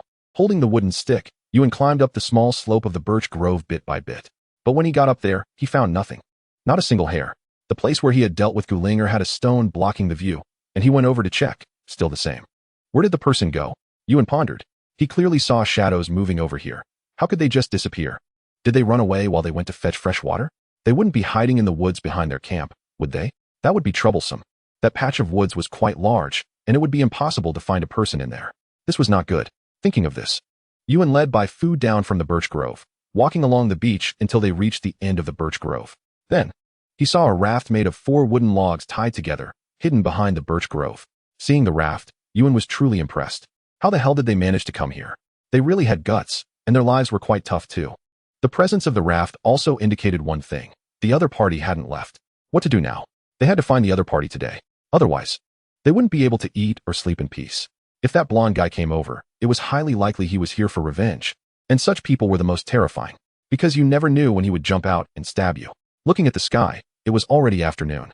Although there was no cell phone, based on the feeling after staying here for 21 days, there were at most 2 or 3 hours left until it would be dark. Moreover, they still had to go clamming in the evening. If the other party kept hiding and didn't come out, did that mean they had to be on guard all the time? No, they had to think of a way. Gu Linger and the other 3 quickly jogged over to ask, "How is it? Is there really someone? Did you find them?" The last question was asked by Meng Qingyue. The 3 looked at him with some tension. Yuan silently nodded. "We found a raft. Someone indeed came over, but who it is remains uncertain," Yuan said, affirming that he should elaborate on the morning's events. "I noticed something this morning, but I didn't pay attention then, thinking the other party wouldn't dare to come over. But unexpectedly, there really are those who aren't afraid of death." The 3 women were somewhat surprised upon hearing this. Someone actually came over, and it was early in the morning. Who was it? Chinemo? Or that blonde guy? Or perhaps those 2 ants? At this moment, Tokei was still lying by the bonfire. After taking an ibuprofen, he seemed to be doing well. He was now quietly sleeping. "So what do we do now?" Gu Linger asked with a serious expression, pondering countermeasures. Who could it be? Chinemo? That didn't seem likely. The raft could only carry 1 person, and Chun Imo wouldn't abandon his girlfriend to come over. The 2 ants were even less likely. They were both scared for their lives and had no reason to risk their lives rowing a raft over. Thus, the most likely person left was the vengeful blonde guy. After all, it could be said that they had killed his boyfriend. You might not think much of their relationship, but you never know when someone might act out of anger for their blue-eyed love. And who did the blonde guy hate the most here? Naturally, it was sick Tokei. The other party had been lurking for a day, and they probably had a good understanding of their situation here. How could a sick Tokei remain hidden? So, to resolve the issue quickly, there was only one way: to lure the snake out of its hole. "I have an idea, but this idea carries some danger. You all help me consider it," Yuan said, looking at the girls thoughtfully. "You have danger? That won't do." Gu Linger immediately stood up to oppose it as soon as she heard it was dangerous. Meng Qingyue and Qin Yan looked at Gu Linger curiously upon hearing this. Something felt off. Since when did Linger care so much about Yuan's safety? Wasn't she always scolding him for being a scoundrel back there? Qin Yin felt the same way. This made Gu Linger feel a bit embarrassed. She hurriedly explained, "What? If Yuan is in danger, what will we do in the future? He is our leader now." Then, she silently added in her heart, "He's also my man." Bai Fu saw through it but said nothing. However, she did not agree. "If you are in danger, I think there's no need to rush. Since the other party has come, they must be looking for food. Here, apart from going to the beach, they have nowhere else to go. If we stay vigilant, we will eventually catch him." The other three women nodded in agreement upon hearing this. Yuan, however, smiled slightly. "I didn't say I was in danger, did I? Not you? Then who?" The four girls simultaneously focused their gaze on Yuan. Yuan glanced at the sleeping Tokay and slowly revealed his plan. After hearing it, the four girls immediately furrowed their brows. Meng Qingyue, the most naive, bit her lip and hesitantly asked, "Isn't this a bit too much? Too much?" Meng Qingyue didn't say it, but Yuan understood. Too despicable? Indeed, using a sick person as bait, and this sick person was the savior of everyone. If this were in reality, one might be backstabbed. That's why Yuan wanted to ask for everyone's opinions. If anything went wrong, everyone would have to share the blame. Qin Yin also fell silent. Because this contradicted some things she learned at school, she felt somewhat dazed. Gu Linger and Bai Fu exchanged glances at Tokay, pondering in their hearts. Yuan observed the changes in their expressions and then added, "It's not like there's 1,000 days of thievery. How can there be 1,000 days of guarding against thieves? Plus, we don't have that much time to deal with him. What if he doesn't come out for days? Wouldn't we be doing nothing?" Moreover, this matter had to be consented to by Tokay. The last sentence acted as a reassurance for everyone. Yes, the key to this matter lies with Tokay, right? We should ask for his opinion first. Yuan gestured to Bai Fu. Bai Fu nodded and then walked towards the resting Tokay. After waking Tak, she shared today's discoveries and the current situation with him. After listening, Tak's gaze shifted not far away to Yuan and Meng Qingyue, seemingly deep in thought. After a moment, he nodded, seeing that Tak agreed. The others naturally had no objections. Chapter 74. Acting. Did everyone have no objections? Of course not. Did you think Tak had no objections? That's just what you thought. He was very clear in his heart that he was sick. He couldn't work, and although he had saved them in the past, this gratitude was gradually dissipating over the past 2 days. No one would want to drag a burden when they themselves were struggling to survive. Therefore, he passively accepted the situation. Of course, Yuan had seen this point long ago. Otherwise, he wouldn't have first pulled the women into the plan. Since everyone agreed, the plan officially began. First, Yuan felt that a wooden stick was never enough insurance. Although it was said that the longer the stick, the stronger, it was useless at a distance, and now they had to wait for the rabbit to come. Therefore, a bow and arrow were the most effective. It didn't have to actually kill the opponent. Just posing a threat was sufficient. To avoid being discovered by the person hiding, he didn't dare to test it. He then used several relatively straight small branches to make 4 arrows. After quietly handing the fruit knife to Tak, Yuan instructed Gu Linger, Meng Qingyue, and Qin Yin to go to the far left woods and pretend to be looking for firewood. Meanwhile, he and Bai Fu stayed behind. What should we do now? Should we leave too? After the 3 women left, Bai Fu turned her gaze to Yuan. If you were Huang Mao and suddenly saw everyone in the camp leave, what would you think? Yuan held the bow and subtly pulled it. Would he be suspicious? After all, we were just looking for him. Bai Fu was indeed sharp. Catching on immediately, Yuan nodded.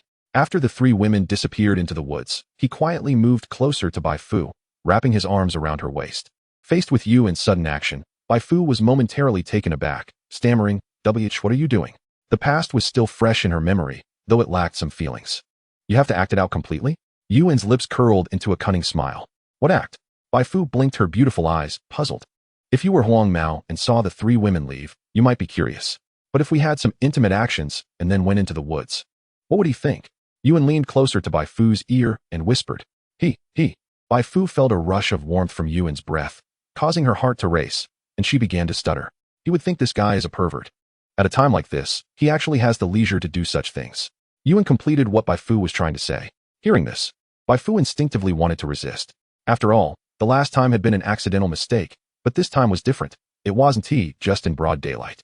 Moreover, according to the plan, Gu Linger and Meng Qingyue hadn't gone far. They were still hiding in the distant woods. Besides, there was no such link in the plan.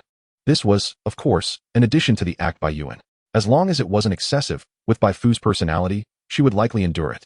Meanwhile, hidden in the shadows, Gu Linger and Meng Qingyue watched Yuan and Bai Fu's intimate actions, momentarily stunned. Pervert. Meng Qingyue scolded unhappily, quickly covering Qin Yin's eyes. "Yinny, you're still young. You can't look." "Can't look?" The blindfolded Qin Yin felt a twinge of jealousy. What's there that can't be seen? She seemed to recall the scene from earlier that morning. her cheeks quickly turning red. On the other hand, Gulinger revealed a trace of a knowing smile. It seemed that the one at a disadvantage was not just herself. Yuan gently wrapped his arms around Bai Fu's waist. Her body trembled slightly, but she held back. She gripped Yuan's other hand, which had started to act up, biting her lip tightly. Suddenly, Yuan stopped. "All right, let's go," he said, taking his bow and pulling Bai Fu along to leave. The act had reached this point. If the other party still didn't fall for it, he really had no way out. Bai Fu, somewhat dazed, nodded and was then led by Yuan towards the water source. Following the beach, they soon arrived at the banana trees. But at that moment, Yuan suddenly heard a faint sound from the right woods and froze. What the? Is he not trusting me, or what? Looking for trouble? I don't want that. Or is he just confirming something? Yuan glanced at the woods and then gently pulled Bai Fu to the water source, pinning her against the rock wall. Yuan, you this. Bai Fu, suddenly pinned, quickly tried to push him away, but he held her hand tightly, leaning his entire body against her shoulder, whispering, "That person has followed us. He's in the woods." Bai Fu naturally didn't believe it and was about to look in the direction Yuan pointed. However, Yuan interrupted her directly. "Don't look. He might be on guard." What do we do now? Bai Fu asked anxiously. "That person is probably here to investigate our true situation. With my bow and arrow, if I chase after him, he will likely hide, making it difficult to lure him out again later. We will continue with the original plan," Yuan whispered. Continue? Bai Fu thought she heard wrong and was momentarily stunned. Yuan didn't care about that. It had come to this, and he had to lure the other party out. He kept an eye on the situation in the woods, then wrapped his hands around Bai Fu's slightly plump waist, moving his hands upwards little by little. Bai Fu bit her lip tightly, closed her eyes, and didn't dare to move at all. Finally, when Yuan lowered his head and gently kissed Bai Fu, he clearly noticed that the person in the woods had quietly left. Releasing Bai Fu, her face was flushed, unable to suppress a soft moan. Their lips still held traces of each other's saliva. What the? Seeing this scene, Yuan couldn't help but swallow hard. Such a slight tease had actually made her emotional. Remembering that day's situation, he felt he had lost quite a bit. But business was important. Yuan showed a triumphant smile, reaching out to wipe the saliva from the corner of Bai Fu's mouth. At this moment, Bai Fu, blushing, wished she could just crawl into a crack in the rock. "We still have business to attend to. We can continue later," Yuan said with a smile. "Continue? You big-headed ghost." Bai Fu cursed inwardly, but her body was very honest, and she couldn't help but nod. Hee. Yuan turned, picked up the bow and arrow from the ground, and then quietly led Bai Fu to follow. Chapter 75. The first time. Sure enough, when they quietly approached the woods near the camp, they saw a figure hiding behind a tree, perfectly concealed by a bush nearby. Yellow hair. Who else could it be but Huang Mao? At this moment, Huang Mao was watching Tak, who was resting in the camp, with a fierce look in his eyes. After observing all day, he clearly knew that Tak was sick. This was a once-in-a-lifetime opportunity. He had initially planned to wait until dark to act. However, the current situation was indeed rare. The three women had gone to pick firewood, and Yuan and Bai Fu were off somewhere else. He had even gone to check and found the two deeply engrossed in each other. The dog man and woman. Wait for yourself to deal with Tak, and then it's your turn. As for whether this is a trap, Huang Mao also has doubts. It's just that the opportunity is really rare. And even if he attacks them at night, there are too many of them, and he estimates he will be caught immediately. So, he plans to take a gamble. After looking around and not seeing anyone else, Huang Mao pulled out a small knife from his waist and limped cautiously towards the place where Tak was resting. Seeing that Huang Mao was really moving, Yuan breathed a sigh of relief. If the other party had been hiding here, he could only go hard. Although he had a bow and arrow, what if he missed and got injured instead? The lesson from Tak was still fresh in his mind. Therefore, everything must be stable. 98% is not safe. Fortunately, Huang Mao couldn't hold back. It was undoubtedly best for Tak to take action. Yuan immediately followed him. When they reached the place where Huang Mao had been hiding, he saw that Huang Mao was almost close to the camp. At this moment, Tak had his back to Huang Mao and seemed to have fallen asleep again, motionless. As they got closer, Huang Mao's mouth revealed a trace of a smug smile. Just as he was about to approach, he gripped the knife tightly with his left hand and suddenly pounced.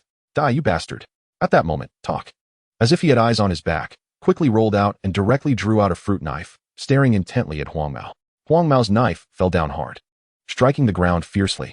It's a trap. Seeing that the other party was already prepared, Huang Mao quickly reacted and tried to retreat. But at this moment, Yuan raised his bow and arrow, aiming at Huang Mao, coldly shouting, "Huang Mao, if you dare to run, I'll shoot." Behind him, Bai Fu quickly followed with a wooden stick. He was discovered. Huang Mao, holding the small knife, instantly became flustered. "This side won't work, go that way." But at that moment, Gulinger, along with Meng Qingyue and Qin Yinyi, also came running out from the other side, each holding a wooden stick. They formed a three-sided encirclement. With the sea at their back, Huang Mao had nowhere to escape. Looking at Yuan and the others, Huang Mao's heart sank. It seemed that he had lost this gamble. However, a trace of ruthlessness appeared on his lips, and he charged directly at Tak. Since the sneak attack failed, he would come hard. Putting himself in a position of life and death, he had truly gone mad. Moreover, Tak was sick and had little strength left. When Tak saw Huang Mao charging at him, he was obviously a bit flustered, which was understandable. Right now, he was utterly powerless, with his strength barely existing. Although Huang Mao had a limp and his right arm was injured, his spirit was still there. Therefore, under Huang Mao's attack, Tak was forced to retreat repeatedly. Yuan didn't expect Huang Mao to be so ruthless, planning to fight to the death. Holding his bow and arrow, he didn't dare to shoot because he knew his own skills. This thing was merely a decoration. It would be fine if he hit Huang Mao. But if he hit Tak instead, that would be awkward, even more so than when Bai Fu handed a weapon to the bearded man last time. Thus, he directly abandoned the bow and arrow, took the wooden stick from Bai Fu, and charged forward. Just a disabled Huang Mao. Did he need to be afraid? However, Yuan underestimated a person's determination to fight for survival. The Chinese have never lacked bloodshed. Even now, Huang Mao still hadn't given up on killing Tak. Tak was indeed sick, and his physical condition had deteriorated severely. He wasn't careful and was cut by Huang Mao, who knocked the knife out of Tak's hand. Seeing that he had actually injured Tak, Huang Mao was immediately delighted, unable to help but laugh out loud, and then he struck down again. Tak looked at the knife coming straight towards his chest. His gaze seemed to freeze, as if he had resigned himself to fate. Unexpectedly, the feeling of pain didn't come. Instead, Huang Mao let out a painful cry.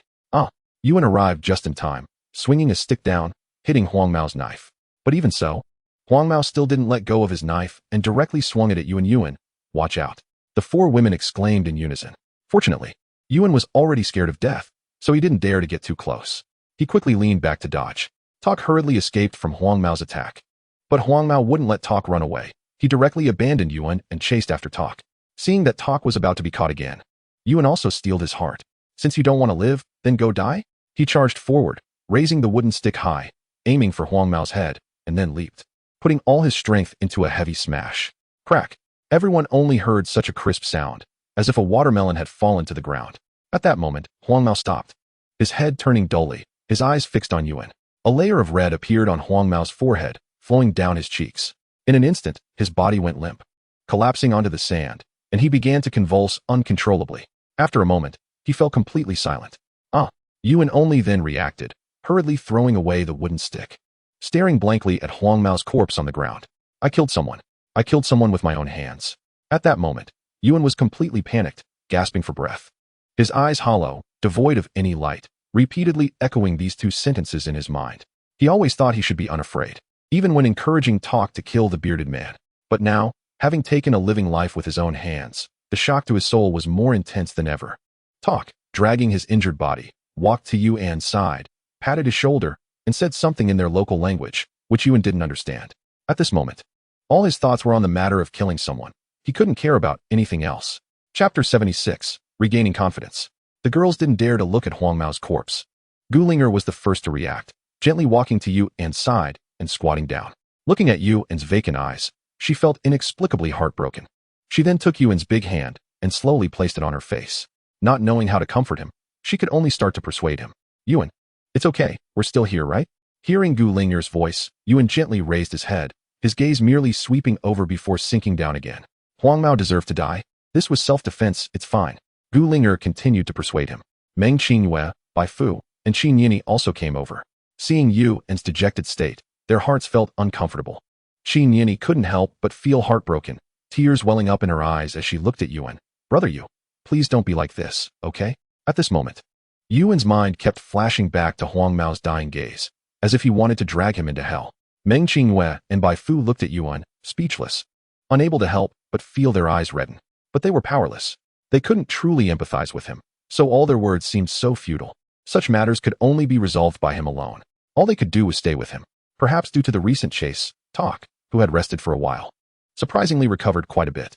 His previously injured right arm had new wounds, and he could only bandage it again with torn cloth. He then slowly got up, walked to Huang Mao's corpse, and spat on it. After that, he picked up a shovel from the camp and walked towards the woods. Before long, Tak came back out. He directly held the engineer shovel in one hand and dragged the yellow-haired person's foot with the other, forcefully dragging him into the woods. By the time he came out again, he was already drenched in sweat. Breathing heavily, he sat beside the camp and glanced at Yuan, who looked like a corpse. Letting out a sigh? As evening approached, Gulinger saw Yuan still sitting dazed in the camp, and since Tokay was still unwell, she had no choice but to step out and continue doing what needed to be done, collecting fish nets, going to the sea, fetching fresh water, and so on. That night, Gulinger grilled fish and personally brought it to Yuan. He merely shook his head lightly, having no appetite at all, his mind filled with the bloody image of the yellow-haired person, which made him feel nauseous.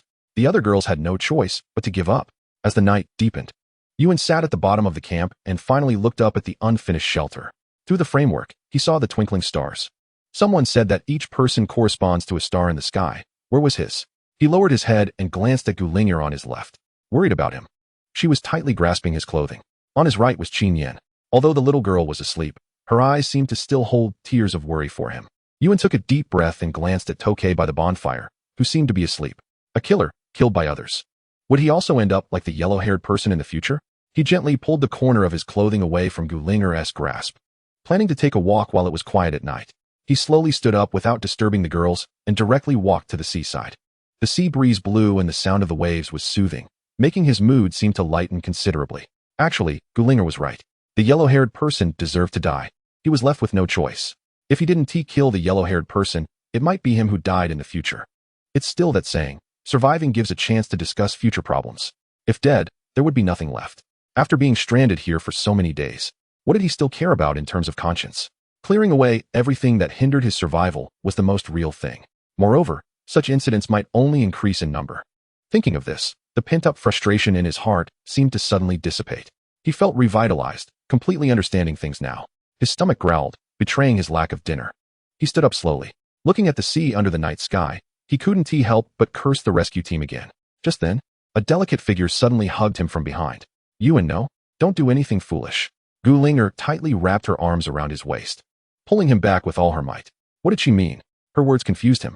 Was she worried he would jump into the sea to commit suicide? He wasn't that foolish. Of course, the impression left during the day might have made him seem less brave in front of the girls. But who was he? He was Yuan, the unyielding one. Did he have any obstacles he couldn't overcome? Just as Yuan was about to explain, he suddenly thought, hey, you're pulling a strongman lock on me. It was the middle of the night. She should be mindful of the situation. In an instant, Gulinger felt a bit shy. However, thinking about how Yuan had actually thought of jumping into the sea earlier, she gathered her courage. She glanced at the group by the camp and then took Yuan's hand, moving into the darkness. This action left him completely shocked. She seemed like a noble knight galloping across the battlefield, tirelessly sweating. Welfare? Could there be unexpected gains? Should he continue to pretend? That seemed like a good idea. But after thinking it over, he decided against it. If discovered, he would probably face endless punishment. Remembering the unknown scenery from earlier, a hint of red flashed in Yuan's eyes. He turned to take charge, releasing the pent-up anger from the day. He didn't know how long it lasted. After Yuan released his frustration, he felt completely relaxed. Yet, deep inside, in a corner no one knew, a bloodthirsty aura was buried. On the 21st day of being stranded here, it was also Yuan's first time killing someone. After spending several hours in fear, he finally let it all go. The only unchanging belief was to strive to live. Chapter 77, Poisoned. On the 22nd day, Yuan personally counted his fingers. If he remembered correctly, it should be nearly a month soon. Where had the rescue team gone? No matter how big the waves were, they should have arrived by now. At first, everyone was filled with hope, but now, they were all left with immense disappointment, only wanting to say ha to the rescue team. Then he saw Bai Fu and Gulinger huddled on one side of the camp, seemingly examining something. Yuan felt puzzled and curiously walked over. What's wrong? Why do you look so worried? Tokay seemed to be getting worse. He had just started talking nonsense. Following Gulinger's finger, he saw Bai Fu squatting beside Tokay, seemingly asking him something, speaking in the local language that he couldn't understand. How is it? He cautiously asked. Upon hearing Yuan's words, Bai Fu sighed with a furrowed brow and slowly replied, the previous wound isn't a big problem, but yesterday's new injury seems a bit strange. What could be strange? Yuan was confused. The wound from the yellow-haired person's knife shouldn't cause much harm. Looking down, he gasped and instinctively touched his chin. What did he want to say? He looked up at Bai Fu and the other girls. Bai Fu shook her head, indicating she wasn't sure either. It turned out that the new wound on Tokay's arm had a peculiar black-purple color around it, and within just one day, it had started to fester. Could it be poisoned? Yuan instinctively asked. It indeed looked like that. By the way, where is the yellow-haired person's knife? Yuan hurriedly asked. To determine if it was poisoned, It was simple. Just check the knife. Here. Meng Qinghua quickly handed over the yellow-haired person's knife from yesterday. After taking the knife, Yuan carefully examined it. It didn't seem different from usual. The entire blade was also clean and shiny. Has this knife always been like this? He looked at Meng Qinghua. Meng Qinghua shook her head. No way. When I put the knife away yesterday, it was covered in something foul and smelly. So I took it to the seaside to wash it clean. Hee. Yuan looked at the knife, feeling grateful towards Meng Qinghua in his heart. However, this also indirectly indicated a fact. The knife indeed had poison. That yellow-haired person was really cunning. Thinking back to when the other party had swung a knife at him, he was fortunate to have dodged it. Given that, it seemed the other party hadn't planned to spare him either. Damn it. It was a good thing he struck first. Yuan felt a surge of relief. What should they do now? Meng Qinghua's words were naturally heard by Bai Fu, who looked at Tokay, shivering and unable to wake up. She handed the decision-making power over to Yuan. I want to know too. No one present had any medical knowledge. Previously, when Tokay's wound got infected, he had forcibly changed the bandages for him. Now, with the poisoning, who knew what to do? What kind of poison was it? No one knew. Moreover, it had seeped in from the wound, which made things quite difficult for them. Yuan shrugged his shoulders. He should probably change the tattered cloth he had used to bind himself. Otherwise, it would likely get worse. This time, without Yuan's reminder, Gu Linger handed over the little white angel. After Bai Fu took it, she rebandaged Tokay. Whether he could survive was something they all felt uncertain about, relying entirely on how fate would unfold. As for the thought of abandoning him, none of them had that idea. First, Tokay had saved them during the shipwreck. Second, persuading Tokay and drawing the snake out of its hole was a decision they had all agreed upon together. Now to abandon him would feel morally wrong, especially considering how far things had gone. But the reality was what it was. Losing a major labor force increased Yuan's pressure significantly. Fortunately, Tokay, although not working, wasn't he consuming food either. He was just hanging on to life. If he were to leave, it would probably be a matter of time. With the previous experience of the bearded man and the yellow-haired guy, the women felt a tinge of sadness about Tokay's fate, but it wasn't very pronounced. After all, they had done what they could. Given the situation, he couldn't blame them. After tidying up the camp a bit, Yuan continued with the shelter construction that he had not finished before. Building such a shelter was primarily for convenience and speed, as no one knew when the rescue team would arrive. If they really wanted to live here long-term, this kind of shelter was simply not feasible. A typhoon could easily blow it away. Carving a cave directly into the mountain wall would ensure that regardless of wind or rain, nothing would happen. The only concern was the support inside to prevent collapse. Therefore, this shelter was also temporary. Yuan didn't put too much thought into it. After preparing all the coconut leaves, the roof was finally completed. It just remained to see if it could withstand heavy rain. Of course, to prevent heavy rain from flooding the inside of the shelter, Yuan used a spade to dig a trench about 20 to 30 centimeters deep around the shelter. This way, even in torrential rain, the dripping water from the roof wouldn't make a mess inside the shelter. Additionally, this shelter was quite spacious. Compared to that broken little one over there, this was like a villa. After digging the trench, it happened to be noon. Gu Linger prepared food. And since they no longer had iron boxes, they mostly ate barbecued food. This was the only option they had. Tokay, who had been in a deep sleep all morning, surprisingly woke up at this time, looking much better. He even ate something and helped Bai Fu and the others with their work. Impressive. Yuan could only express his admiration with those two words while looking at Tokay. This was the benefit of a strong body. He glanced at his relatively thinner arms and felt a bit envious. After eating, Yuan decided not to continue using wood for the shelter's walls. He simply tied branches tightly together. Wrapping them with a layer of coconut leaves would suffice. There was no need to be so particular. With Tokay's help, the construction of the shelter progressed significantly faster. By the afternoon, it was basically completed. Although they had only tied branches together on 3 sides of the shelter and it still leaked wind, the feeling of being exposed to the elements was finally gone. Since the shelter was built high on the peak, Yuan made the entrance into a cooking area. All the supplies were moved to the innermost corner of the shelter. However, due to time constraints, they didn't manage to create any beds or similar items. Today was also the time for gathering seafood, so they had to get busy with that. Gathering seafood was ultimately a matter of luck. After being here for so many days, the recent catches from gathering seafood were nowhere near the bounty from the fish traps. Although it was a drop in the bucket, they could still occasionally find good items while gathering. Today, perhaps heaven couldn't bear to see them in such a plight, or for some other reason. They managed to catch a large fish stranded in a puddle. It weighed about 10 pounds and had grayish-white spots. Yuan couldn't name it, but that didn't matter. As long as it was edible, that was enough. This one catch equaled all their previous catches combined over the past few days. They discarded all the internal organs back into the sea to ensure better catches for tomorrow's gathering. As for the rest, it was left to Gu Linger and Bai Fu to handle. By the time they finished processing everything, it was completely dark outside. Once they returned, Gu Linger and Meng Qingyue started getting busy. Meanwhile, he and Tokay sat a bit inside the shelter, waiting to eat. Tonight's dinner was that big fish made into grilled fish slices. As for the flavor, it was just salt, nothing special. The 6 of them couldn't finish it all. So the leftovers were to be grilled by Gu Linger and the others for storage, just like before. After finishing these tasks, everyone began to rest. With the shelter, they naturally wouldn't be sleeping outside anymore. Tokay was arranged in the farthest right corner, and then it was Yuan, while the other positions beside him were arranged by the women themselves. However, it seemed that Gu Linger had the most say, which made Qin Yini, who had been thinking about it, pout her little lips. They moved into a new home without even celebrating with firecrackers. Everyone just went to rest. The sea breeze seemed to be stronger that night, and the large bonfire outside the camp crackled as it was blown by the wind, casting a warm glow over the camp. The next day, as dawn broke, Yuan woke up. He routinely looked at Gu Linger, who was pressed against him. Perhaps because they no longer had to sleep outdoors, no one else was up yet. He slightly shifted his body, but his arm touched something that felt very cold, sending a shiver down his spine.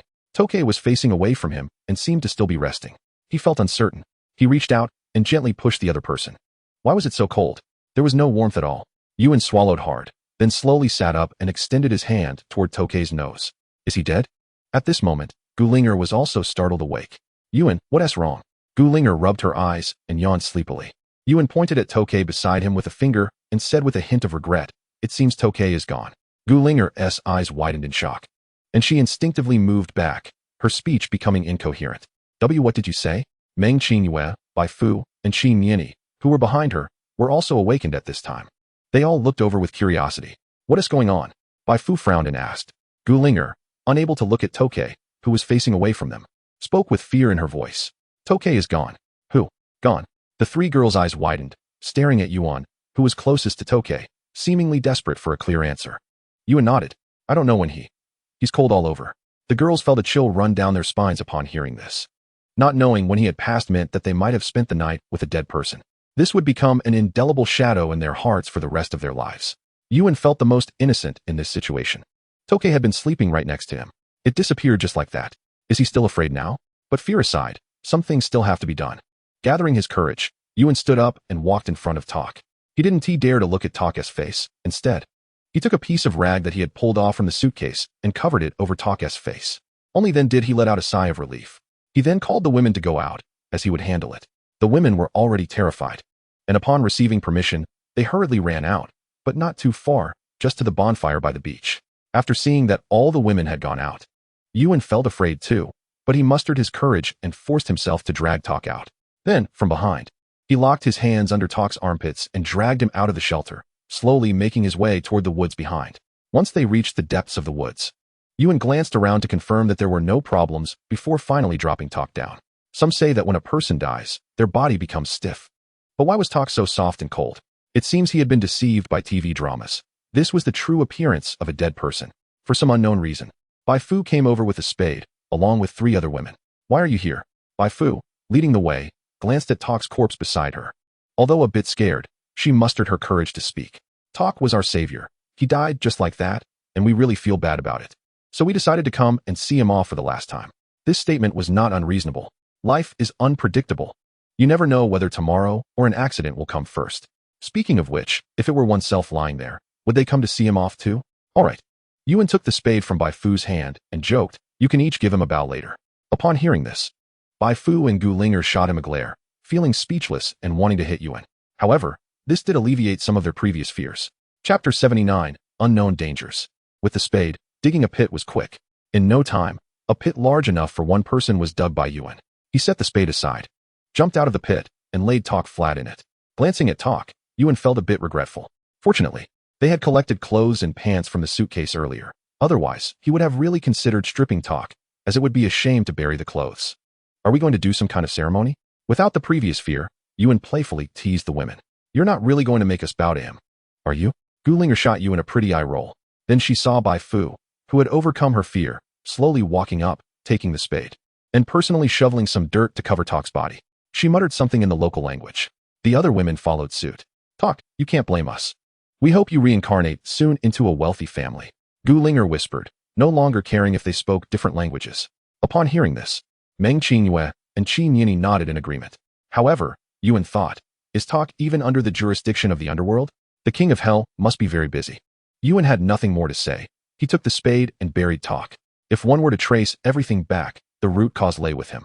It was he who called Bai Fu to bring talk over, and it was also his prompting that led talk to attack the bearded man, resulting in talk being stabbed by the blonde, and then coming back for revenge. Of course, there were earlier events too. It was also him who gradually caused Chun Mo and the others to split apart. If he were to confront the king of hell about this, he would likely end up with a big hat placed on him. But what could be done? When one dies, they go to the sky. Isn't there a saying? While alive, who cares about afterlife matters? Live as you wish. After death, who cares about floods? A small mound of dirt was formed in the woods. Yuan set down the spade and leaned on his arms to catch his breath. The women did not leave. Upon seeing the small mound, their eyes were filled with sadness. It was Qin Yini who, perhaps moved by Yuan's words, suddenly knelt at Talk's grave without anyone noticing. Qin Yini immediately gave Talk a good person card. You can't refuse this, right? Of course, whether Talk could accept it was another matter. After everything was tidied up, Yuan found a branch and stuck it in Talk's grave, letting out a slight sigh. Don't blame me. After adding this in his heart, he turned and left the woods with the women. With Talk's death, Yuan was now the only man left. If the bearded man and the blonde were still around, Yuan would probably feel overwhelmed. The situation was completely different now. The bearded man was dead, the blonde was dead, and Talk was dead. Now, only Chun Mo was left. He was definitely not a match for Yuan, and moreover, he had no intention of coming over. However, even so, Yuan still felt a bit uneasy. That day at the mountain top, he discovered that not far away there was another island. Would there be people there?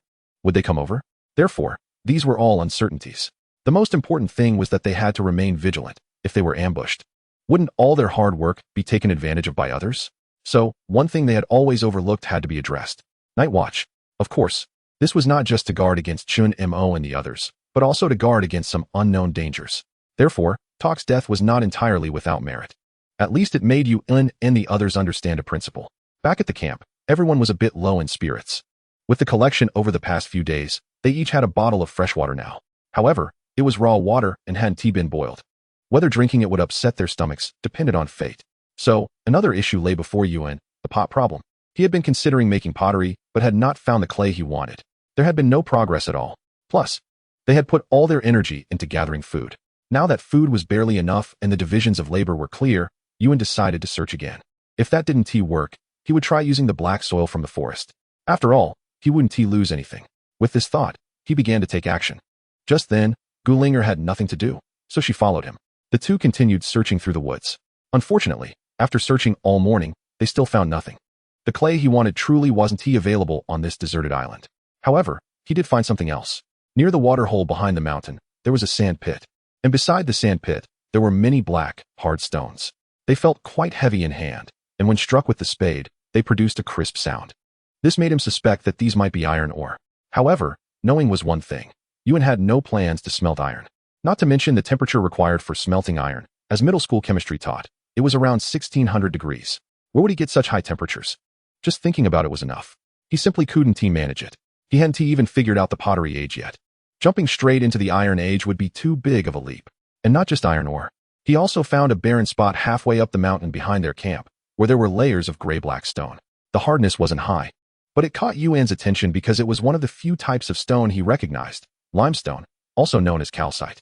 The reason he recognized it was that there was a cement factory in his hometown that mined this material. The factory caused significant pollution, and the villagers collectively complained to them many times, but to no avail. Eventually, they received some compensation, and only then did everyone turn a blind eye. Therefore, Yuan knew that this stuff could be used to produce cement. However, just like iron ore, he thought, what am I going to do with cement on a deserted island? Forget it. For now, he needed to focus on how to survive. What if he couldn't find the clay he wanted? Was he really going to go without a pot and just drink raw water? That wouldn't work. So, Yuan planned to try using the black soil from the forest first. Chapter 80, Traps. What temperature should pottery be fired at? Yuan couldn't remember, but he thought it shouldn't need to be particularly high. He had once seen a survival vlogger who was alone in the tropical rainforest of Southeast Asia, without any tools, and she made a small clay bowl directly over a fire. Although she had found suitable clay and he hadn't, that didn't mean he couldn't make something. He gradually figured this out. Since he was already using the black soil, why not process it further? Just throw it into the bonfire? Well, what if the temperature wasn't enough? What other options did he have? Suddenly, he remembered a small kiln next to his middle school that was used for firing pottery. The kiln was quite large, and there was a tall chimney behind it. Wasn't this inspiration? Of course, he wouldn't build one that big, but he could shrink it down proportionally. After all, he had been inside and knew exactly what it looked like. With that thought, he felt a lot better. Just then, he vaguely smelled a faint fragrance mixed with a hint of burnt odor. What did you burn? Yuan asked Gulinger, who was beside him. Nothing. Nothing. Then why do I smell something burnt? Yuan instinctively looked toward the fire. At that moment, something was being discarded into the fire, completely charred. Was it this? Yuan quickly picked up a stick and dug out the charred object, while Gulinger curiously watched. When the object rolled to Yuan's feet, he carefully used a stick to scrape away the burnt parts. As he did, a faint fragrance wafted out. Is this something edible? Gulinger asked, uncertainly looking at Yuan. You ask me? I want to know too. Yuan knew that cassava was toxic, so when he saw the white, fragrant object inside, he didn't dare to taste it. At that moment, he missed Chen Mo and the others a bit. If they were here, he could at least have them try it. But now, with no one to test it, what should he do? Could he really just give up? Of course not. Without Chen Mo, he could still experiment with other things. Yes, those occasional mice found in the forest. He hadn't considered them before, mainly because it wasn't necessary, but now it was different. The name White Mouse wasn't just for show. Yuan moved the cassava-like object aside, not wanting it to get burnt. After eating something, Yuan felt that food was the most important, so he postponed the soil work. What he needed to do now was catch a little mouse. How to catch it alive? The best way was, of course, a trap. Mice dig holes, so a simple pit wouldn't work. A clamp would easily kill them. So he decided to use the simplest method. In the woods, Yuan found a spot where mice often passed by, and then forcefully inserted a stick into the ground. He tied a rope to it and bent it down. Then, in the path the mouse would take, he bent a small stick into a bow shape, anchoring both ends into the ground and propping it up with two small sticks. Of course, Yuan tested it himself. He gently placed his hand on the stick. With a snap, the rope instantly tightened around his finger and pulled it up. It worked. Looking at the result, Yuan happily took out the previously burnt cassava, took a piece, and placed it beside the stick. That way, only if the mouse ate it would it get caught. Of course, to be foolproof, he wouldn't set just one trap. He set up several around the area, feeling much more at ease. Yuan didn't waste time. The black soil here contained a lot of impurities, like decaying leaves, grass roots, and tree roots. So, he needed to clean it up first. But how to clean it was a bit of a challenge for him since he had no containers. There was no other option. And since the surrounding soil was also black, it wasn't too troublesome. After digging a pit, he just scattered the soil in a messy way, cleaned up the obvious tree roots, and then left it alone. Now, what he needed to do was wait. Wait for what? A heavy rain. This was a low-lying area, and when it rained, there would definitely be puddles. Then he could come back and turn the soil into mud. Once the sun came out and the moisture evaporated, wouldn't he that create a natural clay pit? So, as the saying goes, methods are dead, but people are alive. He certainly wouldn't waste the little fresh water he had to mix with mud. Waiting for rain was the best choice. After all, they weren't in a hurry. They couldn't drink too much raw water. They still had coconut water. They couldn't eat too much coconut meat. They still had fish and seafood. As for sea cucumbers and abalone, those couldn't be eaten in excess either, or they'd get heaty. Now that the shelter was built, he wasn't afraid of the rain. In fact, he looked forward to it because when it rained, he and the girls could finally have a good wash. For the past few days, they had mostly been using seawater, occasionally wiping their faces with fresh water. They hadn't dared to use more than that. But rain doesn't come on command. After dinner that night, everyone began to rest. This time was a bit different. Everyone agreed to take turns keeping watch. So that night, Yuan took the first watch to set an example. He had the first half of the night. Gulinger had the second half. Tomorrow, it would be Meng Qingyue and Bai Fu. The day after that, Qin Yin and Yuan would rotate in this manner. Chapter 81, Mice. In the second half of the night, it was Gulinger's turn. With the bonfire by the beach, the night wasn't too dark here, and visibility was decent. Early the next morning, he got up quite early. Because he had something on his mind, he went straight to the water source to check the situation. It was still pretty good. At least the fresh water hadn't diminished because of the long dry spell. It remained just as it was before. This indirectly proved that this was indeed a very good spring. The girls were also awake. Now that Tokay is not around, they seem to have relaxed a bit and are not as vigilant as before. Meng Qingyue and Bai Fu went to the seaside to check the catch from the fish trap last night, while Gulinger was resting. The large fish from yesterday had been half eaten, and the remaining part was already cut into small pieces and drying at the entrance. As for how much they caught, Yuan didn't pay attention to it, but went straight to the woods to check if the traps he set up yesterday had yielded any results. He was catching mice not for eating, so he didn't have any special requirements. As long as they were alive, that was fine. As soon as he arrived, he noticed some movement in the grass in the distance. When he walked over to take a look, he was instantly delighted. A small mouse, perhaps caught due to its greed, was completely trapped in the trap he had set, hanging in the air and swaying back and forth. It seemed to have just been caught, and upon seeing Yuan arrive, it started to struggle desperately, but the noose only tightened, binding it more securely. Haha. Yuan laughed and reached over to pick up the mouse, fearing that it might bite him in its panic. Ah, mouse. Sure enough, Qin Yini exclaimed. Why are you catching mice, you go? Meng Qingyue was also scared, but in front of the little girl Qin Yini, she couldn't show fear. So she mustered her courage and stood in front of Qin Yini. Bai Fu, on the other hand, didn't react much, though a hint of fear still flickered in her eyes. Hee. Yuan smiled mysteriously and then joked with the girls. What else would I do? Of course. I'm going to eat it. Eat a mouse. Qin Yini quickly shook her head at this. She wouldn't eat something like that even if she were killed. Meng Qingyue shivered at the thought. Can we really eat that? Yuan lifted the mouse and walked over, and the three girls quickly stepped back. What's wrong with eating a mouse? Let me tell you, in the Guangdong area of our country, this is considered a delicacy. They say that after drying it and making soup, it can replenish blood. Yuan explained. Really? Meng Qingyue was somewhat skeptical, as she had little exposure to such things. Bai Fu, however, silently agreed with Yuan and even added, not just in Guangdong, but in Southeast Asia, many people eat field mice too. Ugh. Meng Qingyue shook her head in disgust at the sight of the mouse in Yuan's hand. We have fish and meat to eat. Why would we want to eat that? I don't want to. If you don't want it, then fine. You can say you don't want it now. But when in the future, when we can't catch fish anymore and the coconuts are all gone, let's see if you still want to eat it. Yuan thought to himself, then took out a small basket from beside the camp. He put some cassava in it, tossed the mouse in as well, untied the rope, and quickly covered the basket with something. Without the restraint, the mouse immediately started jumping around in fear, frantically scurrying about. Yuan had no choice but to place a stone on top of it. The basket couldn't contain the mouse for long. However, Yuan didn't intend to really keep it trapped. He just wanted to see if the cassava was edible. Once inside, the mouse had no appetite and was too frightened to move. Yuan took the basket and placed it in a corner beside the shelter, planning to check on it later. Indeed, without any disturbance, the mouse finally calmed down a bit. Taking advantage of this time, Yuan had more work to do. He still needed to clean up the dirt in the pit in the woods, as this was crucial for firing pottery. Some large clumps of soil needed to be broken up, and leaves, tree roots, and wild grass roots had to be sorted out. If only there were bamboo. Yuan would have tried to make some sort of sieve. Unfortunately, things didn't go as planned, so he had to rely on manual labor.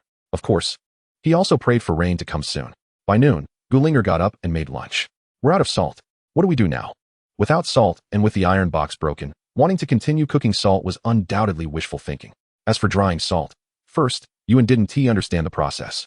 And second, he knew very well that the salt obtained from drying was coarse salt, and it would require dissolving and filtering, which they couldn't afford to waste their limited fresh water on. Compared to the successful salt cooking process, he really didn't want to try again. Now, as long as they could produce pottery, all problems could be easily solved. Let us make do for now. When we go to the sea in the evening, let us see if we can find some kelp or something. We didn't take any before, so we can't miss out now, Yuan reminded them. The girls nodded. Indeed, the kelp soup had saved their lives before, and without salt, they had no choice but to do this. However, there was another problem. They had no way to preserve the fish meat. There was nothing to be done about that. The only thing they could do was try to dry out the moisture in the fish meat by roasting or sun-drying it, which would help extend the storage time of the meat. Since they decided to fire pottery after eating, Yuan took his entrenching tool to an open area beside the shelter. He drew a circle on the slope with the entrenching tool and then began to dig. A kiln was needed for firing pottery, and since he had the time now, he had to hurry to get it done. After eating, the girls, except for the two who were gathering firewood, Meng Qingyue and Gu Linger, came to help him.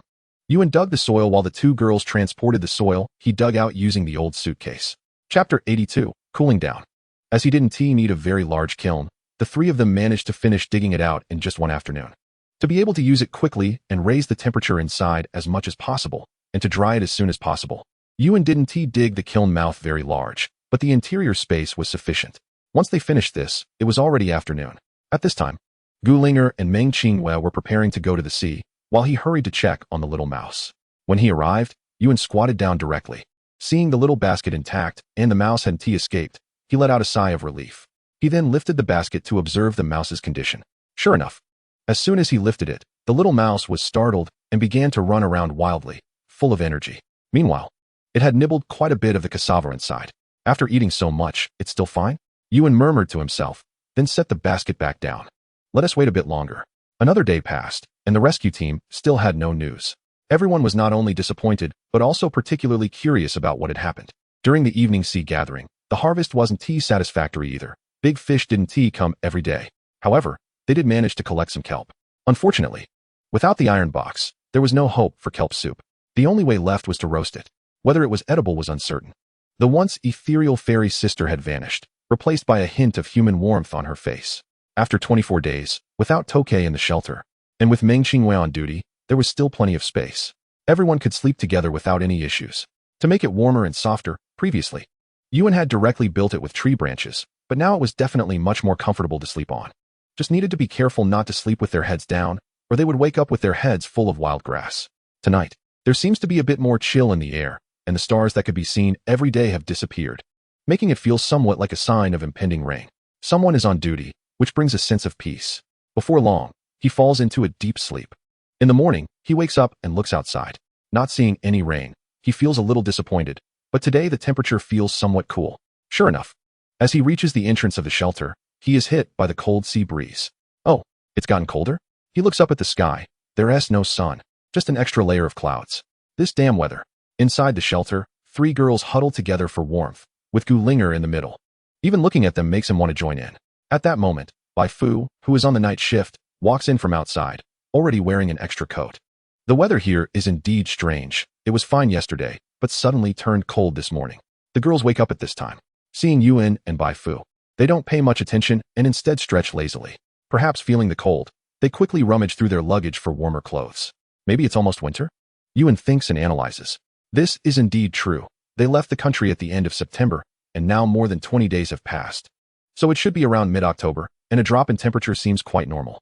But for Yuan and the others, it isn't a good thing, because they don't have any warm clothes.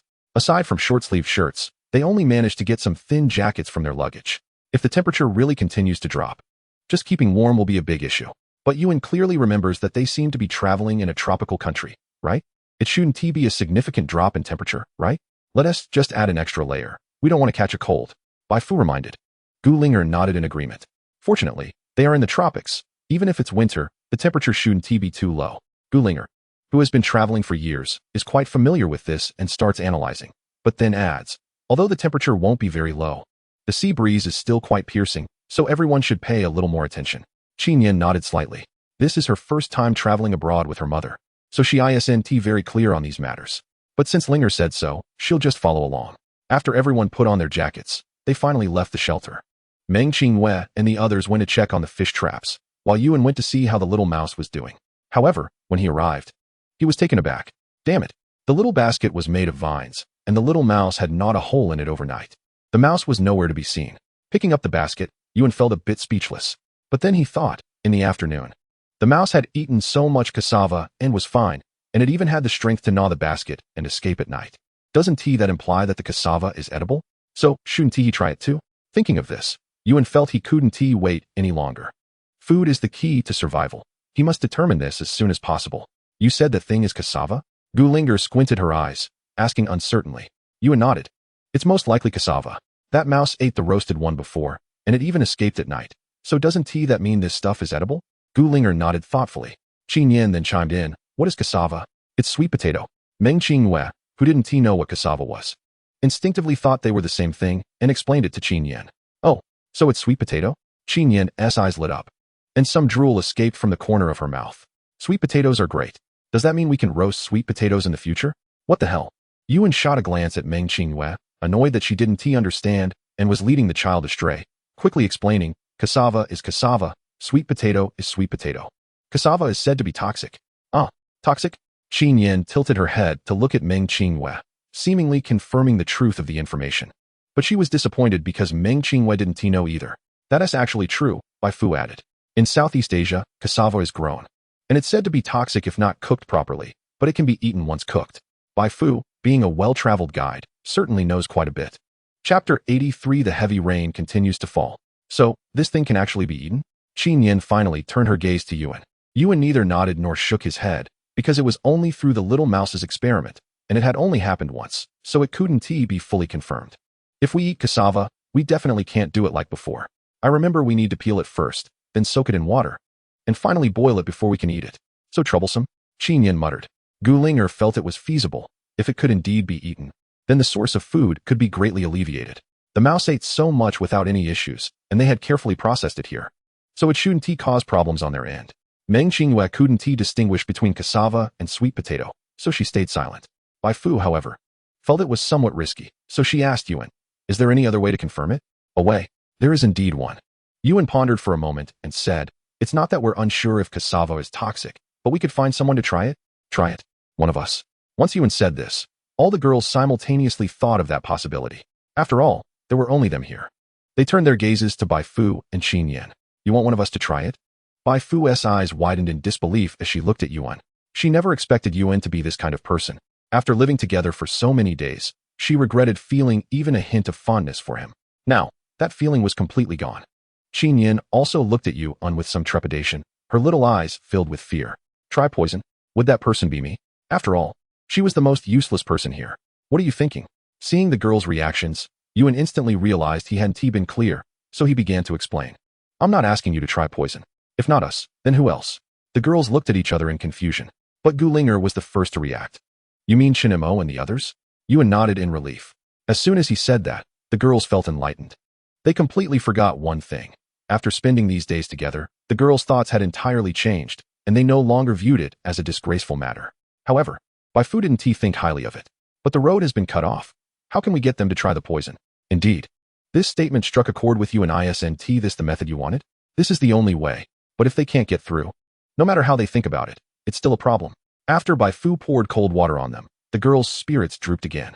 This one tea work, and that one tea work. So what should we do now? The four girls turned their gazes back to Yuan. At that moment, Yuan felt helpless.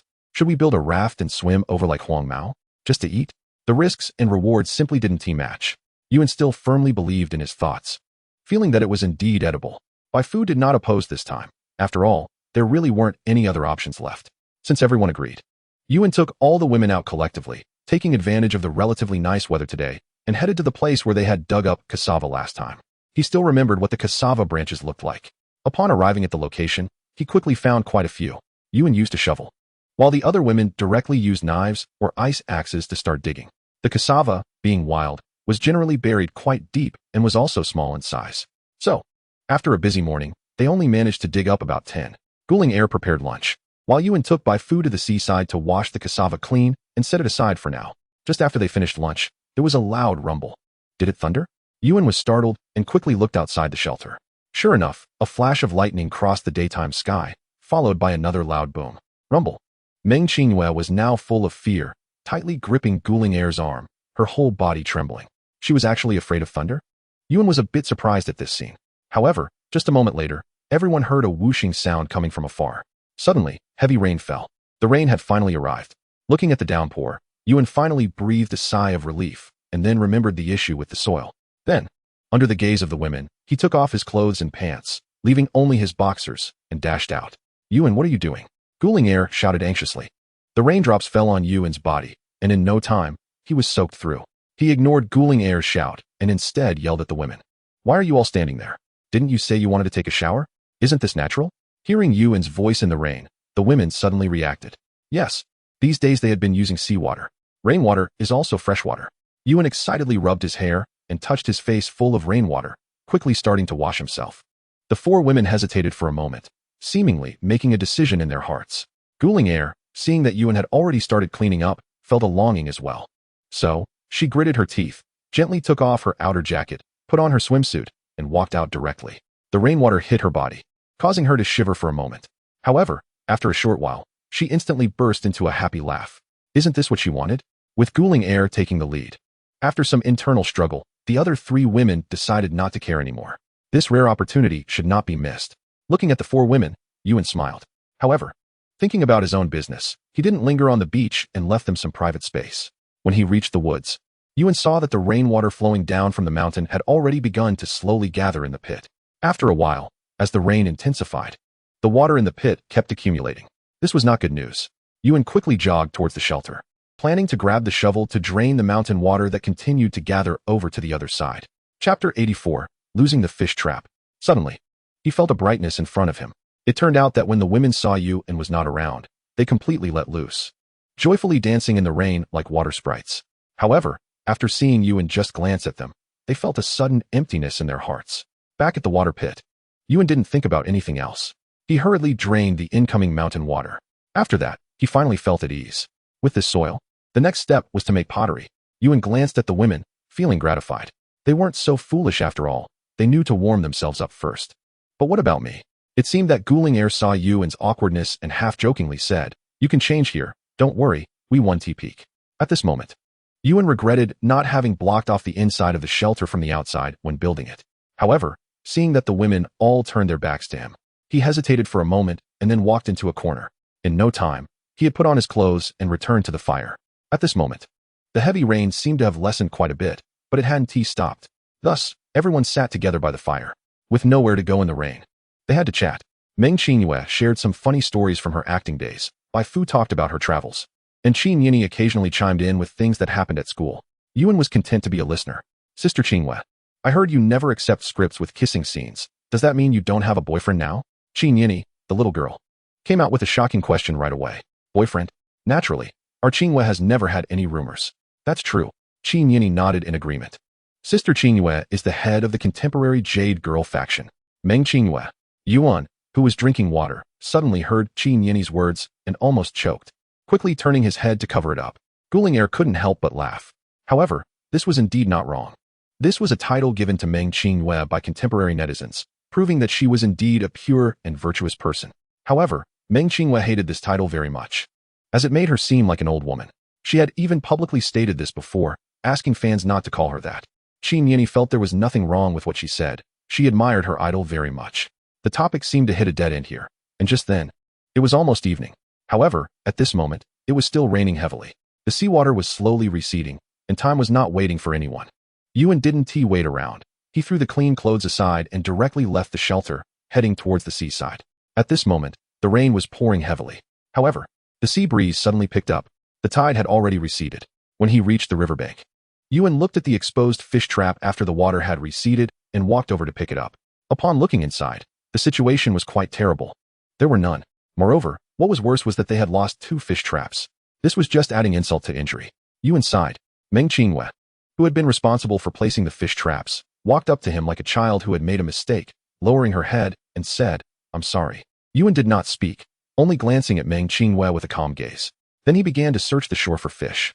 The greatest sorrow is to be at a loss for words. If Yuan had scolded her, Meng Qingyue would probably have been able to accept it, but she was afraid of his silence. It made her heart uneasy.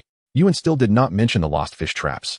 Guling Air noticed the atmosphere was a bit off and didn't dare to say much, as she knew the consequences of Yuan being angry, quietly preparing dinner. Although Qin Yini was small, she was perceptive, so she shrank to the side. Bai Fu looked at Meng Qingyue, then at Yuan. She felt that this incident wasn't entirely Meng Qingyue's fault, so she stood up. "Yuan, the loss of the fish traps can't be blamed on Qingyue. Who knew this would happen?" Yuan glanced at Bai Fu and then focused his gaze on Meng Qingyue. "Do you think so too?"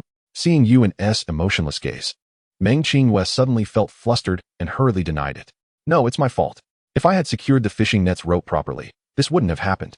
Hearing Meng Qingyue say this, Yuan felt somewhat comforted. Good, the attitude of admitting fault is quite good. However, a mistake is a mistake. When she handed the fishing net to Meng Qingyue earlier, she had seriously instructed her to secure the rope properly. Although it was due to the heavy rain now, that is not an excuse. Losing it is the original sin. Meng Qingyue looked at Yuan. At this moment, she was very clear in her heart that she must obtain the other party's forgiveness, because Yuan is the only person she can rely on, and also her chance to survive. So she lowered her head and honestly admitted her mistake. Bai Fu, who was originally trying to speak up for Meng Qingyue, didn't expect that Meng Qingyue would admit defeat first. At this moment, she realized that she had gotten it all wrong. Yuan is the backbone of the team. She shouldn't have refuted him like this, as it would only bring trouble to herself. She also instantly understood why Gulinger, who was closest to Meng Qingyue, didn't help. For a moment, she stood there, unable to advance or retreat. Yuan looked at Meng Qingyue and nodded slightly. A mistake is a mistake. Since she knows she was wrong, there must be a punishment, or else everyone will think it doesn't matter. Punishment? Meng Qingyue was confused. What punishment? Looking at Meng Qingyue, Yuan slowly took out a small whip from a nearby suitcase. Then he walked in front of Meng Qingyue. Meng Qingyue looked at this thing, her cheeks flushed. This. Chapter 85, Saintly Xuelin. Why did Yuan do this? The reason is actually very simple. He understood that this matter didn't reach the point of being overly serious. However, this is not reality. As the leader, he must present that kind of stance. A mistake is a mistake. Otherwise, how can he lead this team?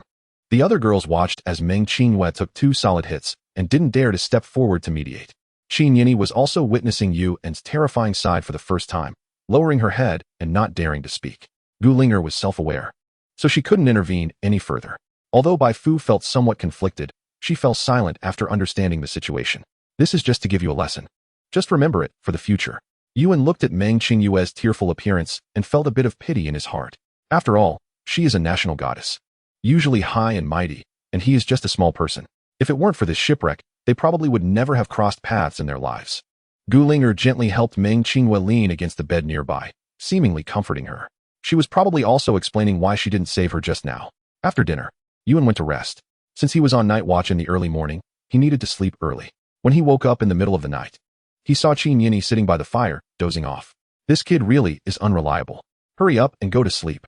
Seeing that Qin Yini was almost asleep, Yuan had no choice but to gently push her. When discovered, Qin Yini instantly perked up.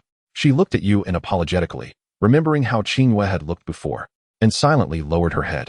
Brother Yu, I was wrong. Yu. Seeing Qin Yini's attitude of admitting fault, Yuan couldn't help but feel a mix of anger and amusement. What? Is this going to become addictive? What does a little girl know? Hurry up and go to sleep. This is the first time I've forgiven you, Yuan said with annoyance. Is that it? Qin Yini was already prepared to be punished, but she didn't expect Yuan to let her go just like that. However, doesn't that mean that he doesn't care about her? The little girl thought too much, relying solely on her imagination. Yuan then sat by the fire, adding some firewood. Outside, the rain seemed to have stopped. However, the sea breeze was still blowing, and it wasn't as fierce as before. Listening to the sound of the waves in the early morning, Yuan sighed. Finally, he had time to review the past 25 days. Let us start from the shipwreck. The cause was hitting a reef, as the captain had said at the time, and then led everyone to escape. It wasn't as fantastical as Qin Yini had described. There was no talk of time travel. They were still correctly on some island on Earth, which could be confirmed. Otherwise, that suitcase wouldn't have floated over. Also, the ocean debris on the beach could indirectly prove this. But since they were on Earth, why hadn't the rescue team arrived yet? When they called, they mentioned internal strife. But it's been over 20 days, and the internal strife still hadn't calmed down. Even if they didn't intervene, what about their home country? Surely there would be some news, right? He didn't even know if the others who had gotten off the ship previously were aware of the current situation on that island. Perhaps someone could go over and ask. Without a lifeboat, he couldn't possibly tie a few pieces of wood together to go over, right? He was trying every possible way to survive. Going out to sea was no different from seeking death. Since arriving here, they had a total of 12 people. Now 3 were dead, and he didn't know how Chun Mo and the others were doing. Were they already starving? Chun Mo looked around, seeing that everyone was fast asleep, and quietly moved his body, carefully making his way to the beach. Now Chun Mo and his group were occupying the nest. After Yuan and the others left, Chun Mo and a few directly occupied the small shelter they had previously. Inside were him and Shui Lin, while outside were 2 older women. As for Huang Mao, that day, he saw Huang Mao struggling to tie a raft and then disappeared. Since then, they hadn't seen each other again. As for where he went, Chun Mo couldn't be bothered. Having one less person was actually a good thing for him. When he reached the rocks by the beach, after a moment, he surprisingly took out a small plastic bag. He gently opened it and took out a piece of biscuit, chewing on it dryly. It seemed to get stuck in his throat, and he quickly took a gulp of rainwater from his pants pocket. Finally, he let out a long sigh of relief. However, at that moment, a sudden voice came from beside him. What are you eating? Startled, Chun Mo shivered and quickly hid the plastic bag behind his back, puffing out his cheeks. And nothing? Shui Lin stared coldly at Chun Mo, her eyes filled with confusion and a hint of surprise. How could he be hiding food from her? And not sharing? Is this the Chun Mo she knew? What are you hiding? Shui Lin stared at Chun Mo, her attitude icy. Gulp. Chun Mo struggled to swallow the food in his mouth and quickly started to explain. Really nothing? Just had a sip of water? Do you think I'm blind? Shui Lin sneered inwardly. Take out what you're hiding behind your back. Unknowingly, Shui Lin's tone and attitude grew a bit harsher. Seeing Shui Lin like this, Chun Mo knew she was definitely angry, and her voice was so loud it might wake up the 2 older women outside. So he quickly tried to calm her down. Shoo, lower your voice. Chun Mo was also quite helpless and had no choice but to take out the biscuit he was hiding. Upon seeing the biscuit, Shui Lin's eyes lit up, looking at Chun Mo with disbelief. You actually hid food. Chun Mo nodded. This was something he had hidden for a long time. Reluctant to eat. Today it rained, and they hadn't managed to get any food, so he stole away to eat a piece. Holding a cookie, Shui Lin quickly stuffed a piece into her mouth, feeling incredibly happy to finally have something to eat. For a moment, she completely forgot about the incident where Chun Mo had hidden food to sneak a bite. However, After eating one piece, Chapter 86, Thoughts. What are you doing? Shuelin looked confused. She stared blankly at Chen Imo. Of course, we're all eating together. Hearing the word together, Chen Imo felt as if he had been struck by lightning. How could Shuelin still have such an idea at this point? Has she really not grown at all? Her family had protected her too well, making her think that there are mostly good people in this world. Without saying a word, Chen Imo stood in front of Shuelin and snatched the cookies away from her. Are you crazy? Shuelin didn't think she was doing anything wrong. Aren't we supposed to unite and cooperate? If there's food, can't we share a little?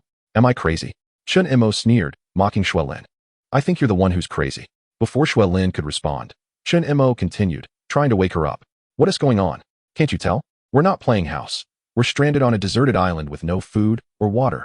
If this continues, we will die, do you understand? Chen Mo's lecturing made Shuelin feel a bit wronged. How could he speak to her so loudly? This life is unbearable. You actually yelled at me? Chen Imo was speechless. Is that what you're focusing on? Yelling at you is the least of my concerns. I almost want to hit you. I don't care. Since we're a group, it should be like this. Shuelin also got angry. Having been spoiled by her family since childhood, she had never experienced such grievances and immediately developed a rebellious mindset. The loud voices of the two attracted the camp's matron, who woke up and walked over. Hey, what's going on with you two? Are you fighting? The matron looked at them with confusion, intending to intervene.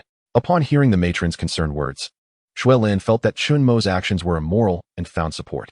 Without hesitation, she revealed Chen Mo's secret, pointing at him and saying, he hid the food and plans to keep it all to himself. This statement stunned not only the two matrons, but also Chen Imo. He really wanted to open up Shuelin's head to see how much water was inside. Xiaochen, you hid food? Upon hearing about food, the two matrons became uneasy. After all, this was a matter of life and death. How could they remain calm? Chen Imo saw that the conversation had reached this point and felt there was no need to hide anymore, so he simply nodded. Yes, I have food, but I'm not planning to give it to you. This includes you, Shuelin. At this moment, he also understood what Yuan had said earlier, with Shuelin around. He could never act like Yuan, so it was better to cut his losses early. Chen Mo's statement left the two matrons speechless. Not giving. What does that mean? Are you planning to keep it all to yourself? Chen Imo looked at Shuelin and the two matrons, having let go of all his concerns. What I mean is simple. This food is mine. You don't have any. If you want to eat, go get it yourself. Then he fixed his gaze on Shuelin. From now on, if you want to eat, rely on yourselves. I won't take care of you anymore. Do whatever you want. I'm not serving you. After saying that, Chen Imo turned and walked back to the camp, leaving the three women looking bewildered. Is he breaking up with me? Shuelin kept repeating this phrase in her mind, and tears started streaming down her face. The two matrons, seeing that Chen Imo had abandoned his beloved girlfriend, suddenly became more alert. Here, relying solely on women. How could they survive? They still had to depend on Chen Imo. If he didn't go out to catch some seafood every day, how could they have survived until now? So, they turned their attention to the crying Shuelin. Xiaolin, don't cry. As women, we are naturally the weaker side. Now that we are stranded here, if Xiaochen really ignores us, what will we do? Although Shuelin was a bit slow, she occasionally understood the situation. However, she was still a bit angry. In the end, he will still come to apologize to me and ask for my forgiveness. Men are all the same. When she got to that small shelter and saw Chen Imo lying on one side, she deliberately walked over, lay down on the other side, and turned her back to him, waiting for him to coax her. At this moment, Chen Imo had lost interest. His thoughts were now the same as what Yuan had thought earlier, how to survive. The food source here was a big problem, and he was also considering whether to go look for Yuan and the others. However, he had previously checked that slope. It was impossible to get past now unless he, like the yellow-haired guy, recklessly made a raft and slid over. But then what? Compete with Yuan for food? Right now, he was not Yuan's match. He had been stranded here for almost a month. If Yuan were ruthless, he could just kill him, which would not be worth it. Moreover, he really didn't want to go over. However, one thing could be confirmed. Yuan and the others blocked the path to prevent him from getting through, which was actually their weakness. With this thought, Chen Imo smiled and planned to rest. But at that moment, Shuelin kept moving around, disturbing his peace. Before he could say anything, he heard Shuelin's impatient voice. What are you moving around for? Aren't you sleeping? Me? Chen Imo was confused and immediately realized that Shuelin was trying to give him a way out. He had already given up on coaxing her, so he ignored her and closed his eyes to sleep. After waiting for a long time and not receiving any coaxing from Chen Imo, Shuelin felt wronged again. She started to cry. She cried for a long time. Chen Imo, on the side, remained indifferent, like a dead person, which made her anxious. Could it be that I was really wrong? No way. Chapter 87. Asking for food. Yuan hadn't slept all night and directly washed his face with clean water in the morning. You asked where the clean water came from? Just as the rain was falling, He made a trip to the water collection point. Wow, the water was much more abundant. There was a full floating ball of water, and there was quite a bit of mud and sand at the bottom. Without any containers to hold water, Yuan had to fill everyone's water bottles first. As for the surplus, he naturally used it first. To be honest, Yuan really wanted to dig a water pit here. However, unfortunately, the ground below the stone wall was sandy, making it impossible to store water. Even making a stone trough was impossible, unless he moved a large stone over and chiseled a trough in it, but he didn't have that kind of strength. A few tons of stone couldn't just be moved by saying so. After returning to the camp, it wasn't long before the women woke up. Without him having to arrange anything, they all knew what they should do. After throwing away the fishnet, Yuan planned to make a few more. However, before that, there were still some things to do. Yuan asked Bai Fu to peel all the cassava skins with a small knife, then took the cassava directly to the water pit from yesterday, throwing all the cassava into soak. After all, they had some time to dry, and this water was just right for this purpose. After a night of settling, the water in the pit was no longer as murky and looked like it could be drinkable. After drying it, it could be ground into powder, and it could also be used as salt, which he had only thought of last night. For girls were busy with their tasks, and Yuan directly started to weave a fish trap. Experienced Qin Yini sat nearby, planning to make a small basket since hers had been used by Yuan to store mice and had been damaged. She didn't dare to ask or say anything about it. Thus, everyone became busy. Time passed quickly. After lunch, it was suddenly afternoon. Looking at the two completed fish traps, Yuan handed them to Meng Qingyue, who already knew what to do without him having to say anything. After putting away the drying items, they began to go to the sea. Today's catch was obviously not as good as before. After the strong winds and waves, the fish had hidden away. Otherwise, how could there be a saying that the worse the weather, the more expensive the fish? Although the catch was small, combined with some previous gains, it was still enough for the five of them to last for a while. Now, Yuan had lost the excitement he had when he first arrived. All that was left was a sense of helplessness and endless complaints about the rescue team. After staying up all night, he hadn't slept during the day either. So after eating, he quickly fell asleep and didn't wake up until the next morning. In the morning, just after falling asleep, he pushed away Qin Yini, who was hugging his arm. This girl really. Since Tokay was gone, Yuan still slept in his old spot, but now there was empty space on the right side. This gave the little girl a chance to squeeze in. On his left was Gu Linger, who had just finished her night shift. And on his right was the little girl. She was sleeping soundly, seeming to dream of something delicious, occasionally smacking her lips. After getting up, Yuan stretched at the door and saw Meng Qingyue sitting on the beach in the distance. Today, Meng Qingyue was still in her previous mood, wearing a light yellow dress, her hair tied up with a small branch, sitting alone on a rock by the beach. Yuan quietly walked over. Going back, Yuan also wanted to know. He didn't want to discuss this issue right now. After all, talking about it would lead to complaints about the rescue team. Meng Qingyue had just wanted to say something naturally, but suddenly remembered their previous agreement, becoming a bit awkward. She felt a bit shy under Yuan's gaze and rolled her eyes. It was a new day. Yuan looked at the rising sun and sighed lightly. He then began to busy himself with today's tasks. The sun gradually rose. He went straight to the water hole in the backwoods. Firing pottery was a big issue, so he had to keep an eye on the situation here. The cassava had been soaked for a day and night, and he had fished it out for Gu Linger to dry. At this moment, there was still some water left in the pit. So Yuan picked up a shovel and drained the water along the edge of the pit, exposing the soil beneath. To ensure he could get the soil today, he took an ice knife axe and chopped down a few trees that were blocking the sunlight around the water hole. However, while he was chopping the trees, he saw Gu Linger running over in a hurry. Yuan, Chen Mo is calling for you. Chen Mo is calling me. What does that mean? Yuan stopped his work, looking at Gu Linger in confusion. Gu Linger couldn't explain clearly, so she said, "You'll know when you get there?" Curious, Yuan followed Gu Linger out of the woods. At that moment, Bai Fu was already waiting there. And across from the birch grove stood a person whose clothes were dirty, with a scruffy beard and looking much thinner. He was completely unrecognizable as the old Chen Mo. When Chen Mo saw Yuan arriving, he immediately looked happy and asked with a smile, "Yuan, it seems like you guys are doing well." Yuan knew in his heart that Chen Mo wasn't looking for trouble. He planned to assess the situation first. "Do you need something?" "Of course." Chen Mo nodded with a smile. "We've run out of food over here, so we plan to build a raft to come to your side. Are we welcome?" "Get lost. We don't welcome you here." Before Yuan could speak, Gu Linger exploded first, directly scolding Chen Mo. Chapter 88. Shaping. Something's off. Yuan reacted immediately. If Chen Mo wanted to come over, why would he be here chattering? He could just build a raft and come over directly. Yet he specifically called Yuan over to say this? Right. We don't have food either, so why would you come over? Meng Qingyue echoed. Seeing the strong reactions from the two girls, Chen Mo was somewhat surprised. Could it be that they really had something good over there? After a brief thought, he decided to abandon the idea of coming over since he was someone who valued his life. So he turned his attention back to Yuan.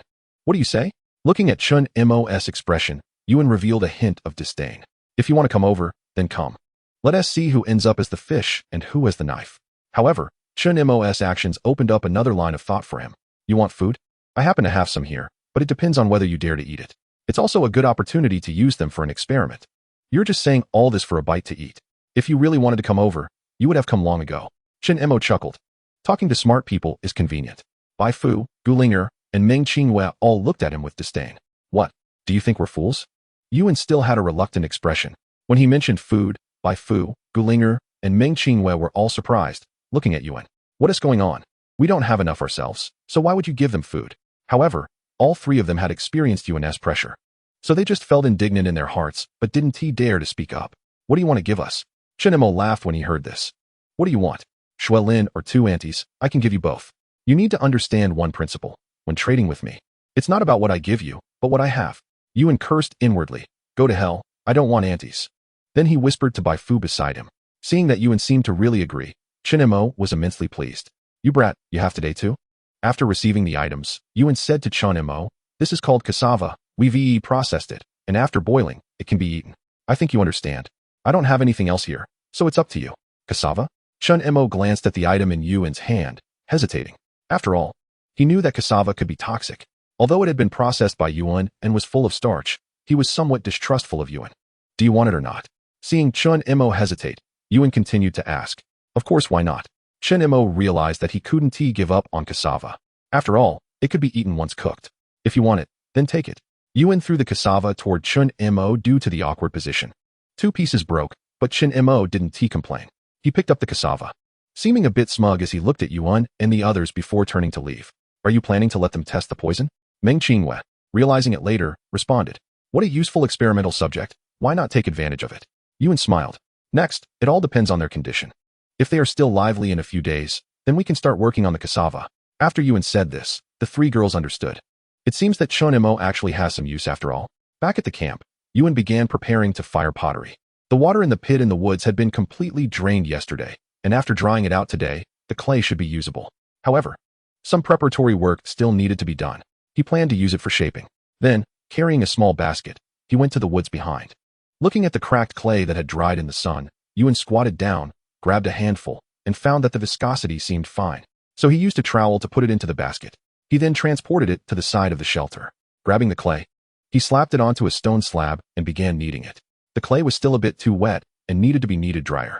As he continued kneading, the clay gradually became pliable enough to roll into strips, which reassured him. He then began the shaping process. There was no potter's wheel here. It all depended on his manual skill. Yuan followed the technique he had seen in videos, first creating a thicker base, then rolling clay strips on the side and gradually adding them on top. What they needed now was something to cook with. It didn't have to be very large, but it had to be usable. As he continued stacking, suddenly, with a plop, the base couldn't support the weight above and collapsed. The moisture seemed to still be a bit too high. There was no choice but to start over. After all, success doesn't come on the first try. He wasn't the chosen one. After continuing to knead for a while, he felt it was about right and formed another base.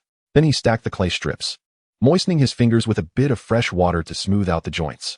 Gradually, he built up a bowl that was about 10 centimeters in diameter and 7 to 8 centimeters deep, taking on an irregular oval shape. Looking at this shape, Yuan felt like laughing, mainly because it was just too ugly. The other 3 girls, seeing what Yuan had made, also turned their heads away, trying to stifle their laughter. Come on, just say it if you want to laugh. Maybe you can't do better than me. After finishing one, Yuan picked up a fishing line that he had previously taken apart from the fishing net and gently pulled it along the bottom of the stone slab to separate the base from the stone. Not daring to move it too much, he carefully placed the stone slab in a sheltered area beside the shelter to dry. One bowl was obviously not enough. Yuan planned to make a few more to prevent total failure. He then picked up another stone slab and started making another one. The 4 girls watched. Eager to try, Yuan thought it would be fine for them to give it a shot, so he handed over a few more stone slabs to them. Chapter 89, The Method. Bai Fu and Meng Qinghua, who had never touched this before, surprisingly molded a bowl that looked 100 times better than his previous one. Moreover, theirs was quite close to a perfect circle. Looking at his own, he really wanted to destroy it and let the 2 girls take over. Fine. Yuan admitted his shortcomings. After all, men are naturally at a disadvantage when it comes to delicacy. Since that's the case, he left the shaping to them. Yuan had to give up on his own attempt and started kneading the clay on the side. Bai Fu and Meng Qinghua shaped the bowls, while Gu Linger and Qin Yinyi helped out. Laughter filled the air. After placing several bowls on the stone slabs, Yuan moved them to a shady spot. As the girls began to play around, Meng Qinghua mischievously smeared some clay on Qin Yinyi's face, making the little girl squeal. Then Gu Linger and Bai Fu joined in the fun. The four girls started chasing each other on the beach, finally having some fun. Before long, Yuan also became a target, getting a handful of clay thrown at his face by Gu Linger. This was intolerable. Yuan instantly got excited and joined in the chase after the four girls. He quickly caught up with the slower Qin Yinyi. "Brother Yu, it wasn't me." Qin Yinyi begged for mercy as Yuan smeared her face with mud. "None of you can escape." After saying that, he went after Meng Qinghua and Gu Linger. The three girls quickly formed a united front and collectively resisted Yuan. However, the three girls were no match for Yuan, 3 against 1. He wasn't at a disadvantage. Although he also ended up with mud on his face, the three girls were in no better shape. They were covered in mud, with some places bearing multiple handprints, prompting the girls to scream and call Yuan a rogue. Playing around like this lifted everyone's spirits, clearing the gloom that had settled over them as they had gradually lost hope in the rescue team. Now they merely wanted to ask, "Are you going to wait until we die before coming?" Lying on the sandy beach in the shade of a tree, Yuan took a deep breath and looked at the four girls beside him, feeling a bit proud. Being stranded on a deserted island wasn't all bad. At least he had them around. After resting for a while, everyone went to the sea to wash off the mud from their faces and bodies, then used fresh water from the floating ball to wipe down a bit. It was time to go clam digging. Afterward, while the girls were handling the fish, Yuan inspected the condition of the pottery outside the shelter. He was most afraid of cracks appearing. If he found them early, maybe he could fix them. Before long, Bai Linger came to call him for food. The kelp had completely dried after being sunbaked, and Gu Linger had ground it into powder earlier, sprinkling it over the grilled fish, adding a bit of flavor. In the afternoon, Chen Mo, Xuelin, and 2 aunties were staring at the cassava on the ground, unsure of how to proceed. As for how to eat it, he had mentioned cooking it, but they had neither pots nor containers, so how could they cook? Chen Mo was also in a bit of a dilemma. Suddenly, he seemed to think of something and instructed the 3 girls. "What are you picking that up for?" Xuelin reflexively asked, as she and Chen Mo hadn't reconciled yet. "Just go if I tell you to. Why so much nonsense?" Chen Mo was also getting irritated and didn't hold back.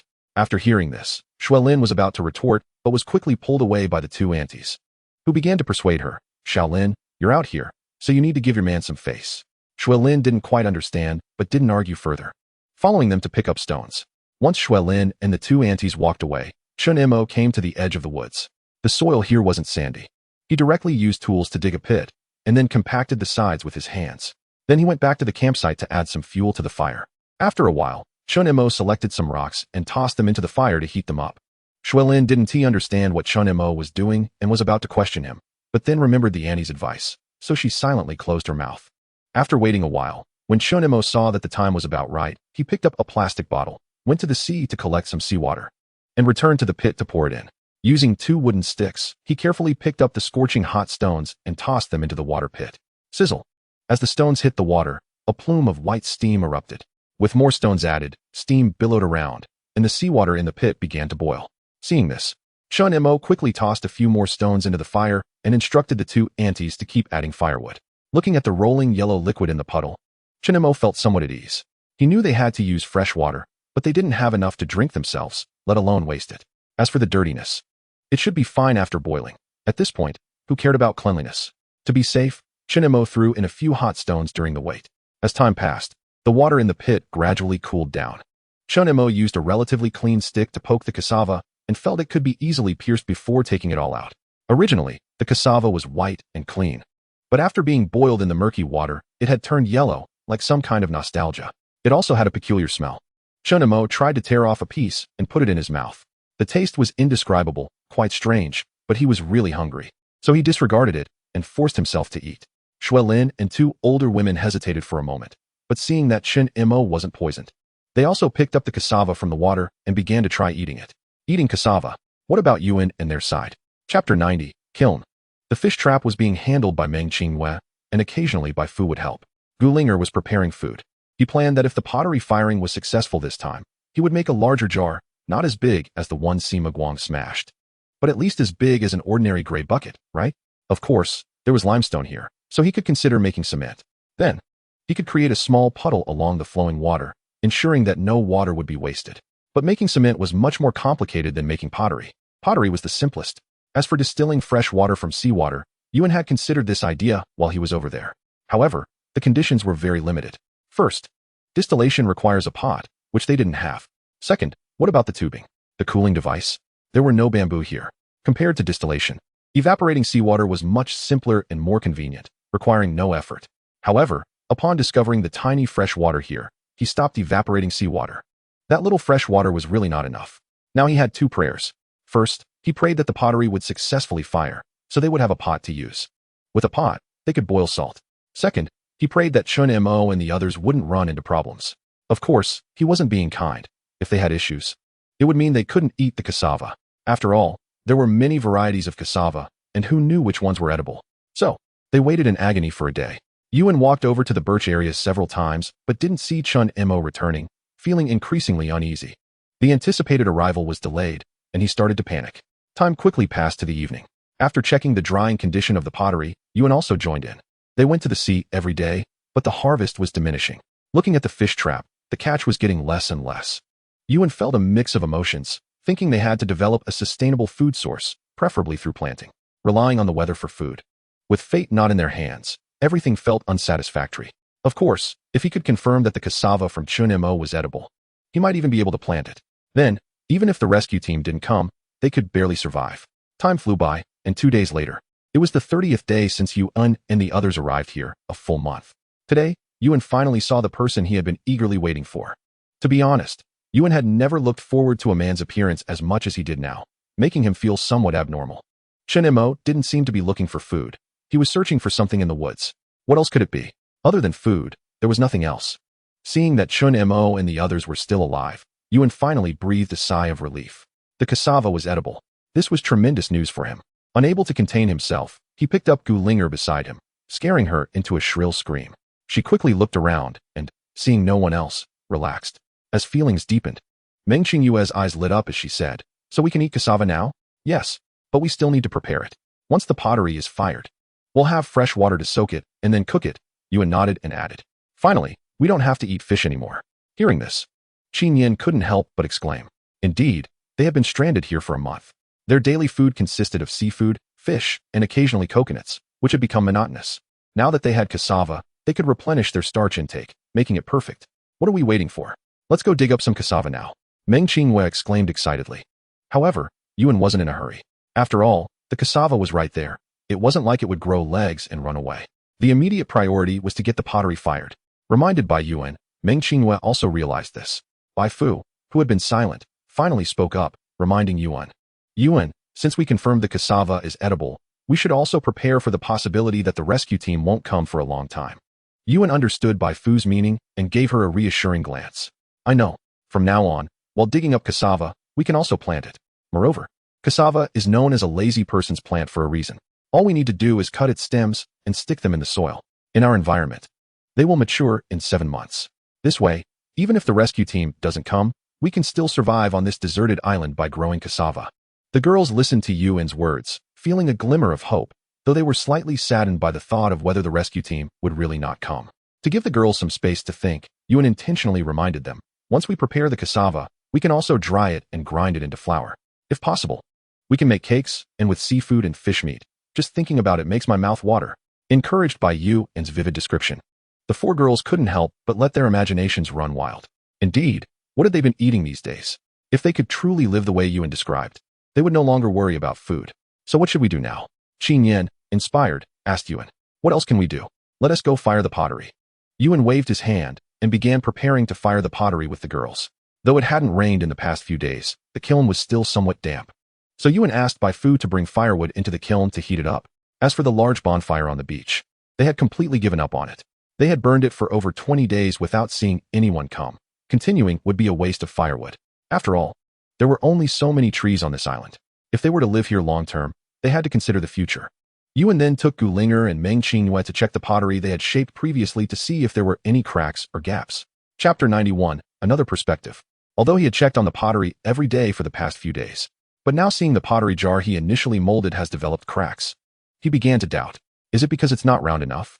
Or is it due to a lack of skill? If he puts it in, it will probably break. But what if, with a 90 chance of success, there's still a little hope? It's worth a try anyway. Yuan gently tapped the pottery with his hand. It hasn't been fired yet, so there wasn't much sound, but he just wanted to test its sturdiness. After he, along with Gulinger and Meng Qingyue, moved the pottery jar to the kiln, he began to wait. Firing the kiln requires a lot of firewood, which they had prepared in advance. Now they just needed to wait for the kiln to heat up, and then they could directly put the pottery inside to fire it. The waiting process was long. After having lunch, Yuan finally took the fire out of the kiln. After waiting a bit more for the temperature inside to cool down, he carefully placed a few pottery jars inside. He then gradually increased the fire. How long does it take to fire pottery? Yuan wasn't very sure, but he had heard from the elders that firing tiles takes a whole day and night. Since tiles and pottery are quite similar, it should take about the same time. Therefore, after placing the pottery inside, Yuan didn't leave. Throughout the afternoon, he kept a close eye on the fire in the kiln, repeatedly adding firewood. He didn't even go to the beach. In fact, he didn't need to. After all, there hadn't been much harvest from the beach lately, so it wasn't worth going. The fish trap yielded a little, but not much. After eating the grilled fish that Gulinger sent over, tonight was originally Qin Yin's turn to keep watch, but Yuan swapped with him since he needed to watch the kiln. Night gradually fell. Yuan sat alone at the kiln entrance, quietly observing the situation inside the kiln, looking forward to the harvest in 24 hours. By the late night, Yuan hadn't rested. He just repeated simple tasks, which made him a bit drowsy. There was nothing he could do. So he had to take the opportunity after adding a handful of firewood to go to the shelter, splash some clean water on his face, and force himself to wake up. When he turned around, he was surprised to see Bai Fu. "Why are you up?" Yuan asked, puzzled. Bai Fu was dressed the same as when she first arrived, in a short-sleeved shirt and jeans, but without the sun hat. A month had passed, and everyone's appearance had changed. Although they hadn't been exposed to the sun much, in this tropical climate, skin exposed to the air for a long time had visibly dried and darkened. Even Meng Qingyue and Gulinger, who had skincare products, weren't exceptions. Plus, they had been washing their faces with seawater all along. Now, there was no longer any rosy, dewy glow. They all looked like survivors. Fortunately, Yuan had a manual razor, so he didn't have a scruffy beard, but his hair had noticeably grown long and messy. The girls weren't doing much better. Their once flowing long hair could now only be described as lucky if it didn't get tangled. "Can't sleep? Why don't I keep watch, and you go rest?" Bai Fu half squatted beside Yuan at the kiln entrance. Rest? Yuan didn't want to. After all, this was related to their future meals. No matter how hard it was, he wanted to keep an eye on it. He wasn't at ease leaving it to someone else. "It's fine. It's not like you haven't pulled all-nighters before. Just hold on a little longer." Seeing that Yuan didn't agree, Bai Fu didn't say much more. Instead, she changed her position from half squatting to sitting, placing her hands on her knees and quietly watching the fire in the kiln. There were no other light sources around. The firelight from the kiln illuminated Bai Fu's face, creating a dim and three-dimensional effect. Bai Fu's natural beauty was already striking, and she didn't look like those internet celebrities who overdo it with makeup and filters. She exuded a sense of elegant beauty. Looking at Bai Fu, Yuan inadvertently recalled that beautiful scene from the other day. He didn't bring up any topics. But Bai Fu seemed a bit sentimental and asked while gazing at the fire in the kiln, "Yuan, do you think the rescue team will never come? Are we going to have to live here for the rest of our lives?" "I don't know," Yuan replied honestly. He hadn't contacted any channels outside. And who knows what the rescue team was up to. He understood that his words during the day might have planted a different idea in Bai Fu's mind. So after saying this, he quickly offered some reassurance. "However, I firmly believe our country won't give up on us." This served as a reassurance for Bai Fu. Indeed, even in tough times, there were over 100 people on this boat, with 70 or 80 of them being fellow countrymen. How could the country possibly abandon them? But what if it's like you said during the day? What if the rescue team doesn't come? Are we really going to have to live here for a lifetime? Bai Fu posed a hypothetical question. Yuan had some thoughts as well. A house, a car, money, a wife, and children are the new 5 elements of success for contemporary men. Only with these can one be considered a successful man. But to have all 5 elements, it's not that easy. Do you think the phone in the early morning is fun? Do you think sleeping in the morning is great? Do you think you're just a useless person all day, and you hear your boss say you're redundant? Indeed, if you think positively. Being stranded here isn't that bad after all. As for how to comfort Bai Fu, Yuan certainly wouldn't say that. What if, since it's all hypothetical, what if the rescue team arrives tomorrow? We've held on for a month. Things have been moving in a positive direction. At this point, to say give up would be to undermine the hard work we've put in this past month. To put it plainly, Yuan wanted to give Bai Fu hope, even if that hope seemed very slim. He added another handful of firewood and continued, "Why not think of it this way? Being stranded here is just an extra survival experience. It can also be seen as a change of pace for yourself after working for so long. You don't have to face annoying tourists and the lectures from upper management. Isn't that great?" Following Yuan's line of thought, Bai Fu seemed to feel much better. In fact, It wasn't he just Bai Fu who took this to heart. Gu Linger and Meng Qingwei in the shelter were also awake, but hadn't he gone over because they knew Bai Fu was there. Chapter 92. Sealing the kiln. Yes. Since there's no choice, why not change the mindset to face everything? As long as we live, there is hope, right? It sounds nice, doesn't it? Does it sound nice? Yuan didn't he think so? Mind your words. Yuan thought to himself. Do I seem like that kind of person? Bai Fu raised her eyes to glance at Yuan and silently shook her head. Not like, but is. Just then, laughter came from the shelter. Meng Qingwei couldn't he help but laugh out loud. It's late at night. Shouldn't we be sleeping? Eavesdropping on conversations is quite immoral. From the sound, she knew it was Meng Qingwei. Gu Linger was probably there too, but hadn't he spoken up. Knowing someone was there, Bai Fu didn't he say much more and slowly got up. However, after squatting for a long time, her legs were a bit numb. The moment she stood up, she felt her right leg wouldn't he listen to her, and she fell towards Yuan and was startled as well. His eyes widened in surprise. Come on. It's late at night. Watch your image, okay? Besides, they're all here. However, Yuan didn't he hesitate and quickly caught Bai Fu. If he hadn't he, she would have fallen right into the kiln. Who knows? It might have led to a situation where she would have to serve the kiln. You let go. Knowing someone was eavesdropping, with Yuan supporting her, Bai Fu's cheeks visibly reddened under the firelight. Yuan obediently let out an "oh," and then loosened his grip. Bai Fu fell again. Yuan quickly supported her once more. This time, Bai Fu dared not say anything. Instead, with Yuan's assistance, she slowly stood up and finally breathed a sigh of relief. The feeling in her foot gradually returned. It was still a bit numb, but she could move on one foot now. Only then did Yuan dare to let go, afraid she would fall again. He had been a bit drowsy, but suddenly felt wide awake. He glanced at his hands and smiled slightly. He then continued to add a handful of firewood to the kiln. With this extra boost, Yuan seemed to be on a stimulant. Bai Fu was right. If the rescue team didn't come, things would get interesting. There was nothing to be afraid of thinking about it. After all, human nature is the most susceptible to testing. Isn't there a saying that goes well? Stranded on a deserted island for 4 years, by the time the rescue team found them, there were already 5 kids. Haha, everyone can fantasize. But if one could turn those fantasies into reality, that would be the most impressive. Gradually, a faint light seemed to appear deep in the ocean, and then, like a shy red sun, it slowly revealed half of its round face from the surface of the sea. After dawn, all the women got up. Gu Linger knew Yuan hadn't slept all night and was a bit worried. After washing up, she came over with Meng Qingwei. Now it was just adding firewood. Nothing difficult. Let us do it. Why don't you take a nap? Yes. Yes. Meng Qingwei echoed. Yuan shook his head, feeling a bit uneasy in his heart. No rush. They've already held on for so long. A little longer wouldn't be a problem. Once they burned for 24 hours, they would seal the kiln. And then he could sleep. It's fine. You all go about your business. Seeing they couldn't move Yuan, Gu Linger and Meng Qingwei had no choice. After a night of firing, most of the firewood was used up. Once the women finished their tasks, they collectively went into the woods to gather firewood. Meanwhile, Yuan continued to monitor the fire in the kiln. After lunch, the women had nothing to do, so they kept Yuan company while watching the fire in the kiln. Once the pottery was fired, they could cook salt, boil water, no longer having to drink raw water, and they could also cook cassava. Gu Linger supported her chin with her hands, counting the benefits of having pottery.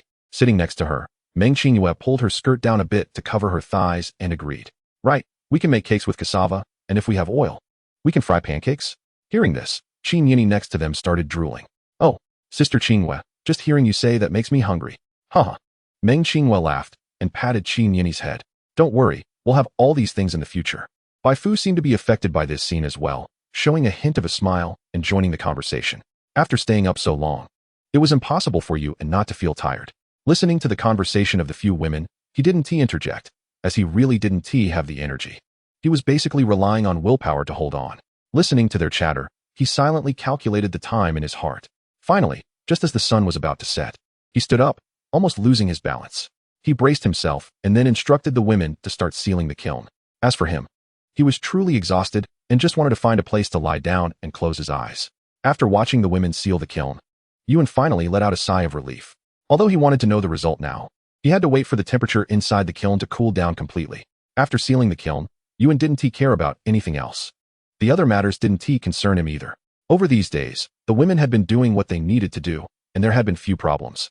They had also gradually learned a lot of survival knowledge. They were no longer the clueless beings they used to be. In this month, if it weren't for each other, he might have ended up as a little mound in the woods or drowned in the sea, becoming fish food. It would be impossible not to feel grateful, especially towards Meng Qingwei and Qin Yini. Qin Yini simply thought that Yuan was the heroic figure who came to save her, stepping on a rainbow-colored cloud. In contrast, Gulinger remained unusually calm. The two had become quite close, knowing that Yuan was someone who valued his life and wouldn't gamble with it. Therefore, after preparing dinner, they woke Yuan to eat something before sleeping. But Yuan had no appetite at all. He just wanted to sleep until the end of time. Chapter 93. Success? 1. Anyone who has stayed up all night knows. If you don't sleep for a whole night and then into the next evening, the only thought in your mind is likely to be one thing: sleep. Yuan was the same. When he woke up again, it was already past noon. In the morning, the women had almost finished their tasks.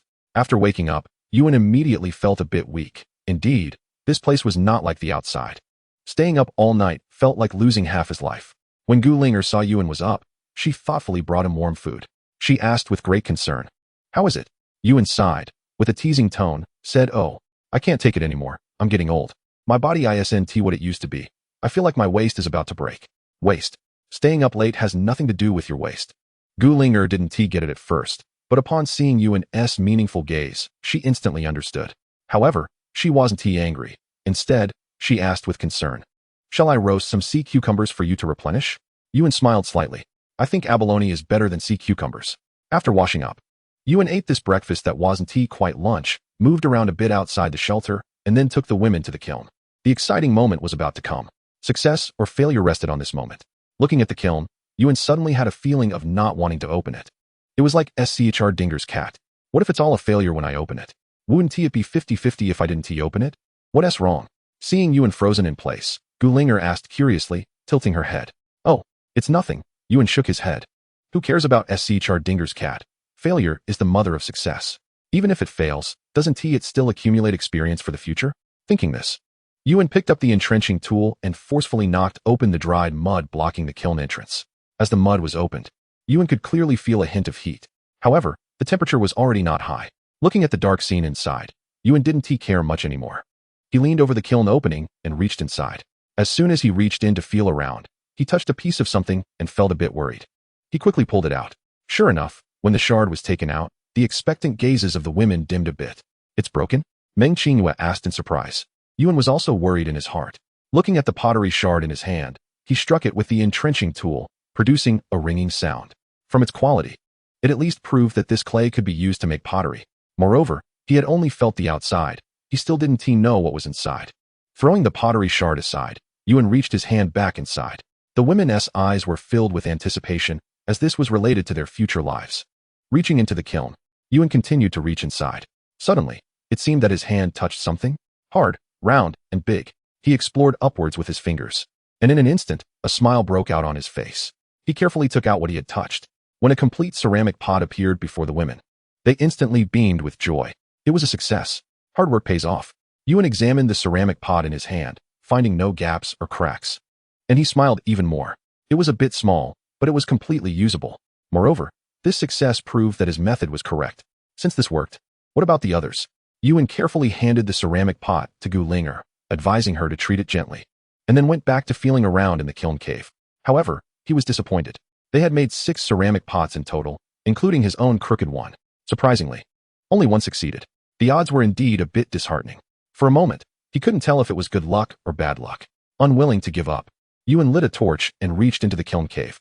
Sure enough, under the torchlight, he could see everything clearly. Fragments, all fragments. Taking out the torch, Yuan retrieved all the ceramic shards from the kiln cave. If he remembered correctly, making cement seemed to require this kind of powder. Although he had used quite a bit now, it wouldn't hurt to collect some more. Looking at the only ceramic pot that Gulinger cherished in her arms, Yuan wondered whether to continue firing. After all, one was not enough. If it accidentally broke one day, that would be disastrous. After some consideration, Yuan decided to take a break. After all, he had just stayed up late, and his body couldn't keep up. Just this one. Don't break it. Yuan reminded Gulinger. This made Gulinger a bit nervous. If you hadn't mentioned it, I wouldn't be scared. This isn't just pottery. This is my life. How can I dare to use it for cooking? Should I keep it for you? Gulinger said, looking at Yuan. I can't cook. Yuan directly refused. However, he comforted her. There's no need to be so nervous. If it really breaks, we can just make another one. This success at least proves that our direction is correct. Now that they had this, should they boil some water to test it? Meng Qingyue, who was nearby, timely reminded them. Yuan nodded and let Gulinger try. Holding the ceramic pot, Gulinger didn't dare to run. But looking at the fire, she didn't know where to place the hot yam. Yuan noticed the key issue, so he asked the women to wait. When they reached the shelter, he first dampened it with water and then gestured to measure the size of the ceramic pot. Using mud, he began to build up around the stones. After a while, a small fire pit appeared before the women. Yuan took the ceramic pot from Gu Ling'er's hands and placed it on top. Once it fit snugly, he had Bai Fu light the fire. As the flames rose, the earth of the small stove dried quickly, and smoke slowly rose. Watching the scene, Yuan felt something was missing. Right, a lid. He immediately turned to search through the corner of the luggage. Soon, he found the lid of the previous iron box, which fit perfectly on the ceramic pot. As time went by, Yuan didn't see any signs of leaking or cracking from the ceramic pot and slowly let out a sigh of relief. The water was boiling. Bai Fu also stopped because she had just discovered a problem. The smoke vent of this small stove was at the back of the ceramic pot. Cooking like this would cause dust to fall inside, so he had to modify the chimney. He directly started to build up around the smoke outlet of the small stove, sealing the gaps with mud. This way, the small stove was finally completed. However, the only downside was that when designing the ceramic pot, they hadn't considered the need to move it, so there were no handles, and they could only wait for it to cool down before handling it. This was unavoidable. After all, on the first attempt, who would think of everything so thoroughly? To get a better one, they could only wait for the next firing. Next time, they would make a bigger one. With the ceramic pot, everything became much more convenient. Gu Ling'er and the others began to get busy, first replacing all the fresh water everyone had with boiled water, and then cooking cassava. The pot was small, only able to cook 2 at a time. But that didn't dampen everyone's enthusiasm. Of course, they hadn't had fish soup in a long time, and they could also cook fish soup. Adding a bit of sea cucumber and abalone wouldn't be a problem either, just right for a supplement. Cooking salt could also be put on the agenda since they had run out of salt long ago. To cook salt, the filtration device needed to be cleaned, as it hadn't been used in a long time, plus it needed to be replaced with new charcoal. As for the sponge, just washing it would suffice. They would take apart the women's intimate clothing, and they would probably have to hang out to dry. Things had to be done one at a time. After a busy afternoon, Gu Ling'er finally replaced everyone's water with boiled water. It was just about time for the evening sea gathering. With a pot, they naturally had to change their taste. Kelp stewed with sea fish, plus clams and steamed crabs. The only thing missing was vitamin supplementation, but with coconuts available, it could barely suffice. Once the cassava was ready, there would be starch as well. Life was getting more hopeful. After that heavy rain, the temperature should have dropped. The wind tonight carried a hint of coolness. The beach, scorched by the sun, still felt warm underfoot. With rare leisure time, Yuan sat at the edge of the beach, watching the 4 women frolicking in the sea. It wasn't that he wanted to be here, but it was at their request, saying that it wasn't safe by the sea at night. With him guarding by the side, they felt at ease. It's typical, wanting the horse to run but not giving it grass.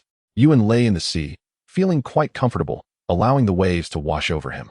As for the previous clothes, they had washed them with seawater and hung them outside the house to dry. This was the only solution. And it wasn't like they could complain about washing clothes with seawater after drying. There would be a layer of white crystals left on them, and they were prone to damage. Still, it was better than wearing stinky clothes that reeked of sweat, right? If they had a choice, they wouldn't want it this way. Yuan hung his short sleeves to the side and took out a checkered shirt from the luggage. The previous owner of this shirt was probably a programmer because it came with a pair of jeans, a simple and easy match. In the morning, Yuan moved aside Qin Yan, who was clinging to his arm, and got rid of Gu Ling'er, who was pressing against his thigh. He struggled out from among the delicate arms. Life had been so surreal that if he told someone, they probably wouldn't believe it. He washed his face and settled his restless mood. Now that they had a pot, today's task was to cook salt. Yuan had taught Gu Ling'er how to cook salt, so he just needed to fix the filter. This filter hadn't been used in a long time and had been sitting in the luggage. He took it out and dumped out the sponge, sand, and charcoal inside. Following the previous method, he refilled it, adding the clean sponge on top, and it was ready. He handed it to Gu Ling'er and didn't involve himself further in the salt cooking process. First, make sure that even if one breaks, there is a backup. Second, make a larger one to hold water. Although a float ball can also be used, it is indeed inconvenient. Moreover, they need to store water here as well. Bai Fu was not present when he taught how to cook salt before, so she doesn't know how to do it and has to follow Yuan to dig the mud. The soil behind the forest has hardened completely due to the sun exposure these days. Regarding the shaping issue, he felt clumsy, so he directly let Bai Fu and Meng Qingwei do it while he worked with the mud. In the camp, Gu Ling'er and Qin Yan were cooking salt with clear division of labor. Is this big enough? Bai Fu asked Yuan while patting a mud base on the stone slab. Yuan, kneading the mud, looked over. The base had a diameter of about 20 to 30 centimeters, and he uncertainly asked, "Isn't this a bit too big? Won't it collapse if we keep stacking it?" Bai Fu paused for a moment, but then said, "As long as we don't make it too high, it should be fine." So it's a basin now? Yuan had an approximate model of this thing in his mind. All right, let's go with your idea. But since it's this big, The base must be thick. Bai Fu nodded and continued to add some mud. Meng Qingyue also made one similar to Bai Fu's, rolling mud strips to stack up while saying, Yuan, why don't you make one like the rotating ones outside? It would be much more convenient for shaping, and it would be rounder too. You mean a pottery wheel? Yuan added. Yes, that's it. Meng Qingyue waved her muddy hands. This was indeed a good idea. Perhaps they would make some pottery in the future, like bowls. But how do we make this pottery wheel? Chapter 95, Thoughts.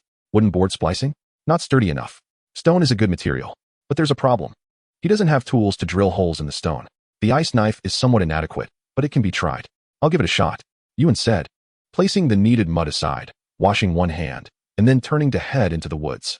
When he reached the old pile of stones, he began searching for suitable stones. First, it must be large, and second, it must be flat. Such stones are not easily found. After rummaging through the pile for a while, he finally found a more suitable stone slab.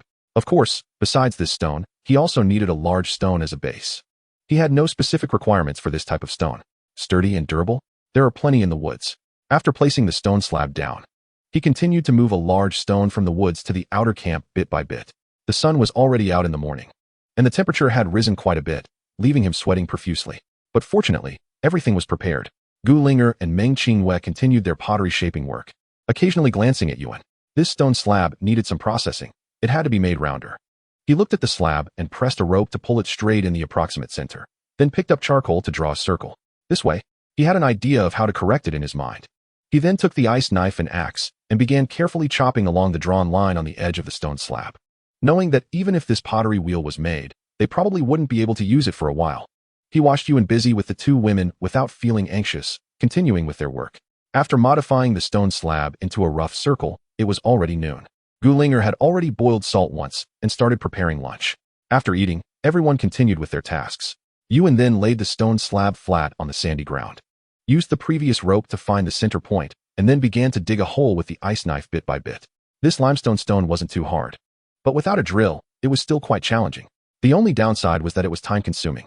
Relatively speaking, time was what Yuan had the most of. By the afternoon, he finally dug a hole in the center of the stone slab, about the size of a baby's arm. Next was the other stone nearby. Compared to the limestone, the other stone was much simpler. Although it was called a stone, it could also be considered so. In Yuan's hometown, this type of stone was referred to as bubble sandstone, also known as yellow rock in some places. It has a crumbly texture, but can be used as a base. Of course, Yuan had also thought about using this material to make the pottery wheel's rotating disc. But considering its crumbly nature, it could easily break if not handled carefully, so he decided against it. Just a gentle chop with an axe would break off a large piece of the stone. Yuan took advantage of this characteristic, first using the ice knife and axe to create a flat surface, and then slowly drilling a hole bit by bit.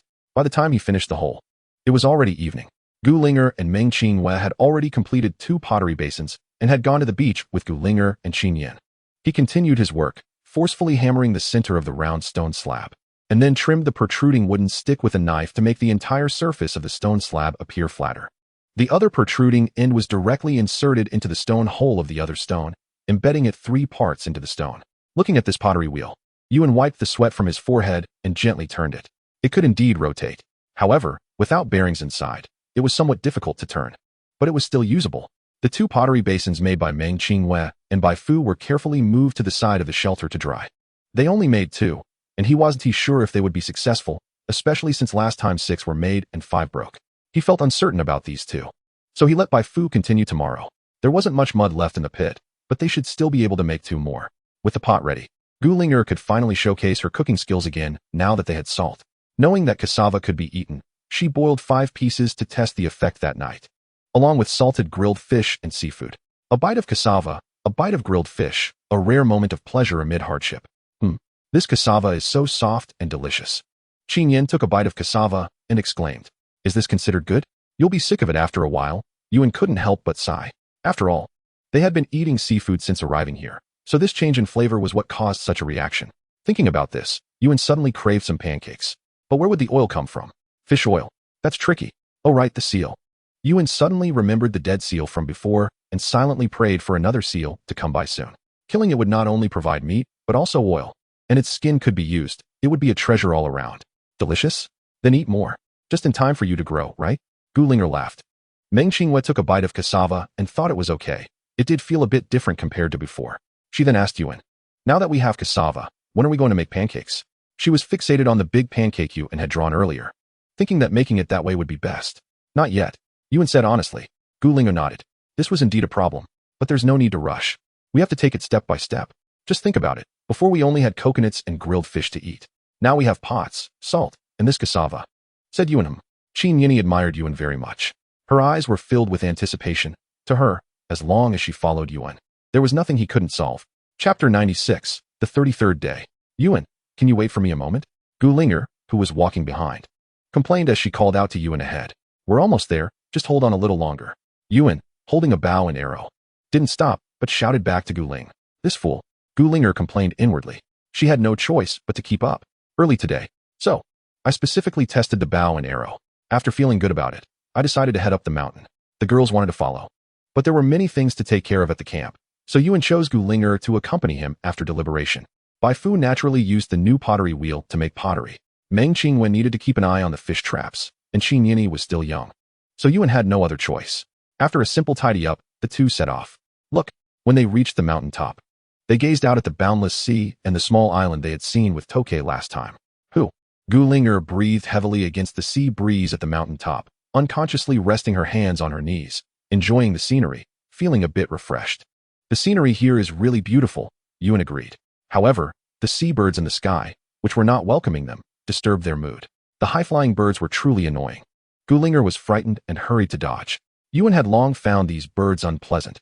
If it hadn't been for the lack of long-range weapons last time, he would have dealt with them already. Now was the time for revenge.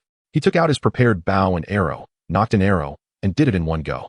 Looking northwest, he cursed, I'll shoot your mother, and aimed at the seabird. However, things didn't go as planned. The arrow flew out, but the sea wind caused it to veer off course. Ugh. Gu Ling'er watched Yuan's heroic stance just now and thought he was quite impressive. So it turns out this is all he can do. You're not even accurate. Maybe my hand feels a bit off lately. I usually hit the target every time. Seeing Yuan's smile, Gu Ling'er, not being a naive little girl, quickly understood. This isn't a kindergarten bus. I want to get off. You say Yuan is clueless about romance, but he often comes out with golden quotes that make her blush. Virtue. Gu Ling'er rolled her eyes and shifted her gaze to the distant small island. Do you think there are others like us stranded on that island? Yuan put away his bow. The seabird, probably scared by him, flew away. He shaded his eyes and squinted to observe carefully. Not too sure. It's too far away to see if there's any smoke. It would be great if there were people. We could go over and ask them why the rescue team hasn't arrived yet, Gu Ling'er said with some anticipation. Go over? How do we get there? Yuan poured cold water on her enthusiasm. The lifeboat is over there with Chen Mo, and it's damaged. Are we going to build a raft to get over? Only then did Gu Ling'er realize, indeed. A raft is unreliable. What if it capsizes in the waves? Given Yuan's fearful personality, it's impossible for him to go. Actually, maybe there's no one over there? Noticing Gu Ling'er's disappointment, Yuan stepped forward and gently held her hand to comfort her. Why? Gu Ling'er asked, somewhat puzzled. Why else? We've been lighting fires and sending up smoke signals over here. If there were people over there, they probably would have come by now. It's been a month. Haven T they all died. Yuan explained. Can't you say something nicer? Gu Ling'er lightly punched Yuan's chest, feigning anger as she listened to his words. But Yuan was unfazed. What I've told you is already the good part. It's just that you all are lucky to have met me. Is there anything else to say? Gu Ling'er curiously waited for Yuan's next words. Let me tell you. I once read a report about a plane crash where 11 people were stranded on a snowy mountain. The local rescue was delayed, and when they finally found them, they discovered only 9 people. Can you guess why? Why? Gu Ling'er had a hunch. Haha. Yuan sneered and continued. Later investigations revealed that all 11 were actually survivors. But 2 of them were injured and stranded on the snowy mountain without food, so... don't say any more. Knowing what Yuan was about to say, Gu Ling'er hurriedly interrupted. For her, it was simply a nightmare. Moreover, everyone's situation was remarkably similar. So, I say you all are lucky, Yuan smiled, feeling Gu Ling'er's grip on his hand tightening, and felt a sense of pride. In fact, human nature, put simply, is just selfishness. If this were a tiny island with no food and no water, it would be perfectly normal to do some unspeakable things to survive. In a place like this, without the constraints of law and morality, it's very normal to do things that go against human decency, Yuan continued. The girls generally thought that as long as they worked hard and did what they could survive. In reality, they underestimated the wickedness of human nature. He also wanted to tell Gu Ling'er not to think too positively about things. Gu Ling'er's hand tightened around Yuan's, and she felt a little sweaty. She understood some things clearly in her heart. Just like that time. If she hadn't compromised back then, she would definitely have ended up as a corpse in the sea. What pride, What face? Nothing is more important than being alive. So will you become that kind of person in the future? Gulinger looked at Yuan, trying to read the answer in his eyes. Me? Yuan scoffed. That depends on how you all perform. Hee. Gulinger realized that this person was clearly eyeing the pot while eating from the bowl. Oh, no. Perhaps he was even thinking of the vegetable garden. However, even so, she had nothing to say against him. Everyone has different goals. People do not act for others. They act to save themselves. To survive, anyone can make any choice. And she had no reason to interfere, taking advantage of such a beautiful time, with the heavens as companions and no one else to disturb them. It was simply an opportunity given to them by fate. The sea breeze howled, and the bushes at the mountain top swayed in the wind. The seabirds spread their wings and flew away, shyly disappearing into the horizon. Chapter 97. Catching birds? A few white clouds floated in the sky, resembling those seen in childhood. But now with a hint of hesitation. Did you forget to bring that? Yuan kindly reminded. Gulinger, knowing full well, wrapped her arms around Yuan's neck, leaned in close to his ear, and whispered softly. Yuan's eyes lit up immediately. Bonds are not formed without reason. Over time, as people stay together, they inevitably develop some different feelings. Calling it love is not quite right. Perhaps it's just mutual benefit. Once they leave this place, who would know anyone? Calling it a transaction might be more appropriate. What are you doing? Gulinger's face flushed a bit, perhaps from the morning sun being a bit harsh.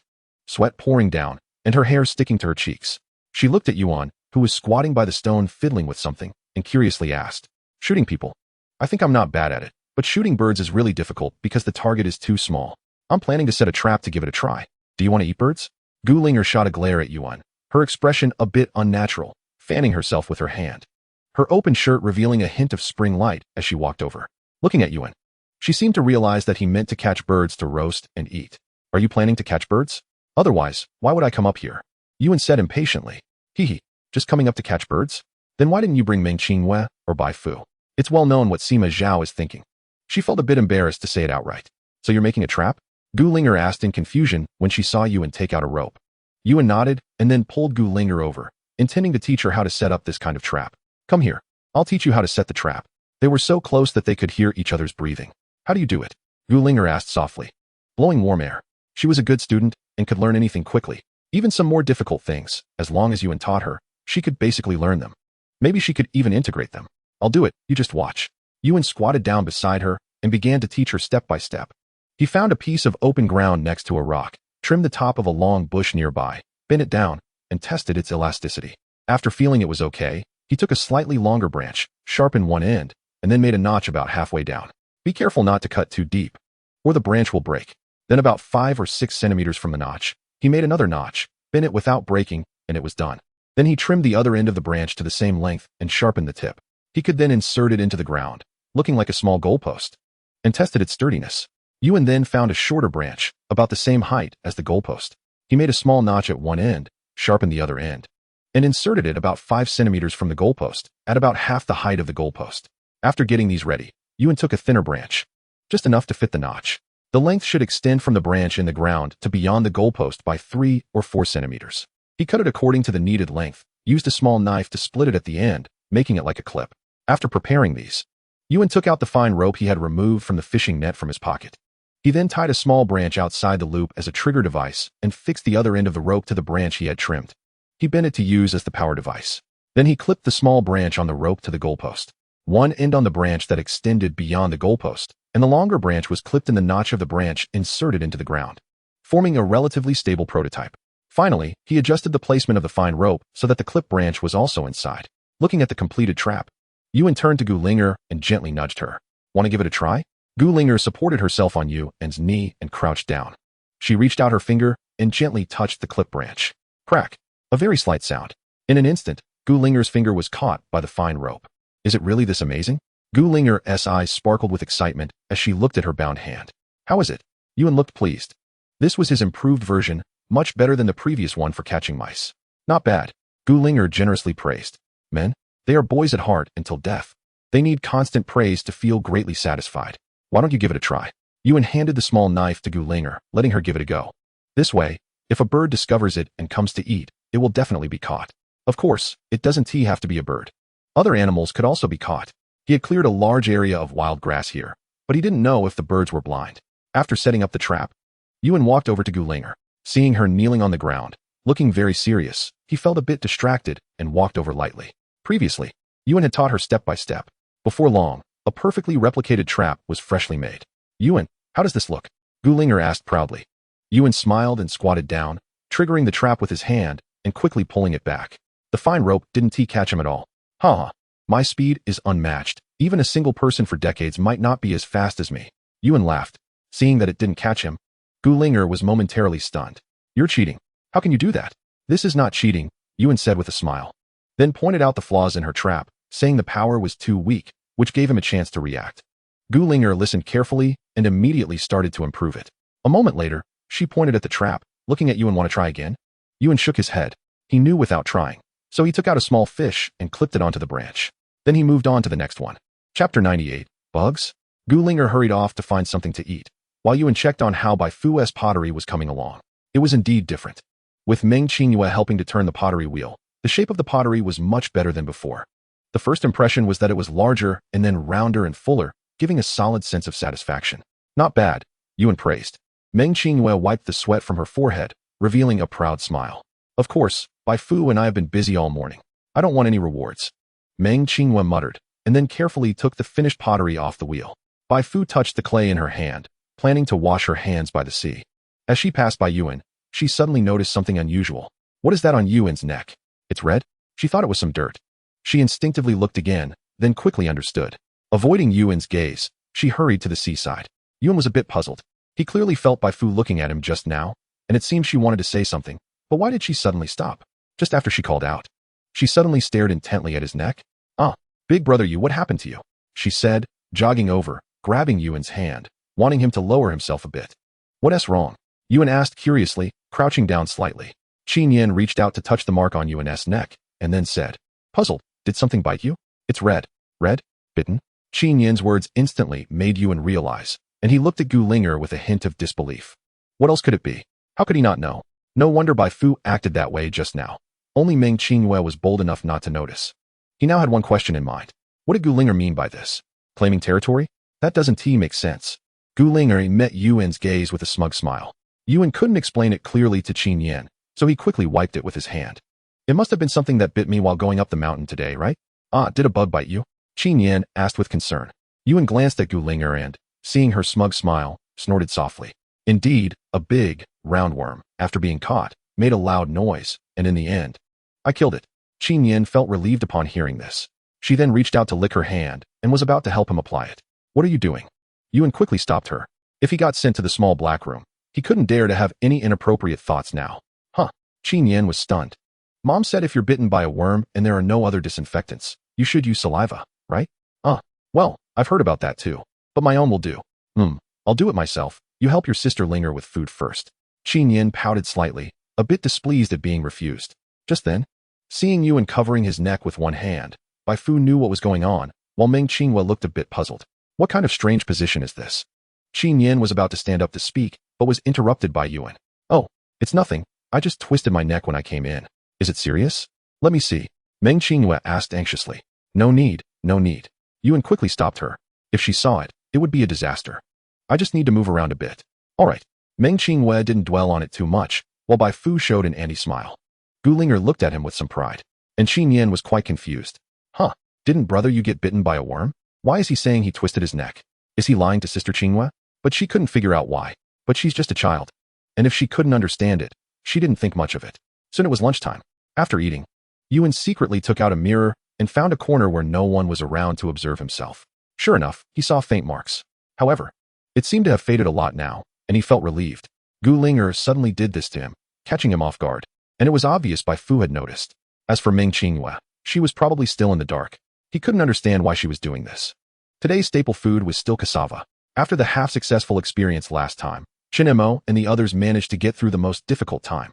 As for why it was called half-successful, it was because cassava was indeed edible, and they found it. However, after eating, they would definitely have diarrhea. That was awkward. Fortunately, they had anti-diarrheal medicine. So, it became like this.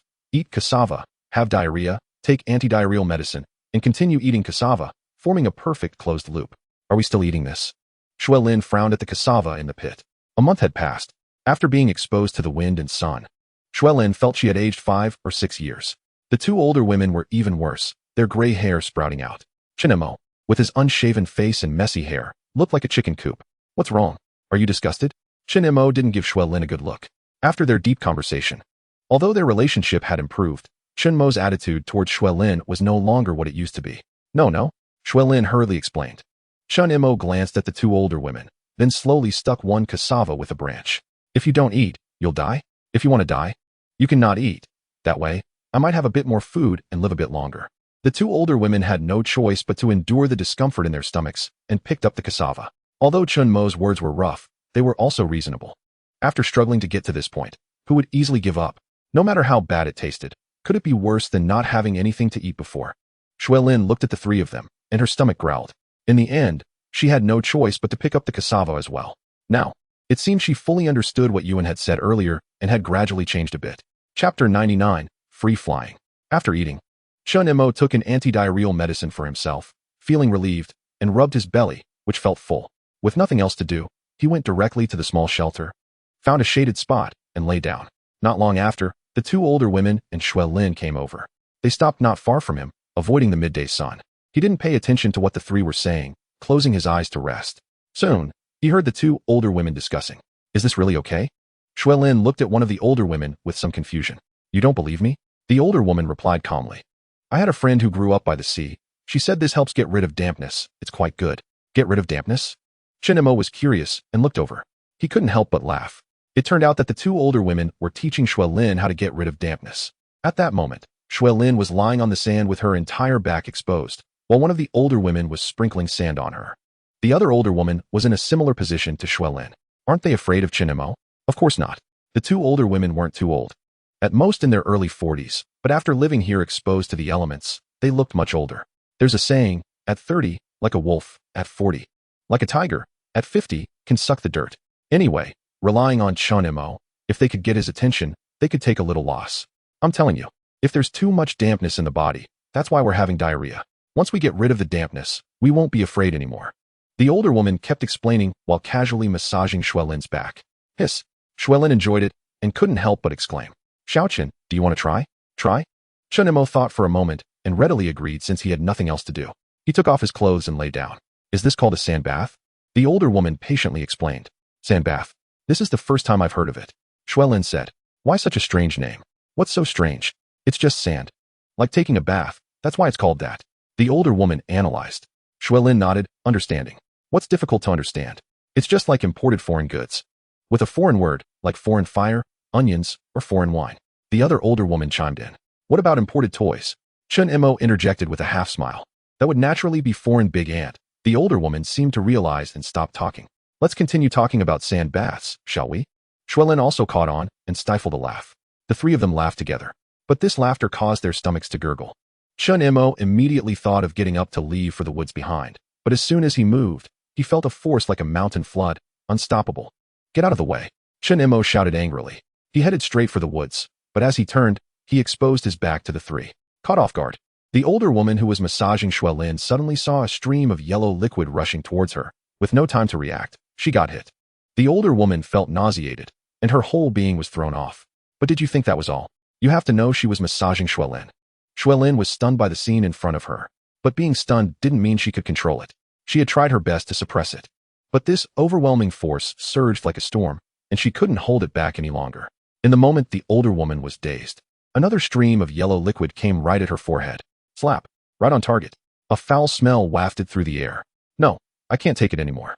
That big lady over there suddenly couldn't handle it either. She clutched her stomach and tried to get up, but halfway there, she squatted down. Crackle. On the sandy ground. On the tree trunks, on the leaves, on the wild grass. Yellowing marks were scattered everywhere. It's strange to say, among the four of them, three had collapsed from exhaustion, yet that lady was fine. But at this moment, she wished she were one of them. Otherwise, she wouldn't have to be lying in the seawater, tears of regret streaming from her eyes. The midday sun was particularly harsh. They had thought it would cool down, but it was still so hot. Yuan lay in a cool spot, while Qin Yan sat beside him, fanning him with leaves. He looked relaxed and carefree. Like a master. Gu Ling Air and Meng Qing you were boiling salt, while Bai Fu was learning from the side. Salt is something that only increases in value. Now she understood why Yuan wanted to teach them these things. If he exerted his brain power, why should he do the manual work too? He couldn't just let them be free riders, could he? looking at the three girls, then at Qin Yan Yi beside him. Appreciating beauty is a quality everyone possesses. Qin Yan Yi was still young. She probably wouldn't understand for another 3 years. But who knows if they would still be here in 3 years. He had heard Qin Yan Yi mention before that her mother was also on this cruise ship, and they got separated during the incident. He didn't know what her current situation was. Sometimes the little girl would call out for her mother in her dreams, which moved him a bit. A little girl of such a young age had such feelings. He wondered what the older ones must be like. Yuan felt a bit curious. He just didn't know if he would still get the chance to meet them again. In the afternoon, he asked, "Is anyone willing to go to the mountaintop with me to check the traps?" Me. Qin Yan Yi was the first to raise her hand without hesitation. However, Yuan did not agree. He didn't dare take Guling Air with him. It would be troublesome if she decided to plant strawberries again. Bai Fu was reluctant to be alone with Yuan, so in the end, the winner was Meng Qingyu. After a simple tidying up, the two set off. Meng Qingyu's stamina was indeed vastly different from Guling Air's. They hadn't walked far when she was already panting, insisting that Yuan slow down. Yuan held her small hand, and Meng Qingyu suddenly felt flustered, her heart racing. The way she looked at Yuan was filled with shyness. Chapter 100, Living King of Hell. The afternoon sea breeze carried a hint of coolness. The wild grass at the mountaintop looked like waves. As they approached the trap, Yuan noticed the grass over there was moving. "Come quick, we have a catch," Yuan shouted excitedly. Upon hearing this, Meng Qingyu forgot her fatigue and hurried over. When she reached Yuan's side and looked, indeed, the trap had caught a silly bird, its feet tied up. Struggling desperately, losing many feathers in the process. Seeing someone approach, it squawked. "Oh, we might have roasted bird for dinner tonight." Yuan looked at the seabird, which wasn't a seagull but a type of bird he didn't recognize, about the size of a pigeon, and couldn't help but swallow. It had been a long time since he had eaten something like this, and it would surely taste good. Meng Qingyu nodded in agreement, and, after thinking for a moment, asked, "Is this bird meat the same as chicken meat? Which one is tastier?" After all, chickens were selectively bred for quality, and they were usually only given to those who were prepared, right? Yuan stepped forward, intending to catch the seabird. To his annoyance, the creature tried to peck him. Looking quite unyielding, he scoffed, thinking, "You're about to become my meal, yet you're so arrogant," and directly grabbed its foot, lifting it up. The captured seabird continued to struggle, but it was in vain. Yuan took a piece of wild grass and tied the seabird's feet and wings, tossing it to Meng Qingyu, and then reset the trap. After handling these, he took her to the next trap. They checked all the remaining traps in succession, but there were no more catches. The small fish used as bait in the traps were covered in ants, leaving only some scraps. With no choice, he had to replace it with a new one. With only one seabird caught, Yuan was quite satisfied. He had come to try it out. And catching birds wasn't his main job. Guling Air, Bai Fu, and Qin Yan Yi saw the seabird in Meng Qingyu's hand and gasped. "Wow, you really caught one," Qin Yan Yi said, touching the seabird's feathers with an expectant look. Meng Qingyu directly handed the seabird to Guling Air, planning to let her handle it. But at that moment, Bai Fu suddenly stopped them. "Wait, what's wrong?" Yuan was startled by this. Bai Fu seemed to think for a moment, and then added, "We can't kill the seabird now." "Huh?" Yuan looked at Bai Fu in confusion. "Since when did you become so saintly?"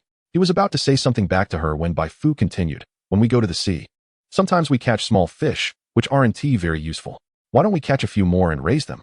They'll lay eggs, and after hatching, there will be little seabirds. In this way, we have endless seabirds and eggs to eat. Your idea?" Yuan looked at Bai Fu and couldn't help but marvel. "I thought you were a saint. Turns out you're a living king of hell." This method was indeed feasible. After all, it was about the relationship between fish and fishermen.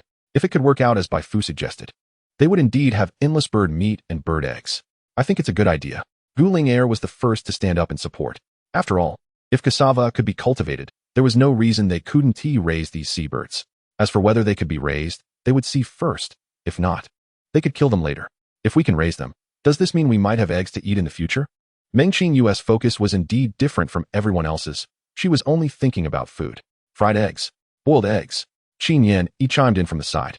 The two exchanged glances, instantly feeling like kindred spirits. "All right, then we'll do it your way." Yuan truly hadn't thought of raising this creature. Perhaps it was a limitation of his thinking. However, everyone was so enthusiastic, so he could give it a try. After that, he probably wouldn't have time to go to the sea anymore, because he promptly began to make a large bird cage. Of course, the simplest method was still to use branches. While the girls went to the sea, he started binding the branches with a longer small tree pole. While Guling Air was preparing dinner, he also finished processing the sides. After eating, the girls were busy processing their fish catch, while he continued to work under the firelight. Soon, a rectangular birdcage appeared before everyone.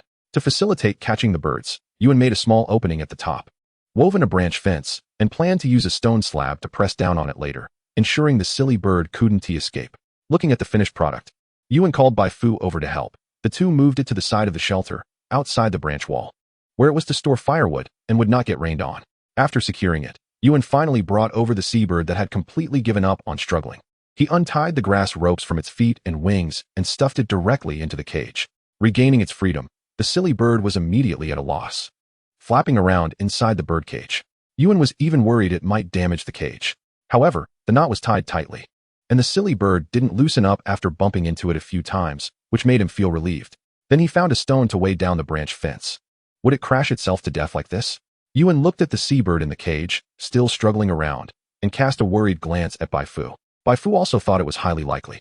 Yuan nodded. Once they left, the silly bird indeed wasn't as agitated as before, although it was still struggling. It was no longer self-harming like before. Instead, it had quieted down a lot. After waiting a while, Bai Fu finally walked over with a few small fish. Yuan wasn't worried about the issue at all. After all, it was just a trial. If it died, they could eat the meat.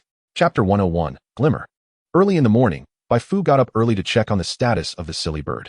The small fish were still in the cage, and it seemed the bird had no desire to eat at all. What? Is it being picky? Bai Fu was a bit unsure, but could only leave it for now. Bai Fu was uncertain but nodded, indicating it was feasible. It could also be possible, right? You see, some animals do commit to their partners for life. Perhaps this bird is the same? Gu Linger said with a hint of meaning, looking at Yuan. Really? Yuan glanced at Gu Linger and quickly turned his head away. I think this silly bird might just be scared. Bai Fu looked at the back and forth between Gu Linger and Yuan and could only give up. Anyway, let us observe the situation for now. If worst comes to worst, they could still eat meat. In the morning, Yuan went to the mountaintop once, this time without bringing anyone, to check the traps.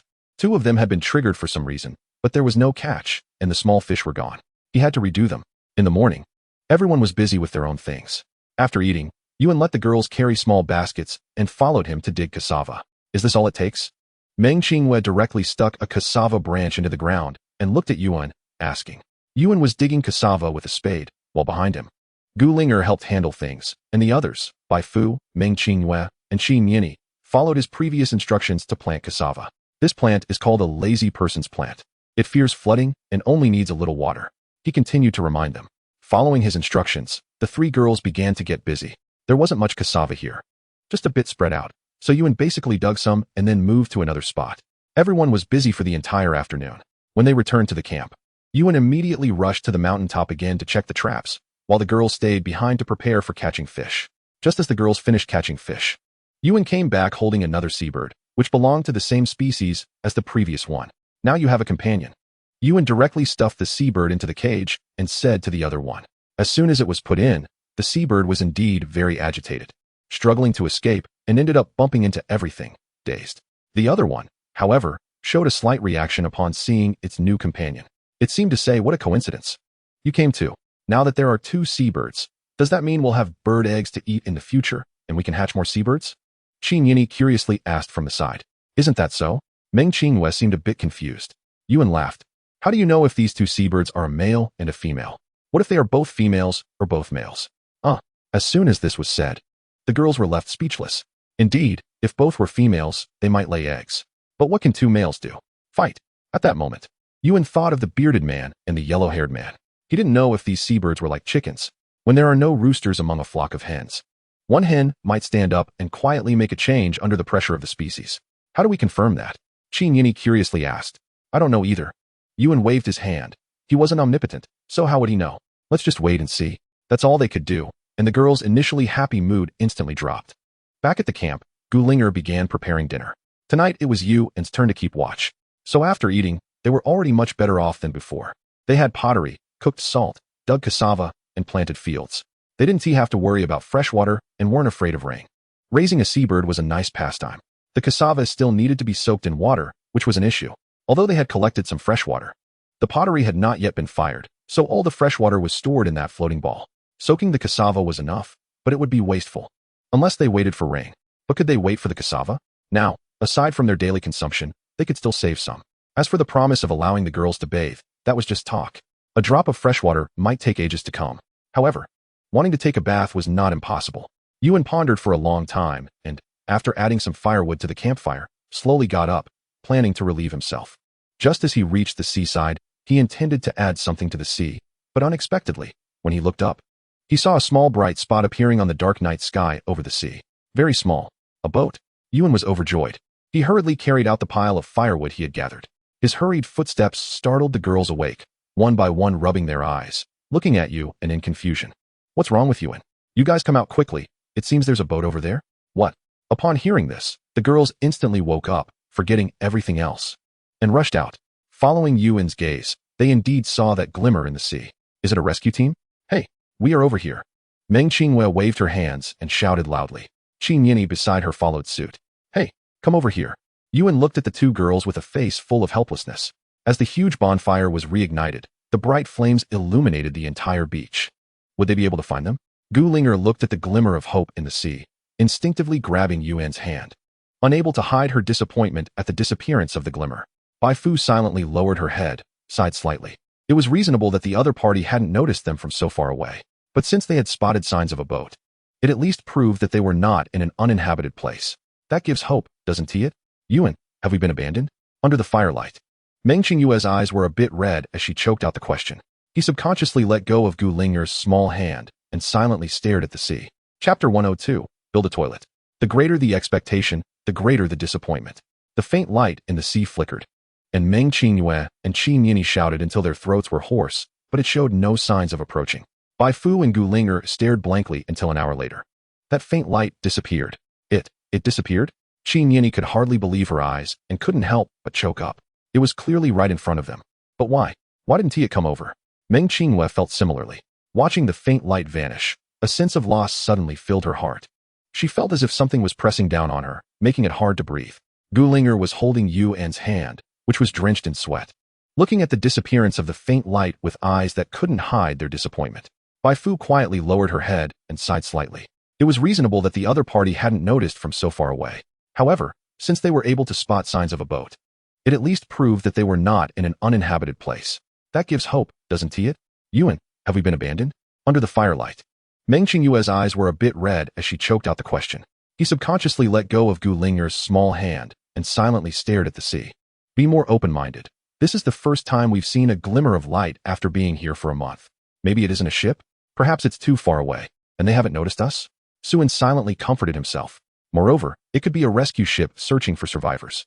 The appearance of the faint light brought the issue that everyone had been reluctant to mention back to the forefront. What could Yuan do? He was just a person, not a robot. He had feelings, emotions. He had basically done all that could be done, and the only option left was to wait. Listening to Yuan, Meng Qinghua felt a deep sadness in her heart. It had been a month. Could they really wait for rescue? Before long, it was time for the shift change. Qin Yin, sitting nearby, seemed to have tear stains at the corners of her eyes, and she was muttering Mom. The next morning, everyone woke up, collectively avoiding mentioning what had happened the night before, as if it had never occurred, each busy with their own tasks. Today, Yuan planned to continue firing the kiln. The 4 pottery bowls had dried and showed no cracks. They looked much better than before. So, he decided to get started. As before, he first heated the kiln and then placed the pottery bowls inside, gradually increasing the fire. This time, Yuan didn't plan to keep watch for 24 hours. The girls had seen it before and could naturally help out. The kiln firing time was the most tedious, just sitting there, watching the flames and adding firewood, without being able to leave. Today's weather was nice, no sun, no rain, just cloudy. Since they had made a large bonfire yesterday, the firewood for the kiln had to be collected by the girls from the forest. There were plenty of trees, and the coconut tree trunks that Tokay had cut down could also be used after several days of sun exposure. With nothing else to do, Gu Linger continued to boil salt. Bai Fu checked on the 2 seabirds they had raised. One seemed to have given in and started eating, while the other, the newcomer, stubbornly refused to eat anything.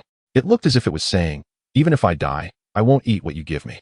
Unable to tell the genders of these 2 silly birds, they just decided to keep them for now. If they could determine the genders, they would keep one male and get rid of the others. Since Yuan couldn't leave the kiln, he entrusted Gu Linger with checking the traps on the mountain. Gu Linger, originally boiling salt, couldn't neglect this task either. So she asked Meng Qinghua and Qin Yin to come along while she went up the mountain alone to check the situation. The danger level on this island wasn't very high, so the girls felt relatively at ease. Yuan continued to monitor the kiln, with nothing else to do. It was unavoidable that there were no catches. After all, setting traps depended on fate. The kiln firing time was tedious. Lunch consisted of grilled fish and cassava. As for whether they could soak it in seawater, Yuan wasn't very sure. but it was better to be cautious about food. They could wait until the pottery was done before using fresh water. After all, their food supplies could last for a while longer. In the afternoon, Yuan handed over the monitoring of the kiln to Bai Fu. He then took a spade and went not far from the kiln to start digging a hole. What was he planning to do? Of course, he was digging a toilet. For the past few days, they had been solving their personal problems in the woods at the back. So far, it had been fine, but if this continued, the woods would be littered with waste, creating a terrible stench. To avoid this situation, and at the request of the girls, Yuan planned to build a toilet. Building a toilet was much simpler. It didn't require many specifications. After digging a big hole, Yuan found 2 wooden logs to place on top and filled the surrounding area with dirt. For the walls of the toilet, Yuan set up 4 wooden stakes and tied branches horizontally, finally covering it with coconut leaves. The roof was even easier. A frame of branches covered with coconut leaves would suffice as long as it didn't leak. Yuan also made the door in this manner. The opening and closing weren't very convenient, but the toilet was meant to be a supplementary facility, so he wasn't too concerned. This simple structure could be blown down by a strong wind, but that didn't matter. It was simple, so he didn't mind. After finishing these tasks, it was already evening. Yuan resumed monitoring the kiln, while the girls went to the beach. As for their catch, it remained mediocre. Often, it was just small fish and shrimp. However, they couldn't afford to be careless. After all, unexpected gains could occur any day, just like that big fish they caught previously. In the evening, after giving Bai Fu and Meng Qinghua some instructions, Yuan pondered for a while and decided to undertake a significant project, utilizing some knowledge he had gained to burn limestone and create a very simple type of cement. This was not a random thought, but a planned endeavor. Chapter 103, Preparing to Burn Limestone. First, if he could produce this, he could expand the water pit in the woods into a pool to collect rainwater. Although they had spring water from the mountain and were not lacking in drinking water, it could be used for soaking cassava or bathing. Second, the spring water could also be improved to ensure it wouldn't leak, meeting everyone's needs for fresh water. As for the third benefit, he hadn't thought of it yet, but there should be more advantages. Perhaps, if the rescue team really didn't arrive, he could use this to repair their shelter. Early in the morning, he got up early to check the kiln situation. Seeing Meng Qinghua still watching over it, he felt much more at ease. After washing his face, he told her to rest while he kept an eye on things. By the morning, Yuan finally sealed the kiln, waiting for the temperature to cool down before knowing the result. He took some time to check the situation on the mountain. It was the same as before. The seabirds seemed to have learned to be smart and hadn't fallen into the trap. The trap hadn't been triggered either, so he could only continue maintaining it. Since he had decided to burn limestone, he needed to get started. With experience in weaving fish nets, making a backpack was quite similar. It just required 2 crossed branches at the bottom for support. Overall, there wasn't much difference. It was just a larger version of a basket. After finishing this, it was almost noon. After eating, Yuan went to check on the kiln. The temperature was slowly decreasing, so there was no rush. The highest temperature for this earthen kiln was around 8 or 900 degrees. It might suffice for pottery, but might not be enough for burning limestone. Therefore, he had to find a way to solve this problem. Without coal, there were generally 2 solutions. The first was to install a blower to increase air circulation and raise the temperature in the kiln. The second was to add charcoal, which was simple. There was plenty of firewood on this island. In the afternoon, he and the girls went to the forest to collect firewood, as a large amount of charcoal was needed, so everyone went out together. Yuan piled it up just outside the shelter.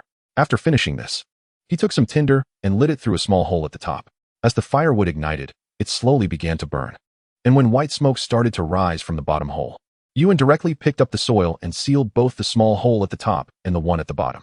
The key to making charcoal is that the firewood does not burn completely, which is what forms it. So this step is also essential. Yuan did not tell the women what he intended to do, but they all supported him. After piling up 5 stacks of firewood, Yuan finally stopped. This did not require his constant supervision. He just needed to wait. After obtaining these, he let them cool for a day. Now it was time to witness the results. As he uncovered the sealed earth, a rush of hot air came at him. This time, he did not use his hand to explore, but directly lit a small torch to shine inside. As the light entered, Yuan discovered a ceramic basin appearing in his view. He quickly and carefully took it out with his hands. There were no cracks, no chips. It was simply incredible. The women looked at the ceramic basin and couldn't help but cheer. After all, with this item, they could create even more things. Yuan set the basin aside and hurried to check the other 3. Sure enough, all 3 were broken. The fact that he succeeded with one was simply a stroke of luck. Knowing that only one was successful, the women had nothing more to say. He tidied up the mess. Gulinger washed the ceramic basin, while Meng Qinghua, Bai Fu, and Xin Yini took the cassava to the beach to wash it first. Then peeled the cassava with a small knife and placed it in the ceramic basin. Gulinger poured fresh water from the floating ball into it. submerging the cassava and soaking it. After Yuan took out all the pottery shards from the kiln, he left. Upon returning to the shelter, he saw the busy women. Outside, charcoal was being burned, which did not require his supervision. As for taking a break, that was impossible. Taking advantage of the sun being less intense now, Yuan picked up the backpack and went into the woods. You might ask why he wasn't carrying it. It's simple. There were no materials to make a carrying strap. The previous ropes had all been used for various things, leaving only some thin strings that were not sturdy at all. As for vine wood, that was even less useful. After hauling the limestone to the earthen kiln, Yuan wiped the sweat from his forehead and began the second round of transportation. After all, he hadn't told the women. After 3 trips in a row, he finally paused temporarily since it was getting dark, and the women had also soaked the cassava in the ceramic basin. It was time for their daily beach outing. Having worked up a sweat, Yuan just wanted to find a place to wash up properly. So, he didn't go with the women to the beach, but jumped into the sea to clean himself. Just as he jumped in and scrubbed a bit, he heard Meng Qinghue calling him from the shallow area. Yuan, come over quickly and see what this is. Another unexpected find. Yuan was also a bit curious. So he didn't take care that he was only wearing a pair of shorts and jogged over. When he arrived, he saw the 4 women gathered around a small puddle. And since he couldn't see, he asked, "What's going on?" His face flushed red after just having bathed and still being in his wet shorts. He initially wanted to say something, but stammered for a long time without speaking. Then they moved aside to let Yuan come over to take a look. Bai Fu instinctively averted her gaze. Qin Yini was completely focused on the puddle. Yuan curiously walked over. Chapter 104. Money and silk move the heart. What could be so mysterious? Yuan stepped over. When he saw what it was, he was somewhat stunned. It was a small white box, like the kind special agents carry, entangled in a fishing net, washed up by the waves. What is this? Yuan reached out to pull the fishing net apart, preparing to lift it. However, he found it seemed to have some weight. Could it be some kind of weapon inside? A thought suddenly popped into Yuan's mind. After all, he had seen videos of some agents modifying weapons into such shapes. The women also curiously gathered around. Setting the box on the ground, Yuan began to explore. The box wasn't the type with a password but had a keyhole. Looking quite high-end, and the texture of the entire box felt like some special material. Setting that aside for now, Yuan took the box to the beach and joined the women in searching. Carrying the small box, Yuan directly sat inside the shelter. Gulinger was preparing dinner. Meng Qinghue was helping. Bai Fu was watching the situation of the 2 silly birds outside, and Qin Yini quietly stayed by his side, watching him fiddle with the small box. Clang, clang. Yuan lifted the box and shook it a few times. And a sound of a heavy object clashing came from inside. It really sounded like a weapon. If he could pull out a gun. Yuan thought he could walk across this island with confidence, even more so than the crabs. Picking up the ice axe, Yuan struck down at the keyhole. With a clang, Yuan felt his hand go numb, and looking down, he saw that the leather box had only lost a bit of paint, with nothing else happening. What kind of material is this? So tough? He couldn't help but feel curious. It seemed, it couldn't be opened. Knowing there was something good inside but unable to open it was a frustrating feeling. Since the hard approach didn't work, he would try a softer one. Yuan took 2 pieces of firewood and used them as chopsticks. He then added a few pieces of burning hot charcoal from Gulinger's cooking fire and placed them on top of the box. Sure enough, as the temperature rose, the surface of the box began to show black marks and slowly softened. Seeing this, Yuan quickly moved the fire source away. If the contents were ordinary, that would be fine, but if it was indeed a weapon, it would be dangerous if it exploded. Once the surface softened, Yuan directly used a small knife to carve it open. However, when the contents revealed themselves, he couldn't help but be shocked. What is this? Meng Qinghue, while helping Gulinger, kept an eye on Yuan's actions. When she saw Yuan open the box and the contents come out, she was immediately taken aback. Qin Yini's eyes widened, staring intently at what was inside the box. Clink. Yuan shakily reached out to grab 2 pieces and clinked them together. The sound was crisp and pleasant. The box opened. At this moment, Bai Fu walked in from the entrance. Seeing the items in Yuan's hands and the open box, she was instantly frozen in place. This is what's inside. How is this possible? Bai Fu muttered to herself. Even those who had seen the world were shocked by the small box of yellow fish. This box of yellow fish, if exchanged at recent prices, would be enough for all of them to live comfortably for a lifetime. Yuan was also puzzled. How did this thing end up here? Was it from their cruise ship? That didn't make sense. Who would bring so much money on a trip? That would be insane. If not, then whose could it be? This small box didn't show signs of having soaked in seawater for a long time.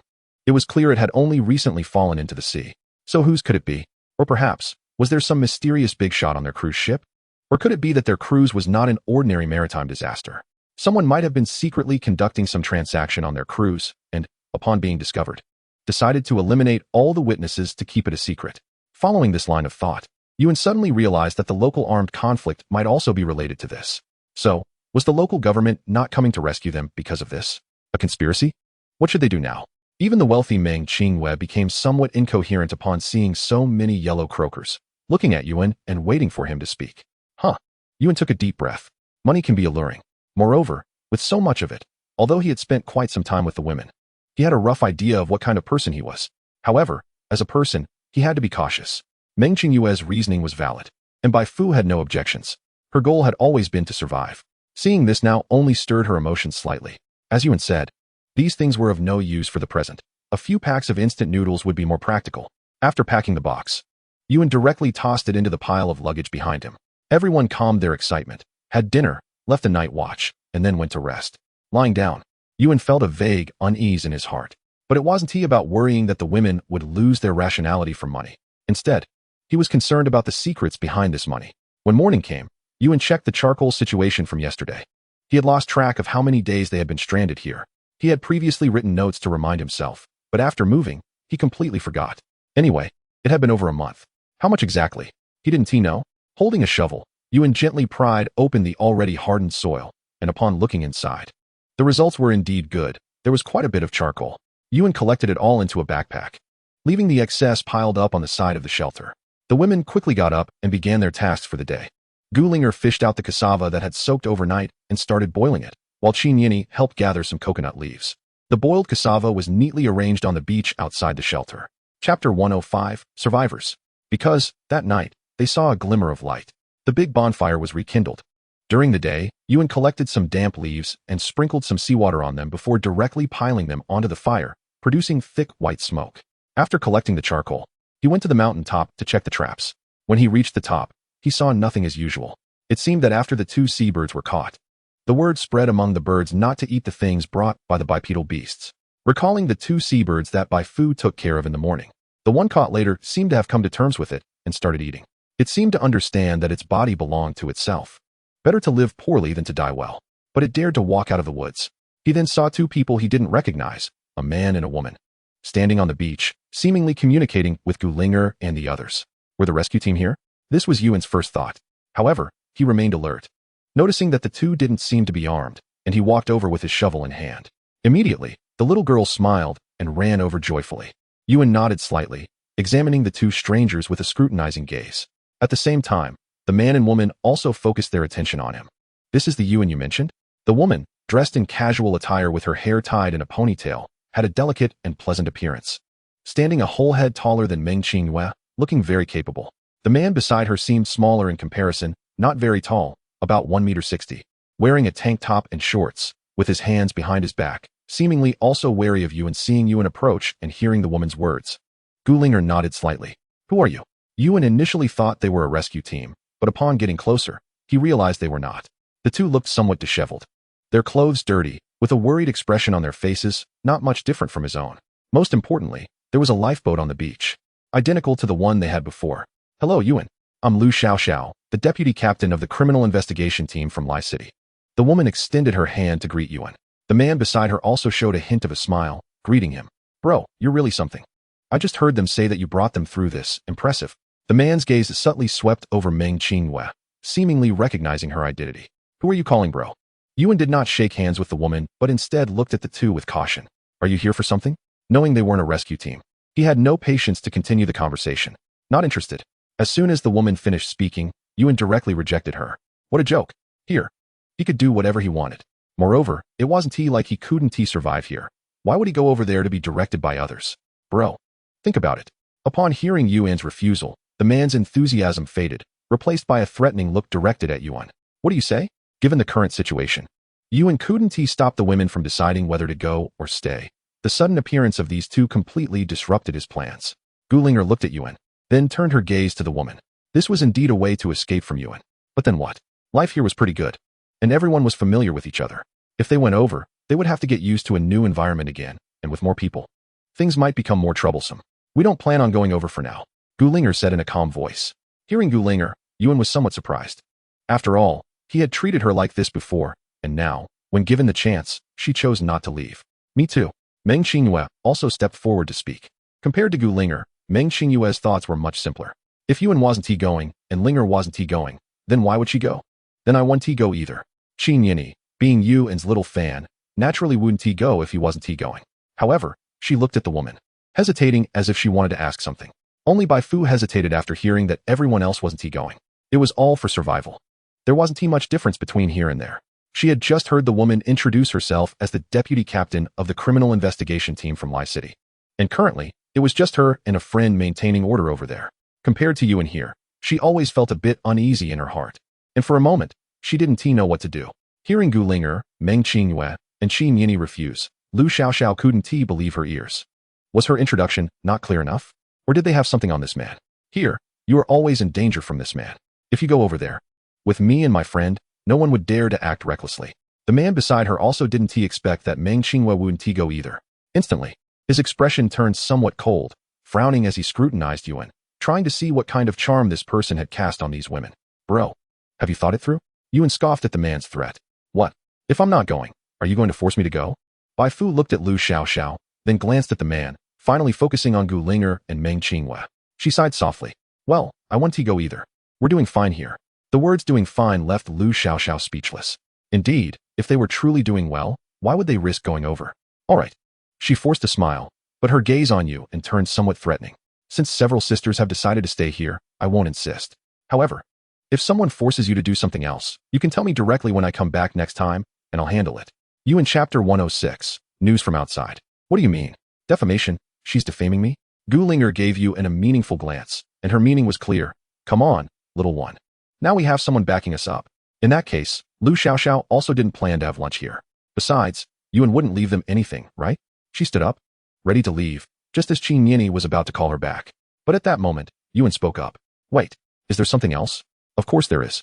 Yuan glanced at the short man beside her and said, Can we talk over there? The man looked at Yuan and snorted coldly. However, Lu Xiaoxiao didn't mind and nodded directly. She then walked over with Yuan. When will the rescue team arrive? Once they were aside, Yuan got straight to the point.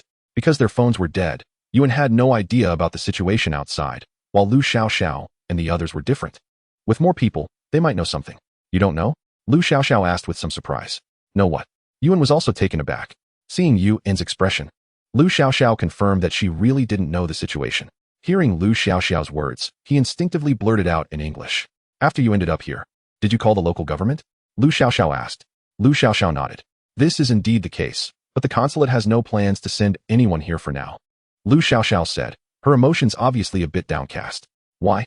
There are nearly 100 of us here. Have we been abandoned? Yuan asked incredulously. Pretty much. Lu Xiaoxiao sighed. I don't know the specific reasons, but the last time we talked to the embassy, they only wished us good luck and told us to try our best to stay alive and wait for rescue. What? Are they planning to just ignore us? What's happening outside? Yuan quickly thought of a possibility. However, Lu Xiaoxiao shook her head. All right. After hearing Lu Xiaoxiao's words, Yuan felt a bit dejected. He had learned what he needed to know, so he didn't continue to ask. Lu Xiaoxiao was also about to leave. But at that moment, Qin Yinyi, who had been holding back for a long time, finally chased after her and asked Lu Xiaoxiao, that big sister, is there someone named Su Zhao on your side? In her 30s. In her 30s? There are indeed women in their 30s over there, but none with the surname Su, so she shook her head. No, little sister. Hearing this, Qin Yinyi's eyes flashed with disappointment. Beside her, Meng Qingyue gently patted Qin Yinyi's shoulder to comfort her.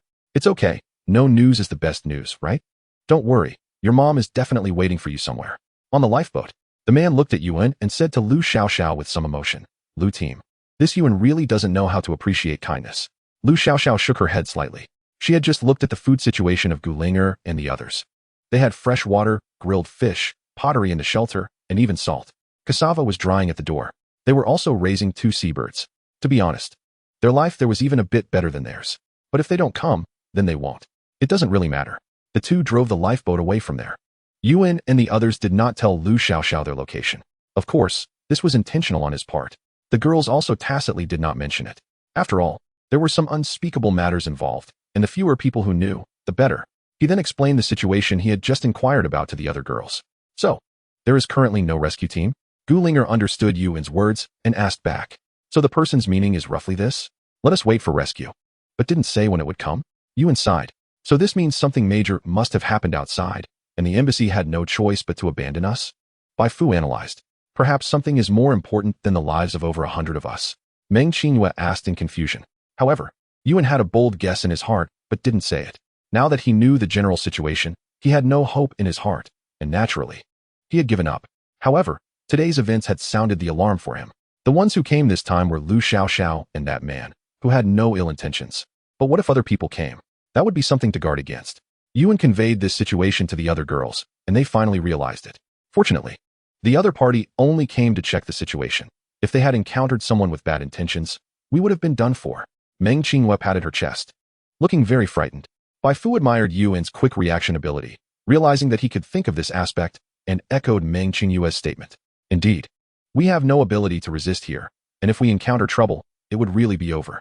So, in the future, when you encounter such situations, you must hide in the backwoods at the first opportunity. Until the situation is clear, do not make any reckless moves. You only have one life. This foreign country is not like our country. If you get caught, it would be terrible for you. Yuan spoke seriously, and only then did the other girls take it to heart. Gu Ling'er also nodded. She had indeed gained some insight. Today, when Lu Xiaoxiao came, they had not thought of this aspect at all. Yuan told everyone to hide. But hiding isn't a solution. They do have knives. But giving these to the girls might turn into weapons against them. Bows and arrows. That is indeed an idea. As for the others, he was still hesitating. Yuan didn't want to think too badly of people, but human nature could sometimes surprise you. Some people had already exhausted all their efforts to survive, but some were still mocking their incompetence. With new changes, the plan also needed to change. The previous plan to burn limestone had to stop. Ensuring personal safety was the most important thing. So after eating, Yuan took a shovel and went into the woods behind.